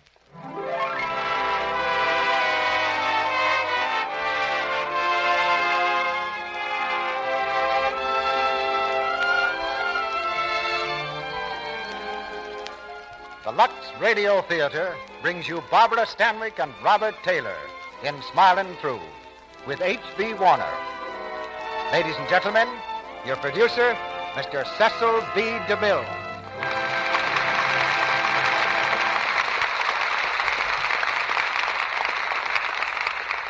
Greetings from Hollywood, ladies and gentlemen. Tonight we bring you a romance of two generations in a play that I believe will last far beyond our own generation in the American theater. Smilin' Through had a long run on Broadway and also has to its credit 2 hit motion pictures. And the reason is that it's truly a great love story. Of course, it takes 2 to play at that game, and we couldn't think of any stars better suited to the parts than Barbara Stanwyck and Robert Taylor. But as Bobby Burns once observed, the best laid schemes of mice and men gang off to glee. In this case, our best laid schemes went to glee 3 specific times during the past several weeks, because Barbara had a date with a motion picture camera, or Bob had, or they both had. But we played a waiting game, as this combination of play and stars was well worth waiting for. Smilin' Through is really 2 love stories, because the haunting secret of a romance in the past is the barrier between Kathleen O'Hara and Kenneth Wayne at the time of our play. Barbara Stanwyck is Kathleen O'Hara in the modern day and Munyin Clare in the past generation. Robert Taylor will be heard as Kenneth Wayne and then, going backward in time, as Jerry Wayne. So both our stars do double duty tonight, just as our product, Lux Flakes, does double duty all the time. Clever women have learned that Lux Flakes is both kind to their clothes and easy on the budget. Now we begin the dramatic story of Smilin' Through. As our curtain slowly rises on Act 1, starring Robert Taylor as Kenneth Wayne and Jerry Wayne, and Barbara Stanwyck as Kathleen O'Hara and Munyin Clare, with H.B. Warner as John Carteret.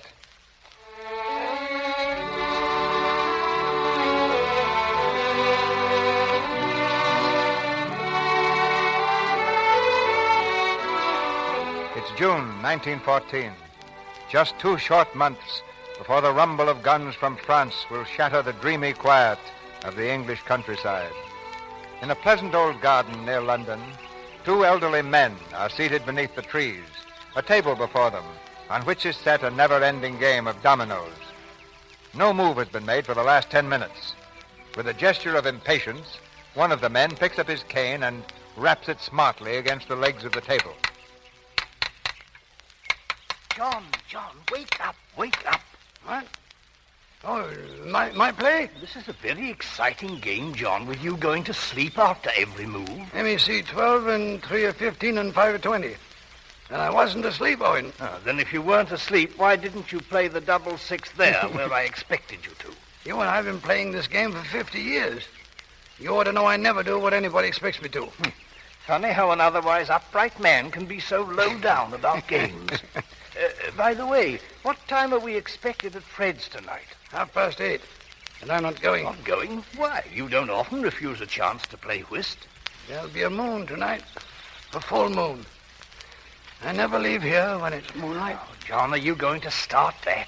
I wonder if you know how I dread to see you in these moods. Moods? Do you mean to say you're going to sit here in this garden all night again and try to conjure up spooks? And really, John, sometimes you give me the creeps. Do you know what people think?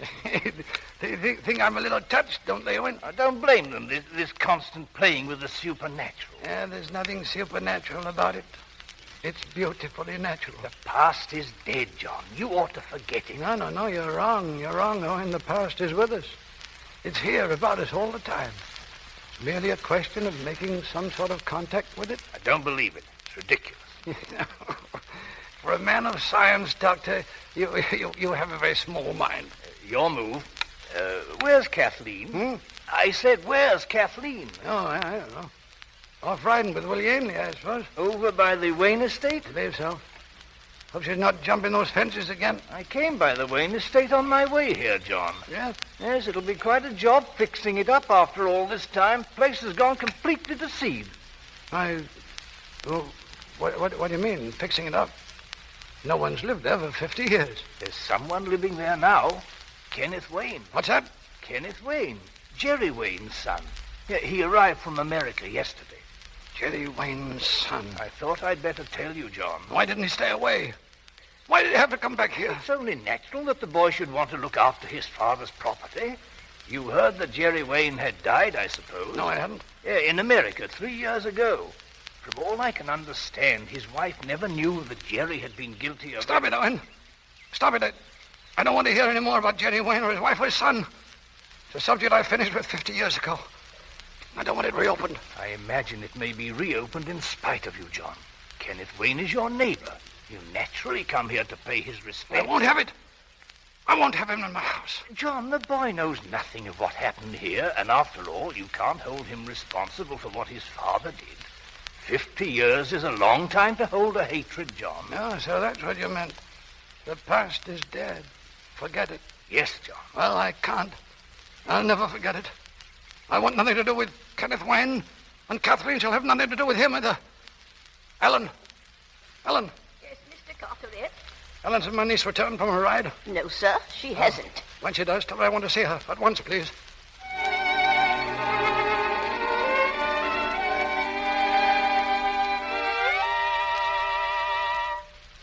I look at it, Ellen, as Kathleen, is this. We've known each other for years, ever since we were children. Oh, I know, Willie. Perhaps that's the trouble. I suppose that means you won't even think about it? Oh, I have thought about it, Willie, but my thoughts keep going around in a circle, and they always come back to the same place.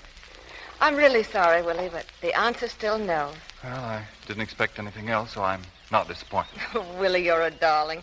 And if you didn't ask me to marry you at least once every month, I'd miss it horribly. I will say that I'm a sort of solid person, Kathleen. Substantial, if you know what I mean. I won't ever change. Oh, I'm sure of that, Willie, but now I think we'd better ride back. Will you give me a hand up? Be careful now, Kathleen. And please don't ride as if the devil were after us. Come on, Willie. I'll race you home. Kathleen, wait! Kathleen! Kathleen, pull up. Pull up. We're going too fast for this ground. Across the Wayne Meadow, Willie. We'll take the gate on the west side. You can't jump that gate. You'll kill yourself. Go around the wall, Kathleen. I'm taking the gate, Willie. See you at home. Kathleen, come back. The top post is up.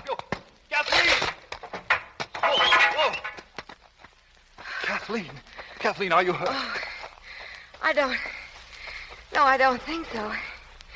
Let me see. Oh, no. No, I'm not hurt. Oh, thank heaven.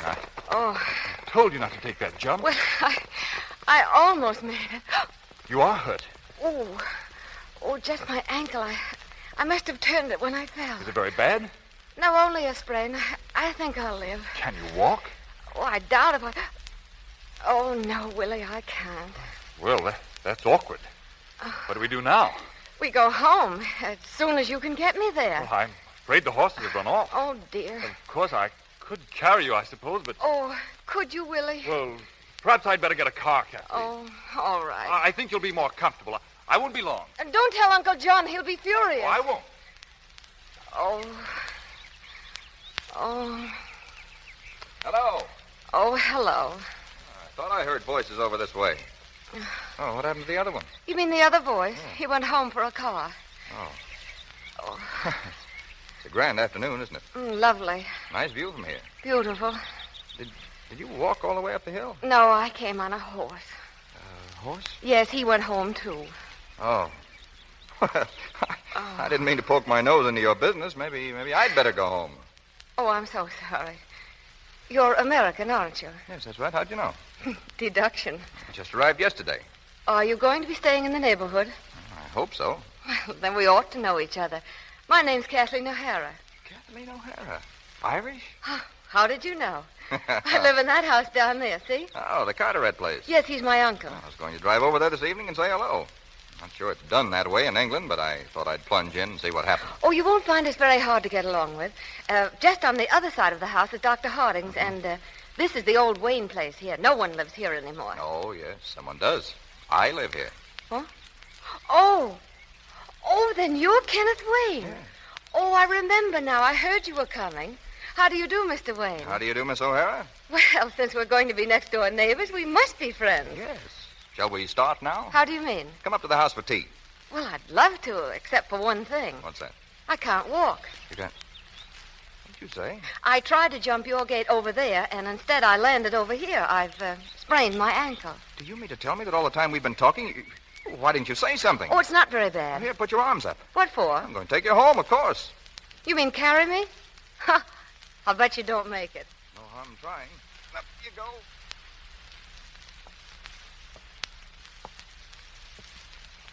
I think I can walk to the chair. You can put me down now. Oh, no. When I start a job, I finish it. Right here. Thanks. Now I'll have to give you tea. Oh, Miss Kathleen, what's happened to you? It's nothing, Ellen. Will you tell Uncle John I'm home? Yes, Miss. And bring some tea, Ellen. Sit down, please. Thank you, but don't you think you'd better do something about that ankle? Oh, it's much better, really. I told you I could have walked halfway. Kathleen, you all right? Of course, Uncle John. I've sent for Owen. He'll be here right away. Oh, Uncle John, please stop fussing. There's nothing the matter except this gentleman thought he had to carry me home. Oh. How do you do, Mr. Carteret? You're Kenneth Wayne, aren't you? Yes, sir. I'd know you anywhere. You're just like him. Just... Oh, I suppose you mean my father, sir. Yes, I mean your father. Uncle John. Thank you for bringing my niece home. Is there anything we can do for you? No. Uncle John, Mr. Wayne is staying for tea. I see. Excuse me. Well, I'm dreadfully sorry. There must be some... Oh, well, I can't imagine. Oh, it's quite all right. I don't pretend to know what it's all about, but... Well, I'll run along. Oh, you can't. Please don't. Oh, you really don't want me to stay. Let's not try to be polite. Well, perhaps we'll meet again sometime. Of course we will. Goodbye, then. Goodbye, and thank you. Ellen. Ellen. Yes, miss? Will you ask Uncle John if he can come here a moment? Well, he's in the garden, Miss Kathleen. He said that he didn't wish to be disturbed. He'd be there all evening, he said. Oh. You know how he is, miss, when there's going to be a moon. It might be better if I didn't... Yes, never mind, Ellen.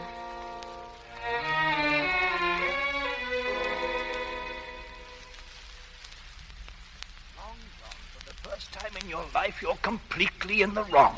I'd rather not talk of it. I came here to talk of it, and you must listen to me. You might as well know that Kathleen has been seeing young Wayne. Against my wishes. Why shouldn't she? You've explained nothing to her. You're being unfair to her and to the boy. Why are you so sympathetic all of a sudden, Owen? Because I've met him, I've spoken to him, and I know he's lonely. People round here can't forget what his father did, but he doesn't know what it's all about. He's proud. He feels it. I'm surprised he's staying here as long as he has. If he feels anything besides arrogance and egotism, he's the first Wayne who ever did. You're blind, John. Your hatred has blinded you to everything. Don't you know that Kathleen's in love with him? Now, that's impossible. She can't be. She is, John. And who are you or I to say her heart isn't telling her what's best? Our lives have jogged along 3/4 of their way. Her life is just budding, and the lad's fine. He's the son of the man who was responsible for the greatest sorrow I ever knew. His son. His own son. The same stock. In this very garden 50 years ago. Why, you were here. You saw her little white face. And you've seen me live on here for 50 years without her. And you dare to tell me... John, stop it. I don't want you ever to speak of it again, do you hear, Owen? Never. Dr. Harding. Dr. Harding. Yes, Jimmy? Dr. Harding, sir. They want you in the village. You're to come at once, sir. Who? Where? At the recruiting station, sir. War's been declared.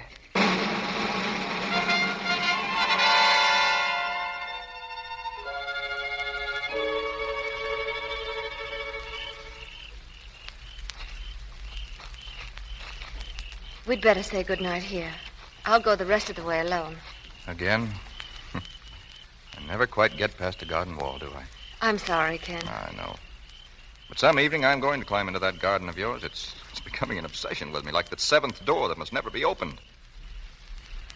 Oh, Kathleen, what is it? Why do people hate me so? What have I done? What haven't I done?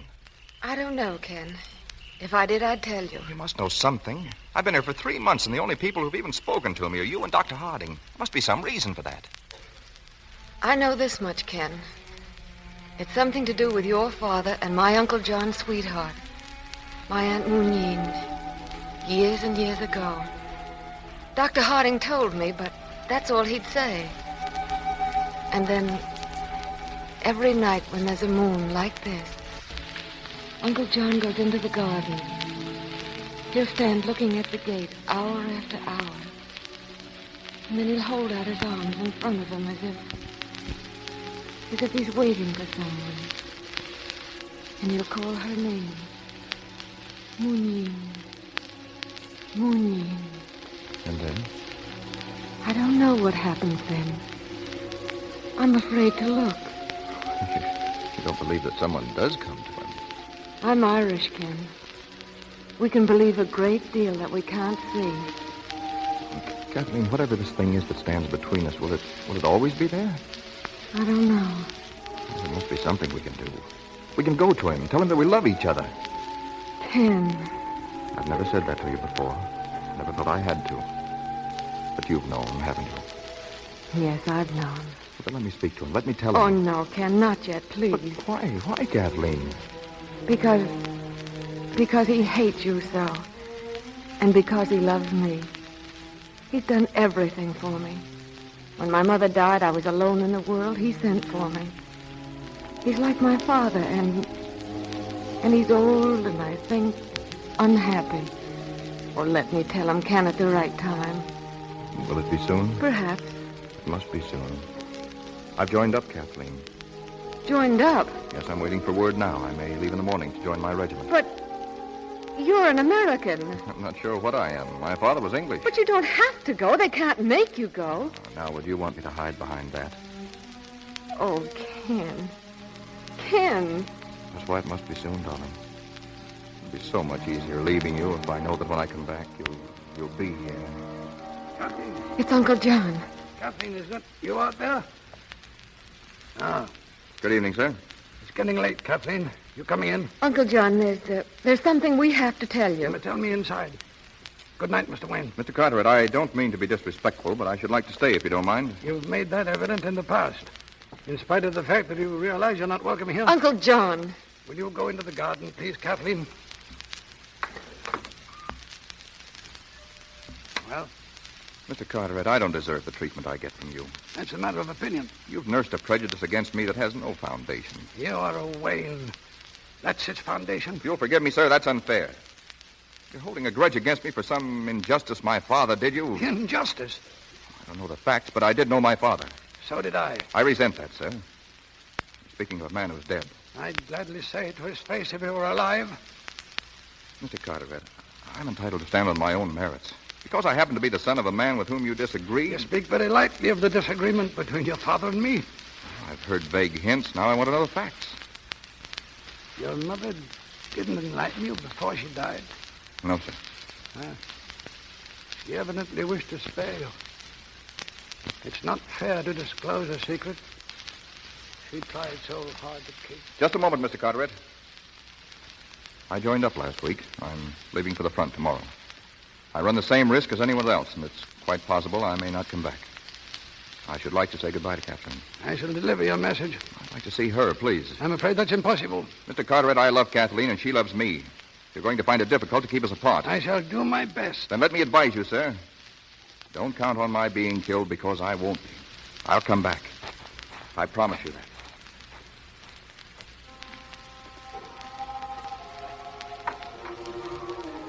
Kathleen, are you crying? Kathleen, oh, my child. Do you hate me so? I love you, Uncle John. But I love Ken, too. Kathleen, can't you trust me? I've taken care of you ever since you were a child. Believe me, darling, I'm only trying to take care of you now. Time will heal your heartbreak, Kathleen. Has it healed yours? Aren't you still holding a grudge against Ken's father? Aren't you still cherishing a love that doesn't heal? Has time cured your heartbreak? Kathleen, it's time you knew the truth about the man whose son you say you love. Am I disturbing you, John? No. I'm glad you're here, Owen. I think Kathleen should know what happened in this garden 50 years ago. You were here that night. You can bear me out. Let me tell her. At some other time, John. No. She must know now. Come here, Kathleen. Sit here, dear. Beside me.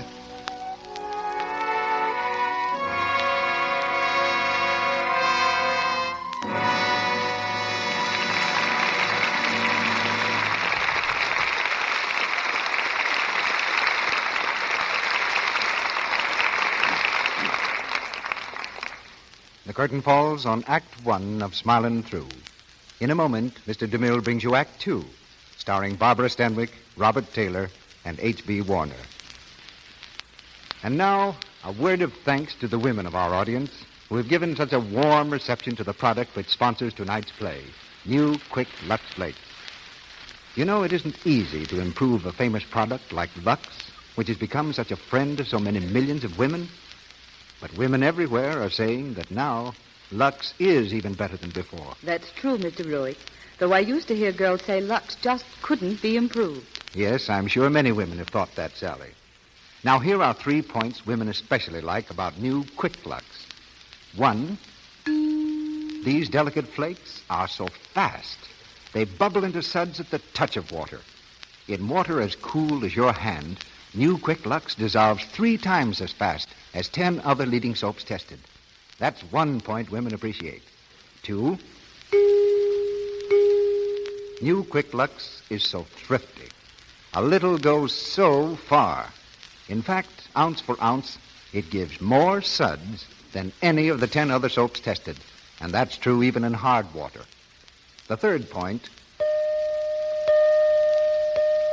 is purity. New Quick Lux has the same perfect gentleness you've always depended on. It hasn't any harmful alkali, no builders or fillers. Anything safe in plain water is safe in New Quick Lux.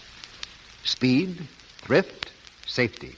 Those are the 3 reasons women are so enthusiastic about the new Quick Lux. It comes in the same familiar box at no extra cost to you. So why not get a big box tomorrow and use it for stockings, underthings, and all washables. For dishes, too, to save your hands. Now, our producer, Mr. DeMille. Act 2 of Smilin' Through, starring Barbara Stanwyck as Kathleen O'Hara and Muneen Clare, and Robert Taylor as Kenneth Wayne and Jerry Wayne, with H.B. Warner as John Carteret.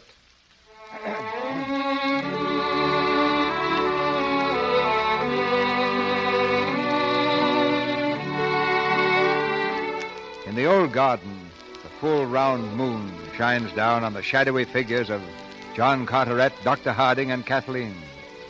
Slowly, John Carteret begins his story, his eyes bright again, as they were some 50 years ago. 50 years ago, on the 18th of June, this old house was in a hubbub of excitement. It was a lovely summer night like this. Over the gate yonder, the honeysuckle and roses grew just as they do in the Junes of today. Everything was the same except for some witches' lanterns placed here and there. It was the night Muneen Clare and I were to be married. She had arrived that day with her sister, Mary, your mother, Kathleen. As the long twilight faded into darkness, the old house was lit by 1,000 candles. Snatches of laughter and bits of bantering chatter floated out into the garden. Someone was playing something softly, liquid, on the harp. I could hear it still. It was her little song, Muneen's song, the one I taught you to sing so many years ago. There was still an hour before the ceremony. Suddenly there was a ringing at the gate bell. Ellen went quickly to answer it. Why, Dr. Harding, it's about time. Good evening, Ellen. Am I late? Mr. Carteret's been worried to death. Is that you, Owen? Good evening, John. Oh, good Lord, I thought you'd never get here. Did you bring the ring? Now, don't worry. Everything's all right. Well, come inside, man. There are 1,000 things to attend to yet. John, I've something to tell you. Oh, what, Owen, what? I stopped in at the George and Dragon on my way here to get something to steady my nerves. Well. Jerry Wayne was there, John, drinking more than was good for him and talking about her. Munyin? He was talking about Munyin? Now, John, there's nothing you can do about it, only I think you ought to be on your guard. He's not been asked to the wedding, of course. Of course not. I'm wondering if that was wise. Oh, I know how you feel about him. No man has the right to make threats merely because he's refused by a woman. But Wayne's a strange, bitter nature. At any rate, he was making some vague threats that there was still time and the wedding wasn't over yet. There's nothing to worry about, Owen. That kind of man usually takes it out in talking. Come inside. Ellen. The bell. Coming. Who is it? Oh, Mr. Wayne. I thought it was... A guest, Ellen? No, just a visitor. Who is it you want, sir? We're very busy just now. First, I want to come in. I don't think you're expected, Mr. Wayne. I know that. No place for the rejected suitor amidst the wedding guests, is there? His great crime was that he loved the lady and the lady didn't love him. You've been drinking, Mr. Wayne. I do hope you'll go quietly away and not make any disturbance. Tonight of all nights. Take this note to Miss Munyin. I'll wait. Miss Munyin is dressing, and I don't think she wants to hear from you. Do as I tell you. No, sir. I will not. I want that message taken to her before the wedding. Understand? Ellen, Mr. Carteret wants you. Oh, Miss Mary. Ellen, what is it? What's the matter? It's Mr. Wayne, Miss Mary. Oh. My respects, Miss Mary. Will you have the goodness to deliver this note to your sister? Jerry Wayne, you had no right to come here. It's not Munyin's fault at all if she doesn't love you. Oh, why can't you take your dismissal like a man and not come round to trouble her on the most wonderful night of her life? If you'll take her that note and let me wait for an answer, I'll go quietly. If not, I'll stay and watch the wedding like a welcome guest. Only I don't vouch for what I'll say or do. Now, will you take the note or won't you? I'll take it. But I don't like this, Mr. Wayne. I don't like your being here. I'll go when I receive an answer to my note. Wait here, then, please.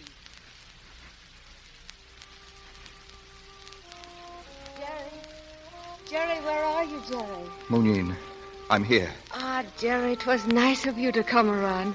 I knew you'd never let me get married without wishing me well. Munyin, you're so lovely. You're so beautiful. Oh, my darling. Jerry, don't. You're not going to marry him. It isn't true. Tell me it isn't true. Oh, now you mustn't begin this all over again, Jerry. I won't let you. I've as much to offer as he has. I was a fool to give you up without a fight, but it's not too late. You must come away with me now. Now, Munyin, tonight. Jerry. Oh, don't look at me like that, as if you hated me. I love you. It's killing me. I can't stand it. Oh, Munyin, I know I'm behaving like a crazy man, and that's what I am, crazy with love and jealousy. The thought of you belonging to another man drives me mad. I don't know myself. I can't think. I must stop it somehow. He won't have you, not if I can prevent it. Jerry, how much do you love me? More than all the world. More than life itself. I can't give you up to him. Then listen to me. Do you know what you're going to do to prove your love for me? You're going to leave me now, bravely and wishing me joy. And you're going to go along home and let me be married to the man I love. Because you love me. I can't. You can. You will. Look at me, Jerry. Look at me and tell me that you want me to be happy, even though it means unhappiness for you. I can bear it when I'm with you, Munyin. It's when I'm alone. Ah, when you're alone, say over and over to yourself, I'm doing it for her. Then it'll come out all right. Will you try? Yes, Munyin. Thank you, Jerry. Sure, it's a dog's life I'd be leading you, Jerry, not loving you. You don't deserve that. Now, you must go. You promised that if I came down... Munyin, shall I never see you again? Often, I hope, when I come back here to live. If you'll promise to remember what I say. Now, wish me well, Jerry. And mean it. Goodbye, Munyin. I love you. I shall always love you. Ah, Jerry. Goodbye, my dear.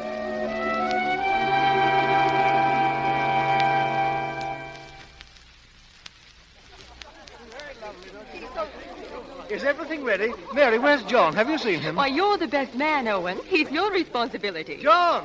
John! Where are you? John!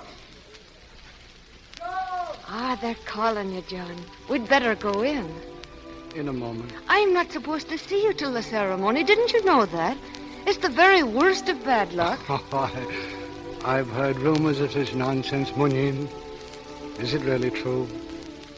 Do you know when I came out here before and saw you? When you turned around to me with the moonlight all silver in your hair, you looked like a little white ghost coming down on a moonbeam to greet me. I'm not a ghost, John. I'm real. But I love you till I am one. And after. Nothing shall ever part us, Munyin.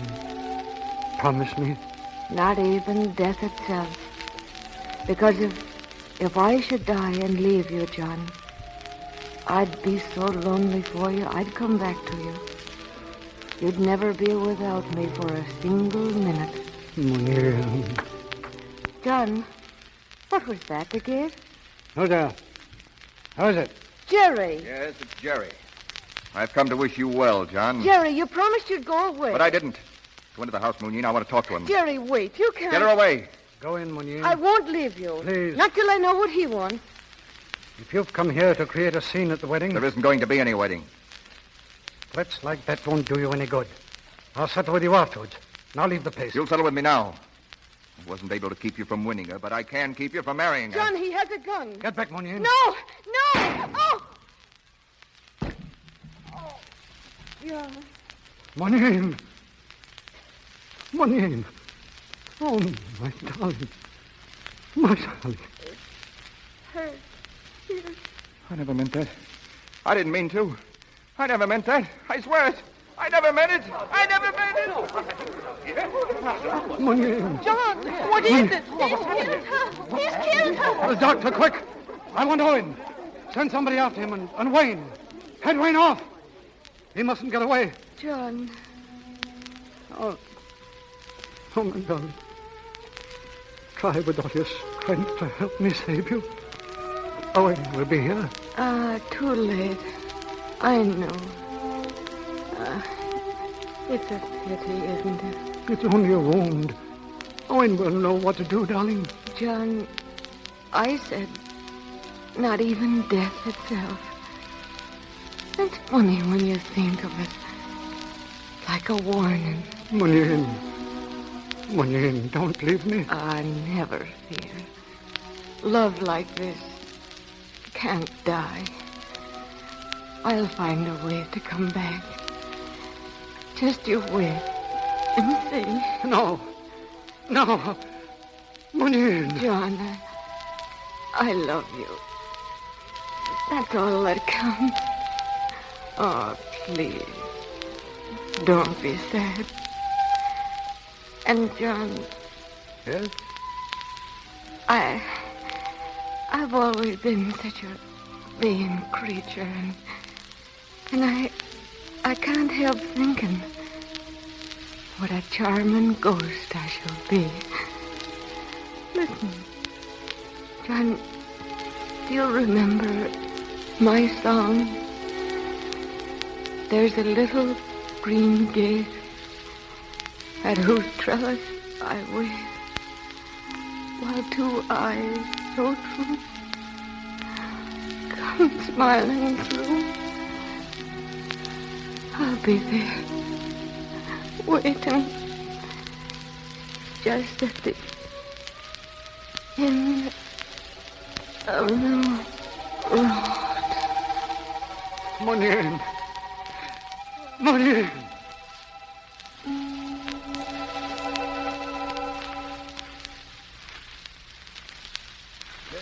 The way she died. In my arms. Here in this garden 50 years ago. Love like that, Kathleen, is like the smile of God. And when it's taken from you, it's as though the smile of God had ceased for you forever. But year after year, she has come to me. Sometimes every moonlight night. Sometimes with long, lonely times between. But always, when I needed her, she was beside me. Whenever I met with trouble or sickness, she was there. And the comfort of it was so great that it made little difference whether I lived 1 year after her or 100. If only she was with me now and then. Uncle John, if you've known love like that through the years and after the years, how is it you can be so hard on me? I love too, Uncle John. Can't you understand? You're the stock of my Munyin herself, and his is the blood of the Waynes. And you don't belong to Catherine. I love him. You must forget him and make an end of Now, this. don't ask me that. I can't. You must. Uncle John, you talk of love being like the smile of God. You're not the only one God smiles upon. He smiled on me, too, and on Ken. And I'm not going to let you come between us. You can't. Kathleen, where are you going? I'm going to Ken. Kathleen! Kathleen! John, let her go. It's her right. You're against me still. After all that I've recalled of what happened that night, you're against me still. All that was 50 years ago. He's his son. That's not the boy's fault. And Kathleen's her flesh and blood. That's not Kathleen's fault. They love each other. You're hard and cruel, John, and I'm against you. You're doing a wicked thing, and someday you'll bitterly regret it. Good night.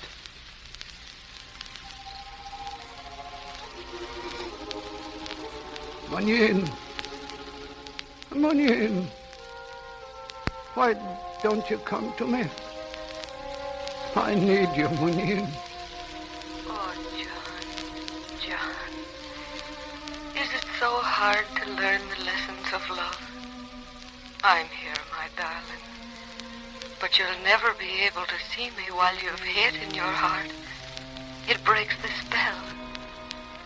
And 'tis so light and slender a thing. I know you want me. But you'll have to sweep out all the cobwebs of revenge and hatred from your thoughts before we two can talk together. Love of me is not enough. There must be no dark shadows of unkindness or of anger.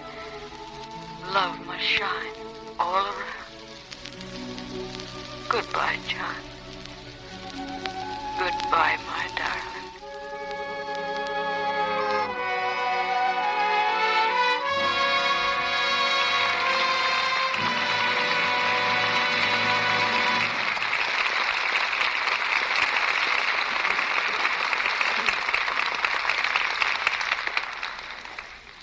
After a brief intermission, Robert Taylor, Barbara Stanwyck, and H.B. Warner will return in Act 3 of Smilin' Through.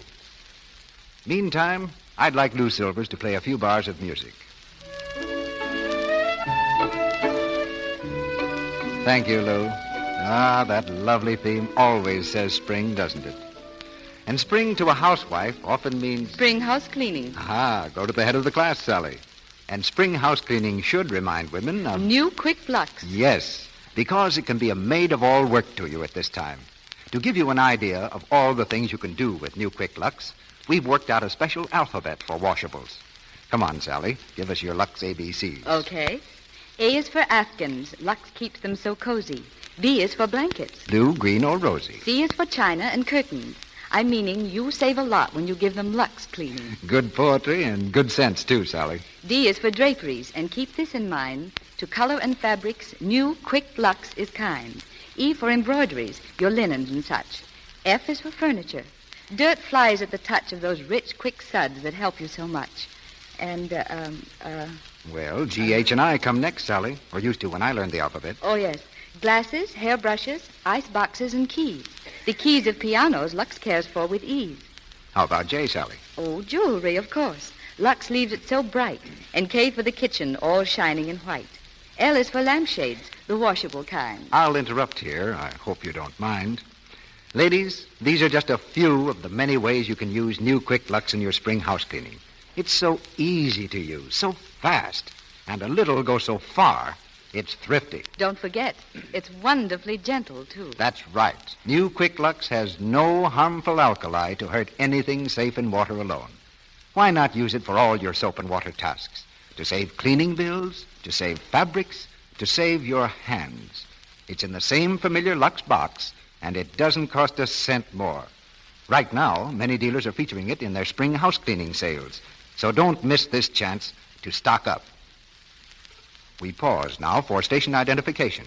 This is the Columbia Broadcasting System.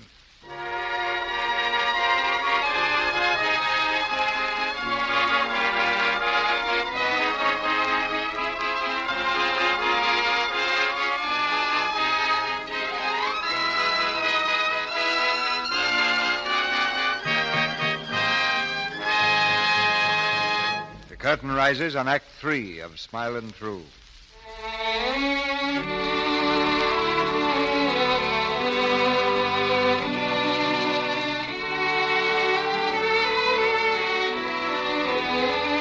More than 4 years have passed.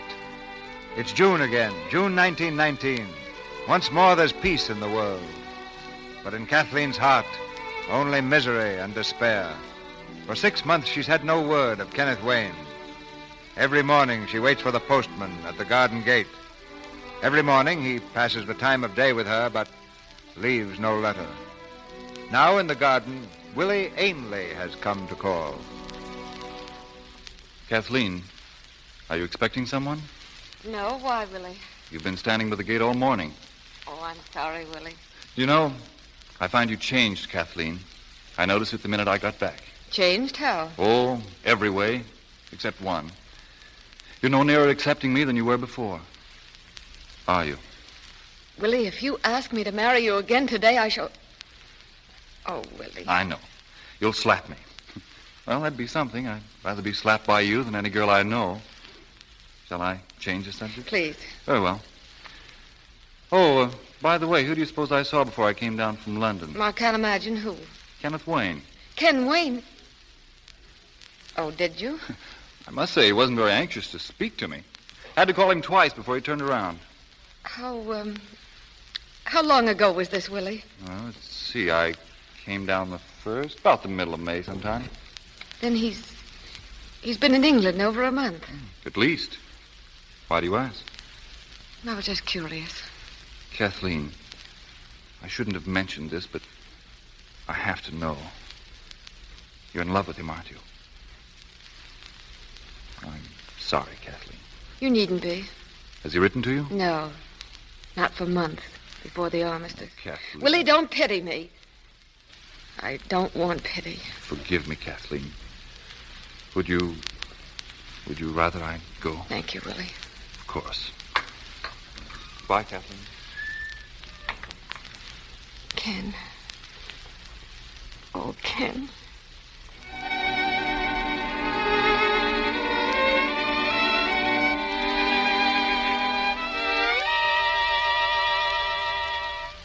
All right, I think that's enough. Put your jacket on, Captain Wayne. Thank you. Well, Doctor, what's the verdict? Oh, just about what you told me yourself. The army surgeon did rather a good job on that leg. You mean as good as could be done, huh? Yes, that's about it. Of course, your nerves are all shot, but time will take care of that. How much time? Can't say. That will depend on you, Captain Wayne. Yes, I know. Don't worry. Try to relax. Eat plenty of greens. Sleep 10 hours a night. Yes, it's easy to prescribe. How much sleep do you get a night? What do you think? About 3. If I'm lucky. Well, I could give you something for that, of course. I've had it. Every doctor in London has given me something. It's getting so it doesn't work anymore. How long were you at the front? I saw most of the show. I got this leg in last month. Yes. There are a great many like you, Captain. See them every day. I might as well tell you there's very little I can do for them. There's only one thing I really want to know, Doctor. When I came back out of this, I was going to be married. Is that... Do you think I should? You mean, is it fair to the girl? I'll be an invalid, won't I? For a time. But you won't say how long. I can't. Maybe years. Maybe all of my life. There's a future to offer a girl, isn't it? To spend the rest of her days waiting on an invalid? I'm sorry. Thank you, Doctor. You've been very kind.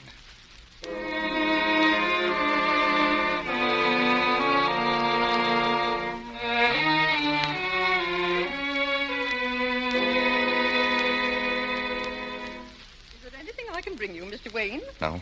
Thank you, Jane. It's good to have you back, sir. I was worried when we didn't hear from you. I'm sorry. I should have let you know. Did you send my note to Mr. Carteret? Yes, sir. Good. That's all, Jane. Yes, sir. Oh, by the way, don't unpack my things. I'm not staying. Not staying, sir. I'm leaving for America tonight. But, Mr. Wayne, you've only just come. Will you answer that, please, Jane? Yes, sir. Mr. Carteret. Come in, sir. Mr. Wayne's in the drawing room. Come in, Mr. Carteret. It was kind of you to come. I'd rather come here than have you come to the house. I'm sure of that. However, what I have to say won't take very long. You can save your breath. You'll never marry Kathleen. That's why I came back. To tell you that I'll never marry you. To tell me? I'm not going to see her. So, if you'll explain things to her, I'm sure you can. It might be better all around. I don't understand you. I want you to speak to her. Make her understand that I have nothing to compensate for all she'd lose. Suppose she insists on seeing you anyway. Well, then tell her that I'm not the same man who left here 4 years ago. That war makes changes in a man's viewpoint. It has in mine. Tell her that I don't feel as I did. She'll believe it from you. And you no longer wish to marry her? I've no right to marry her. Can't you see that? Look at me. You understand now? I see that you've suffered. We all have. You've been wounded. But I'm afraid that would make no difference to Kathleen. It wouldn't matter to her. It must matter. I've done a lot of thinking these past 4 years, especially since I was put out of the running. I'm glad that you refused to let Kathleen marry me. I'd only be a burden now. That possibility had nothing to do with my refusal. I know. But sometimes a mistaken motive works for good in the end. I'm not blaming you for your refusal, not anymore. You'd be something more than human if you could forget what my father did. You know? Yes, I know. Dr. Harding told me the whole story, and so it's better as it is. She'll realize that, too, someday. Ken, where are you? Ken! Oh, Ken, darling, I heard you were here. Why didn't you tell me? Oh, Ken! Kathleen. It's all right. Would you mind leaving us, Mr. Carteret? Kathleen. Oh, darling, I didn't believe it. I couldn't. You're back and you're alive. Oh, let me look at you. If I could stop crying for a minute, I could see you better. Not much to look at, I'm afraid. But you've come back. Aren't you glad to see me? You haven't said so. Yes, of course I Oh, it's been so long, darling, and when I didn't hear from you, I thought that... Oh, Ken, forgive me. Well, I was going to write to you, but when I got up to London, everything seemed to break at once. I was pretty busy. Oh, of course you were. Then I thought I'd come down, make a few last-minute arrangements. About what? Oh, the house, and... You see, I'm selling it. Selling this place? Why, Ken? Now, Kathleen, please try to understand. I shouldn't have come back at all. I was hoping that... Well, I thought when you didn't hear from me, you'd know. Ken, what is it? Look at me. Are you telling me that you don't love me? Is that it, Ken? Well, it's a fine spectacle I've made of myself, isn't it? Waiting here. Yes, you're right. I should have known. But I guess I'm too conceited. You'll have to forgive me, Ken. I didn't mean to throw myself at your head as just a... Oh, it's so silly, so stupid. Kathleen.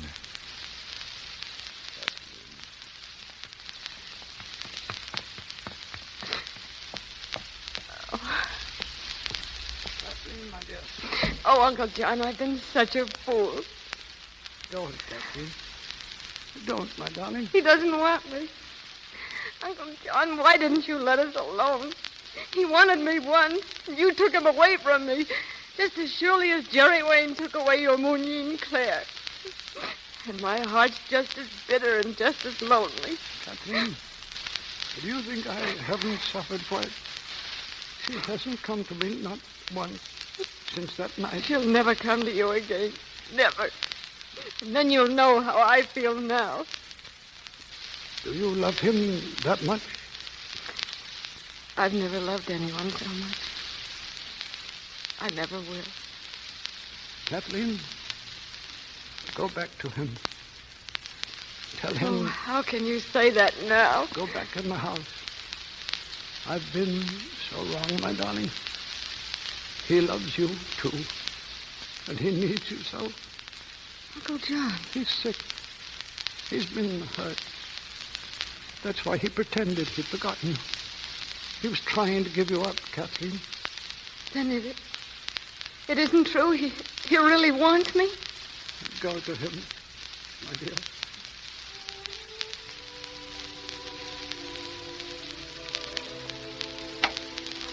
Who is it? Eugene? Ken. Oh, I thought you'd gone. Let me look at you, darling. Let me see you now. Oh, why didn't you tell me, darling? Kathleen. Did you think it would matter to me? Did you think that my love was so small that I wouldn't want to care for you and make you well again? Oh, why did you send me away, darling? Kathleen, I may never be well. There's no telling. Oh, but you love me. You do love me. Tell me that, Ken. Kathleen, don't make me say it. Don't you know what it means to be tied to me all your life? No gaiety, no real happiness. Is any love strong enough for that? Mine is. Even stronger. And my love will make you well again. Kathleen. Kathleen. Oh, my darling. My darling.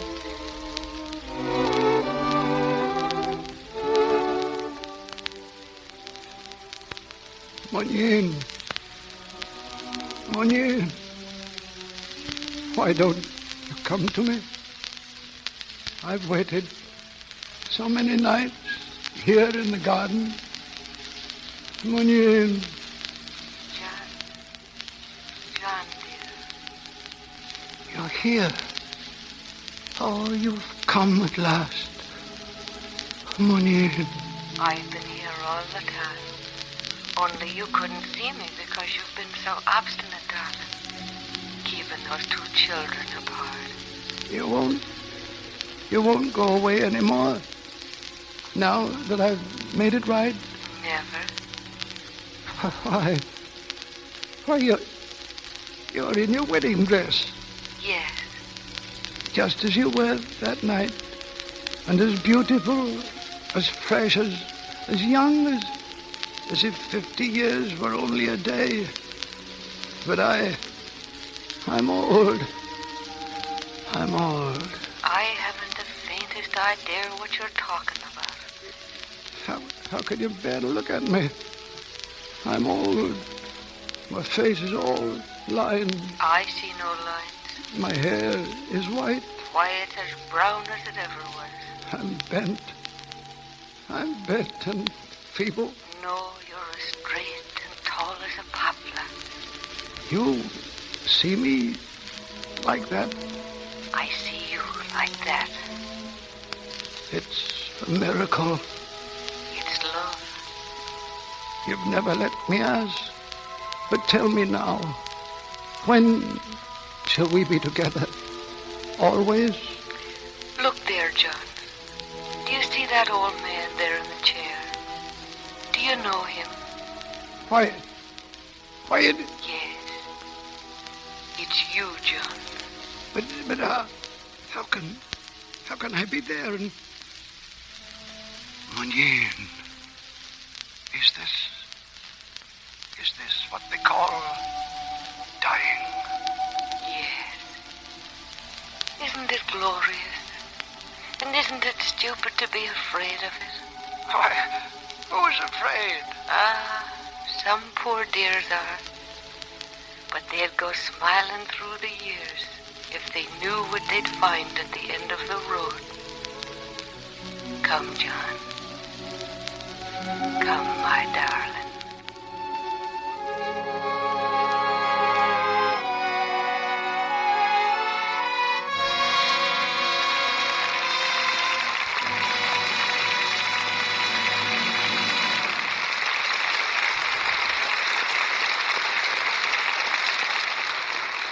The curtain falls on Act 3 of Smilin' Through. Before our stars come back for their curtain calls, I'd like to speak to a special group of girls. There are nearly 1.5 million of these girls all over the country, and something very special has happened or is going to happen to them during 1940. You know what it is? They'll be married this year, and many will begin right away keeping house and washing dishes. Now, no bride wants her hands to grow rough and red and unattractive, and they needn't. With new Quick Lux, even busy hands can stay soft and smooth and lovable. These gentle flakes are so kind to hands. Yes, indeed, this has been proved by hundreds of women in a most unusual kind of test, a one-hand test. Each woman put one hand in Lux suds, the other in suds from a different soap. Now, that's absolutely fair, isn't it? And conditions were similar to home dishwashing. For instance, each woman did the test for 20 minutes, 3 times a day, average dishwashing time.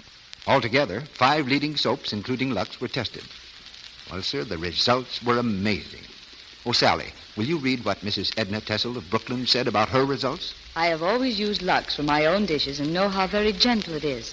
But I didn't realize what a difference there was between new Quick Lux and the other soap I tested. After 19 days of the test, my Lux hand still looks smooth and white. My other hand was so red and rough that I was really embarrassed to have people see it. Yes, the scientists conducting these tests reported they proved Lux milder than any of the other soaps tested. Proved it kindest to hands. Now, one reason new Quick Lux is so kind to your hands is that it contains absolutely no harmful alkali. I wish you'd give it your own private test in your own dishpan. Try it for a week, and I don't think you will ever change. Your grocer has new Quick Lux in the same familiar box at no extra cost. Now, Mr. DeMille is bringing our stars to the microphone. Although Barbara Stanwyck and Robert Taylor are neither of them strangers here, tonight they're taking their first curtain call together on our stage. Thank you, C.B. Barbara and I have been looking forward to doing this play for quite a while. Smiling Through has always been a favorite of mine, Mr. DeMille, and with Bob Taylor at the same microphone, it was a perfect performance for all of us.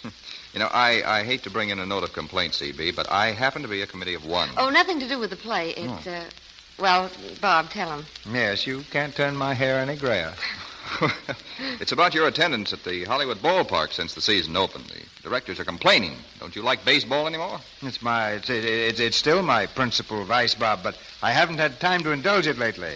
There's a play a week to produce in the Lux Radio Theater. And over at Paramount, the little matter of a motion picture called Northwest Mounted Police. I don't call it little. I saw 500 Indians the other day. 500 Indians? Well, bring them along. I'd like to, Bob, but I don't believe the umpires would appreciate it. Well, in the meantime, keep your fingers crossed for the rest of us stockholders. We may have a pennant winner in the Hollywood Stars. We hope.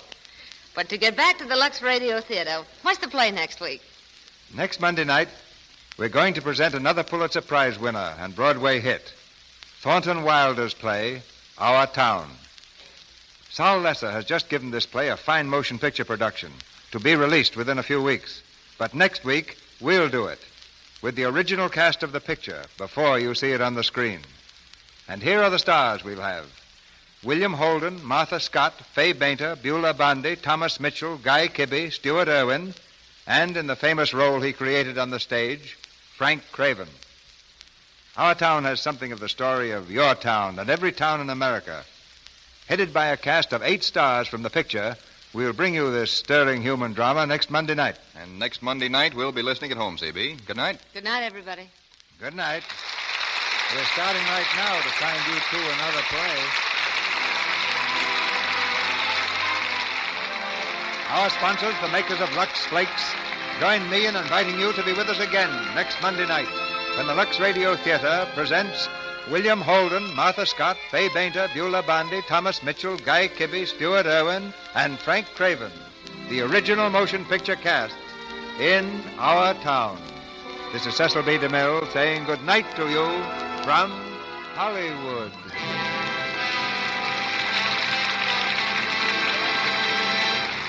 Heard in tonight's play were Eric Snowden as Dr. Owen, Frank Martin as Willie Ainley, Julie Bannon as Mary, Lou Merrill as Doctor, Christina Wayne as Jane, and James Eagles as Jimmy.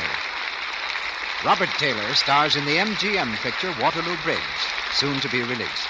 Barbara Stanwyck's current picture is Paramount's Remember the Night. The play Smilin' Through was written by Jane Cowell and Jane Murfin. Our music was directed by Louis Silvers, and your announcer has been Melville Ruick. This is the Columbia Broadcasting System.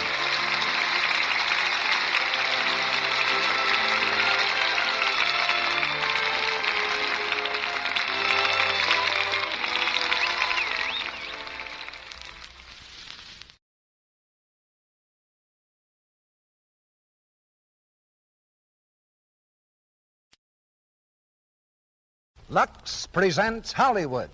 The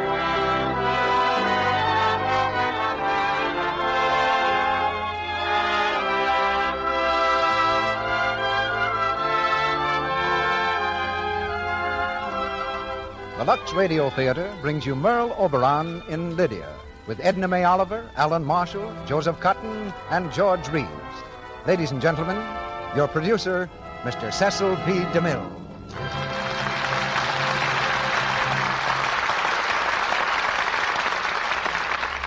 Greetings from Hollywood, ladies and gentlemen. In the words of a very sound philosopher, there's more than one way to skin a cat. And there's more than one way to find good drama for the Lux Radio Theater. Ordinarily, we wait until a picture or stage play becomes a hit before selecting it for the air. But we picked tonight's drama long before it became a hit. In fact, even before it became a drama. And for that, we have to thank our evening star, Merle Oberon. At a rehearsal here many months ago, Merle told me the idea of a picture she was going to make. An idea that sounded so good, I put in my radio bid the very next day. And that was even before the script was written. Under the practiced production hand of Alexander Korda, the idea became the screenplay Lydia, which has just been released nationally. It's already a hit on the screen, and that should be assurance it'll be a hit over your loudspeaker tonight, especially with Merle Oberon playing her original role, supported by 4 other members of the picture cast: Edna May Oliver, Alan Marshall, Joseph Cotton, and George Reeves.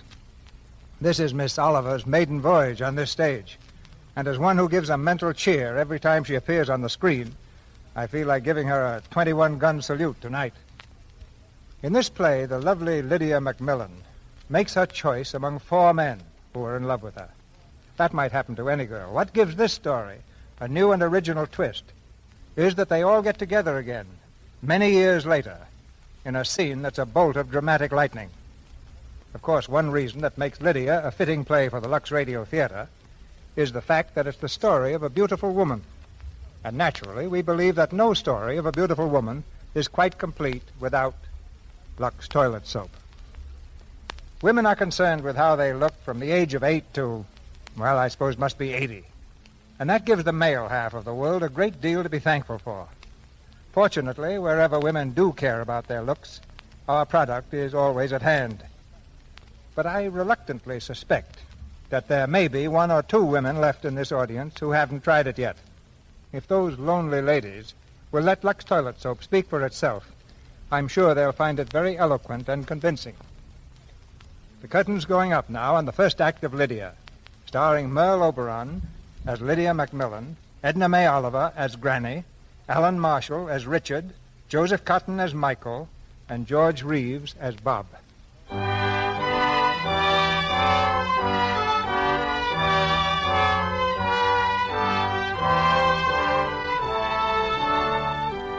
The Lydia Macmillan Foundation for the Blind and Crippled Children of New York is being dedicated today. On the granite steps of the new building, a woman stands quietly. She's near 70 and dressed in black. During all the speeches and applause, she hasn't stirred from her place. Straight and dignified, she looks for all the world like a statue, carved in bronze. Her name is Lydia Macmillan. This institution was not built of stone and mortar. It was reared out of a human heart that has given itself to the service of mankind. Lydia Macmillan, it shall be our privilege and our honor always to serve the standard you have raised.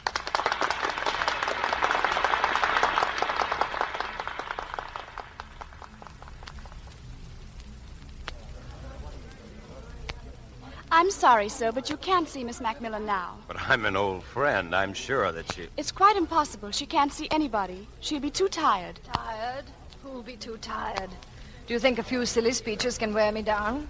Well, sir, what do you want? How are you, Lydia? Congratulations, my dear. Well, blow me down.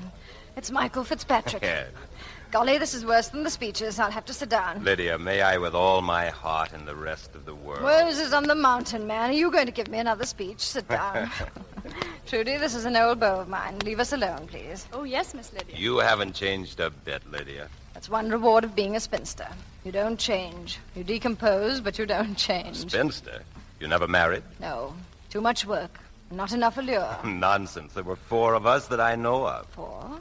Bob 1, Frank 2, Richard 3. Well, what about me? Of course, Michael 4. Lydia, now that you've seen me, do you suppose it would start too much gossip if you and I were to meet now and then and hold hands a little with the past? I still like to set tongues a-wagging, Michael, but I'm busy till Wednesday. Call on me Wednesday and don't bring a chaperone.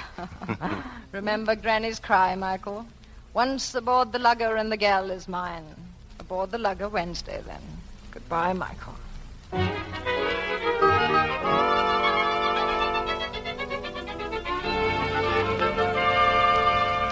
Come in, Miss Macmillan. Is that you, Lydia? Hello, Michael. I'm glad you came. Wild horses couldn't have kept me away. Come along.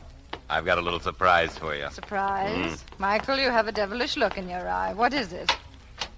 There you are. How are you, Lydia? Hello, Lydia. Well. Blow me down. May I present these 2 gentlemen? Bob 1 and Frank 2. Is this Central Park West or the land beyond the moon? I expected this to happen after I was dead. To turn a corner and find you all seated together on a cloud strumming harps. It was Michael's idea, Lydia. It's wonderful. I'm enchanted, providing you're all real and not ghosts. But what are you doing in a dinner jacket at this hour, Bob? Oh, I'm the manager of a nightclub, and I double in brass as bouncer. Bouncer? Yes, that's where my football training still comes in handy. You frighten me, Bob. You always did. The male rampant. The same vibrant, overpowering Lydia. Frank. Dear Frank. I can see you now as I always did, with every beat of my heart. I never missed one of your concerts, Frank, if I could help it. Yes, you always liked my music. I've always thought Lydia loved the sounds I made. They are the part of me she loved. Hey, no fair, Frank. No courting until after we've had some tea. Nonsense. I want to hear everything. Everything we thought about each other for 40 years. Go on, Frank. I've only had one thought, chiefly. Why didn't you marry me, Lydia? Or me, I've wondered that about myself a million times. You get a girl right up to the altar and she evaporates. Out of my life, too. Out of all our lives. Suddenly and forever. Was there a reason, Lydia? There was. What was the reason? I think we're old enough to be very honest. That can mean only one thing. It was a man. Someone you loved. Yes. I'm surprised he isn't here. You mean Richard? Yes. I sent for him. He may still come. So there's still a missing ghost named Richard. I knew it. You're jealous. Never tell a man the truth until after 90. Oh, your tea, Lydia. Tea? Michael, I hate tea. You'll like this tea. There's a little grog in it. Ah, Granny's grog. Lovely. The first cup of tea you ever gave me was June the 30th, 1897. June the 30th, 1897. Oh, yes, I remember. It was the afternoon of my first ball. And it was that afternoon that I saw you for the first time, Michael. You were standing at the foot of the stairs in Granny's old house. You were talking to your father. His father? Didn't you know? Michael's father was our butler, and a very fine old gentleman he was. You must have thought me very rude, Michael, for I remember bounding down the stairs like fury, yelling at the top of my lungs for Granny. Granny! Granny! Granny, where are you? Miss Lydia, you'll have to be quiet. Your grandmother's in there with the doctor. Oh, golly, what a nuisance. There's no more wrong with Granny than there is with me. Miss Lydia. There isn't, James. Golly, everyone knows it. I'm going to show her my new dress. Isn't it beautiful? Granny! Granny! So that's Miss Lydia. Herself, Michael. It's astonishing the way people change when they grow up a little. Now, don't be impatient, Michael. You shall meet her just as soon as I've presented you to Mrs. Macmillan. I don't care to be presented to Mrs. Macmillan, Father. I've nothing in common with these people. I've got other plans for us. And I want you to resign. Are you offering me another position, sir? I'm very serious, Father. So am I. I've been a father but once, Michael, but I've been the butler in this house for 35 years. And I leave it to you, which is the stronger habit. But, Father... Get out of my house. Get out of my house. I wouldn't set foot in it again if I lived to be a million. Never. And I'll see that you don't change your mind, you fake sawbones. You're as healthy as a bartender, madam. But you're spoiled, self-indulgent. Get out. Good day. Get out. Cast off, you landlubber. I'll poleaxe you. Claims he's a doctor.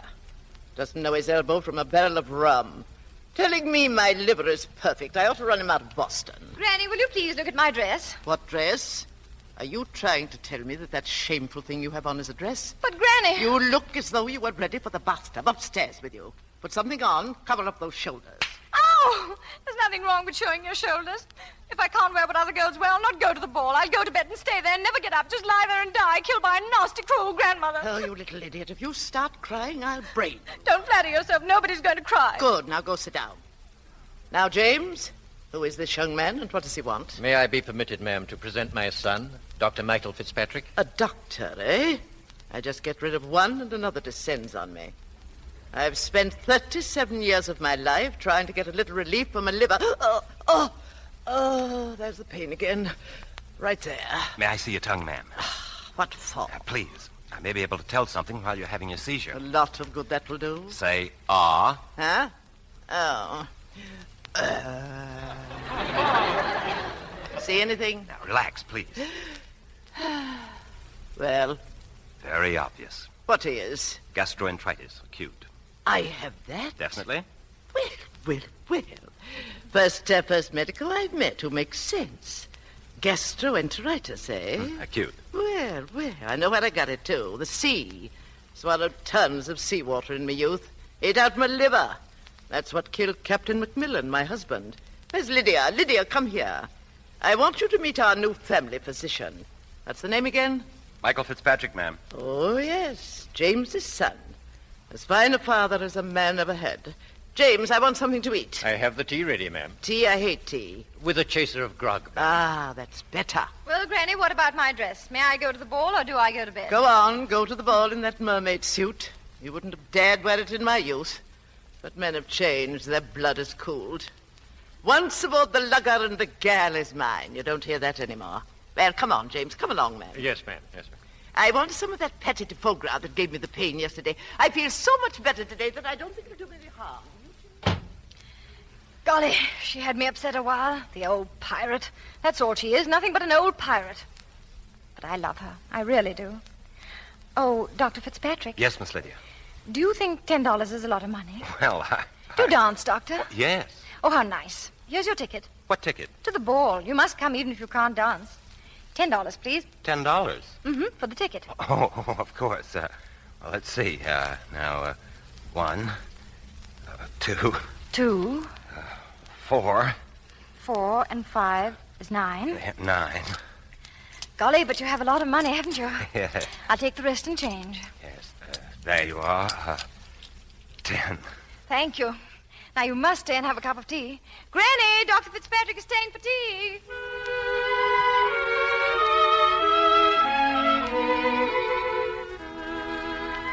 Yes, I remember that afternoon. For me, it was love at first sight. It wasn't for me, Michael. I'm afraid it was only the Macmillan avarice and cunning. You see, there was a prize offered for the girl who sold the most tickets, and I still had one left. Oh, Lydia. I never forgot that ball, Lydia. Yes. Do you remember the ballroom? My breath stopped when I went in. Oh, I've seen a great many ballrooms since, but none as wonderful as that one. Wasn't so wonderful for me. You danced every dance with Bob. Yes, Michael. I was very sorry for you. But you see, I was very much in love with Bob.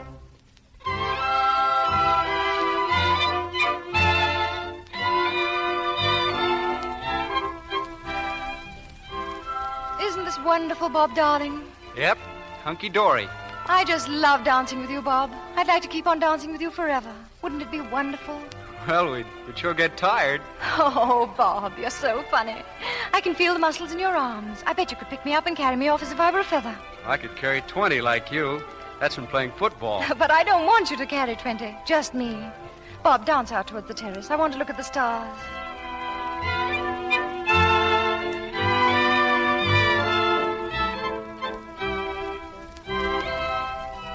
The night is perfect, isn't it? Uh-huh. I didn't know there was so much happiness in the whole world, and it'll never go away, Bob. It will always be like this. Moonlit nights and gardens. Do you love me madly, Bob? Do your fingertips buzz like mine? Oh, Bob, look how beautiful the sky is. Millions and millions of stars, like the poem. The night has 1,000 eyes and the day but one. Yet the light of the bright world dies with the dying sun. The mind has 1,000 eyes and the heart but one. Yet the light of a whole life dies when love is done. Yep.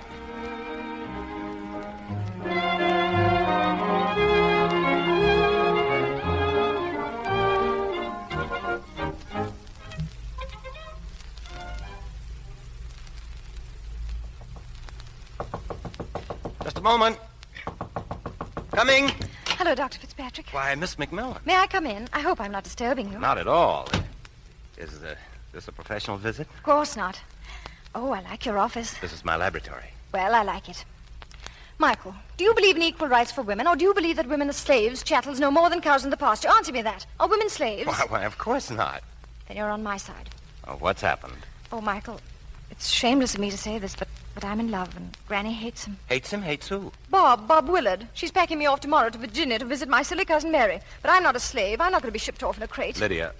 Oh, I know all scientists are cold-blooded, and... What's that thing, Michael? That's a microscope. Oh, but you're different. You're not a scientist, really. I mean, you love me, don't you? In your own way, of course, like a brother. And you're going to help me, aren't you? Certainly. Oh, thank you, Michael. You see, we're going to elope. Elope? Tonight. We've already made an appointment with the Justice of Peace in Quincy at 8 o'clock. And what do you want me to do? I have it all figured out. Granny is taking me to some silly lecture this evening, and you're to come to the house in about an hour, look at my tongue, and say that I'm very sick and must go to bed. Then Granny will go alone, and I'll get out of bed and elope. Will you excuse me while I put on my coat? Michael, where are you going? I'm going to tell your grandmother the truth. You despicable sneak. Never mind what I am. You wouldn't dare. I'll dare anything to keep you from wrecking your life. Wrecking my life, you hypocrite. I can see through you, you nasty toady. You want to stand in with Granny so you can get ahead. I thought you were my friend. I am. All right, then, you lackey. Servant's blood, that's what you have. I'll marry Bob anyway, tomorrow, the next day, or sometime. And Granny, you and all her butlers can't stop us.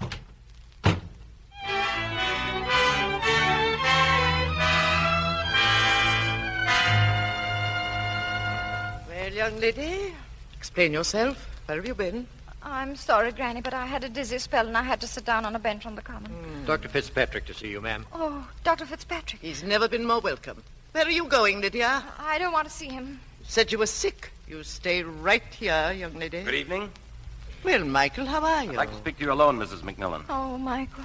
Never mind me. Have a look at Lydia. She came staggering home like a pelican. I'm all right, Granny, really. Nonsense. We all have the Macmillan liver. Stick out your tongue. No. May I see it, please? No. Lydia, don't behave like a brat. Her pulse seems fast. What do you think? Is it a liver? Possibly. Huh. Her eyes are a little yellowish. Ah, it's a liver, all right. I think she should be in bed. Oh, all right. She can stay in bed until tomorrow morning, but not a moment longer. We're leaving for Virginia. Now get up to your room, young lady. Yes, Granny, good night. Good night, Michael. Thank you. Thanks for what? Looking at your tongue? You'll probably send me a whacking big bill. Get upstairs. Yes, Granny. Well, Michael, where's your pain? What? You look like a sick cow. Oh, I'm sorry. I know. You're in love with her, aren't you? I suppose I am. Well, don't look so glum.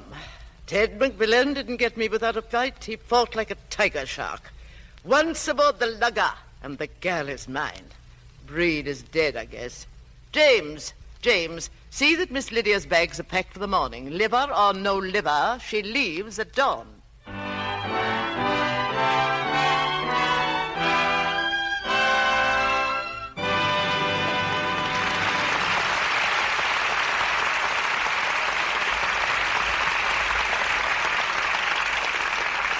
In just a few minutes, Mr. DeMille and our stars, Merle Oberon, Edna May Oliver, Alan Marshall, Joseph Cotton, and George Reeves, will bring us Act Two of Lydia.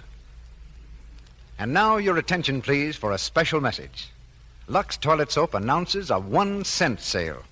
Now, for the first time, and a limited time, you get a cake of Lux Toilet Soap for 1 cent when you buy 3 cakes at the regular price.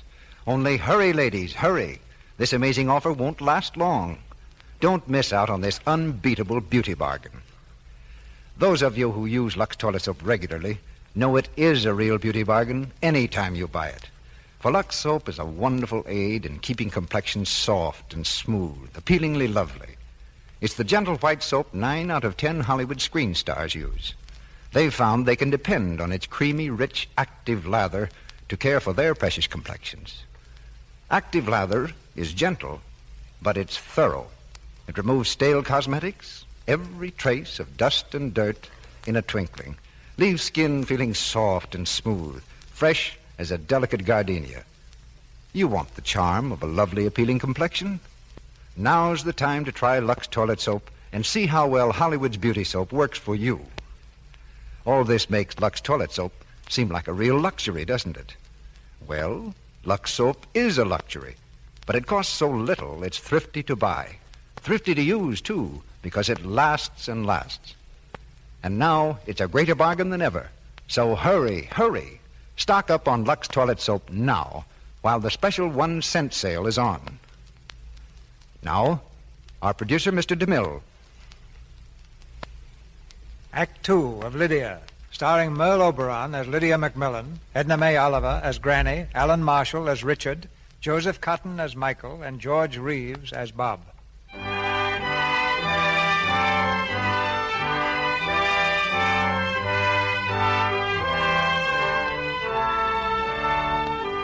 Michael, Bob, Frank, and Lydia. 3 old men and an old lady, looking back 40 years. Over their tea, they talk of things long past, of love and sorrow, of joy and despair, of great plans made and schemes that went astray. We were to be married that evening, Bob and I, by the Justice of the Peace in Quincy. We were there, Bob and I, but the justice never came. He had been delayed, it seems, making up a will for a dying man. And we sat in his parlor half the night. Bob had arranged a wedding dinner for us in a little hotel just out of town. We went there to wait for the justice. It was snowing, cold, and the hotel itself was the dreariest I had ever seen. Come on, honey. Drink it down. Drink it down. Thank you, but I don't want any more. It's champagne. Bob, I don't want it, and please don't you have any more either. Why not? It's all paid for, isn't it? Sure it is. Here's to you, Lyd, the prettiest girl in Boston. Bob, it's awfully late, and I want to go home. Why, to leave the rest of that bottle? I should say not. Oh, Lydia, I wish we were married right now. I'm awfully glad we didn't get married. Huh? What do you mean? I thought it would be so romantic to elope, and now I see what it really means. When I marry, I'll get married in a church, the way I've always dreamed, in the beautiful white gown that my granny wore. And... What do you mean when you get married? You're going to marry me, aren't you? Bob. Tomorrow. Bob, please take me home. What do you want to go home for? Bob, let me go. You're having fun, aren't you? I want to go home. Bob, you're hurting me. You know I love you, don't you? And you love me, too. Bob. So why not be happy, huh? Let me go. Let me go. What's the matter with you? Hey, come back.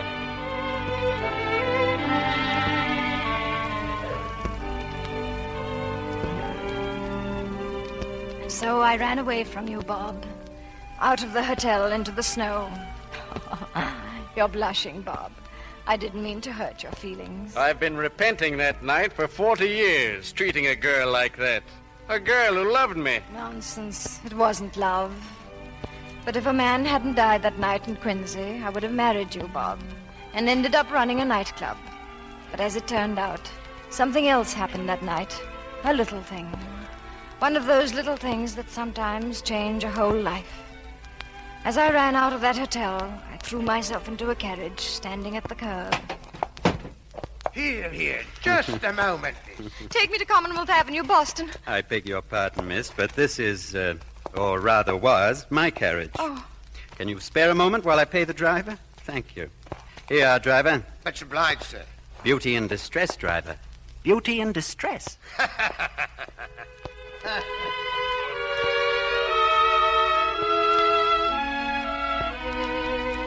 Beauty in distress.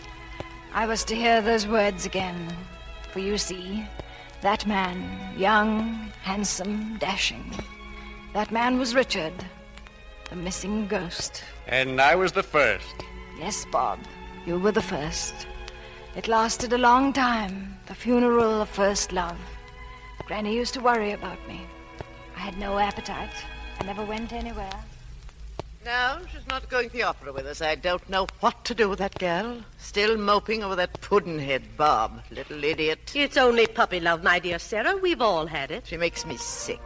I bring her to New York, drag her to balls, theaters, throw men at her. But no, all she does is flop up in from time to time just to show she's alive. Now, what's all that? It's a parade. More of the boys off to Cuba, I suppose. Granny, Michael is with them. What? Michael, he's going to war. Granny, please, I'd like to see him before he goes. James is going to see him. May I go with him? Of course, run along. Oh, thank you, Granny. James, wait, I'm coming with you. Sarah, dear, are you really going to let her go with James? Well, Why not? Well, I must say you should draw the line somewhere. He's a servant. Yes. Have you ever heard what I was before I married Captain Macmillan? I have never believed it. Throw me down, you silly old woman. I was selling fish in my father's fish market.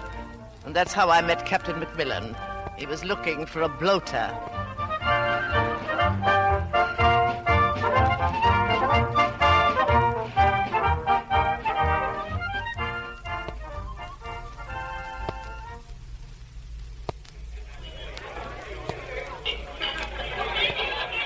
Oh, Michael, I've eaten so much, and I've never been happier in all my life. My last prescription for you before I leave for the war is a steak every evening, baked potatoes, and a stein of beer.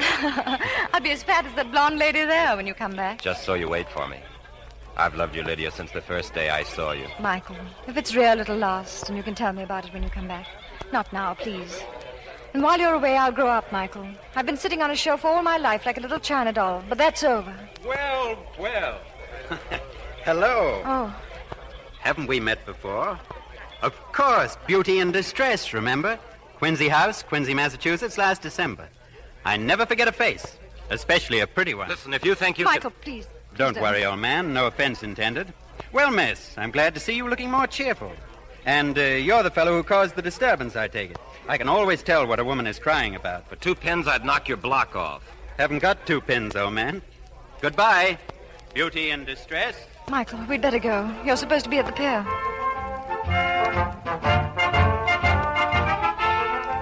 I can still see you at the rail of that boat, Michael, and Richard standing behind you, for he was in uniform, too. I waved to you, and he pretended it was for him and waved back. Oh, Michael, you were very annoyed with Richard that night. Curious. I thought when I sailed away I had changed your life. But instead it was that stranger at the rail who was doing that. Tell me honestly, did you fall in love with Richard then, when he was waving at you? Dear Michael, at the moment of your heroic departure for Cuba, I wasn't aware of either you or Richard. The only male who meant anything to me then was Johnny. Well, I don't remember any Johnny. Johnny who? It was Johnny who changed my life more than any of you. He was the little boy on the pier, a little boy in ragged clothes.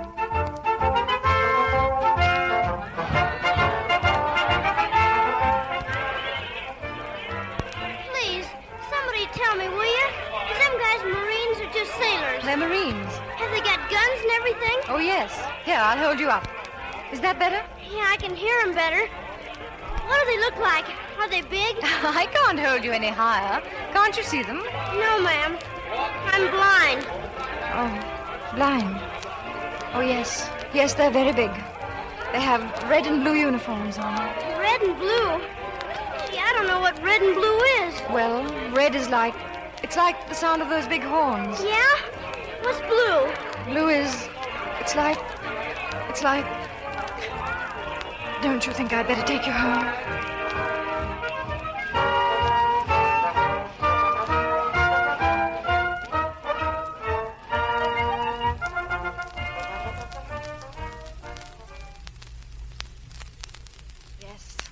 Johnny who changed my life. I took him home and saw the poverty and filth of the slums for the first time in my life. It was horrible. And then I had an idea. A home for blind and crippled children. It was only a few small rooms at first, hidden away in the midst of the tenement district. But it was a start. The children seemed to be happy there, and I know that I was. And then you came along, Frank. Oh, what a wonderful day that was. Just a minute, children. Do you want me, Mary? Yes, Miss Lydia, there's a gentleman to see you. A Mr. Frank Audrey. Frank Audrey, the pianist? I don't know, miss. Ask him to come in, Mary. Children, in the other room, please. I'll be right there. This way, sir. Thank you. How do you do? How do you do? My name is Frank Audrey. You may have heard of me. Of course I have. Won't you sit down? Thank you very much. I've heard of you and your work, too, of course. And I've wondered if you know what an important part music could play in it. I was hoping that perhaps, well, that you would let me be of some help. Of course I will. Oh, I don't know how to thank you. It's very nice of you, Mr. Audrey. Not at all. There's a piano in this room, isn't there? Yes, right over there. I thought so. I can usually feel them. They hum a bit. You mean that... Yes, I've asked the papers not to mention it, but like your children, I am blind, too. I can barely distinguish light from darkness. I never knew. Now, my specialty as a teacher of the blind would be music. But not music as such. I would try to teach them form and color. I think I can provide a picture book for their ears. For instance, we could have a class in what the stars look like. I made a great study of this matter. I've heard them bubble out in the sky at night like water in the spring. They're blue, like this.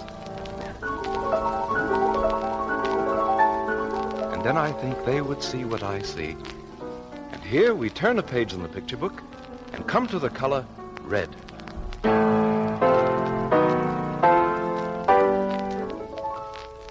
You recognize it? It's the sun going down. Very impressive and instructive, I think.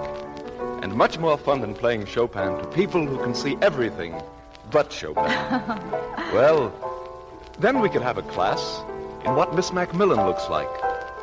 Do you mind if I describe you without restrictions? Young, emotional, very lovely. It's much too lovely for me. No, this is the way I see you. This is the way you are.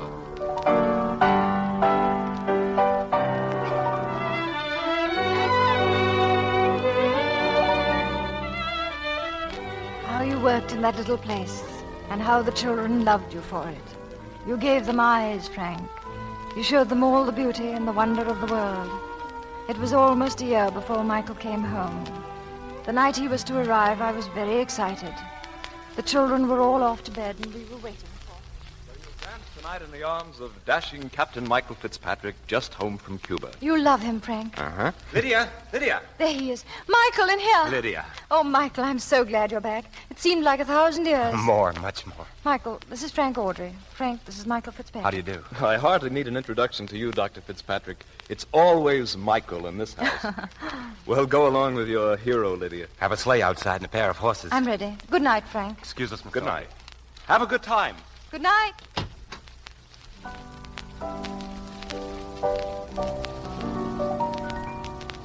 Hello. Well, and who's that? It's me, Ruthie. I want a drink of water. Oh, Ruthie. I understand your eyes are getting better. Uh-huh. Did you see Miss Lydia tonight? Uh-huh. She was awful pretty. Tell me, what does she look like? Is she dark or fair? Well, she has dark hair. And her eyes, what color are they? Blue. Blue. Yes, blue like the sea. And did you see the man who was here, Dr. Fitzpatrick? Uh-huh. What did he look like? Oh, he's tall and very handsome. Oh. Good night, Ruthie. Up to bed. Good night. Blue eyes and dark. Tall and handsome.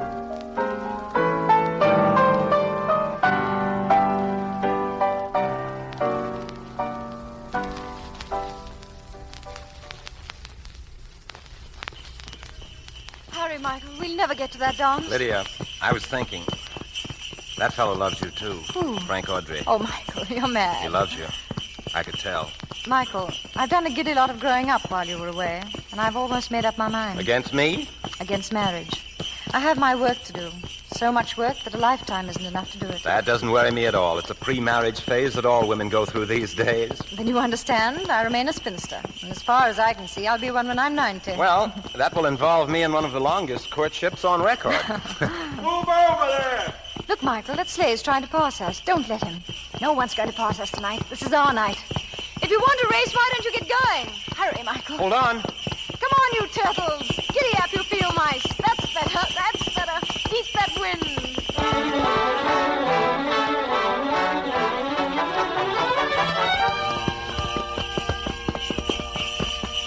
Whoa! Whoa, whoa. We win. We beat him, Michael. We beat him. Whoa there. Look at him. He can't believe it yet. Too bad, old man. Takes his beating like a gentleman anyway. He's coming over. Oh, Michael. Yes? Look, do you remember him that night in the cafe? Hello. Well, I'll do better next time. Oh, how do you do? How do you do? Gentleman in distress, hmm? It seems so. Well, what about a dance for the loser?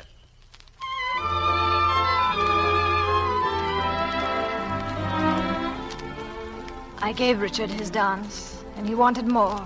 He was like that. And then, toward the end of the evening, we danced out of the room into the darkness. It was then that he kissed me. Well, well, well.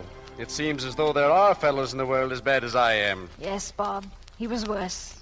He was as bad and wicked and marvelous as they come. Oh.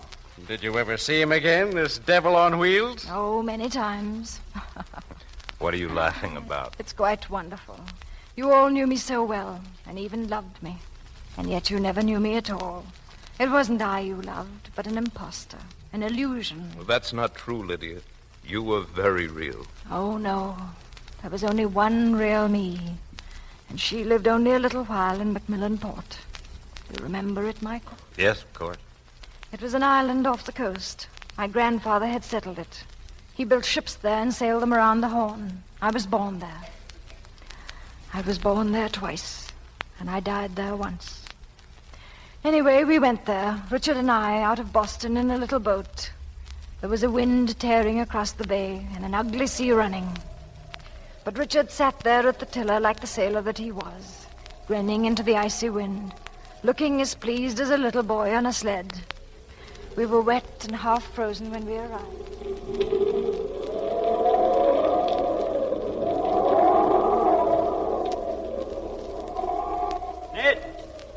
Ned! Now where's that weather-beaten tar? Tying up the boat. Wasn't he surprised to see us, though? Dear old Ned. Get the stove going. I want steak, potatoes, and a wash tub full of hot coffee. Oh, Richard, you were marvelous beating into that gale. You look like a Viking. I am a Viking. And I wish I had some dry socks. Come over here. Richard, you'll have to lose that habit of addressing me as though I were a gang of stevedores. Come over here, I said. Well, you were all right in the yawl. You didn't squeal once. I was terrified. I knew it. That's why it was fun. You admire me very much, don't you, Richard? Yes, you'll do in any wind. Come here, you stormbird. Richard, Ned'll be coming. Let him. I want to laugh. Then laugh. Oh, darling, darling, you're wet and icy and half frozen. No, I'm not. No, you're not. The sea and the wind are inside you, but they're warm. Oh, Richard.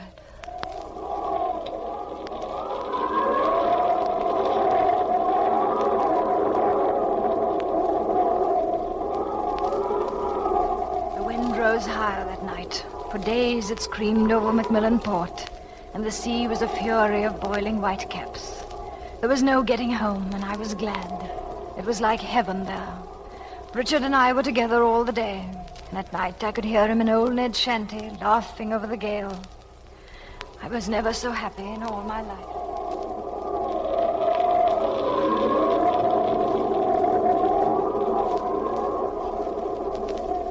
Richard, what are you looking for? A book? I feel like reading a poem. Oh, I'd love that. The Macmillans don't seem to have been very lyrical. Darling. Hmm? Darling, I'm so idiotically happy I can't think. This must be different from what love usually is, don't you think? Yes, In what way? Tell me. because it's you and I. Because we got the same storm beating in our blood. We're like the upper and lower jaws of a wolf. We came together in the same fight, and we know the same taste. Look at you. You drive me crazy. You tear my heart out with your eyes. Stop it. No. Stop it. I want to read a poem. Why? Because I want to hear somebody beside myself moaning and howling with love. Oh, my darling, darling. Are there other people? Is there a world somewhere? I don't know where I am. All I know is that you're going to kiss me, Richard.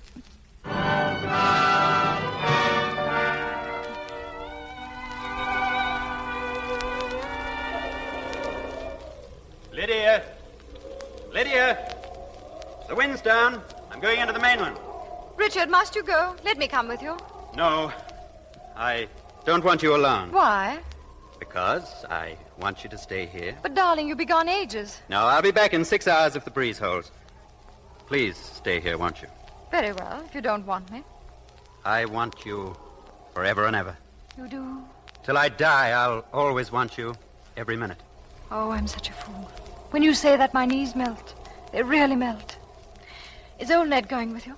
Of course, he's on board now. Richard, I won't live until you come back. I won't be really gone. I'll always be here. If you get lonely, just look in any of these corners and you'll see me standing there, just like this. Darling.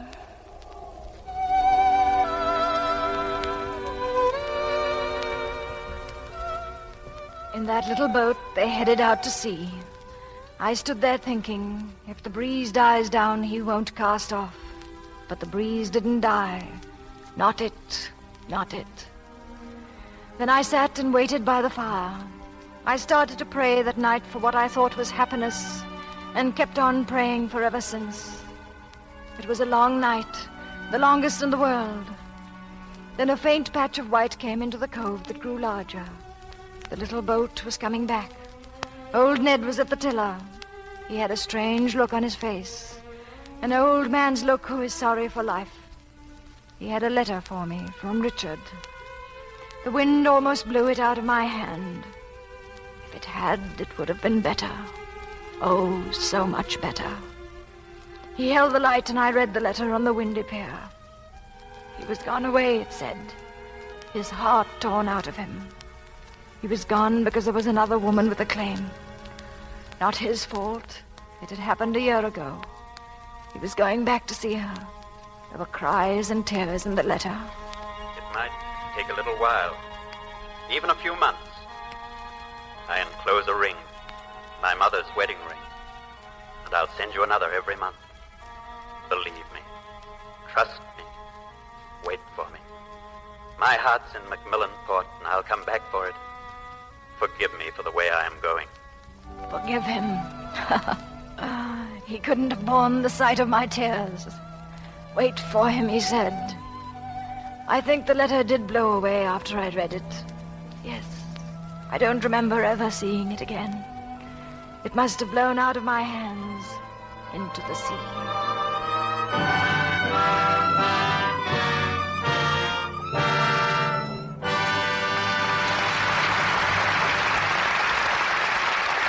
Pause now for station identification. This is the Columbia Broadcasting System.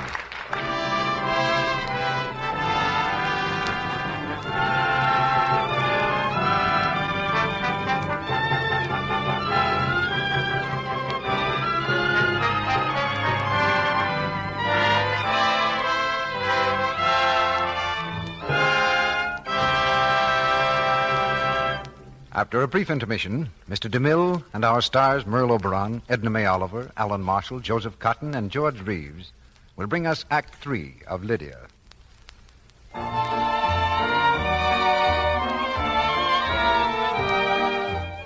And now let's listen in on two young people who are dancing together.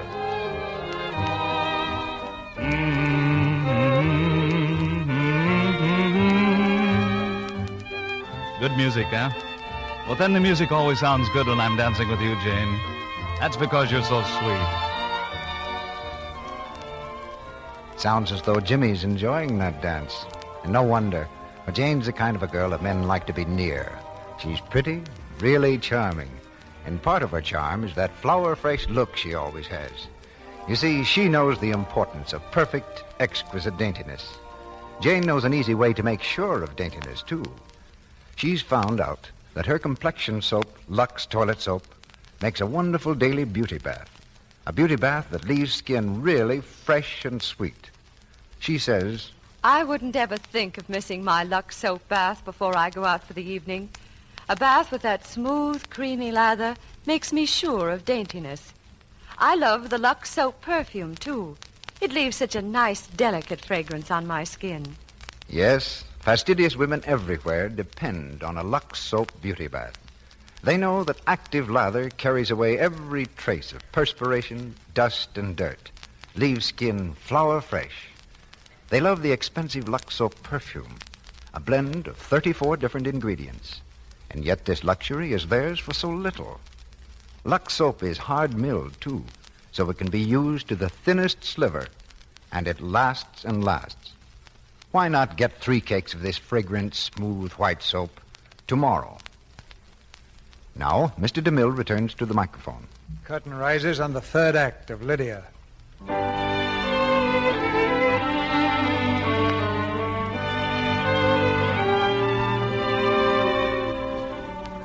three old friends of the past. Lydia has opened her heart wide. In her story, she's shown them a girl they never really knew. The girl she used to be. That letter from Richard, was that the end? Didn't you ever hear from him again? Not for some time. I waited as he had suggested, only a little more desperately than he thought. And then at last a letter came to Boston. It was a nice letter, the kind one gets once in a lifetime. It contained 3 more rings, and it said he loved me. I remember the words to this day. I adore you. I worship you. I dream of you every hour. I'll be with you again on New Year's Eve at the Church of the Little Heart, the one you always talked about. We'll be married on New Year's Eve while the bells peal. Be there at midnight. I love you. New Year's Eve came at last. In a flurry of excitement, I was packing my bag to go to New York. Granny was with me. Well, young lady, I'm still waiting to hear. To hear what, Granny? Oh, you Jezebel, stop taunting me. What's he like? I'll bring him back from the church and you can see with your own eyes. He's a sailor, eh? Yes. Well, that's very pretty, I must say. My granddaughter running off to marry a sailor I've never seen. A low, deck-swabbing rotter in a knitted cap and a scoundrel to boot. All of that? Some red-faced liar with a wife in every port. All of that? I can just see him now, heaving from side to side when he walks like a pelican. And you love this monster? Yes, Granny. And he loves you? Oh, yes. Are you going to love him for always? Till I die. Even if he turns out to be a scoundrel and a dog? Whatever he turns out, I shall love him for always, just as I do tonight.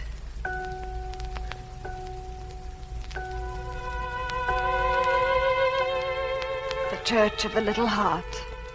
I was there when the bells struck midnight, the New Year. And I was there much later, when the dawn broke over the city, and Richard had still not come. Richard never came. Never. You were very kind to me, Michael, in the months that came after. Still waiting for word from him? From whom, Michael? The strange gentleman from across the ocean who doesn't write to you. Lydia, I think it's time I said something. It's a phantom, an hallucination you're pining away for. Please don't, Michael. I have a right to talk. I've loved you a long time, Lydia. I want to live all my days with you. And I have more to offer than your phantom. I can offer you a home, children, and my love. Yes, I know. I love you, Lydia. You'll always love me. You know I will. Oh, Michael. Michael, I'm tired. So tired. Hold me. Hold me, Michael. Lydia. Yes? A telegram for you, Miss Lydia. Oh, let me have it, please. The boy is waiting for an answer, Miss Lydia. Michael? Well, Lydia, what is it? It's from your father. Granny's sick. They're afraid she... Mary, pack my bag. I'm going home.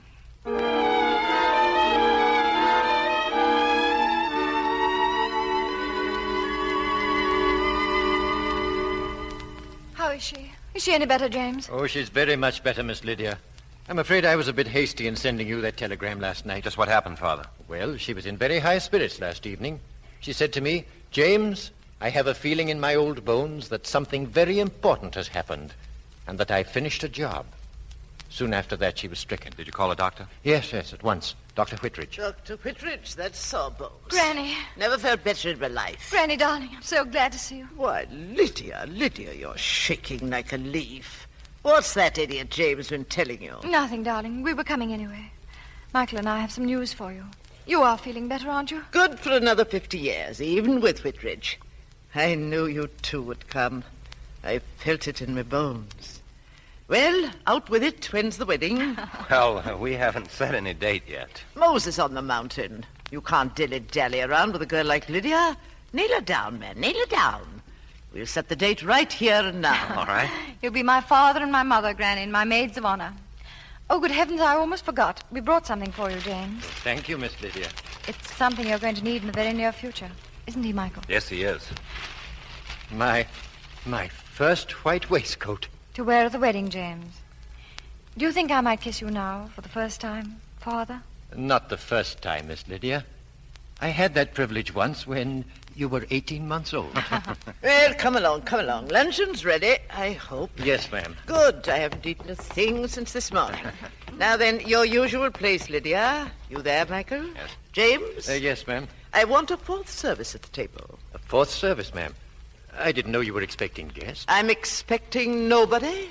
I want a fourth plate there for yourself. Come, don't fall asleep. Sit down. Very good, ma'am. And call Miss Sarah. Maggie, bring another service. No soup for James. He hates it. It's very kind of you to remember, ma'am. I asked you to call Miss Sarah.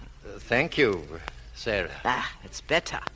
And unless you're very cold, James, I would suggest you remove your gloves at the table. Oh, yes, of course. Oh, I beg your pardon, ma'am. Now we're all here as we should be. I waited for this moment a long time. The ship all trim, the topsails bellying out, and a good man at the helm. You, Michael. No fancy pirate with his whiskers in the wind, but a good man. Maggie, we're coming into port. Fetch some grog. We're coming into port, and we're going to drink to the health and happiness of our new captain, Michael Fitzpatrick. Michael... Granny! Catch your father. Oh, Granny!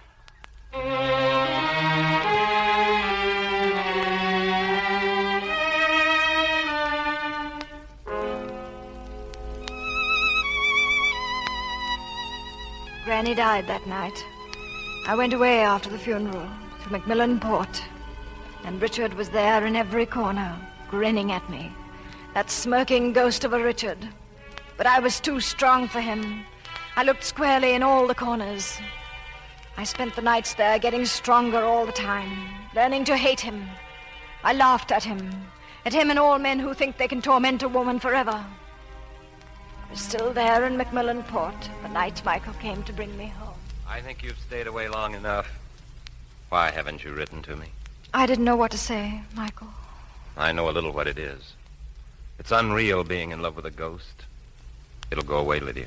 It's gone away. Then you can come back and we can be happy. Please, listen, Michael. I came here to get strong and to decide about my life. I have decided. You don't love me. I do, in a way.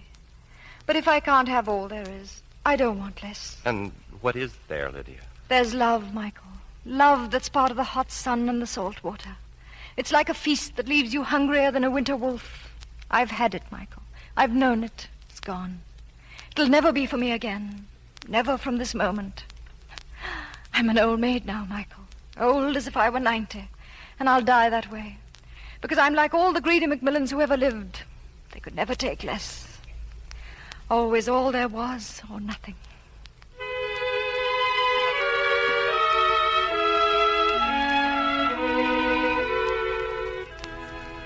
There's the story. That's the Lydia who lived a long time ago. 40 years ago. And that's all there is. Work, some memories of you, Michael, and you, Bob, and you, Frank, and a ghost. Dr. Fitzpatrick. Yes. Captain Richard Mason is here, sir. Richard? Yes. The devil on wheels. The ghost of Macmillanport. Show him in, please. In here, sir. Thank you. Dr. Fitzpatrick? Yes. I got a wire from you. Don't know you, but decided to come anyway. What's this reunion all about? Richard. So that's where you've been hiding all these years. Behind that old face. It's too amazing, Richard. Old and crusty like myself. Huh? Don't you recognize her, Captain? No, I'm afraid I don't. What's the lady's name? My name? It doesn't matter, Captain. Will you excuse me?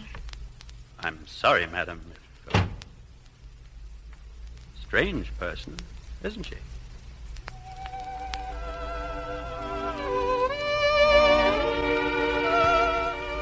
Lydia. He didn't remember me.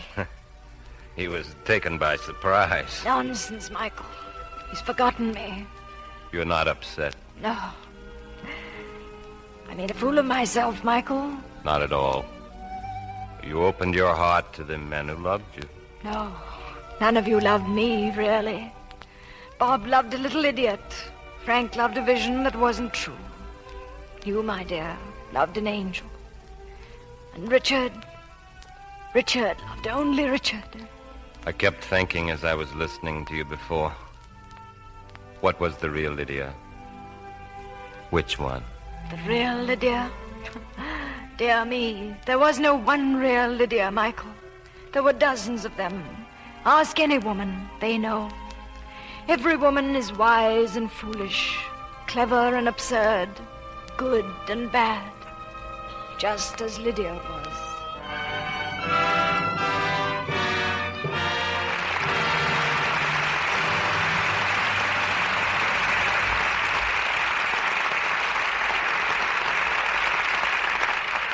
Your applause rings down the curtain on Lydia, and some acting we won't soon forget. 4 great troopers return to the microphone now. Merle Oberon, Edna May Oliver, Alan Marshall, and Joseph Cotton. Thank you, Mr. DeMille. Naturally, I was delighted when you asked us to play Lydia here so soon after the picture was released. It's been a very enjoyable week. I would like to point out, sir, that you owe the presence of a certain lady here to Lydia. You're right, Mr. Cotton. Edna May Oliver's first appearance anywhere deserves celebrating. Well, how do you like the Lux Radio Theater after giving it the once over lightly, Miss Oliver? It's a theater, Mr. Marshall, a theater. The curtain goes up at the beginning and it comes down at the end. Give me some of those old tyrant Granny Macmillan parts to get my teeth into and I'm happy. You have a date with another tyrant, Miss Oliver, just as soon as we can find one. We'd like to make you as much at home here as Alan Marshall. Yes, you've practically moved in here to live, haven't you, Alan? Oh, I don't know. I wasn't here last week. However, 2 weeks out of 3 so far this season makes you pretty good. Good. You should have the key to the back door. I think you're right. But before we bring the curtain down for the evening, I'd like to say something about the product that makes these plays possible. I've used Lux soap regularly for a long time now, and I think it's a grand complexion care. When Lux soap is on trial, Merle, the result is sure.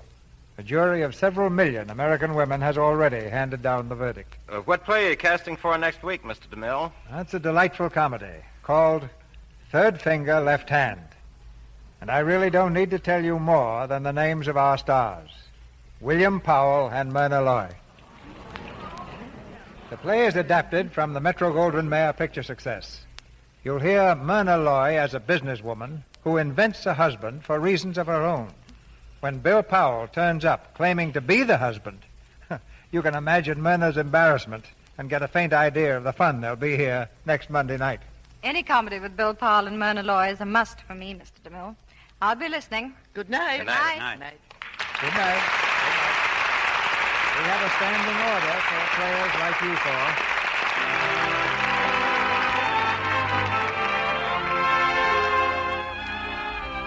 Our sponsors, the makers of Lux Toilet Soap, join me in inviting you to be with us again next Monday night when the Lux Radio Theater presents William Powell and Myrna Loy in Third Finger, Left Hand. This is Cecil B. DeMille saying good night to you from Hollywood. Here is important news for those of you who live in communities not operating on daylight saving time. If you live in a community which does not operate on daylight saving time, you will hear this program beginning next Monday night, 1 hour later than heretofore. Alan Marshall appeared tonight through the courtesy of David O. Selznick Productions, Joseph Cotton through the courtesy of RKO, and George Reeves through the courtesy of 20th Century Fox. Heard in tonight's play were Jeff Corey as Frank, Bruce Payne as James, and Dix Davis, Barbara Jean Wong, Verna Felton, Thomas Mills, Una White, Stanley Farrar, and Ferdinand Munier. Our music was directed by Louis Silvers, and your announcer has been Melville Ruick. This is the Columbia Broadcasting System.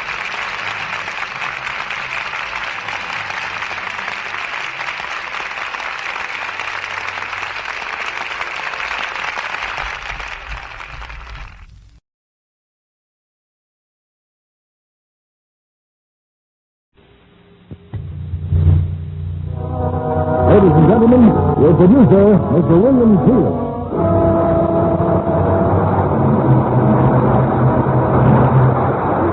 Greetings from Hollywood, ladies and gentlemen.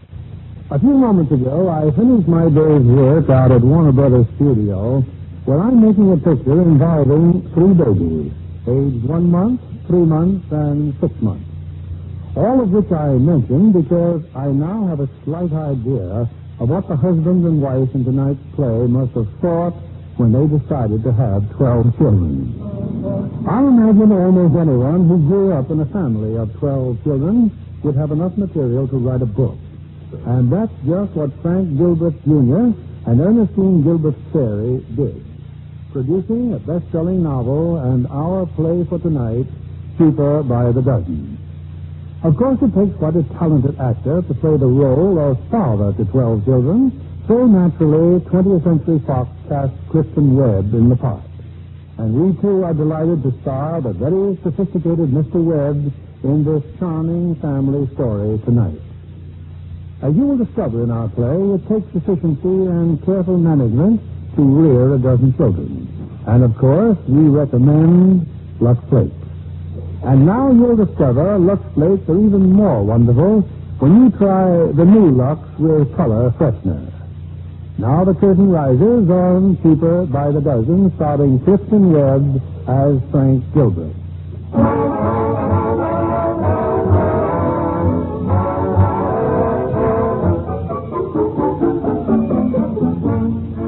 This is the story of my family. But first and foremost, the story of my father and my mother. Dad, Frank Bunker Gilbert, was an industrial engineer, an efficiency expert, a man who showed industry how to save time. In Dad's mind, efficiency, like charity, began at home. For example, when he'd come home at night, as often as not, he'd announce himself by the blast of a whistle which he carried in his pocket, bringing us on the gallop from all corners of the house and neighborhood. Hello, live bait. All right, places. Come on, places. Get a 9. Get a 9. 18 seconds for the stopwatch. Not bad, but I still say we should make it in less. All right, fall out. You'll find some saucer bars there in my briefcase. I might mention that there were 11 of us then. 11 children. That was the summer that we moved from Rhode Island to Montclair, New Jersey. We made the trip by automobile, a tremendous touring car known to all of us as Foolish Carriage. Hey, Martha, hurry up there. Come on. Time aboard. Foolish Carriage is getting restless. Are those seats yours, or is that a picnic? They're all mine, and believe me, it's no picnic. Who's holding us up? Come on there, Bill. Make it snappy. Mercy, Mom. Oh, sorry, Lily. Scared you, didn't I, son? I'll bet you jumped 6 9/10 inches. Really, Dad? It's all right, dear. I was scared, too. Teach you to keep your eyes open, young man. Well, everybody in? Anne, Ernestine, Martha, Mary, Frank? All present and accounted for, Dad. Very well. If you're all reasonably sanitary, let's go. Goodbye, Rhode Island, New Jersey, here we come.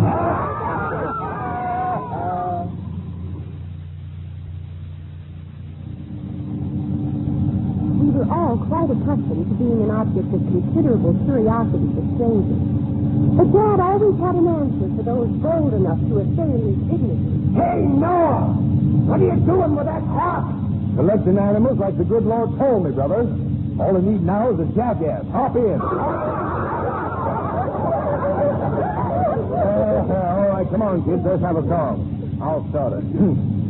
When you wore a tulip, a big yellow tulip, and I wore a big red rose.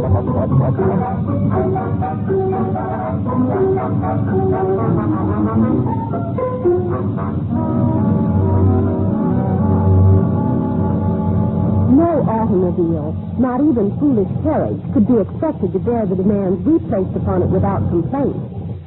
We were well out in the country when the radiator started steaming like a volcano. Oh, that fan bill again. Excuse me, Lily. I'll have to get out. Frank, it's not going to blow up again, is it? No, of course not. It won't take a minute to fix it. Now, incidentally, now is a good time if any of you kids want to go see Mrs. Murphy. Well, how about it? All right. But remember, this is your last chance. I can't understand why a good car like this should keep acting up. It's not one thing, it's another. Last week it was the carburetor. The week before that it was the fuel. Who did that? Who blew that horn? Young man, there's a time and place for jokes and a time and place for spanking. Mr. Maud Frank, I'll bet you jumped 6 and 9 place empty. Oh. You're right, son. That was a good joke on me.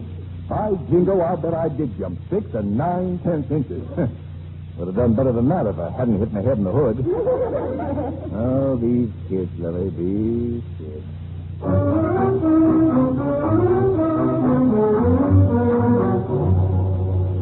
At long last, our faithful, foolish carriage entered the town of Montclair. It was a wonderful new house, and from the very first moment we loved living in it. But we soon found out that while it was often too small for 11 children, it was more often too large for 2 servants. Mother and Dad met the problem in the typical Gilbert manner. Head on. The family council will please come to order. Thank you. Now, it's obvious that this house is too big for Mrs. Monahan and Jim Bracken to take care of without help.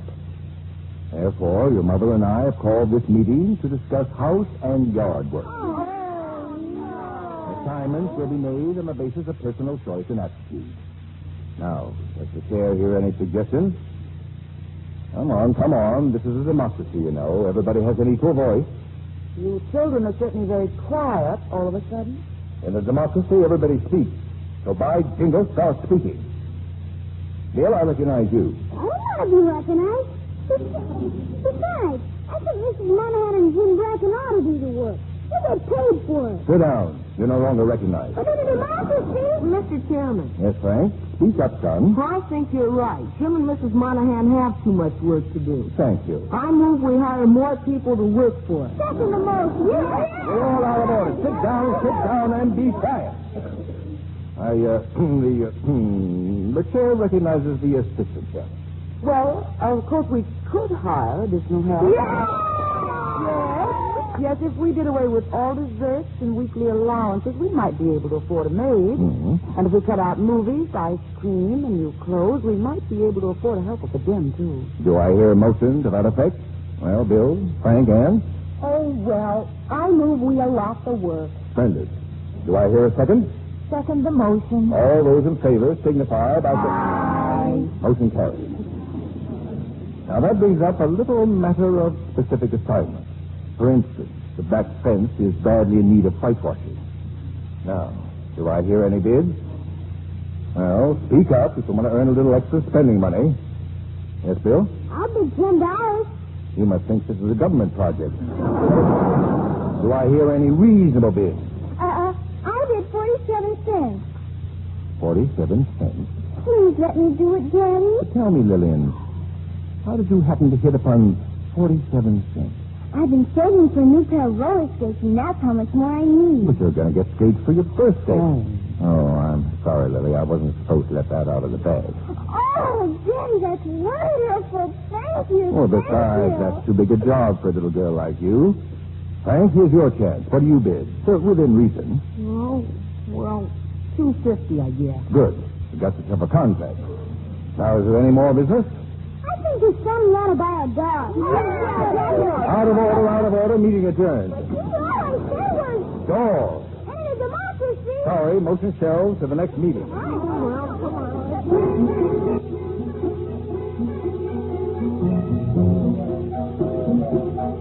Before we knew it, the new school term began. Early that Monday morning, Dad blew his whistle and piled the older 7 of us into foolish carriage. 10 minutes later, we stood outside the school building. Well, here we are, children. Come on now. I know you're very eager to cut registers, so in you go. Come on, quickly now. Hurry up. Let's go. But, Dad, not all of us. Certainly all of you. You want us to make an impression, don't you? But this isn't our school. Ernestine and I are going to high school. We'll take care of that later. I want to show these people first what a real family looks like. But, Daddy, it's so embarrassing. A person with inner dignity is never embarrassed. Besides, visits like this get results. Only wish you had time to go home for your mother and the baby. I will, too, unless you get a move on. Honestly, Dad, you have more gall. Somebody in this family has to show a little spunk. Now hold your heads up and look alive. No dying cow look. Come on, open the door, boys, and take your hats off. Come in, won't you? I'm the school principal. Good morning, madam. Just a Gilbert invasion, or perhaps I should say a partial invasion, since I left most of them at home with their mother. I hope we're not intruding. Oh, not at all. I'm delighted to see you, Mr. Gilbert. We've heard so much about you and Mrs. Gilbert. I understand you have... 11 children, madam. 11 children? Goodness, how do you feed them all? Oh, they come cheaper by the dozen, you know. Unfortunately, only 5 will be under your excellent supervision. Mary, Martha, Lillian, Bill, and Frank Jr. How do you do, children? I just brought along my older girls, Anne and Ernestine, so you get a better idea of the crop we're raising. Well, it's been so nice of you to drop by, Mr. Gilbert. Oh, I'm not just dropping by. No. I want to meet their teachers. Well, I'm afraid all our teachers are busy at the moment. Opening day. Oh, I'm in no hurry at all. I've arranged my schedule so as to give you my entire morning. You have? Yeah. Meanwhile, as to their grades, I see no reason why my children should be held back by a school system geared to those of simply normal mentality. Well, no, of course not, but so much depends upon their ages and their... You mean mental ages, of course. Bill, how old are you, son? 8. What grade does an 8-year-old usually belong in? The 3rd grade. Then I think you better find room for Bill in the 5th. Oh, that's impossible, Mr. Gilbert. Perhaps later on, if he takes tests... Oh, I hope they'll all take a lot of tests. It's good for them.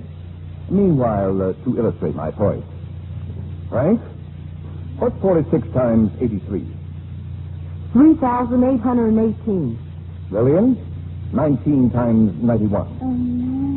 1,729. Bill, 52 times 52. 2,704. Good gracious. Now, would you care to suggest any large numbers, madam? I'll take your word for it, Mr. Gilbert. I'll see what I can do. As usual, Dad won his point. And opening day or not, the principal sent for the teachers. While we were waiting, Dad lost no opportunity to impress her with our brilliance. And now you may be interested to hear something of the home training program their mother and I have worked out for the children. Oh, yes, indeed. I understand Mrs. Gilbert is quite a celebrated psychologist and consultant herself. She is indeed, madam, to say nothing of her obvious prowess as a wife and mother. Now then, our home study program includes spelling games, geography quizzes, and languages. Learning French and German from the phonograph. And Dad even taught us how to take a scientific bath in the time it takes to play just one record. Really? A simple matter of coordination, madam, like any other physical effort. But how do you do it? Well, this seems hardly the time and place to... Oh, it sounds perfectly fascinating. Yeah, go on, Dad. Show us. Well, it's really very simple, madam. Now, if I may be seated on the floor by way of illustration... Oh, yes. Yes. Thank you. Well, first you take the soap in your right hand, thusly, and apply it to the left shoulder, running it down the top of the left arm, up the inside of the left arm to the armpit. Then both ears, like this, both of them, madam, and up beginning the back of the neck, then down the outside of the left leg, back up the inside of the left leg, then down the right leg and up. You will now observe that having reached my hip without lost motion, I quickly transfer the soap to the left hand, repeating the process on the right arm and right shoulder. This is followed by a couple of circular motions in the midsection and the back with some special attention to the feet. Then you slide under for a rinse and rise from the bathtub bathe. Oh, that's wonderful. Yes, isn't it? But you appear to have callers, madam. What? Oh, come in, ladies. Our teachers, Mr. Gilbert. Mr. Gilbert was just showing me how to take a bath. Good morning, ladies. Good morning. Come on in. The water's fine.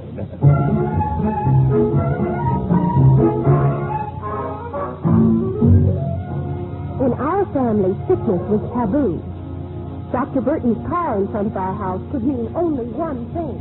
Dad, where is it? Where's the baby? In a room, taking a nap, of course. We mean no notice, Ronald, Daddy. It's a better girl. What are we going to name this one, Daddy. Lily, what got into these children? I can't imagine, dear. Now, whatever gave you the idea there was a new baby? Dr. Burton's car's out front. And you were sick last night, weren't you? What a slight headache, yes. And every time you're sick, there's always a baby, isn't there? Mercy, Maud, babies don't come just because you're sick. They've always come before when you were sick. Dr. Burton's upstairs because he's afraid Jackie and Mary have a whooping cough. Oh, is that all? Which means you children will have to stay away from them. As for babies, I think it's about time we had a little... Oh, Bill, no, tell me you're getting it. Stop that at once, William. I'm not going to have an epidemic in this house. We haven't time for any such nonsense. You children have been given good health, and by jingo, it's your job to keep it. I think I'll get him up to the doctor. Come along, dear. Come along. Well, Lillian, real children, there's at least 2 in the house who won't get the whooping cough, won't we? You bet, Daddy. You and me, huh? Oh, no. Oh, these kids.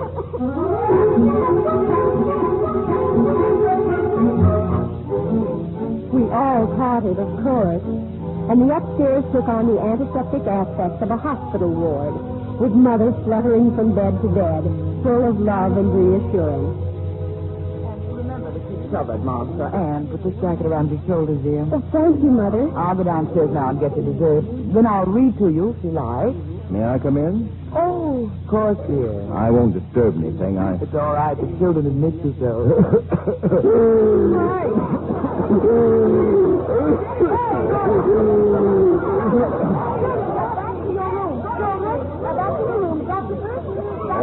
I'll be all right, Lily. I'll be all right, Lily. Heaven's name, what is it now? Who he's talking to, Mr. Gilbert? Oh, me, how did I ever get mixed up with this family?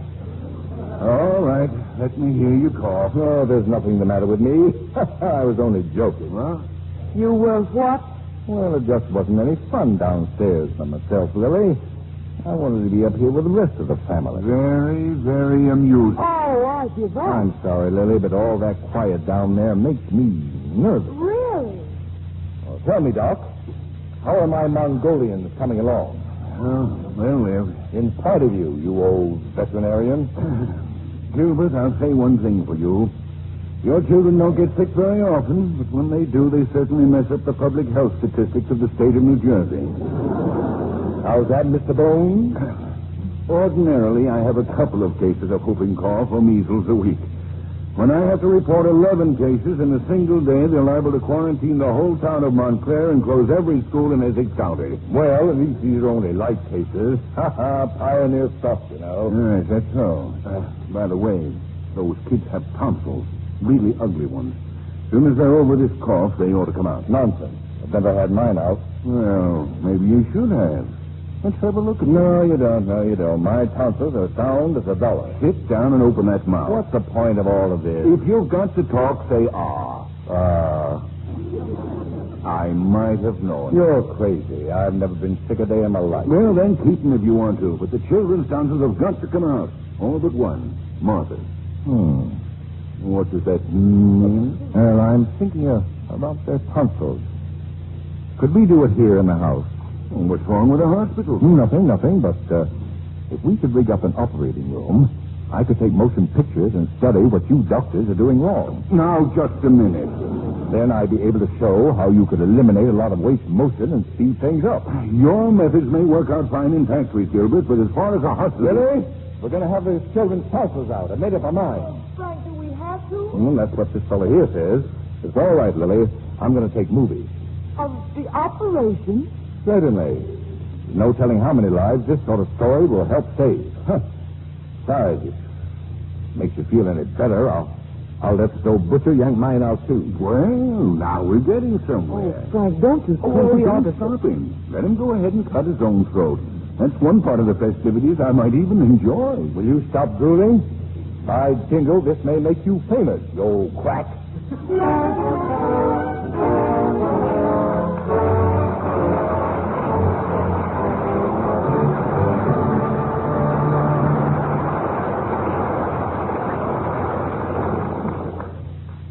just a moment, we'll return with Act Two of Cheaper by the Dozen.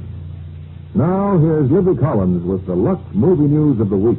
John, I'm still gasping from the suspense of the new 20th Century Fox thriller, 14 Hours. If you like to break out into cold chills, this is your picture. Superbly done. It's the story of a would-be suicide, Richard Basehart, who stands precariously on a hotel ledge for 14 hours. All day long, Paul Douglas, a sympathetic cop, tries to dissuade him, as do his father, his mother, and his girlfriend, Barbara Bargetty. Meanwhile, in the crowd below, pretty Deborah Paget finds romance. Authentic New York backgrounds make it so real, you're on the edge of your seat for all 91 minutes, John. The entire action takes place the same day? That's right. The camera never moves away from the hotel or the street, and most of the time it's centered on the ledge. With no change of costumes, you can imagine how often they have to be freshened during the shooting. Barbara Bargetty wears a sweater, Richard's mother a lace-trimmed blouse, and Deborah Paget a washable shantung dress. The kind of clothes that are so easy to keep gay as new with wonderful new Lux. Deborah Paget says new Lux with color freshener gives the most exciting results they've ever seen. And all over the country you hear the same thing. New Lux is pure magic for white things. Keeps them dazzling white. And for color.